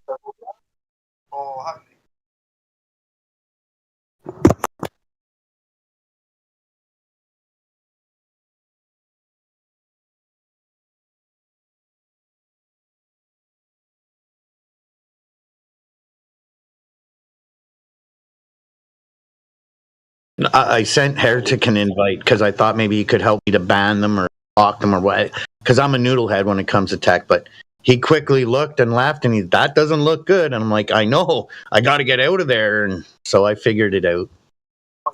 Like I said, I reported the server first and then left.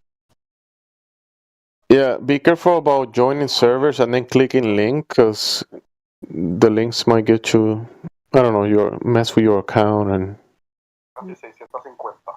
That's part of what I was worried about. Because, like I said, I'm as naive as a 3-year-old. Like when it comes to like the security tech stuff, or like how you said, I click on a link and then next thing you know, they're poaching all my financial information or something somehow, and I don't know how. Like, Or worse, putting stuff on my shit that, I don't need or want or whatever. I'm just a noodle head when it comes to tech.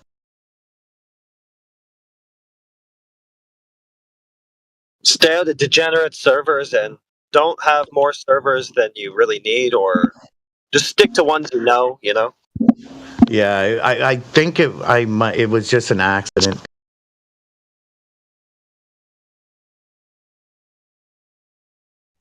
Like I thought it was something decent, so I just I'll join and wait a minute.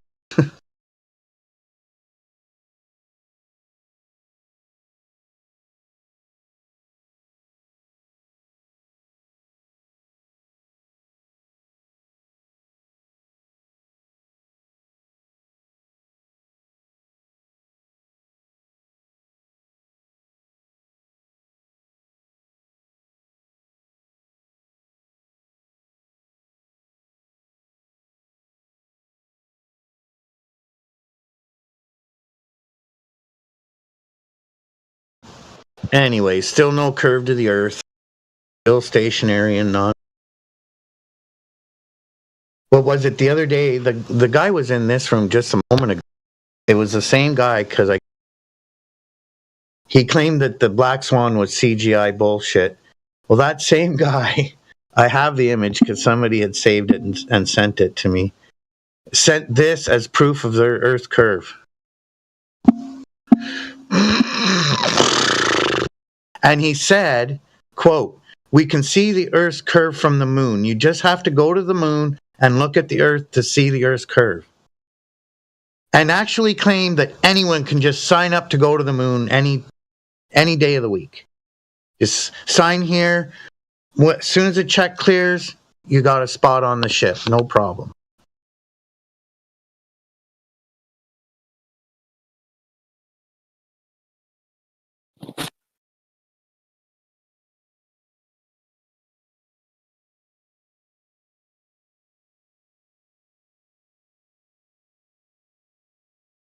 And how movie finished? But it was a day or two later. I came in and said, like, look at the image that he sent us as proof of Earth's curvature. And I just told everybody listening and in the room, future listeners, I'm a noodlehead when it comes to tech stuff. But I'm not a moron. When I see that image, I know I could put that image in Photoshop and see how it was manipulated. Those stars behind that image are not real, period.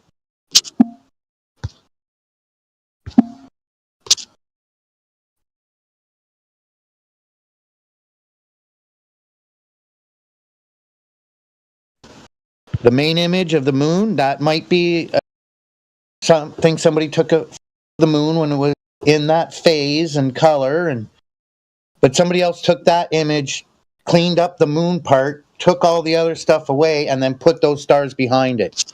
And then this guy found that picture and put it in VC as, here's proof of Earth curve. Wow. Now I just got to wait for my check to clear, and then I can go to the moon and observe the could.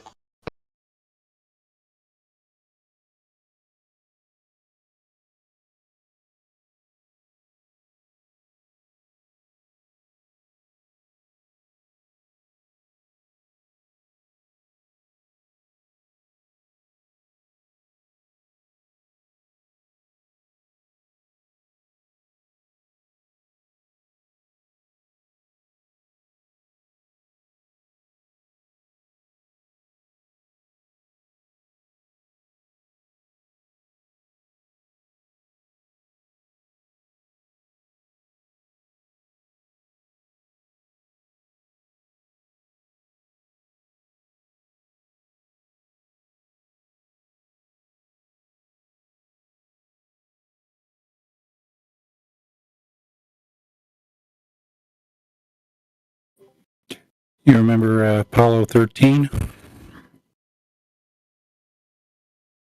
Yeah, it was almost tragic.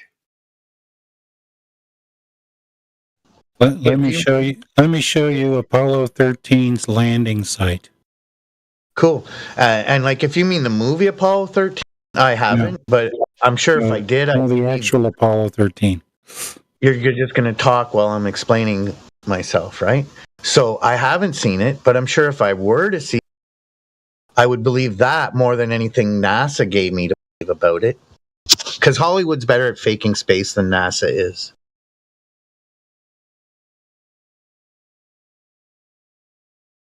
It was much more believable. Like the conditions and everything. They made it seem like real, like what was happening.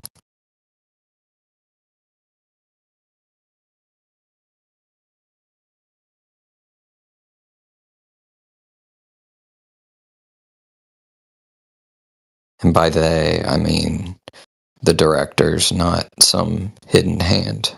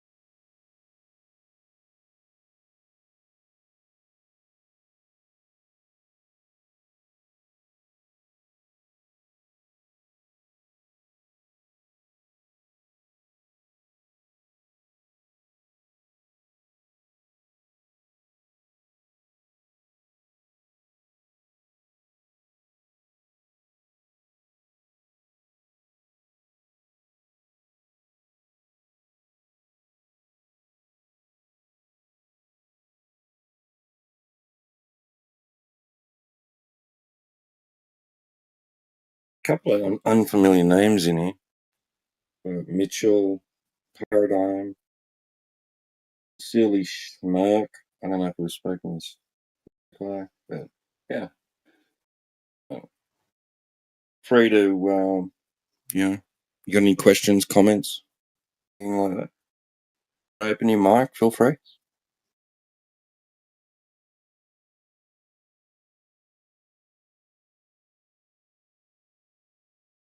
Be shy now.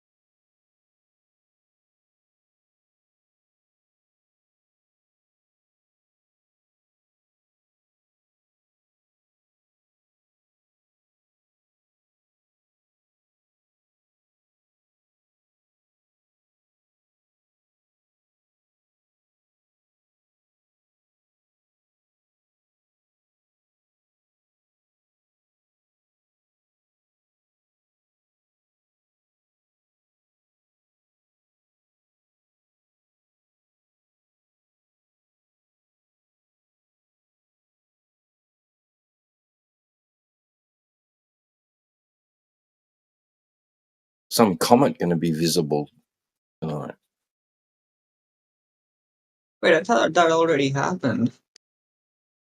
Oh, I missed it. Wasn't it Oh, supposed to? man. Yeah, I think so.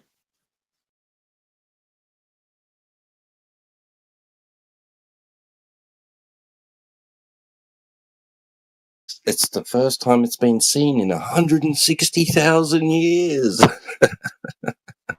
Yeah, it's been a while since I saw this.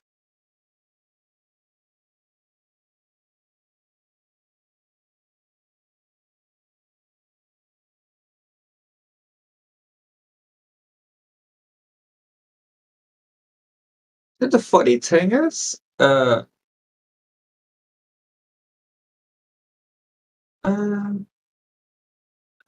Indian media picked it up like a day later. Like pointless. I'm like, why? They could have told us like a couple of days before. I would have actually gone and seen it. Although apparently it was harder to see this from the northern hemisphere. So.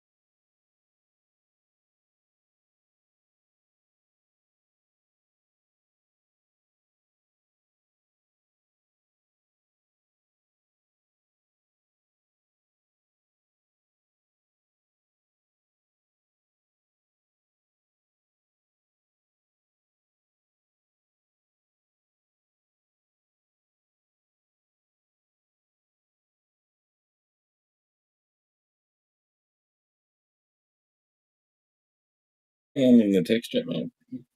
Bring that conversation into the VC.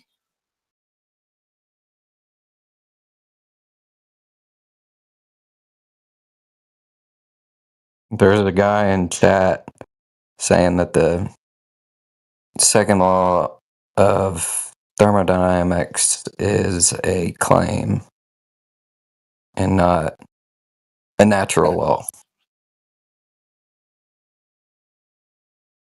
So if he wants to pipe up.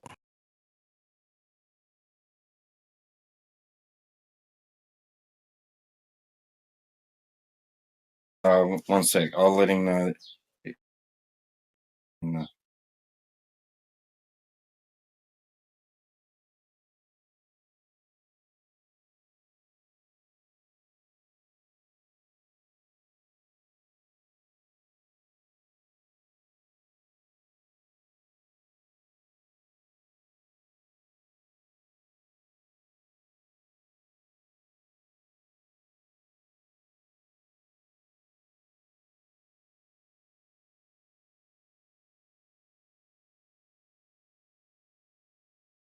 No, the dude is an abject retard. I'm not talking to him.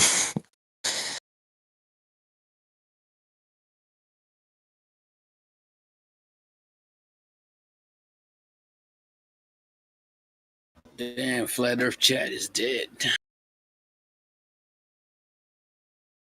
That's right. Always dead. That's why the room is like always full. It's just always dead. That's right.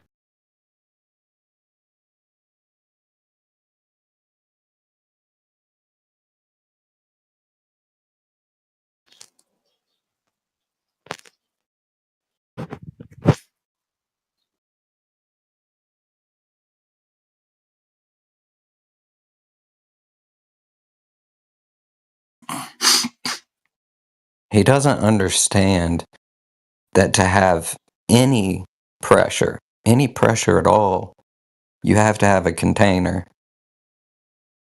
He doesn't get it.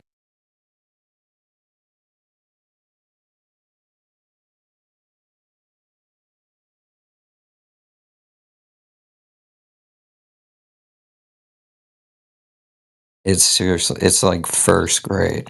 It's like when you blow up a balloon, just blow up a balloon. Well, like our Jamaican friend said yesterday, the container is only needed for the demonstration. It's classic when he said that. Can't be demonstrated without I one. need a container for demonstration, man.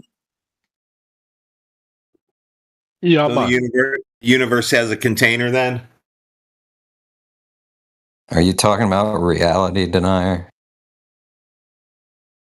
Robert, yeah. Dude, that was rough.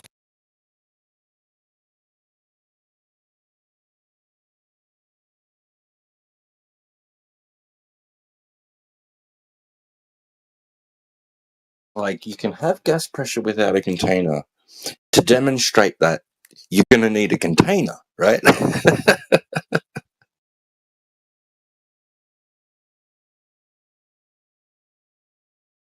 I think it was like 3 containers or something. It was more than one. Oh, yeah.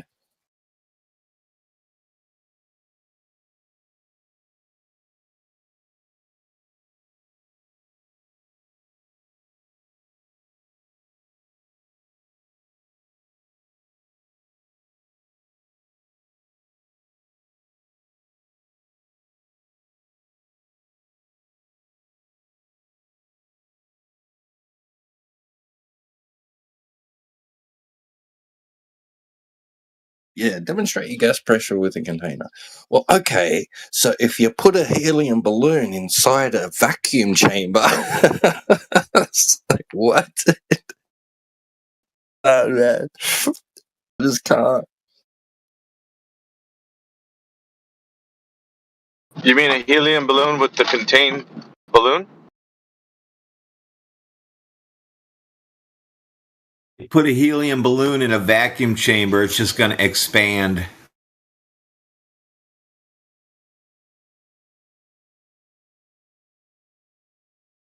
Yeah, show me a container without a container. Using a container?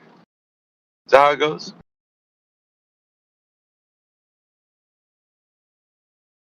Yes. Just for a imagine the container's vacuum. not there. It's not important, right? Yeah, the For a container's not vacuum, important. you're Imagine gonna it need a being there. container. Yo, where So the for the globe dumpies vacuum at? to exist in space, there has to be a container for the vacuum to be in.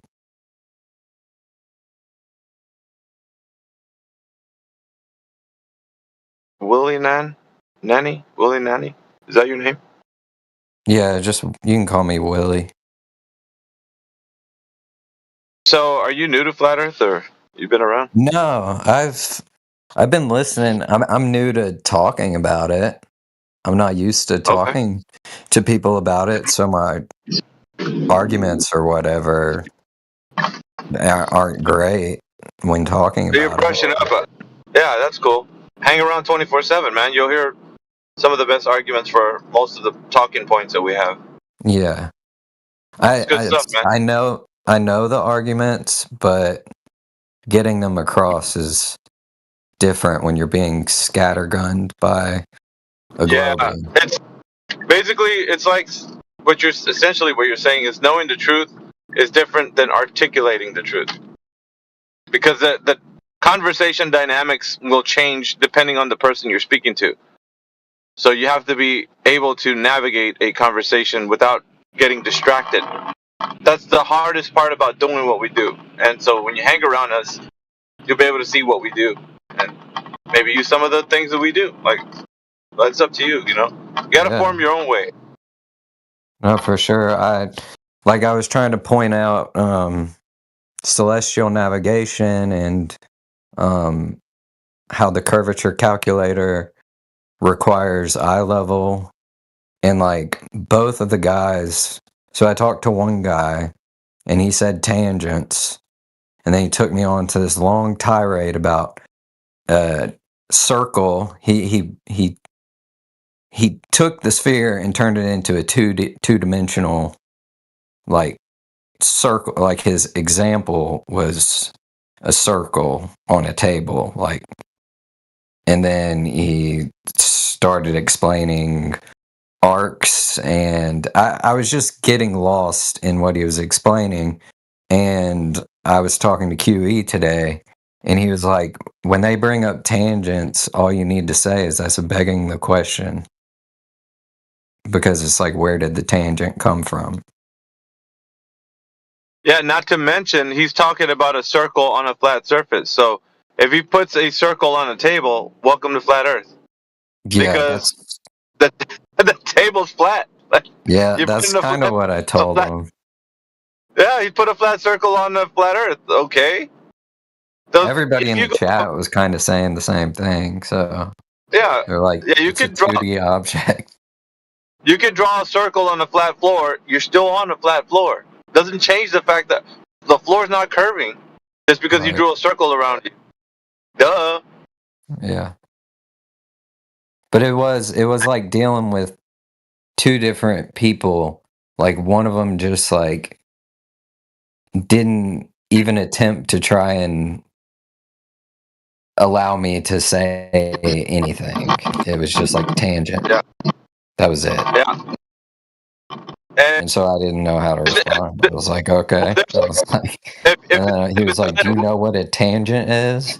And I was like, yes.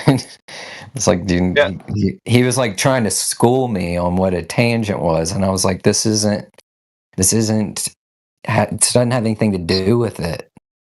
And he just conjured up the idea of a tangent. So it's a begging the question. Yeah, because what burden of proof? you think whatever. think about tangents, right? So essentially, what he's saying is, you put a ruler on top of a basketball, right? Right. So a That's what he tangent went would to. be a tangent would be that ruler. The problem that they have, is that, and you could also like take it in this direction as well. If they start talking about tangent lines, say, okay, how do we understand the Earth that's deviating away from the tangent line, the drop over the distance? How has that been measured? Now, the tangent line is something you can say, a line of sight or something. But then, how can you put it to where you're measuring that drop over a distance? So essentially, the Earth should be dropping away from the tangent line. Right. You know what I mean? Yeah, I'm following. Yeah. So if they bring it up again, then you can tell them, okay, you think there's a tangent line, all right, on a sphere. But now, how can you measure the Earth dropping away from that? Have you done that? Ask them the question. Has anybody done that? Mm-hmm. Not just them. Don't say not just you. Has anyone measured the drop over a distance away from the tangent line? And they don't have a rebuttal to that because they've never thought that far. They're only giving you like an idea. It's hollow, basically. The answer that they'll give you is hollow because they don't know the method by which that's been done because it's never been done. Because it's imaginary, right? The idea that you're living on a sphere is imaginary. So nobody's ever measured something specifically that can't be measured because we're not on top of a sphere or an oblate spheroid. Right. So that's important for you to remember. Like if they bring that up again, say, okay, you have a tangent line. It's like a ruler on a basketball. I'm with you. But now, if you're saying that's true, who's measured the drop away from that tangent line? That would be the curving Earth. And see, that's where they'll get stymied because they won't be able to tell you how they know the method has been done to measure that drop over a distance. Because even their tangent line, the tangent line is level. Yep. So that's correct. That's correct. Right. So that's ultimately that's the point we want to get to. We want to get to where they're acknowledging that there has been a method to verify that the tangent line that they are presupposing is over the surface of the Earth, dropping away from the Earth.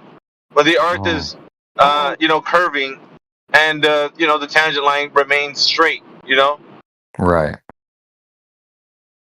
So that's a good one right there. Yeah. Yeah, that's a good point. Because it seems like they think you're going to resist when they start bringing up tangents. You should say, no, I'm not. That's fine. If you think there's a tangent line, okay, we'll run with that. Now, if you can tell me the method by which the Earth is dropping away from that tangent line, you got yourself a globe Earth. Mm. Yeah, I wasn't backing down. Because they were even trying to like school me, because I mean, I don't have the biggest grasp on this stuff. I mean, I haven't been to high school since, I was 18. So like, I didn't hold on to some of this stuff, but it was just most like of it was scattergunning and like bullying, kind of, really. I hate to use that term, but most of it has to do with because they don't know any of the answers to be verified, or like there's no method behind any. It's all hollow, man. Like what they're saying are just empty words that they've parroted from like other people they heard say the same words, but they don't know any. Like if you were to drill down on like the explanation, like what they're saying, they will not be able to tell you in any detailed method how they know what they know. And I can tell you this from experience. I've been doing this 10 years, man. Nobody knows any method to verify the example the guy was telling you, the tangent line on the spheroid. There's no method to measure the drop away from the tangent line. No method. I don't care how much begging the question that they put involved here. They will not be able to measure any. It's not real, dude. It's a mathematical construct. That's where it resides. It doesn't reside in the physical and natural world. We can't go into the field and test this method. There's no way. Yeah. So therefore, it's something that people say, but it's nothing that they can do. Hopefully that helps, man. Because like I said, I've been in this game for a while. Yeah, no, it's I was gonna ask how did you get into it in the first place? Like, who was the first man, we're talking person about that you saw? Yeah, we're talking about 2015. 2015. It was like October. Yeah, it was October or so. Yeah. And there was a lot of videos at that time on YouTube. The algorithm was friendly to anybody searching for flat Earth because it was so brand new to social media. Because it exploded around the end of the year on 2015. It was really like 2014 where it all began, but it didn't really get popularized until like the end of 2015, where it was just like everywhere. And so I got recommended this video where it says Bruce Lee proves the flat Earth. I always talk about this video, and it had a thumbnail like of Bruce Lee's like face, and then it had like the disc Earth, the disc, and like it was tilted, and then it had like a glass of water, and it said like Bruce Lee says like be like water, like that saying he says. Yeah. Water takes the shape of a cup, of anything that it's in. But the surface of that water is always flat and level. And so that was intriguing to me. So I clicked on it. It was clickbait, right? So I clicked on it and I looked at the video. I think it was Eric Dubay's 200 Proofs. I could really tell you what it was about because it's been a while. But it was having to deal with like the content about, flat water. And they said, if you have an ocean of flat water, and of course the globe is purporting to say that 70% of the Earth is covered in this liquid stuff, then that liquid stuff is flat on its surface. I mean, without mind you, what's it called? Not taking in consideration the waves and such, right? Just when water's calm and at rest, it displays no convexity. So when I thought about it, I was like, well, that makes a lot of sense because water doesn't display convexity, in large quantities, because of surface tension. So surface tension, you can look up hydrostatic equilibrium, right? And you can find a lot of stuff on physics about it, right? Where it talks about what that means, water, pressure, all that sort of good stuff. And when I was looking into this, like for the 2 weeks that I was, I dove into it made sense that if you scale up, water never seems to have any convexity at any type to be measured. Like I can't measure over large bodies, the curve of that or a hill of water, you know, like a hump of water. So that was intriguing to me, and I was like, well, that's kind of weird. So I need to find out where in physics I can figure this out. Like, why do people say the Earth is a globe at the same time water is flat on its surface, right? So looking more into it, I try to figure out like if there's been anything said like within academia, academic resources. Didn't find anything that was substantiate the curve. I found actually the thing that's antithetical to that, which is it was putting me towards the idea that water always remains flat and level in large quantities, right, over surface area. So that was, to me, kind of like, okay, if in my mind, I was like, if I scale up from a swimming pool to like a pond, to a lake, to an ocean, like water has the same type of mechanics, doesn't deviate from the mechanics that we understand it to be. So the physical and natural world has to make sense to me.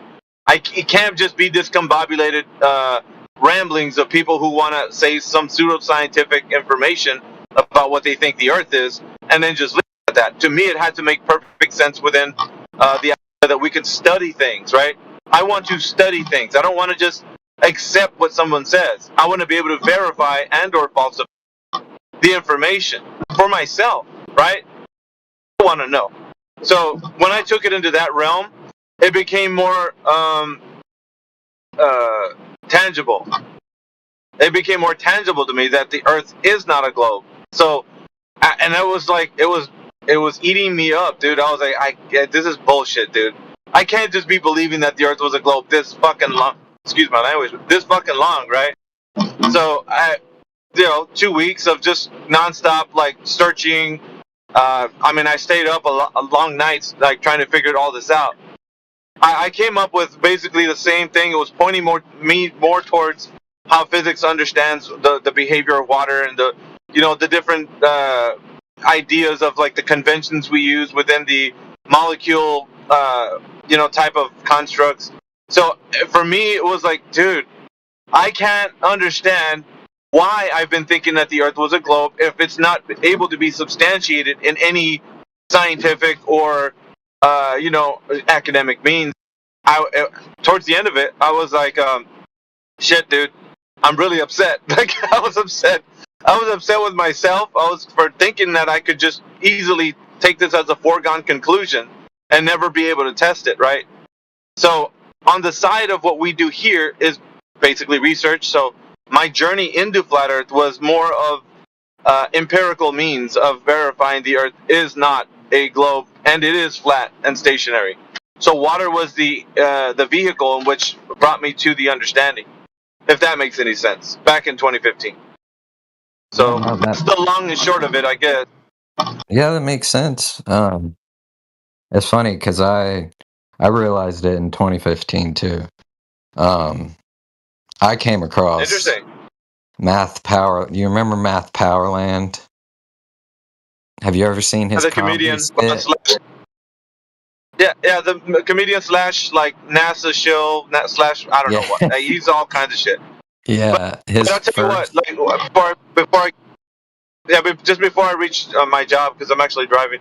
I would say this: it was only soon after that I ran into the people here in 24/7, and from there it became camaraderie because of the fact that we're aligned with the truth. Not so much, I would say, not so much as a community base, but more of like a group of friends that agree with the truth that we all like. It's, how can I put it? It's not like, okay, some people might say, you guys are in a cult, you guys are in some sort of like whatever, community or whatever. But I think we all of us are critical, free-thinking individuals, right? So when we align with the truth, we find common ground. We don't need to disagree because everything that we understand to be true, it's basically true. So if I'm saying something and it's not true, then somebody will tell me about it. Like, it's not like they're going to be like, letting me say incorrect things, and that's what I think I like about this group. So it's much more than just like Flat Earth group. I think this was more to deal with like people who side with what truth is and value that. And so that's who we are, as 24/7. It's just a group of friends, man, that really agree on the truth and align with each other because of that. We're of one accord when it comes to like truth. So something that's not true or a speculation, we will announce it wholeheartedly. There's that we'll say like, oh, I believe there's more land out there or some shit like that. Like you'll never hear this group saying things like that. You know what I'm saying? Like, Oh, I definitely know. I know. Speculation. yeah, Right. yeah. Hey, before you go, though, I was gonna say, Go ahead. my big realization was actually from a comedian like railing against flat Earth, and he was like, "Yeah, all the maps are flat. That's why it's flat." And I was just like, "Yeah, why are all the maps flat?" And then I accepted it pretty easy, and I was pretty pumped about it because I was like, it didn't make sense when I was in kindergarten. So, yeah, I was very easily I moved into the direction Donde of LOL viene es not on the defensa globe. solamente, no pelea. But anyway, go ahead. Somebody's hot micing. I think that the important part about all of this is oh, Jimsy? Yeah. Under heaven is hot micing. Not anymore. We definitely have a lot. Oh, he's back. Yeah. We definitely have a lot to say when it comes to like why people have misunderstood the context of globe, and they think that the Earth is that because they don't. There's no information that would substantiate any of that the claims of the globe, right? And some people say, don't put those claims on me as globe earthers, right? They say, don't put those claims on me. Like, I am not one of those guys who will allow you to say that I think the Earth is this or that. It's like, well, it's not up to you if you're in the same mindset that you think the Earth's a globe. You don't have a choice. Whatever the narrative is being said out there, like what the Earth is as a globe, it's either take it or leave it, right? You don't have to. You can leave it. That's fine. Leave the cosmology, leave everything, but you can't pick and choose which parts you like about the Earth as a globe. The paradigm has. It's like the book has been written. All you're doing is reading the pages of the book. You don't have a choice whether you say I don't like this part of the book. I'm gonna omit this. It's not up to you. Everything that is said about the Earth as a globe, according to those who, the forefathers of the idea, you have to accept that as what the gospel truth is. It's not up to you to pick and choose what you want in cosmology. So those who, like the pseudoscientific engineers of this idea, they're the ones that I built it up to be what it is, cosmologically and otherwise. So when people are talking about like, well, I don't want you to tell me that I think the Earth is a globe in any way, like any of the parts of the globe. It's not up to them. We're only telling them what the mainstream rhetoric has been saying all along to everybody, right? That the Earth is an oblate spheroid, that it's spinning in the vacuum of space, and there's different pressure values that go super low and such like there's a bunch of things that are entailed when we're talking about the Earth as a globe. But they don't have a choice. It's just what the paradigm is. It's a take it or leave it thing. You can leave it, or you can completely acknowledge it and take it and say, I'm running with this thing. It's a globe, and all of the parts of why it's a globe is what I think it is. But you can't come in and say, well, I don't think that's true. Well, you can't pick it. The Earth is of a certain set size of dimensions, right? It has a radius value, a circumference, and a diameter. So you have to accept that as what the paradigm is, or leave it completely and walk away from the globe and say, I don't think the Earth is a globe, because I don't think it's what they're telling me. Then that's fine. You can think of your own cosmology. But you can't keep coming in here and saying the Earth is a globe and standing on business telling us that it's a globe based on Coriolis and gravitational forces and stuff. Can't do that. Take it or leave it, right? So that's what we're telling the people that come in here. It's like, we're going to tell you the claim that's been made, and you either defend it or you walk away from it. So there's no in between when it comes to the Earth as a globe. You get what I'm saying? Like, that's important. That's an important part about what we do here. So we don't need to find out which individual thinks the Earth has a globe, specifically like what they think. We just have to say, look, the Earth has a globe. Doesn't make any sense in the physical and natural world. Do you think the Earth has a globe makes any sense? Go ahead and tell us. Like, in what way? I can tell you. So, yeah. Okay. Go ahead. In what way is the Earth a globe? I'll demonstrate to you, Willie. Watch. You said in the natural world, correct? The physical and natural world, yes. Outside your house. When you go outside. Correct. Yeah. I left my basketball in my yard. A basketball is part of the physical. Yeah, I'm sorry to hear that, man. Yeah, no, but basketballs are spheres. Yeah, I'm sorry to hear that you left the basketball. Yes, that's great. You want a cookie? You want a cookie? No. I'm trying to make a point. Do you want a cookie? Oh, don't cut me off, brother. I'm trying to make a point. I have to, because basketballs outside it's not the physical and natural world. Basketballs are synthetic, which are man-made. The physical and natural world has to deal with what nature is, independent from man. You understand, sir? The point I'm trying to make. Yes, I do understand. Yes or no? Yes, No, I understand. Stop you. I'm going to stop you if you don't acknowledge what I'm saying. Okay, so what's the difference? What is the difference? Allow me to speak, brother. No. What is the difference? Okay. No. It's your room, brother. You're dealing with me. I'm running it. You goddamn right I'm running it. So here's the thing. You either acknowledge what I'm saying or you piss off. One of the two. I don't fucking deal with trolls, and I don't got time for that. So you either deal with it or you don't. It's up to you. Take it or leave it. Now, the physical and natural world is not your basketball outside. That's synthetic. That's man-made. Now, when I say physical and natural world, I mean everything outside, like the trees, the water outside, everything that's outside of man-made. Do you understand, sir? Yes, I understand, brother. Yeah. All right, brother. Now, if you're going to tell me anything more about basketballs, then it's not the physical and natural world. Yeah? Yeah. All right, now. So let's get to the physical and natural world, proving that the Earth is a globe. I'm going to give you the floor, so go ahead. Thank you, brother. I appreciate you, man. You're a good man. You speak clearly. Hey, brother. Right? Brother, aren't basketballs Thank you. containers? Hold on. Hold on. Let him go through. Right. Go ahead, Robert. Right. Thank you, brother. So spheres are natural in our world, right? We literally have boulders that you dig up that are spherical.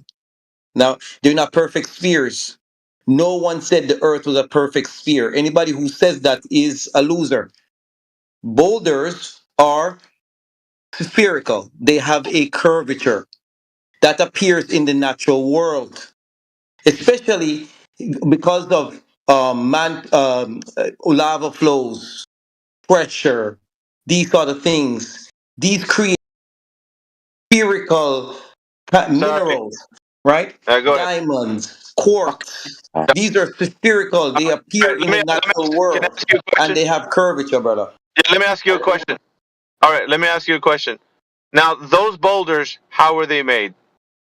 They were made by the natural world. But how? What is the process by which those boulders came to be?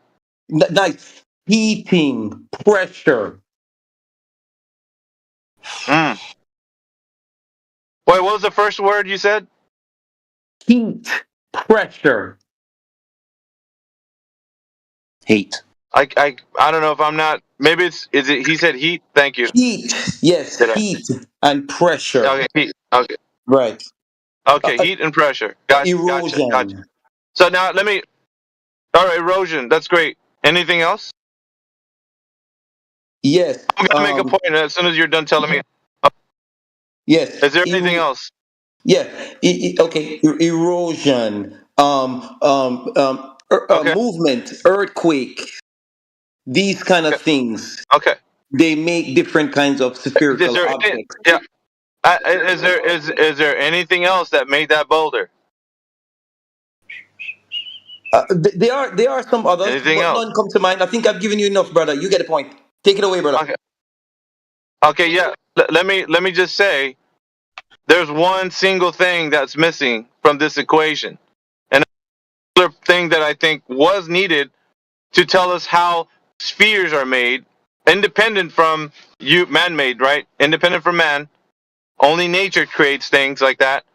So I didn't hear you say, and you can't come back to say it because I gave you enough time to say it. You didn't say gravity.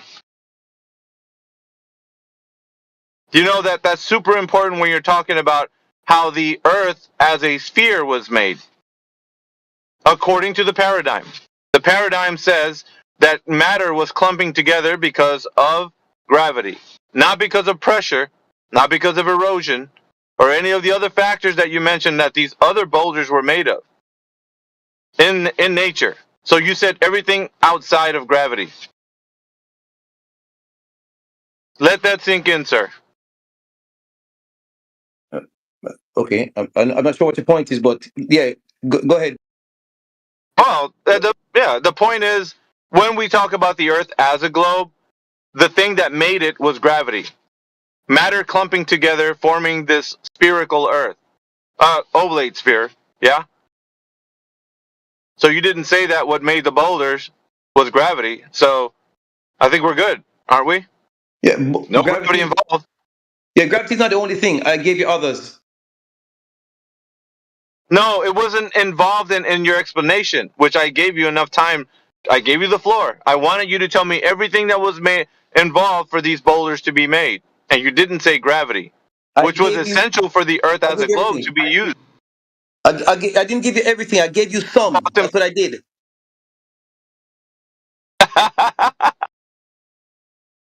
He did mention pressure, gravity, which is a problem. Yeah, I just gave you enough so that you can make your point. Not gravity. There's others. There's plenty of others. And my point is, my point is, when people tell us how the Earth was made, it had to do with matter clumping together because of a gravity. Had nothing to do with pressure. Had nothing to do with any of that. The other things that you were telling me about, it's great. Those are the physical processes by which we see things in nature being held together or destroyed.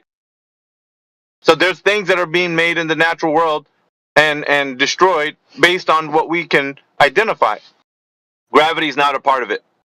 Yes, gravity you can identify. And, you know, again, you've acknowledged that. I only gave you some. That's it. No, we didn't. I only gave you some. Yeah, but some.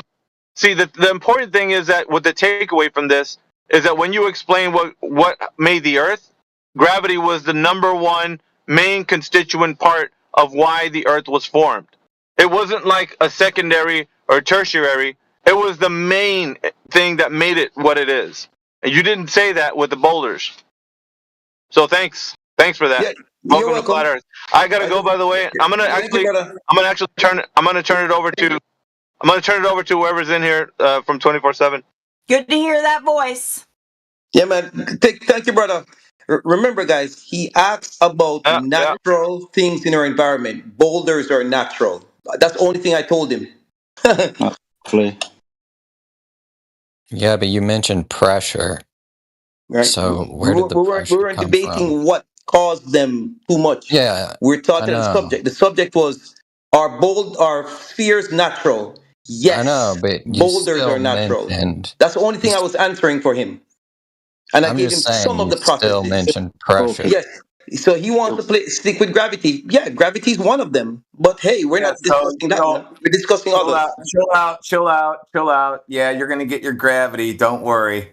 Because I debunked it many times, and you flipped out the other day when I did. But You have never debunked gravity. Yeah, never. I think Jedi wanted to jump in. We'll have this conversation again. What's gravity? Gravity is mass attracting mass. Hold on, brother. Let me finish. Let me just finish so that people is for the independence of your room. Let me finish. Mass attracting mass. There is an interaction between mass, which is inversely proportional to their mass and their distance apart. Therefore, creating the gravitational constant, which is in both Newtonian mechanics and Einstein mechanics. Thank you. Yeah, good. How? How does mass attract mass? Once you have mass, the byproduct is gravity. Yeah, how? How? Yeah. Welcome to what? Welcome to. I'll make it simple for you. Okay. Yeah, you haven't defined what mass is yet. I'll ask you to do that in a second. Yeah, well, that's a different question. I haven't finished. You did this yesterday, and I got very impatient with you. Don't try my patience again. The question is how. What's this? How? Welcome to science. That's what scientists are trying to find out. How? That's what scientists are trying to find out. So you don't know? No, no one knows. Okay. Thank you. You don't have. Good. So you can't say that mass attracts mass being you don't know the mechanism. We experience it. Yes, we can. We experience it. Mass attracts mass. That's a fact. Gravitational constant is measured. Gravitational constant is a thing in the environment. Excuse me. Does gas have mass? Yes. Good. Does gas attract gas? Yes. Incorrect. Gas expands. We had this conversation yesterday, and you completely denied the second law of thermodynamics. You fool. Brother, yes, it still attracts. There's a minuscule attraction between them. It's not enough. They're too small. So it expands. There's no attraction between gases. Are you familiar with that's a lie. Excuse me. It's like I try to finish what I'm saying, but you keep masturbating through my fucking point. You understand that gas expands. There is no attraction between gas molecules. Are you familiar with the kinetic theory of gases? Yes. Good. So you'll understand that there's no attraction between gases then, if you're familiar with the kinetic theory of gases. The gravitational pull between gas molecules is not strong enough. Thank you. Go. So you're just going to deny it. We had this conversation yesterday. It's denial. It's just a fact. No, it's not denial. You've proven no facts. You've just made claims. Now, I'm asking you if gas has mass. You say that gas attracts gas. That's incorrect. That's a violation of the second law of thermodynamics. No, it's not. Don't lie on your stage. I'm not lying on my face. I'm trying to educate you, and me and you are going to fucking fall out soon, sunshine. No problem, brother. But don't lie on your stage. Don't lie. I'm not lying. Are you aware of the second law of thermodynamics? Yes, I am. Good. So you understand gas expands? Yes. Good. So it doesn't attract? It does attract. Oh, so it doesn't expand then? It's the kinetic energy is more than the attractive force. So there's no attractive force between gases? There is attractive force, yes. There isn't? Yes. If you make that gas be at rest, they will start to come together. Pardon me? Yes. If you make gas molecules be at rest, they will attract. Yes. 100%, brother. Say it again. If you make gas molecules be at rest, they will attract. Sorry, how do you make gas molecules at rest? Yeah, there's various ways to do that, brother. How do you make gas molecules at rest? How? There's density. There's more dense gas towards the surface. Brother, let me finish. Don't freak out. Don't freak out. Horrible man. Stop tripping over yourself. I want you to show me gases at rest. Yes, gas molecules can be at rest because they have mass. Show me. That's just a claim. Really? You think gas molecules are just saying, "Hey, look, let me just move because I like to move"? No, brother. Sorry. Kinetic. There's the energy. Gases move in straight line motion, don't they? Until they have a physical interaction with another gas, don't they? Yeah. Yeah. So show me at rest. Show me gas molecules not moving in a gravitational field. So here on the Earth. Yes. Show me gas molecules not moving. Then here on the Earth. Big Mo, we have heat. And these things that is causing gas molecules to move and excite. So that's why they don't have enough time to stick together.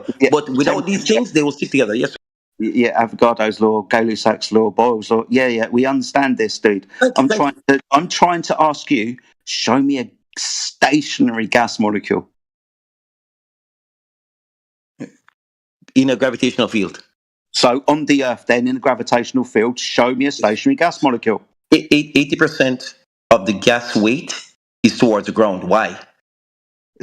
Why are you asking me questions? You're supposed to be demonstrating your claim that you said no less than 5 minutes ago. And now you're asking me questions like a weasel trying to get out of it. No, You I demonstrated it. that 80%. can be stationary, so show it. I just 80% is at the ground level. I just demonstrated it. That's at the ground level, but it's still moving. You understand?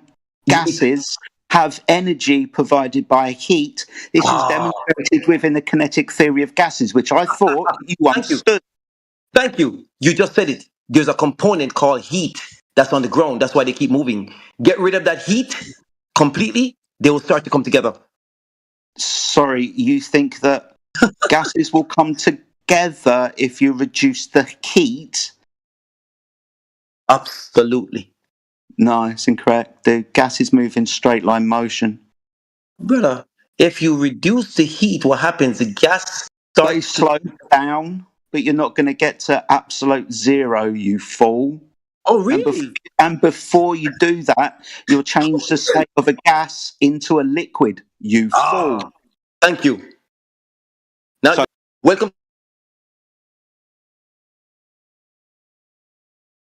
Liquid. Yeah, so we're talking about bring the heat down more, it will become solid. Okay. Bring the heat down more, you got pressure. We're talking about gas. How do you achieve pressure? How do we achieve pressure? How do you achieve pressure? What's pressure?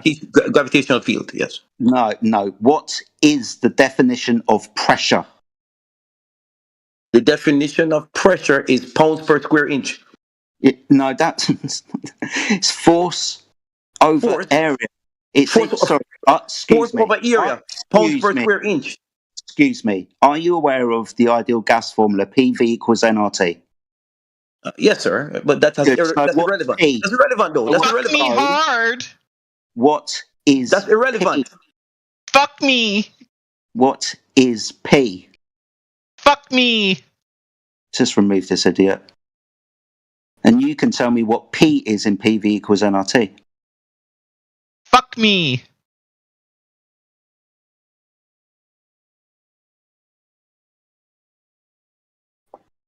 Yeah, get rid of that person. I'm trying to wait until that person leaves. Yeah, what's P in PV equals nRT? And how do we solve for it? P equals nRT.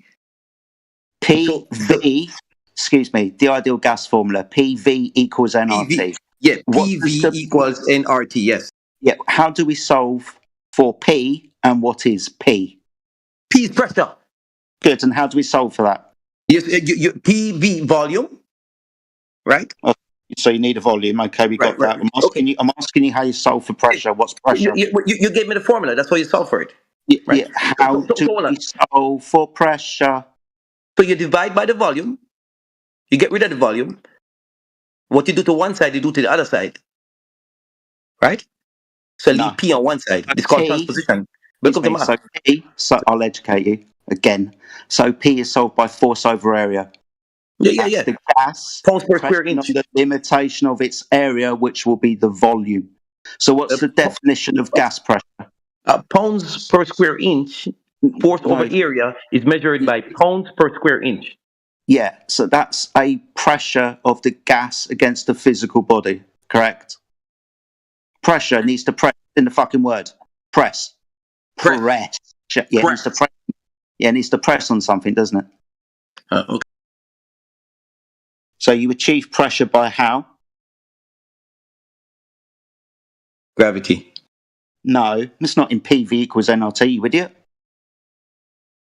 No, it's not. It's the P. It's so good. So we're talking about gas pressure. I'm talking about the ideal gas formula, PV equals nRT. I'm asking you, what's the definition of pressure? What is that? What's pressure? We're talking about atmospheric pressure. Yeah, it's gas. Yes, atmospheric means gas. Atmospheric pressure is caused by the gravitational pull to the ground. That's what we're talking about. We're not talking about regular gas. We're talking about atmospheric pressure. Nitrogen being 70% of the atmosphere that we breathe, and oxygen being 21% of the gas that we breathe. Atmosphere is an oxymoron. Atmo means gas and sphere is a shape, and you should know that gases have no inherent shape. So gas pressure. Final time before I remove you from the conversation, What's the definition of gas pressure? Gas pressure is the amount of force that the molecules exert on an object. Yes, the walls of its container. No. That's what. What's V stand for? No. What's On an V object. stand for? On a surface. What does V stand for? Volume. Thank you. The amount of space. You're aware of Boyle's law? You're aware of Boyle's law? Right. Yes, we are. Yeah, good. How did Boyle achieve pressure? Exciting heat. No. Container. That would be the physical boundary for the gas to press against, i.e. force over area. Area given in feet or meters described as a physical boundary for the gas to press against. That's just to demonstrate. The container is not needed. No, excuse me. It's how do you demonstrate gas pressure without a container? The container is just to demonstrate. Gas pressure without a container. Oxygen exists without containers. You know that, right? How do you have gas pressure without a container? You have, okay, again, oxygen exists before containers were made. Oxygen is an oxygen molecule. It is independent of containers. The fucking existence of gas. I'm talking about how pressure is achieved. Pressure is achieved by how much force the molecule exerts on a object, a surface. Yeah, a physical boundary. Correct. A physical boundary. Physical, because it's in the word. Pressure. Right. It needs to press. That's why it's called. The gas is pressing against the limitation of volume. Yes. Okay. Good. But you don't need a container. You don't need a container. Oh, what happens if you don't have a container to the gas? The gas still moving free and exerting pressure as it's heated and excited. It still has kinetic energy. It still has kinetic energy. You said it yourself. You said it yourself. Yeah, exactly. The gas expands, doesn't it? Exactly. So it's still exerting pressure on the surroundings. We're talking about an open system again, aren't we? I'm trying to demonstrate to you that if you don't have a container, the gas will... The Earth is not an open system. Stop. No. Anyone who says the Earth is an open system it doesn't know what they're talking about.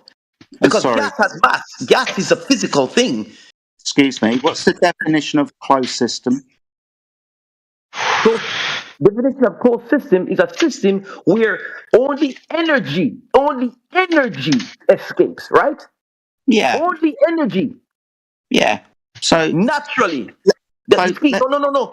Key. This is the key word. Naturally. You're an idiot. Have you ever had energy? Naturally. He's not wrong. The definition is a closed system is a natural physical system that does not allow transfer of matter in or out of the system. Thank you. That's what I'm saying. Only energy naturally escapes. Energy. That means heat. You don't know what that means? Heat, light, electromagnetic. Those are the only things that naturally leave. Now, if gas leaves, that means something caused the gas to leave. Meaning heat caused it means matter left, so that it's an open system. So it's a closed system. Okay, then gas doesn't leave, and neither do rockets or people. Thanks. Oh, brother, listen. No, we're able to pierce the ozone. Gas isn't. Because it's lighter and dense. Oh, so gas does leave? No, rockets are denser than gas. So obviously, rockets are denser than gas. That density that gas has, it's like you getting sick and you coughing. It's gonna spread out. Rockets are solid, so they're able to pierce through the so ozone. it's an open system because matter can exchange. But not naturally. Rockets. We did say naturally. You're trading his words. He did say naturally. You're not understanding. That's your problem. No. I'm not talking about you. I'm talking about him. Well, you two bozos are tripping all over each other. Keep going. That's not. We're not bozos. We're stating facts, which you guys cannot refute. You know, you're calling us bozos because we gave you facts that you couldn't refute, and now you're just calling us bozos. Is, and then you went on to describe an open system and went, nuh-uh, it's closed. You're completely natural. He did say natural. What is a rocket? That's not natural. Exactly. Oh, Thank you. yeah, I don't think it says anything. in the Yeah, call us definition of closed bozos. system Call us that bozos. only Insult unnatural us things because can we're right. escape from it. You couldn't find a good out. That's funny. Yeah, if matter can leave the system, then what is it? All right, keep on talking, bro. Keep on talking. Yeah, Keep on a spitting system fire. that matter can exchange in and out of its surroundings. What is that? No, matter is not leaving naturally. Something is causing it to leave. Energy is the only thing that leaves naturally. Yeah, and Okay, gas so gas attachment. doesn't leave. Got it. Thank you. Yeah, so we need to know the definitions or the differences between an open and a closed system. The gas molecules are not leaving naturally. Something is causing them to leave. Heat is what's causing them to leave, or momentum, or momentum. Not a closed system. Is Do you understand what a change in entropy is? Would you like an example? Oh yeah, sure. We all know what that is, but that's what we're talking about. Okay. So do you know what a vacuum chamber is? Yes. Yeah, it's something that we made. Okay, cool. What happens to the pressure outside the vacuum chamber when I open the chamber? What happens? It reduces, right? Because the air from outside races into the chamber. Awesome stuff. So that's a change in entropy. You notice that I added nothing else. I just opened the system. Would you like a demonstration? Oh no! That's not natural though. That's not natural. That's not natural. That's not natural. You artificially open the system. Yeah. You open it. So no meteorites then. So no meteors then. Why don't we talk to this Mooger guy instead of this Robert idiot for like the third day in a row? Oh yeah, because Robert is great. Robert has crushed everything. It's for debunking meteors. I posted the video that debunks Black Swan. So guys, scroll up at about 8 something. Shut up. You're a complete fool, dude. No, brother, I won this debate. Shut up, Robert. Every time I come here, I win. Brother. Shut up, Robert. He's not wrong, bro. You guys couldn't say anything after he was done talking, bro. That's insane. Okay. When someone gets down to the nitty gritty, just like that planetary dude that's always in here, he's always wrecked you guys in debates. Dude, calm down for a second. I am calm. I'm just playing Mortal Kombat. We're just letting YouTube listeners listen because they're turning into flat earthers every time people like you guys come on. You guys are turning into globers every time we speak. Would you like a demonstration of the second law of thermodynamics in action? A law of nature that always takes place and that is valid without exception in open and closed systems. Would you like that? Would you? Good. So 16 minutes past the hour, first citation with regards to the second law of thermodynamics. Second citation, Chris Pillow, YouTube, the recording of a lecturer at the university demonstrating the second law of thermodynamics by opening one contained system that has gas in it and watching the gas move into the provided volume of the new container that is no longer contained from. It's the second law of thermodynamics in action. Notice that I did not do nothing apart from open the container. I did not impart energy into the system. It is just an increase in entropy. I rest my case. Robert, you haven't got a fucking clue what you're talking about, Sunshine.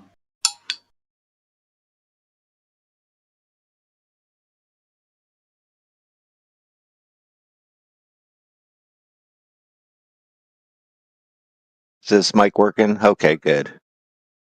Yes, it is, man.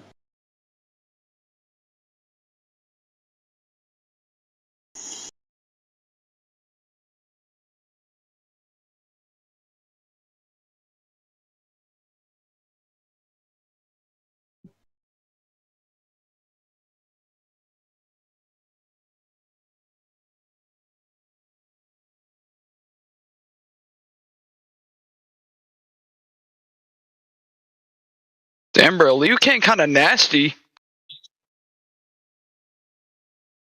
You're crying now?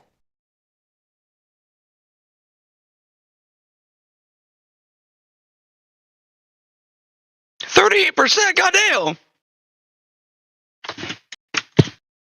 Guess we gotta mute him. Why are you muting me? Well, you muted the other guy because he was correct. He proved all your points wrong. You're talking to your game, dumbass. Hey, language, bro. Come on. Roblox player. In the side chat, I've posted the second law of thermodynamics from a university lecturer who just opened a container and watched a fucking gas leave. That's entropy in action. Now he's denying this. Are you denying the second law of thermodynamics too? Yeah, go back to your fucking game, you child. You haven't Robert, got a clue. Robert, do you also deny the second law of thermodynamics? Oh, absolutely not. Come on, no. That is standard. So you law. believe in two opposite things then? No, absolutely. Yeah. No.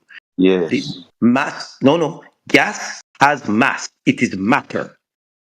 It is encased around the earth. All right. Let's do this. What's mass?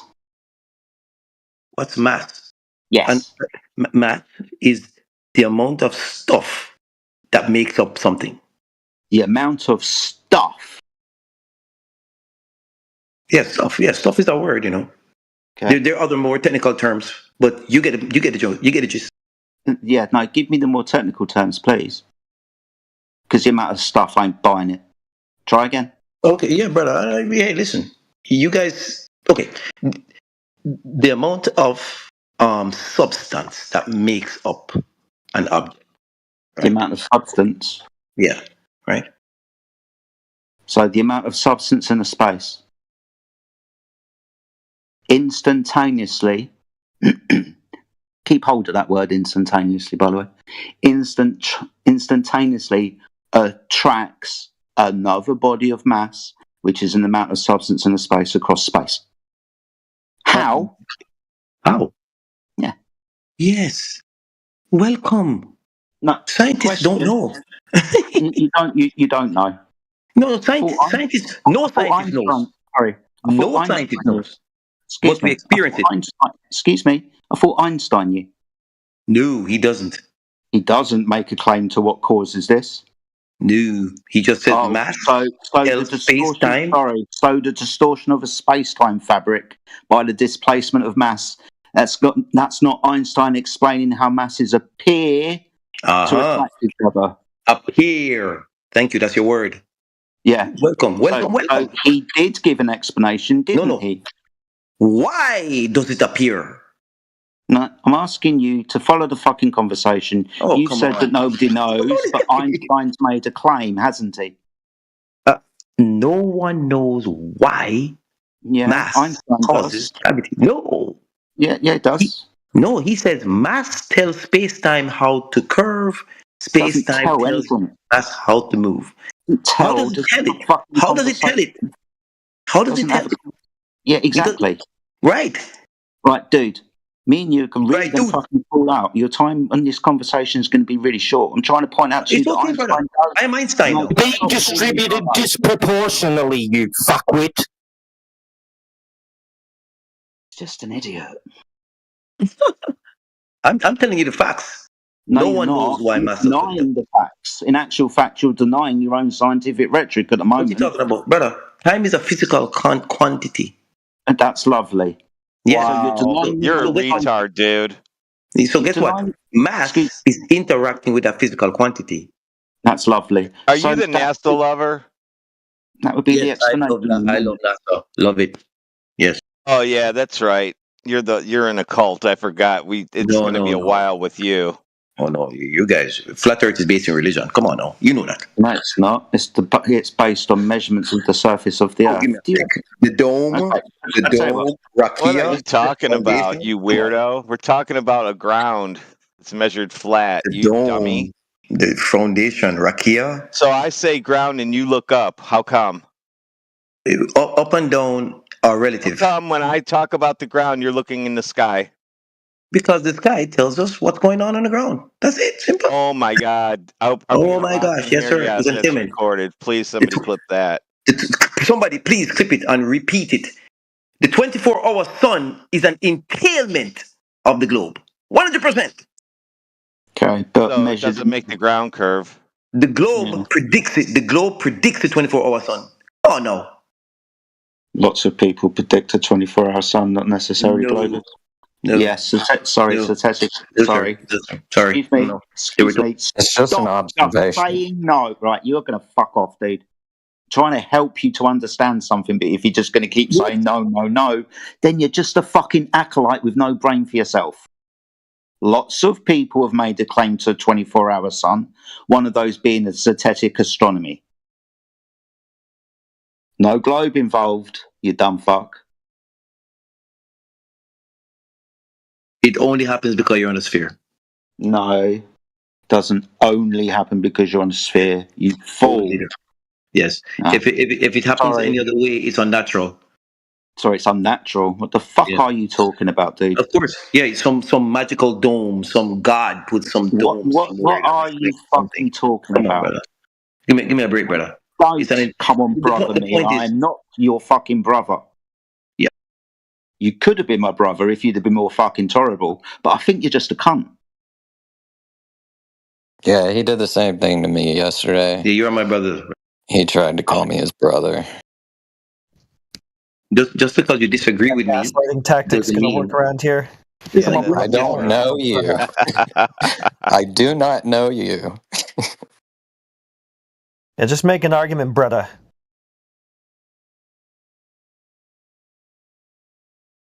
I mean, what about the affirming the consequent? Isn't that Let's get it from him.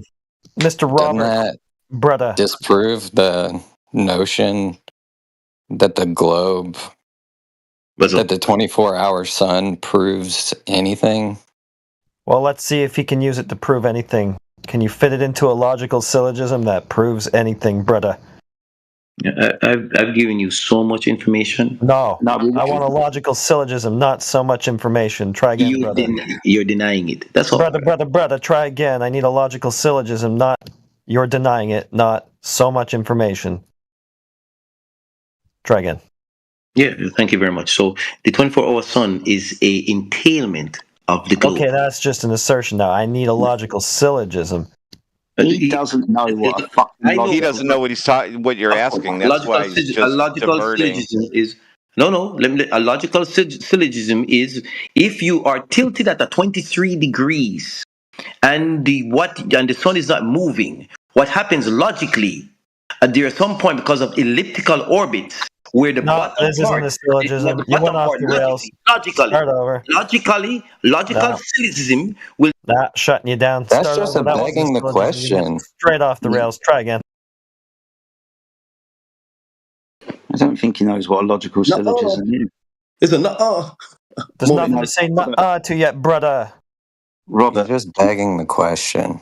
Yeah, he's also going to affirm the consequence anytime soon. Robert, do you know what a logical syllogism is?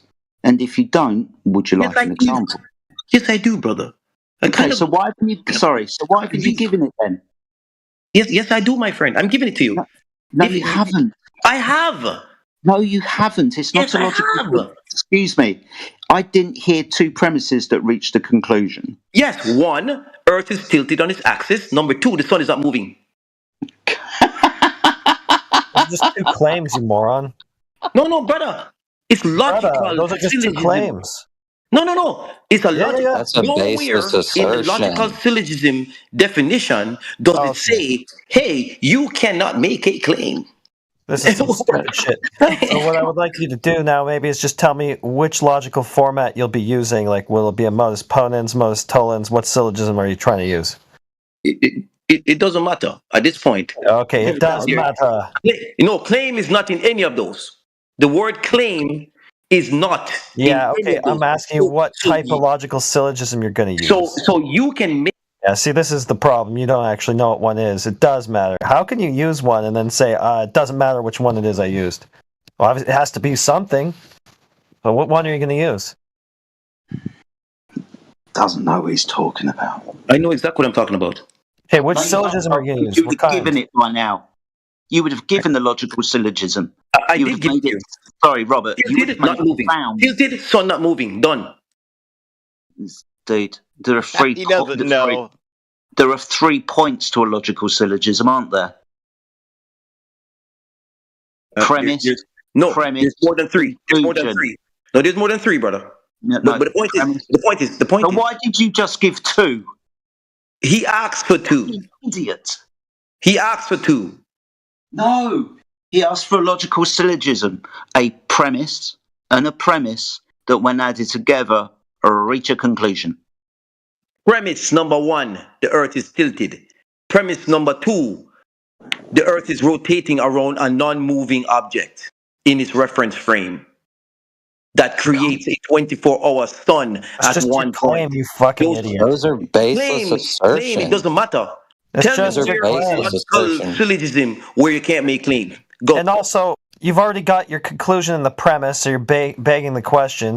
You said the Earth is tilted. You're talking about it being a ball. You've already just taken your conclusion for granted within your premise, so that's just retarded circular logic. Then you moved away from logical syllogism.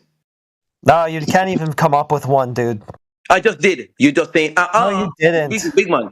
You Well, what moved is it? away from, and if you're talking about I cannot make claims, then you moved away from logical syllogism. You don't even know what a logical syllogism is. I just told you. I just told you what it was. And again, this is a nah moment for you guys, right? It's a logical. No, you don't have one. Okay, a logical syllogism. It's a deductive argument. Two premises to reach a conclusion. You haven't done that. I just did. No, you didn't. You just made 2 claims. And your claim was supposed to conclude. Sorry, the syllogism was supposed to conclude with the Earth being a globe or something like that. Instead, you just have that in your premise. So that's begging the question. No, it ended with the 24-hour sun. Remember? That was where we started. Why the fuck would that be the conclusion? The conclusion is supposed to be something based on the premise of a 24-hour sun. Yes, the 24-hour sun. You need a logical syllogism now to prove a 24-hour sun. I thought you just observed it. What in the fuck are you talking about? What are you talking about? You're changing. You're losing. This guy is so scrambled. Dude. You're losing. You're changing. Logical syllogism. He's doing it. He's doing it. He's declaring victory.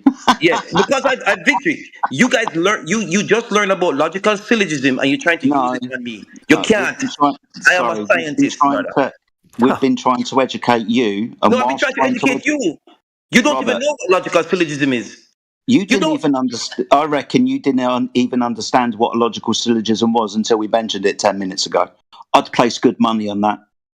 Oh, really? You want to put good money on it? Yeah, because you haven't provided one yet. You $500 right now that I knew what logical syllogism is. Intolerable little man. And I'm going to bet you $500. Beg the question. You haven't formulated your logical syllogism to reach a fucking conclusion. You had your conclusion baked into the fucking premises. So that would be begging the question then. You have not got a fucking clue what you are talking about. What you're doing, you're just coping now. You're trying to avoid your embarrassment by talking more. I suggest you talk less and listen more. You're losing. No, dude, we haven't lost on any point. It's just trying to argue with invincible fucking ignorance. That's you, the invincibly ignorant one. You have lost on every single point. You've been lost on every single point. Blah, blah, blah. You have lost on every single point. Yesterday. Let's do this. This is what he does. Let's see if you've got any direct measurements of curvature, a deviation from horizontal. You got any of those? He'll use tangents. Thanks for saying you have lost because you're changing now. Well, you wasn't going to be able to provide the logical syllogism, so I was hoping to. No, you didn't. Yes, I did. Excuse me, would you like an example of a logical syllogism? Go ahead. Go ahead, brother. Okay. Premise number 1. 71% of the surface of the Earth is water. Premise number 2.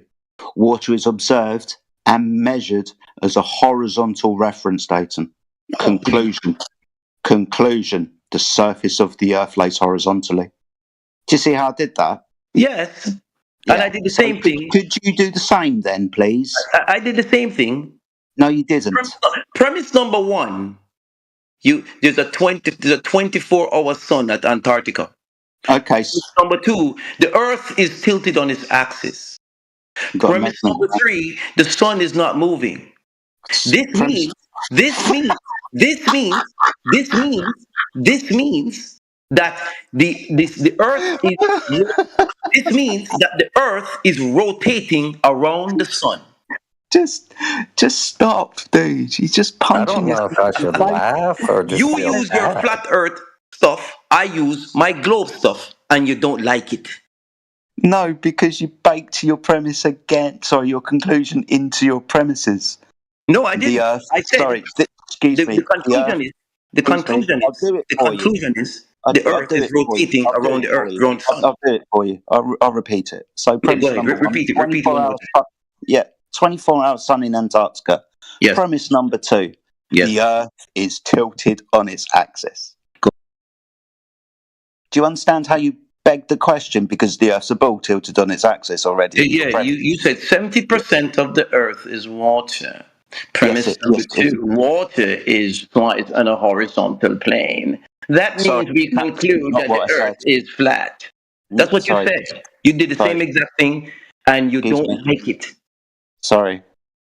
Stop losing. Do you not? Excuse me. Do you not agree that 70% of the surface of the Earth is water?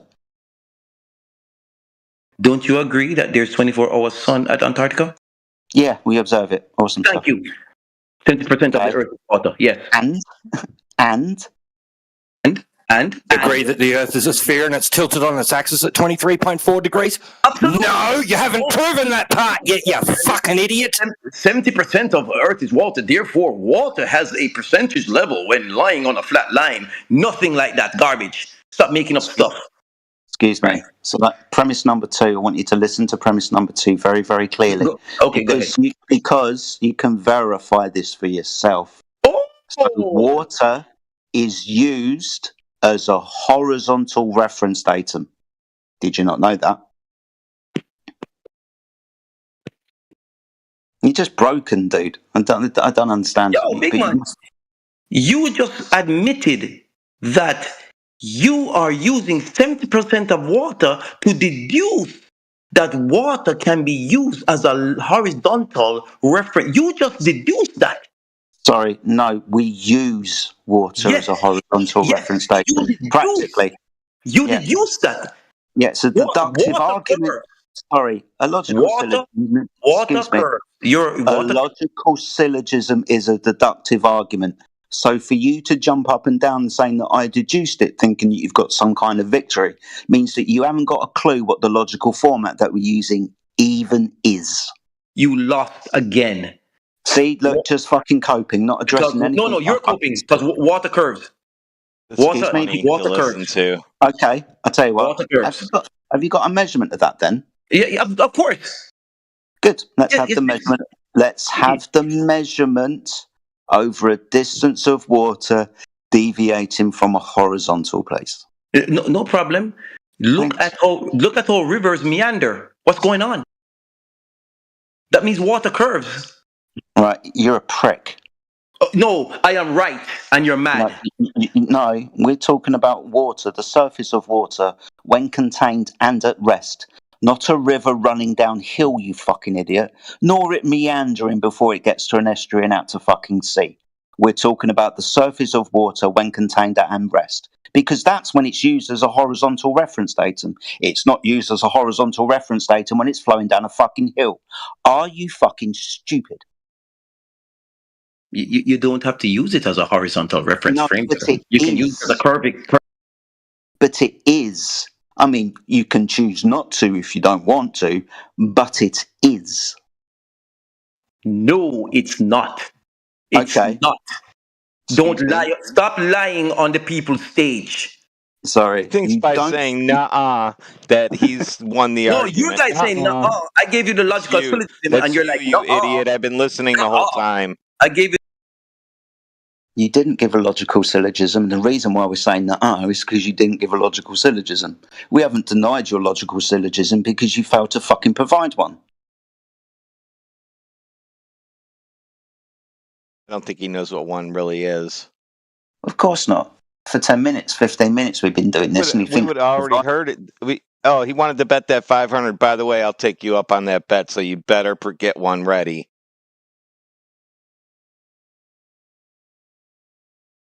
Okay, pony up your money. Pony up your money right now. Don't worry about me. Okay, don't worry about me either. Okay, You just learned what logical syllogism is. You just learned it. Some joker named Witsit told you about it just 2 days ago. What the fuck are you talking about? Okay, so please give me a break. Sorry, we've been asking. None of you. Dumb fuck. We've been asking Witsit for logical syllogisms, and he hasn't. He's failed to provide them as well, and he's a flat earther.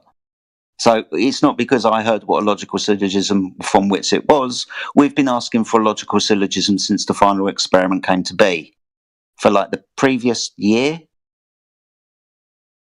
You're an idiot, dude. My friend, stop losing on the people's stage. Okay? Dude, this is just you coping. You're coping. I gave you a logical syllogism, and you're and then you gave me one similar to what I gave you, and you're like, hey, that's what it is. We got to deduce that water is used on the horizontal frame. Liar. He is spiraling, Jedi. You got him going crazy. Water curves, brother. He's curving water now. Of course, water curves. If you pour water into a glass, it curves. No, it's horizontal upon the surface. That's That's not the question. The question is water curves. Water curves. When you poured it into a container and the water is at rest, when it's measured upon the surface, it's measured to lay horizontal. That's why all horizontals are parallel to the plane of the horizon. No, it's curving. Sorry, would you like it? There is called the meniscus of the water. That's a curve. It's made up of the same molecules as the water.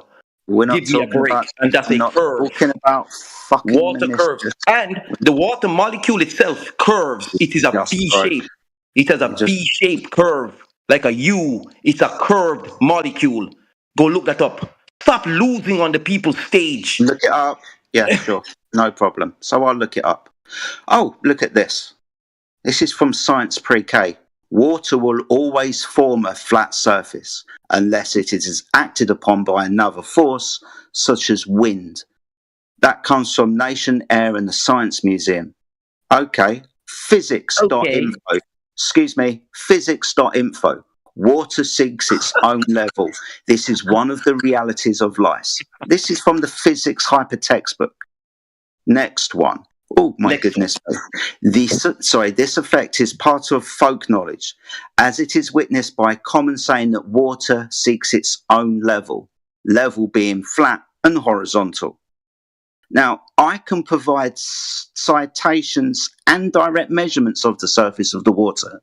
All you're going to do is go, nuh-uh. No, citation number 1. This is directly from physics.org. Water curves. Water curves. Water curves. No, you post yours first. Post yours first. Don't ask me to post nothing unless you post something. Water curves due to gravity and properties of water molecules. Remember what I said? Water molecules curve. That is from physics.org. Water molecules are polar, meaning they have positively and negatively charged ends. This ends up attracting, causing the molecules to stick together in a curved form. Okay, next, let's move on. Let's move on. See, post yours, brother, and I post mine. It is posted, dude. Okay. Yeah. Can you curve water? You know, this is the deal. You guys think you're winning because you're in this echo chamber. You're losing and creating more globers every time. Dude, you're because you guys know nothing. Dude, post your water curves because of gravity. Okay, gravity? The hell is gravity?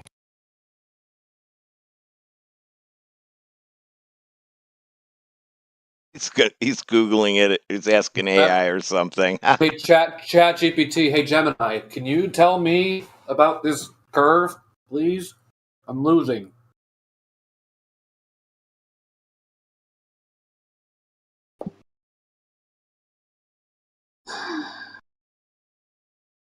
.org. May as well be wiki. Just hold on. And you guys have seen it 1,000 times, but you just go, nah. Oh, here we go. Can't find it all of a sudden. So guess what? You still owe me $500. So how do you want to pay me? Sorry, was he reading that out, or did he just make it up on the spot? No, I read Made it up on the I am spot. posting it, brother. Okay, so Just give me a second. You guys are quicker at your little fingers than me. Just wait your patient. You owe me $500. You just learned about logical syllogism just a couple days ago.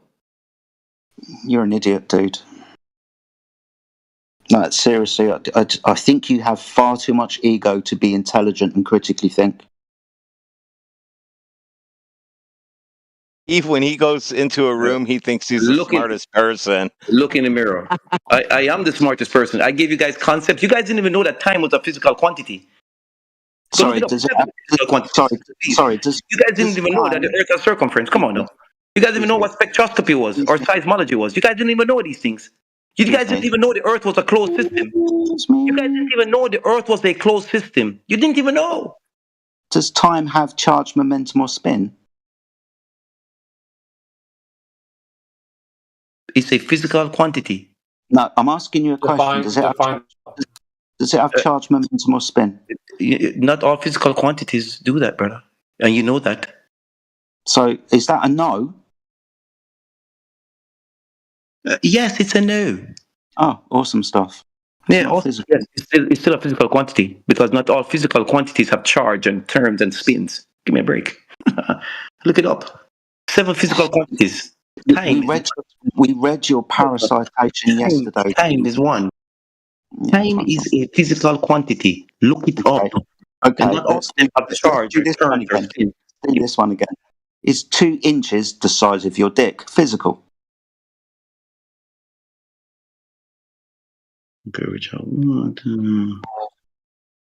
It's 2 inches physical.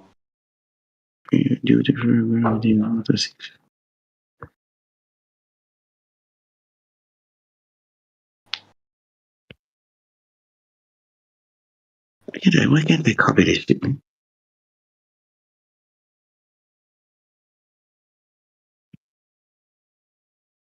Dude, it's taking you a long time. I didn't hear your question. That's because he made it up on the spot. We asked him to provide the citation because he demanded that I did so, and he still hasn't copied and pasted it yet. Well, you need to stop talking so I can get to work. Dude, you've had 5 fucking minutes. Get to work. It should be on your screen because you read it out. Can you not copy and paste it? Stop talking. Or, and I'm going to make this bet, you just made that shit up on the spot. How much you want to bet? Dude, you would have posted it by now. No, how much you want to bet? No, dude, just post your source, dude. We're not playing these fucking games with you, dude. He hasn't got one. You have 2 minutes. 2 minutes to post that source. Shouldn't be that hard. Why is you so aggressive today? What do you mean? Mr. Jamaican man. Oh.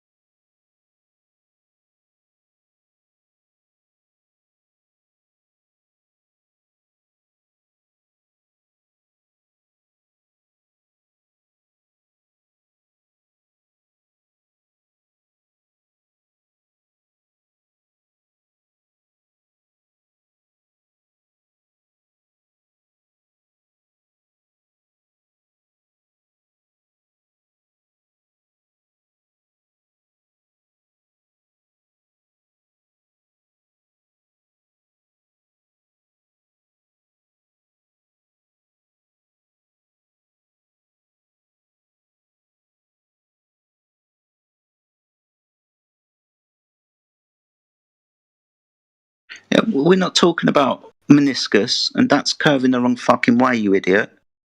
Now, meniscus has got nothing to do with the body of water itself, apart from it's sticky at the edges. That's what meniscus is. We're talking about a body of water, so not curvature around the fucking edges, you fool. So when contained and at rest, a body of water will lay horizontally upon the surface.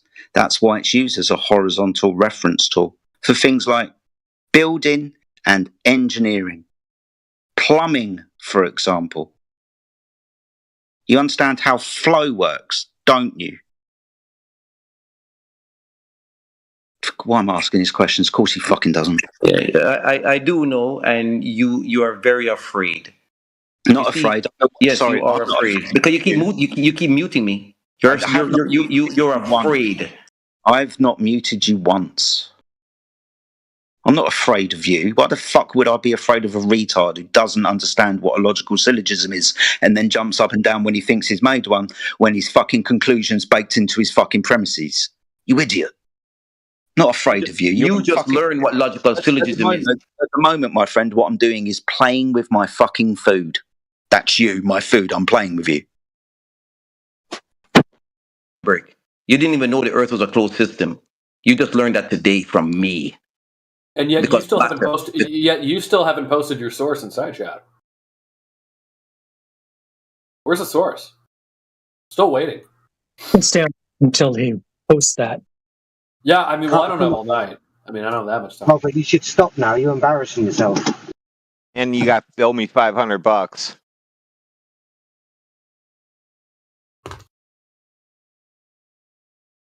I mean, seriously, can you imagine this guy at a conference? I mean, he wants to talk about being a scientist. Can you imagine him going to a fucking conference and presenting his thesis and him being sequestered on it as a good scientist would? Just to then say, well, I'll bet you $500 that I'm right. That's going to go Just over real use Flat Earth WS as a citation. Seriously. Unfucking Well, at least I managed to post some, scientific literature.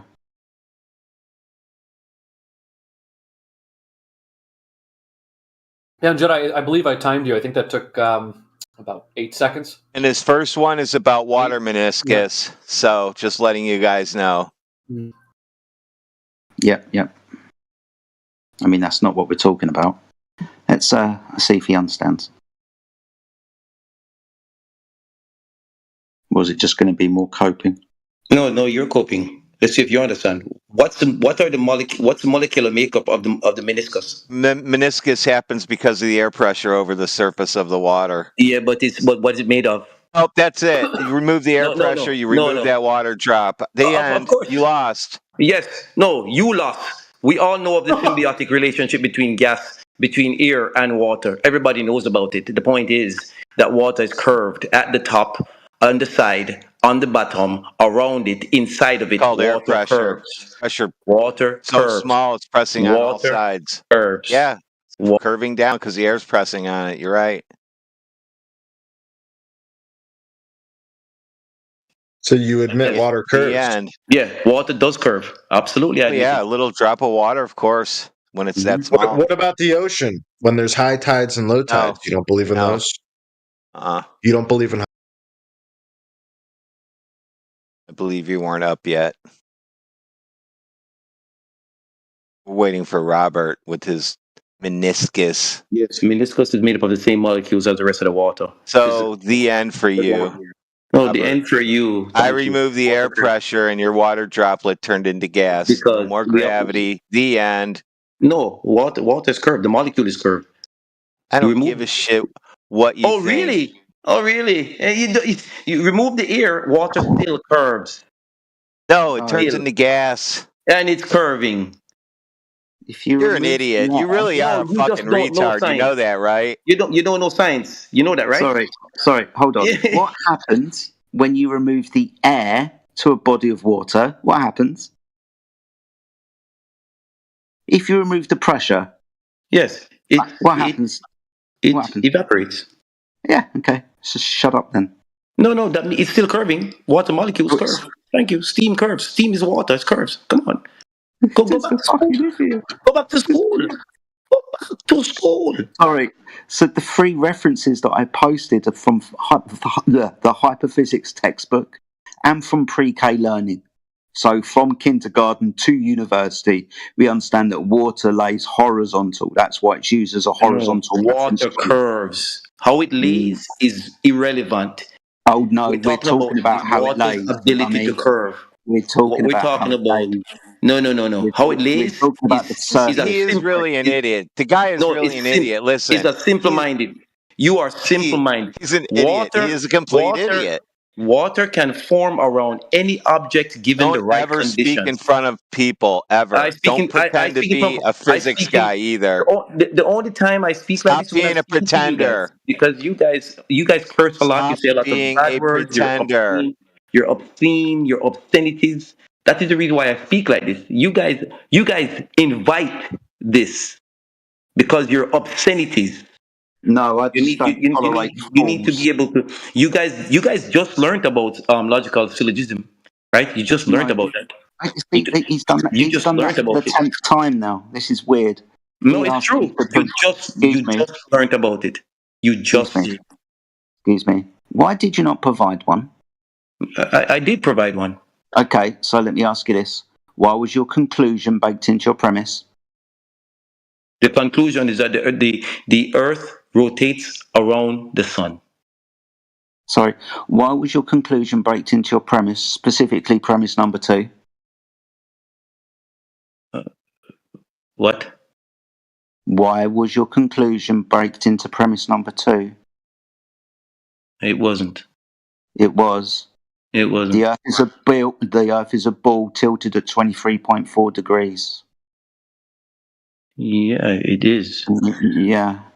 And why is that in your premise? It should be in your conclusion. Yeah, because that's just one of the facts. Because you're begging the question. Would that be why?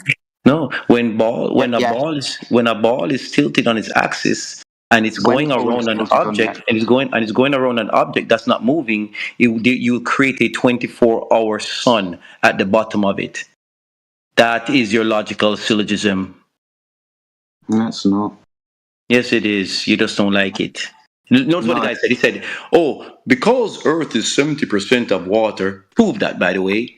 Give us the proof as to how you measured 70% of water on the Earth. I would like to see it posted. Yeah, what tool did you use to measure that? Yeah, what tool did you use to measure the 70% of water on the Earth? So this is why I asked you at the beginning if you agreed, because you can look on many maps to see that the surface of the Earth is primarily water, can't you? You mean my eyes? What? No. Which map can you trust, though? Well, any map. He's given up on maps and he's given up on anything, Jedi. Now he doesn't even know how much water there is. He just gave up on everything. My eyes tells me there's 70% water. So do you disagree then that the surface of the Earth is primarily water? That is not the premise. The premise is how did you arrive at that number? You don't understand what a premise is. So this is the number that we are given.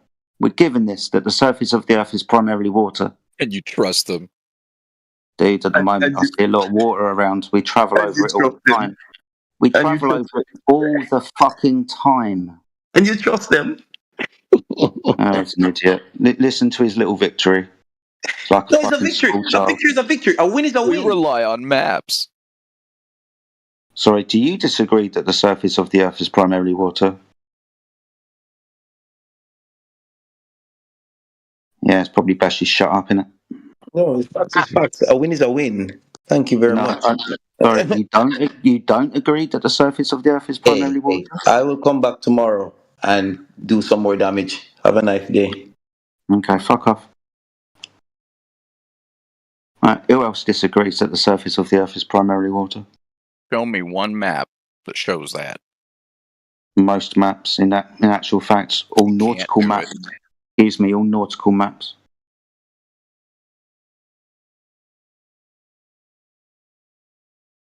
All maps show that the surface of the Earth is primarily water.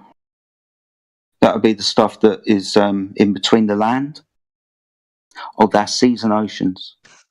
They don't the Pacific understand. Ocean, for Listen, example. they're getting stupider after this. After the year change, they're getting more. Really, they're getting more stupid. They went back to 2015 questions now. It's getting dumber and dumber. I know the fact that some of them are still using 19th century problems.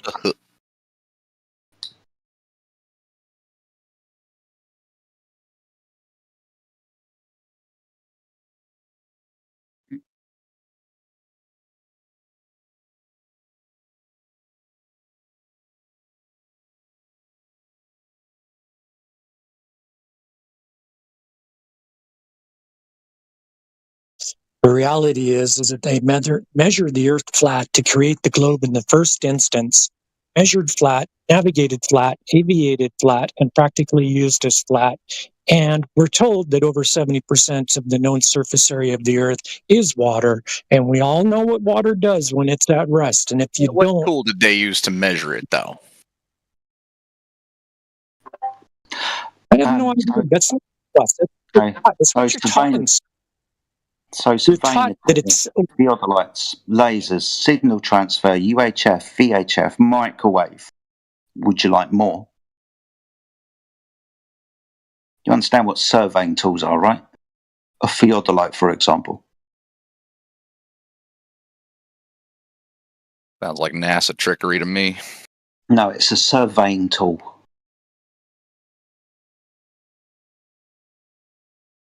They've given up. I'm still waiting for that picture of the Earth that he said he's going to produce. He still ain't produced.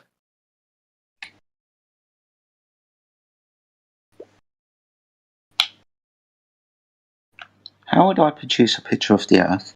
I know, exactly. Yeah, how would I do? Yeah, how would I do You said that? you were going to do it. When? 3 minutes ago. We've been waiting. When did I say that I was going to produce a picture of the Earth? I just answered you. Are you deaf and stupid? No. 3 minutes ago. Almost 4 now. What? You wanted a map? Yeah, you said you had a map showing all the water. Yeah, I told you, all nautical maps. Are you deaf and stupid? Yeah, and you can't show us one. Are you stupid? So, do you know what NOAA chart is?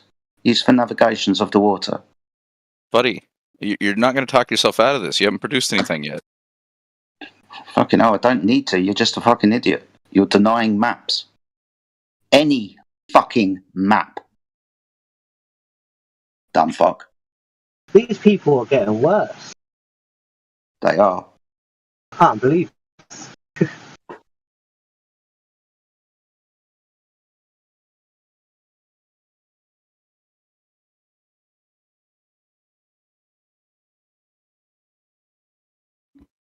Yeah, then they'll demand, well, how come there's no accurate flat Earth maps? Because good quality maps cost millions of dollars to make.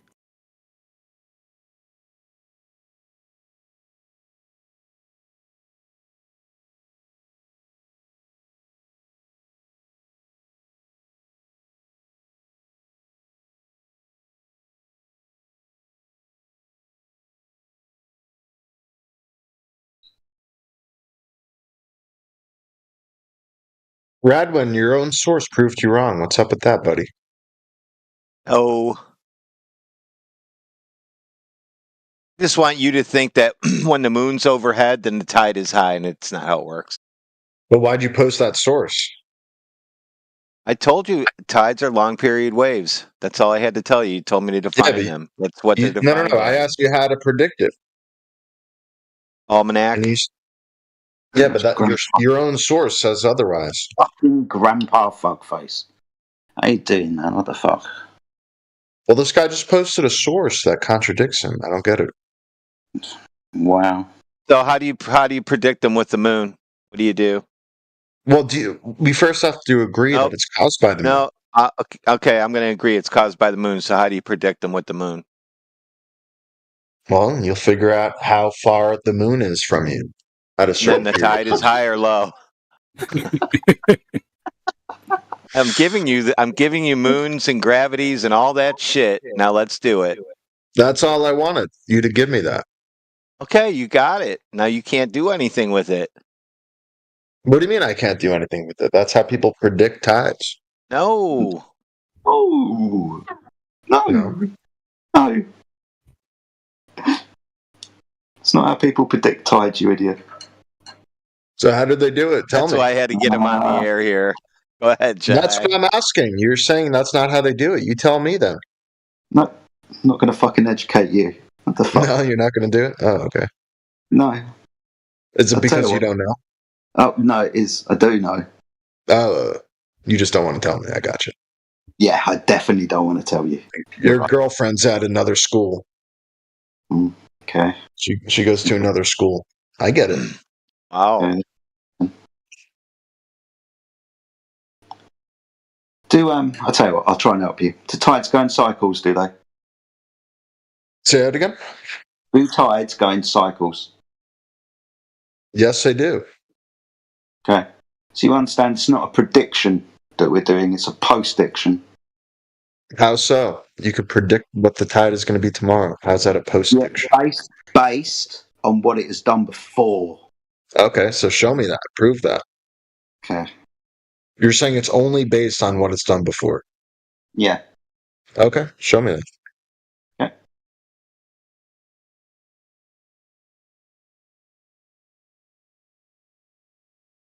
Because this guy's source says otherwise. That's lovely. What does this guy's source say? By the gravitational pull of the moon and the sun, tides are very long period waves that move through the ocean and progress towards the coastlines. Okay.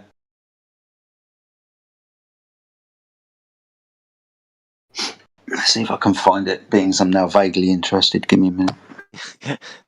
So he thinks that when the moon is overhead, water pulls up into the air a little bit. Isn't that true?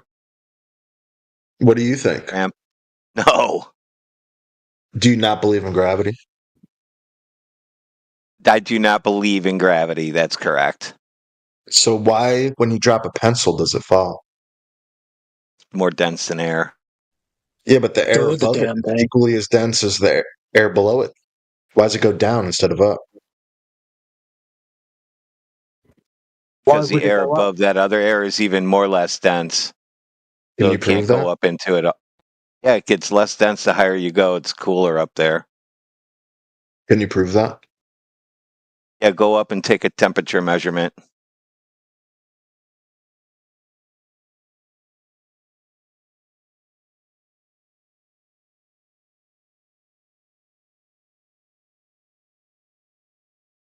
Guys are funny. That's it. Another one down. Thanks for playing, dude. You got me, bro.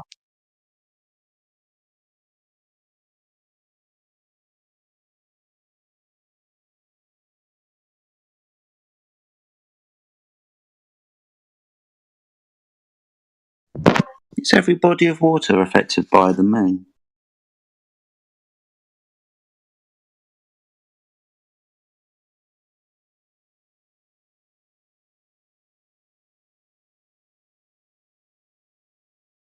Does that mean when the moon is overhead, I weigh less? Yes. Classic fucking retard radio right here.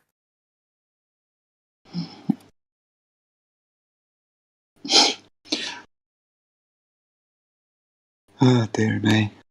All slimmest clubs and fat classes should be done on a full moon then. Just to give the ladies a bit of confidence because they weigh less when it's up.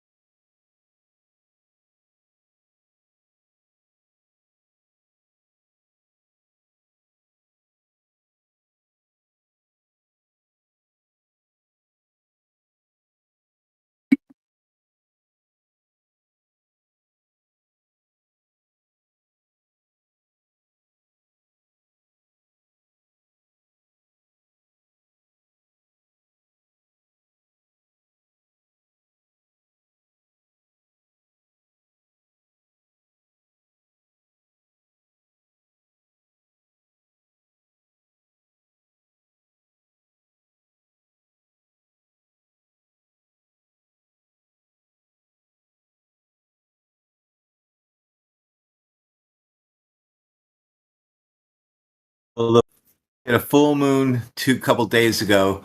So if it's out right now, that should be pretty full. I should weigh less now, and then in the morning, I should weigh more. I'll have to find out, according to him. Oh, you think your scale is going to detect that? Is that really what you think?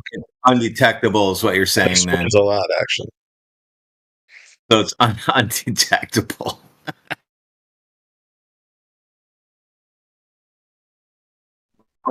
I think the Earth is round. Okay, well done. Anybody want to take me? Give awards out to people sometimes. I wish there was a way Discord could come up with that. You want a high five or something, or someone to ruffle his hair? Or participation trophy. All I'm saying is I'm pretty sure that the Earth is round. That's all I'm saying. That's all I want to say right now. Awesome. Okay. That's why I said I wanted to give out awards to people. Just walk into a server and say something. So does anybody disagree with that? I guess I'm just curious. We're laughing with you, not Beer.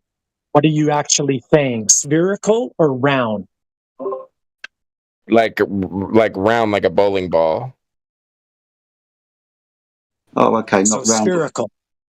Not no, round. Like round. That's my position. It's round. Like a coin? Like a bowling ball. Okay, so being specific, you mean spherical? No, I mean round, being specific. Okay, what, like a pizza? No. Oh, like okay.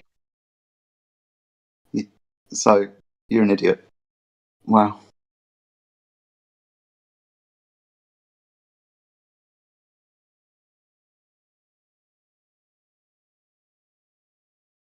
Posted his ride in the chat.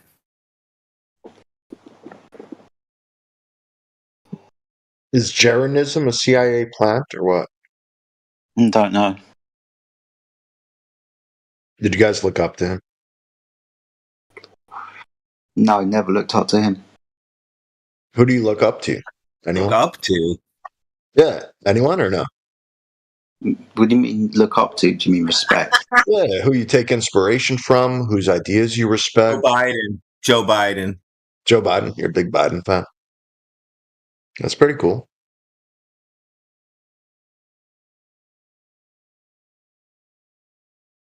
Anyone else or no?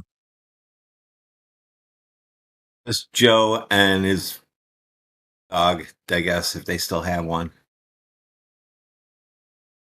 Big dog lover. Does whatever Joe Biden does.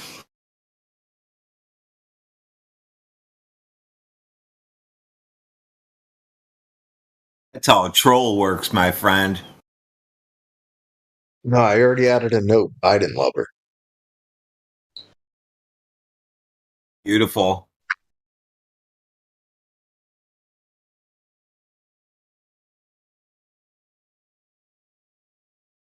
Who do you look up to?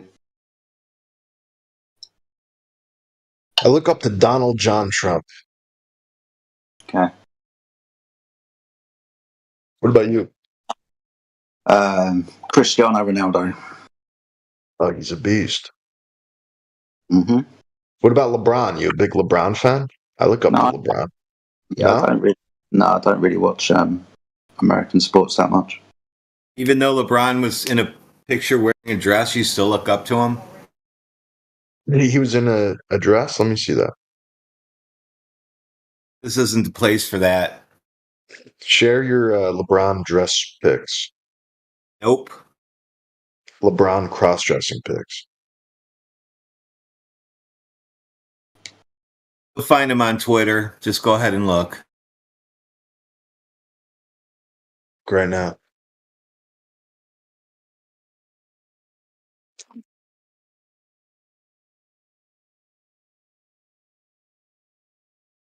Oh, you lied. I don't see it. Pity party. Oh, yeah? Go ahead. Keep looking.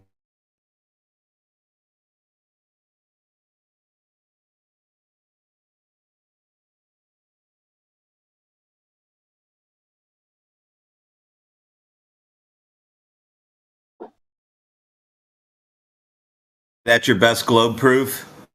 Who do people look up to? Ron in a dress is my best globe proof.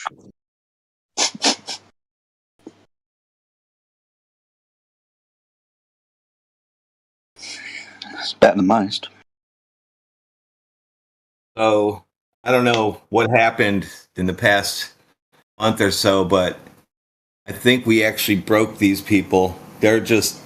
They come in and they're just rambling and just saying nonsense at this point. I think most people are catching on to your shticks. That's what I think. Okay, so they're catching on to what we say, and for the last month they've come here and splurged out. Okay? You mean spurged out? Yeah. People splurging all over here. Yeah. We've got moon pulling, we've got pencil dropping science, we've got physical time. We've got it all now. I just think people's troll detector is getting better. That's what I think.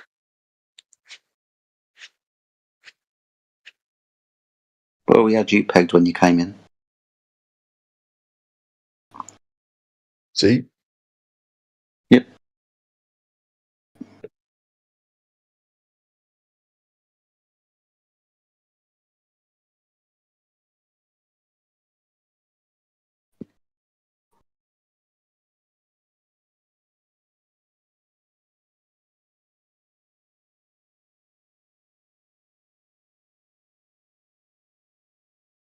I won't ruin the fun for you guys, though. Don't worry. Your secret is safe with me. There's no secret. Right. No secret. If there was a secret.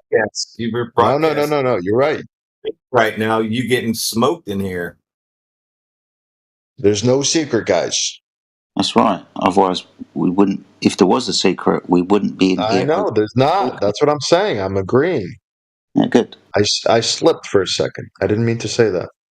Okay, fair enough. There's definitely no secret. How are you going to keep water a secret, you idiot? Right. Because water doesn't curve. Right? Water is flat and level over large bodies of water. That's what I'm saying.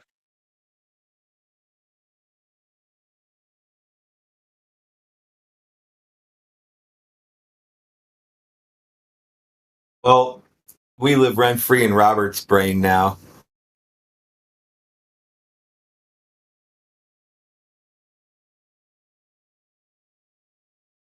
And Grandpa. It's true.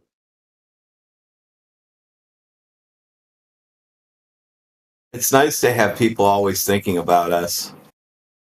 Why this room is so popular.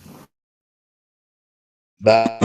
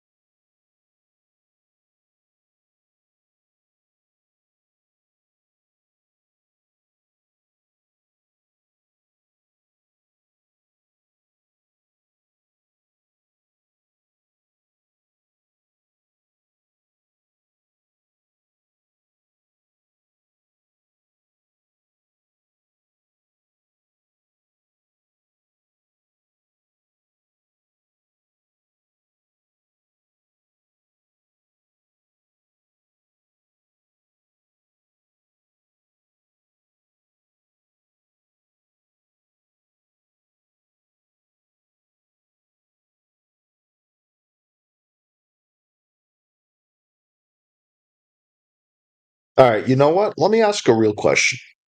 You guys ready? I'm on the edge of my seat. Now, this is a serious one. I know we were joking around, but I got to ask some hard-hitting questions here.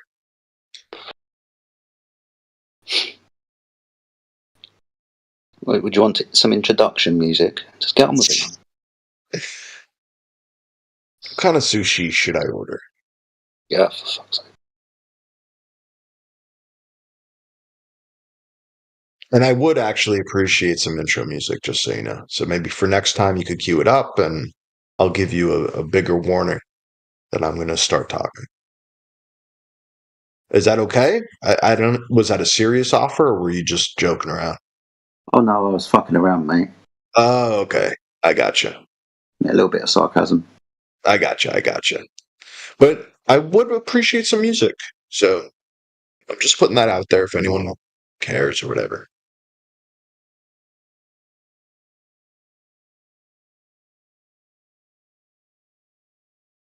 See, my distrust in your serious question was kind of vindicated then. What, the sushi question? Yeah. Well, I'm kind of torn on this, and it's affecting my night. You guys Okay. would be nice, but whatever. Maybe I was just jumping the gun thinking your serious question was something pertaining to the topic of the room. Well, I mean, it is serious, not. but okay. I mean, maybe not to you, but whatever. There you go.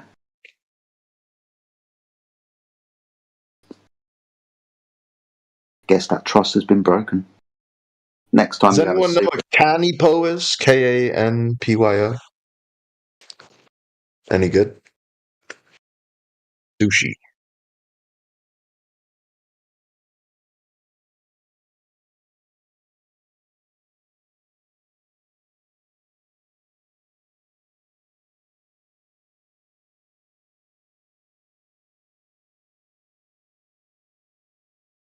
You know what? I'm going to try it out. I'll let you guys know how it is.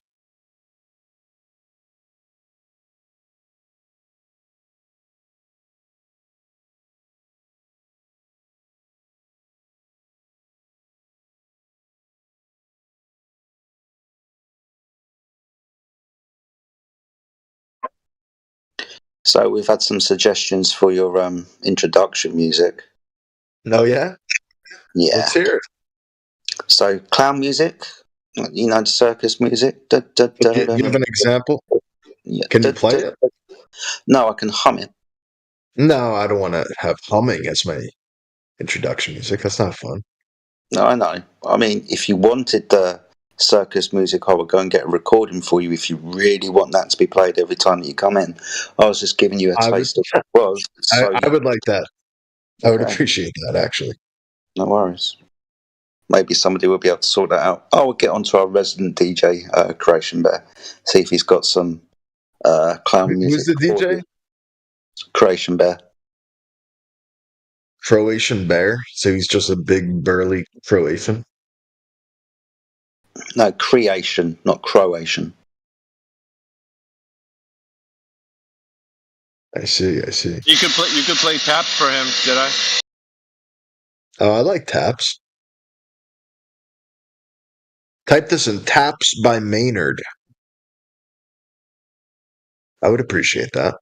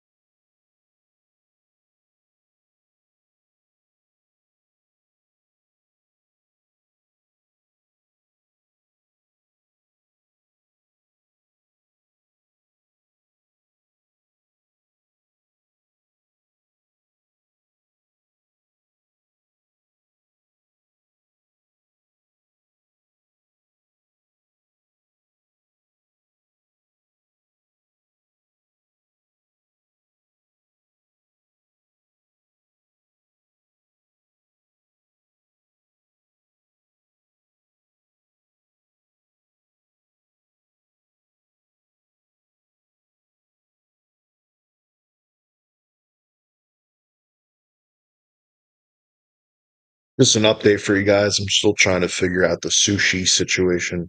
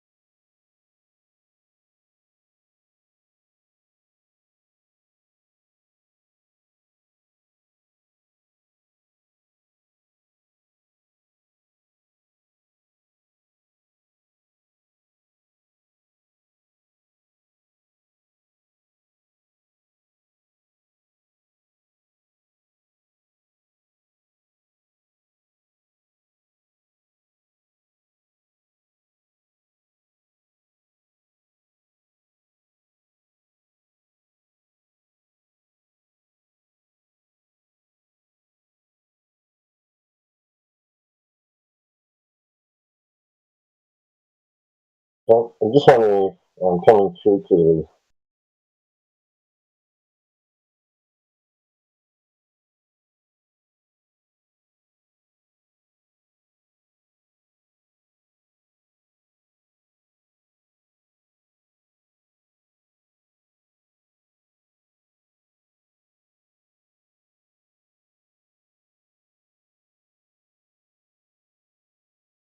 The settings says that it's picking up my voice. Can you guys hear me?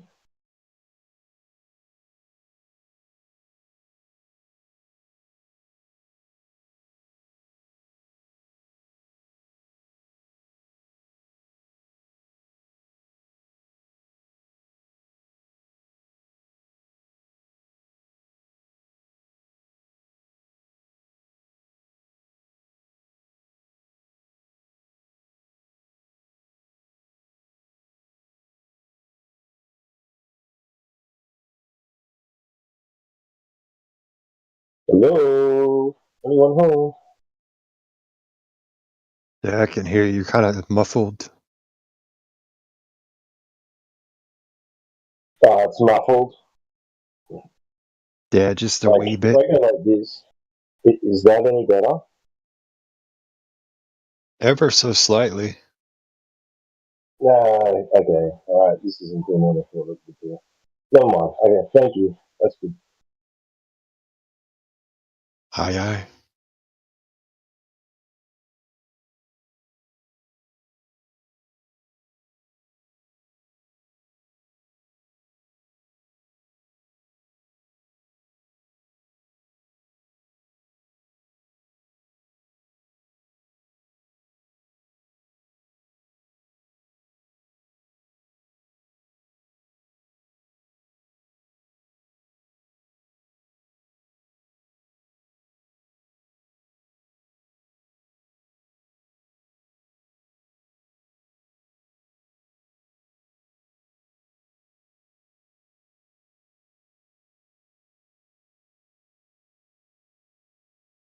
There's another Jedi in here.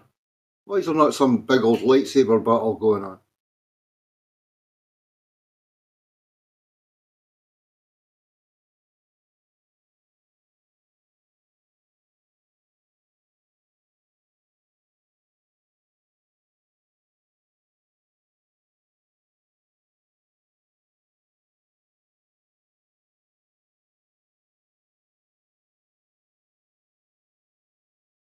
Right? Yeah. Yeah. Jedi. His voice changed. He's got a different accent now. No, I'm American. Oh, you're a dark side Jedi. No, I mean, not previously a Sith. I mean, I guess you could say I was a Sith when I was a Glober. Then, you know, Flat Earth Jedi, I guess. But then, of course, that name's taken. So, and then if you notice on the name, there's a slight curve at the bottom of what you think is an I. So you guys, you could call me Jedel. But yeah, I try to be funny. Yeah, I appreciate the server, or at least here, I like the 24/7 Flat Earth server too. So yeah. It's good to meet you, Jedi. I've seen your name in chat for a while, mate. It's certain names you'd usually lead to interesting personalities, and yeah, you've got them both, mate. Thank you, sir. I've listened to you quite a bit. I mean, I've been on. I listen in on YouTube when I'm not on Discord. So yeah, always listening to the good arguments, and even the ones that I feel are a complete waste of time. And I appreciate seeing gentlemen handle business. So always It's not an appreciate easy it. thing. It's not an easy thing. You, as a guy, you understand how temperamental and emotional we can be. You know, some people think that we're cold, hard, calculating, but we're not. We're actually fiery animals. And it's really nice to have a place that you can get an open conversation. And okay, some of it goes a bit wild and wackadoodle. But hey, we're all somewhere individual in the path, and you know, like some people get it, some people don't, some people get it when they come back later on. But yes, it's great to be able to talk to people from all across Earth about where we live. That is amazing. I always just like to go outside and witness. I think it's the best experience we can have. It certainly is. The way that they've driven society and people are afraid of our neighbours and we don't know who lives next door anymore. You know, it's having something like this is to me, it's priceless. Amen.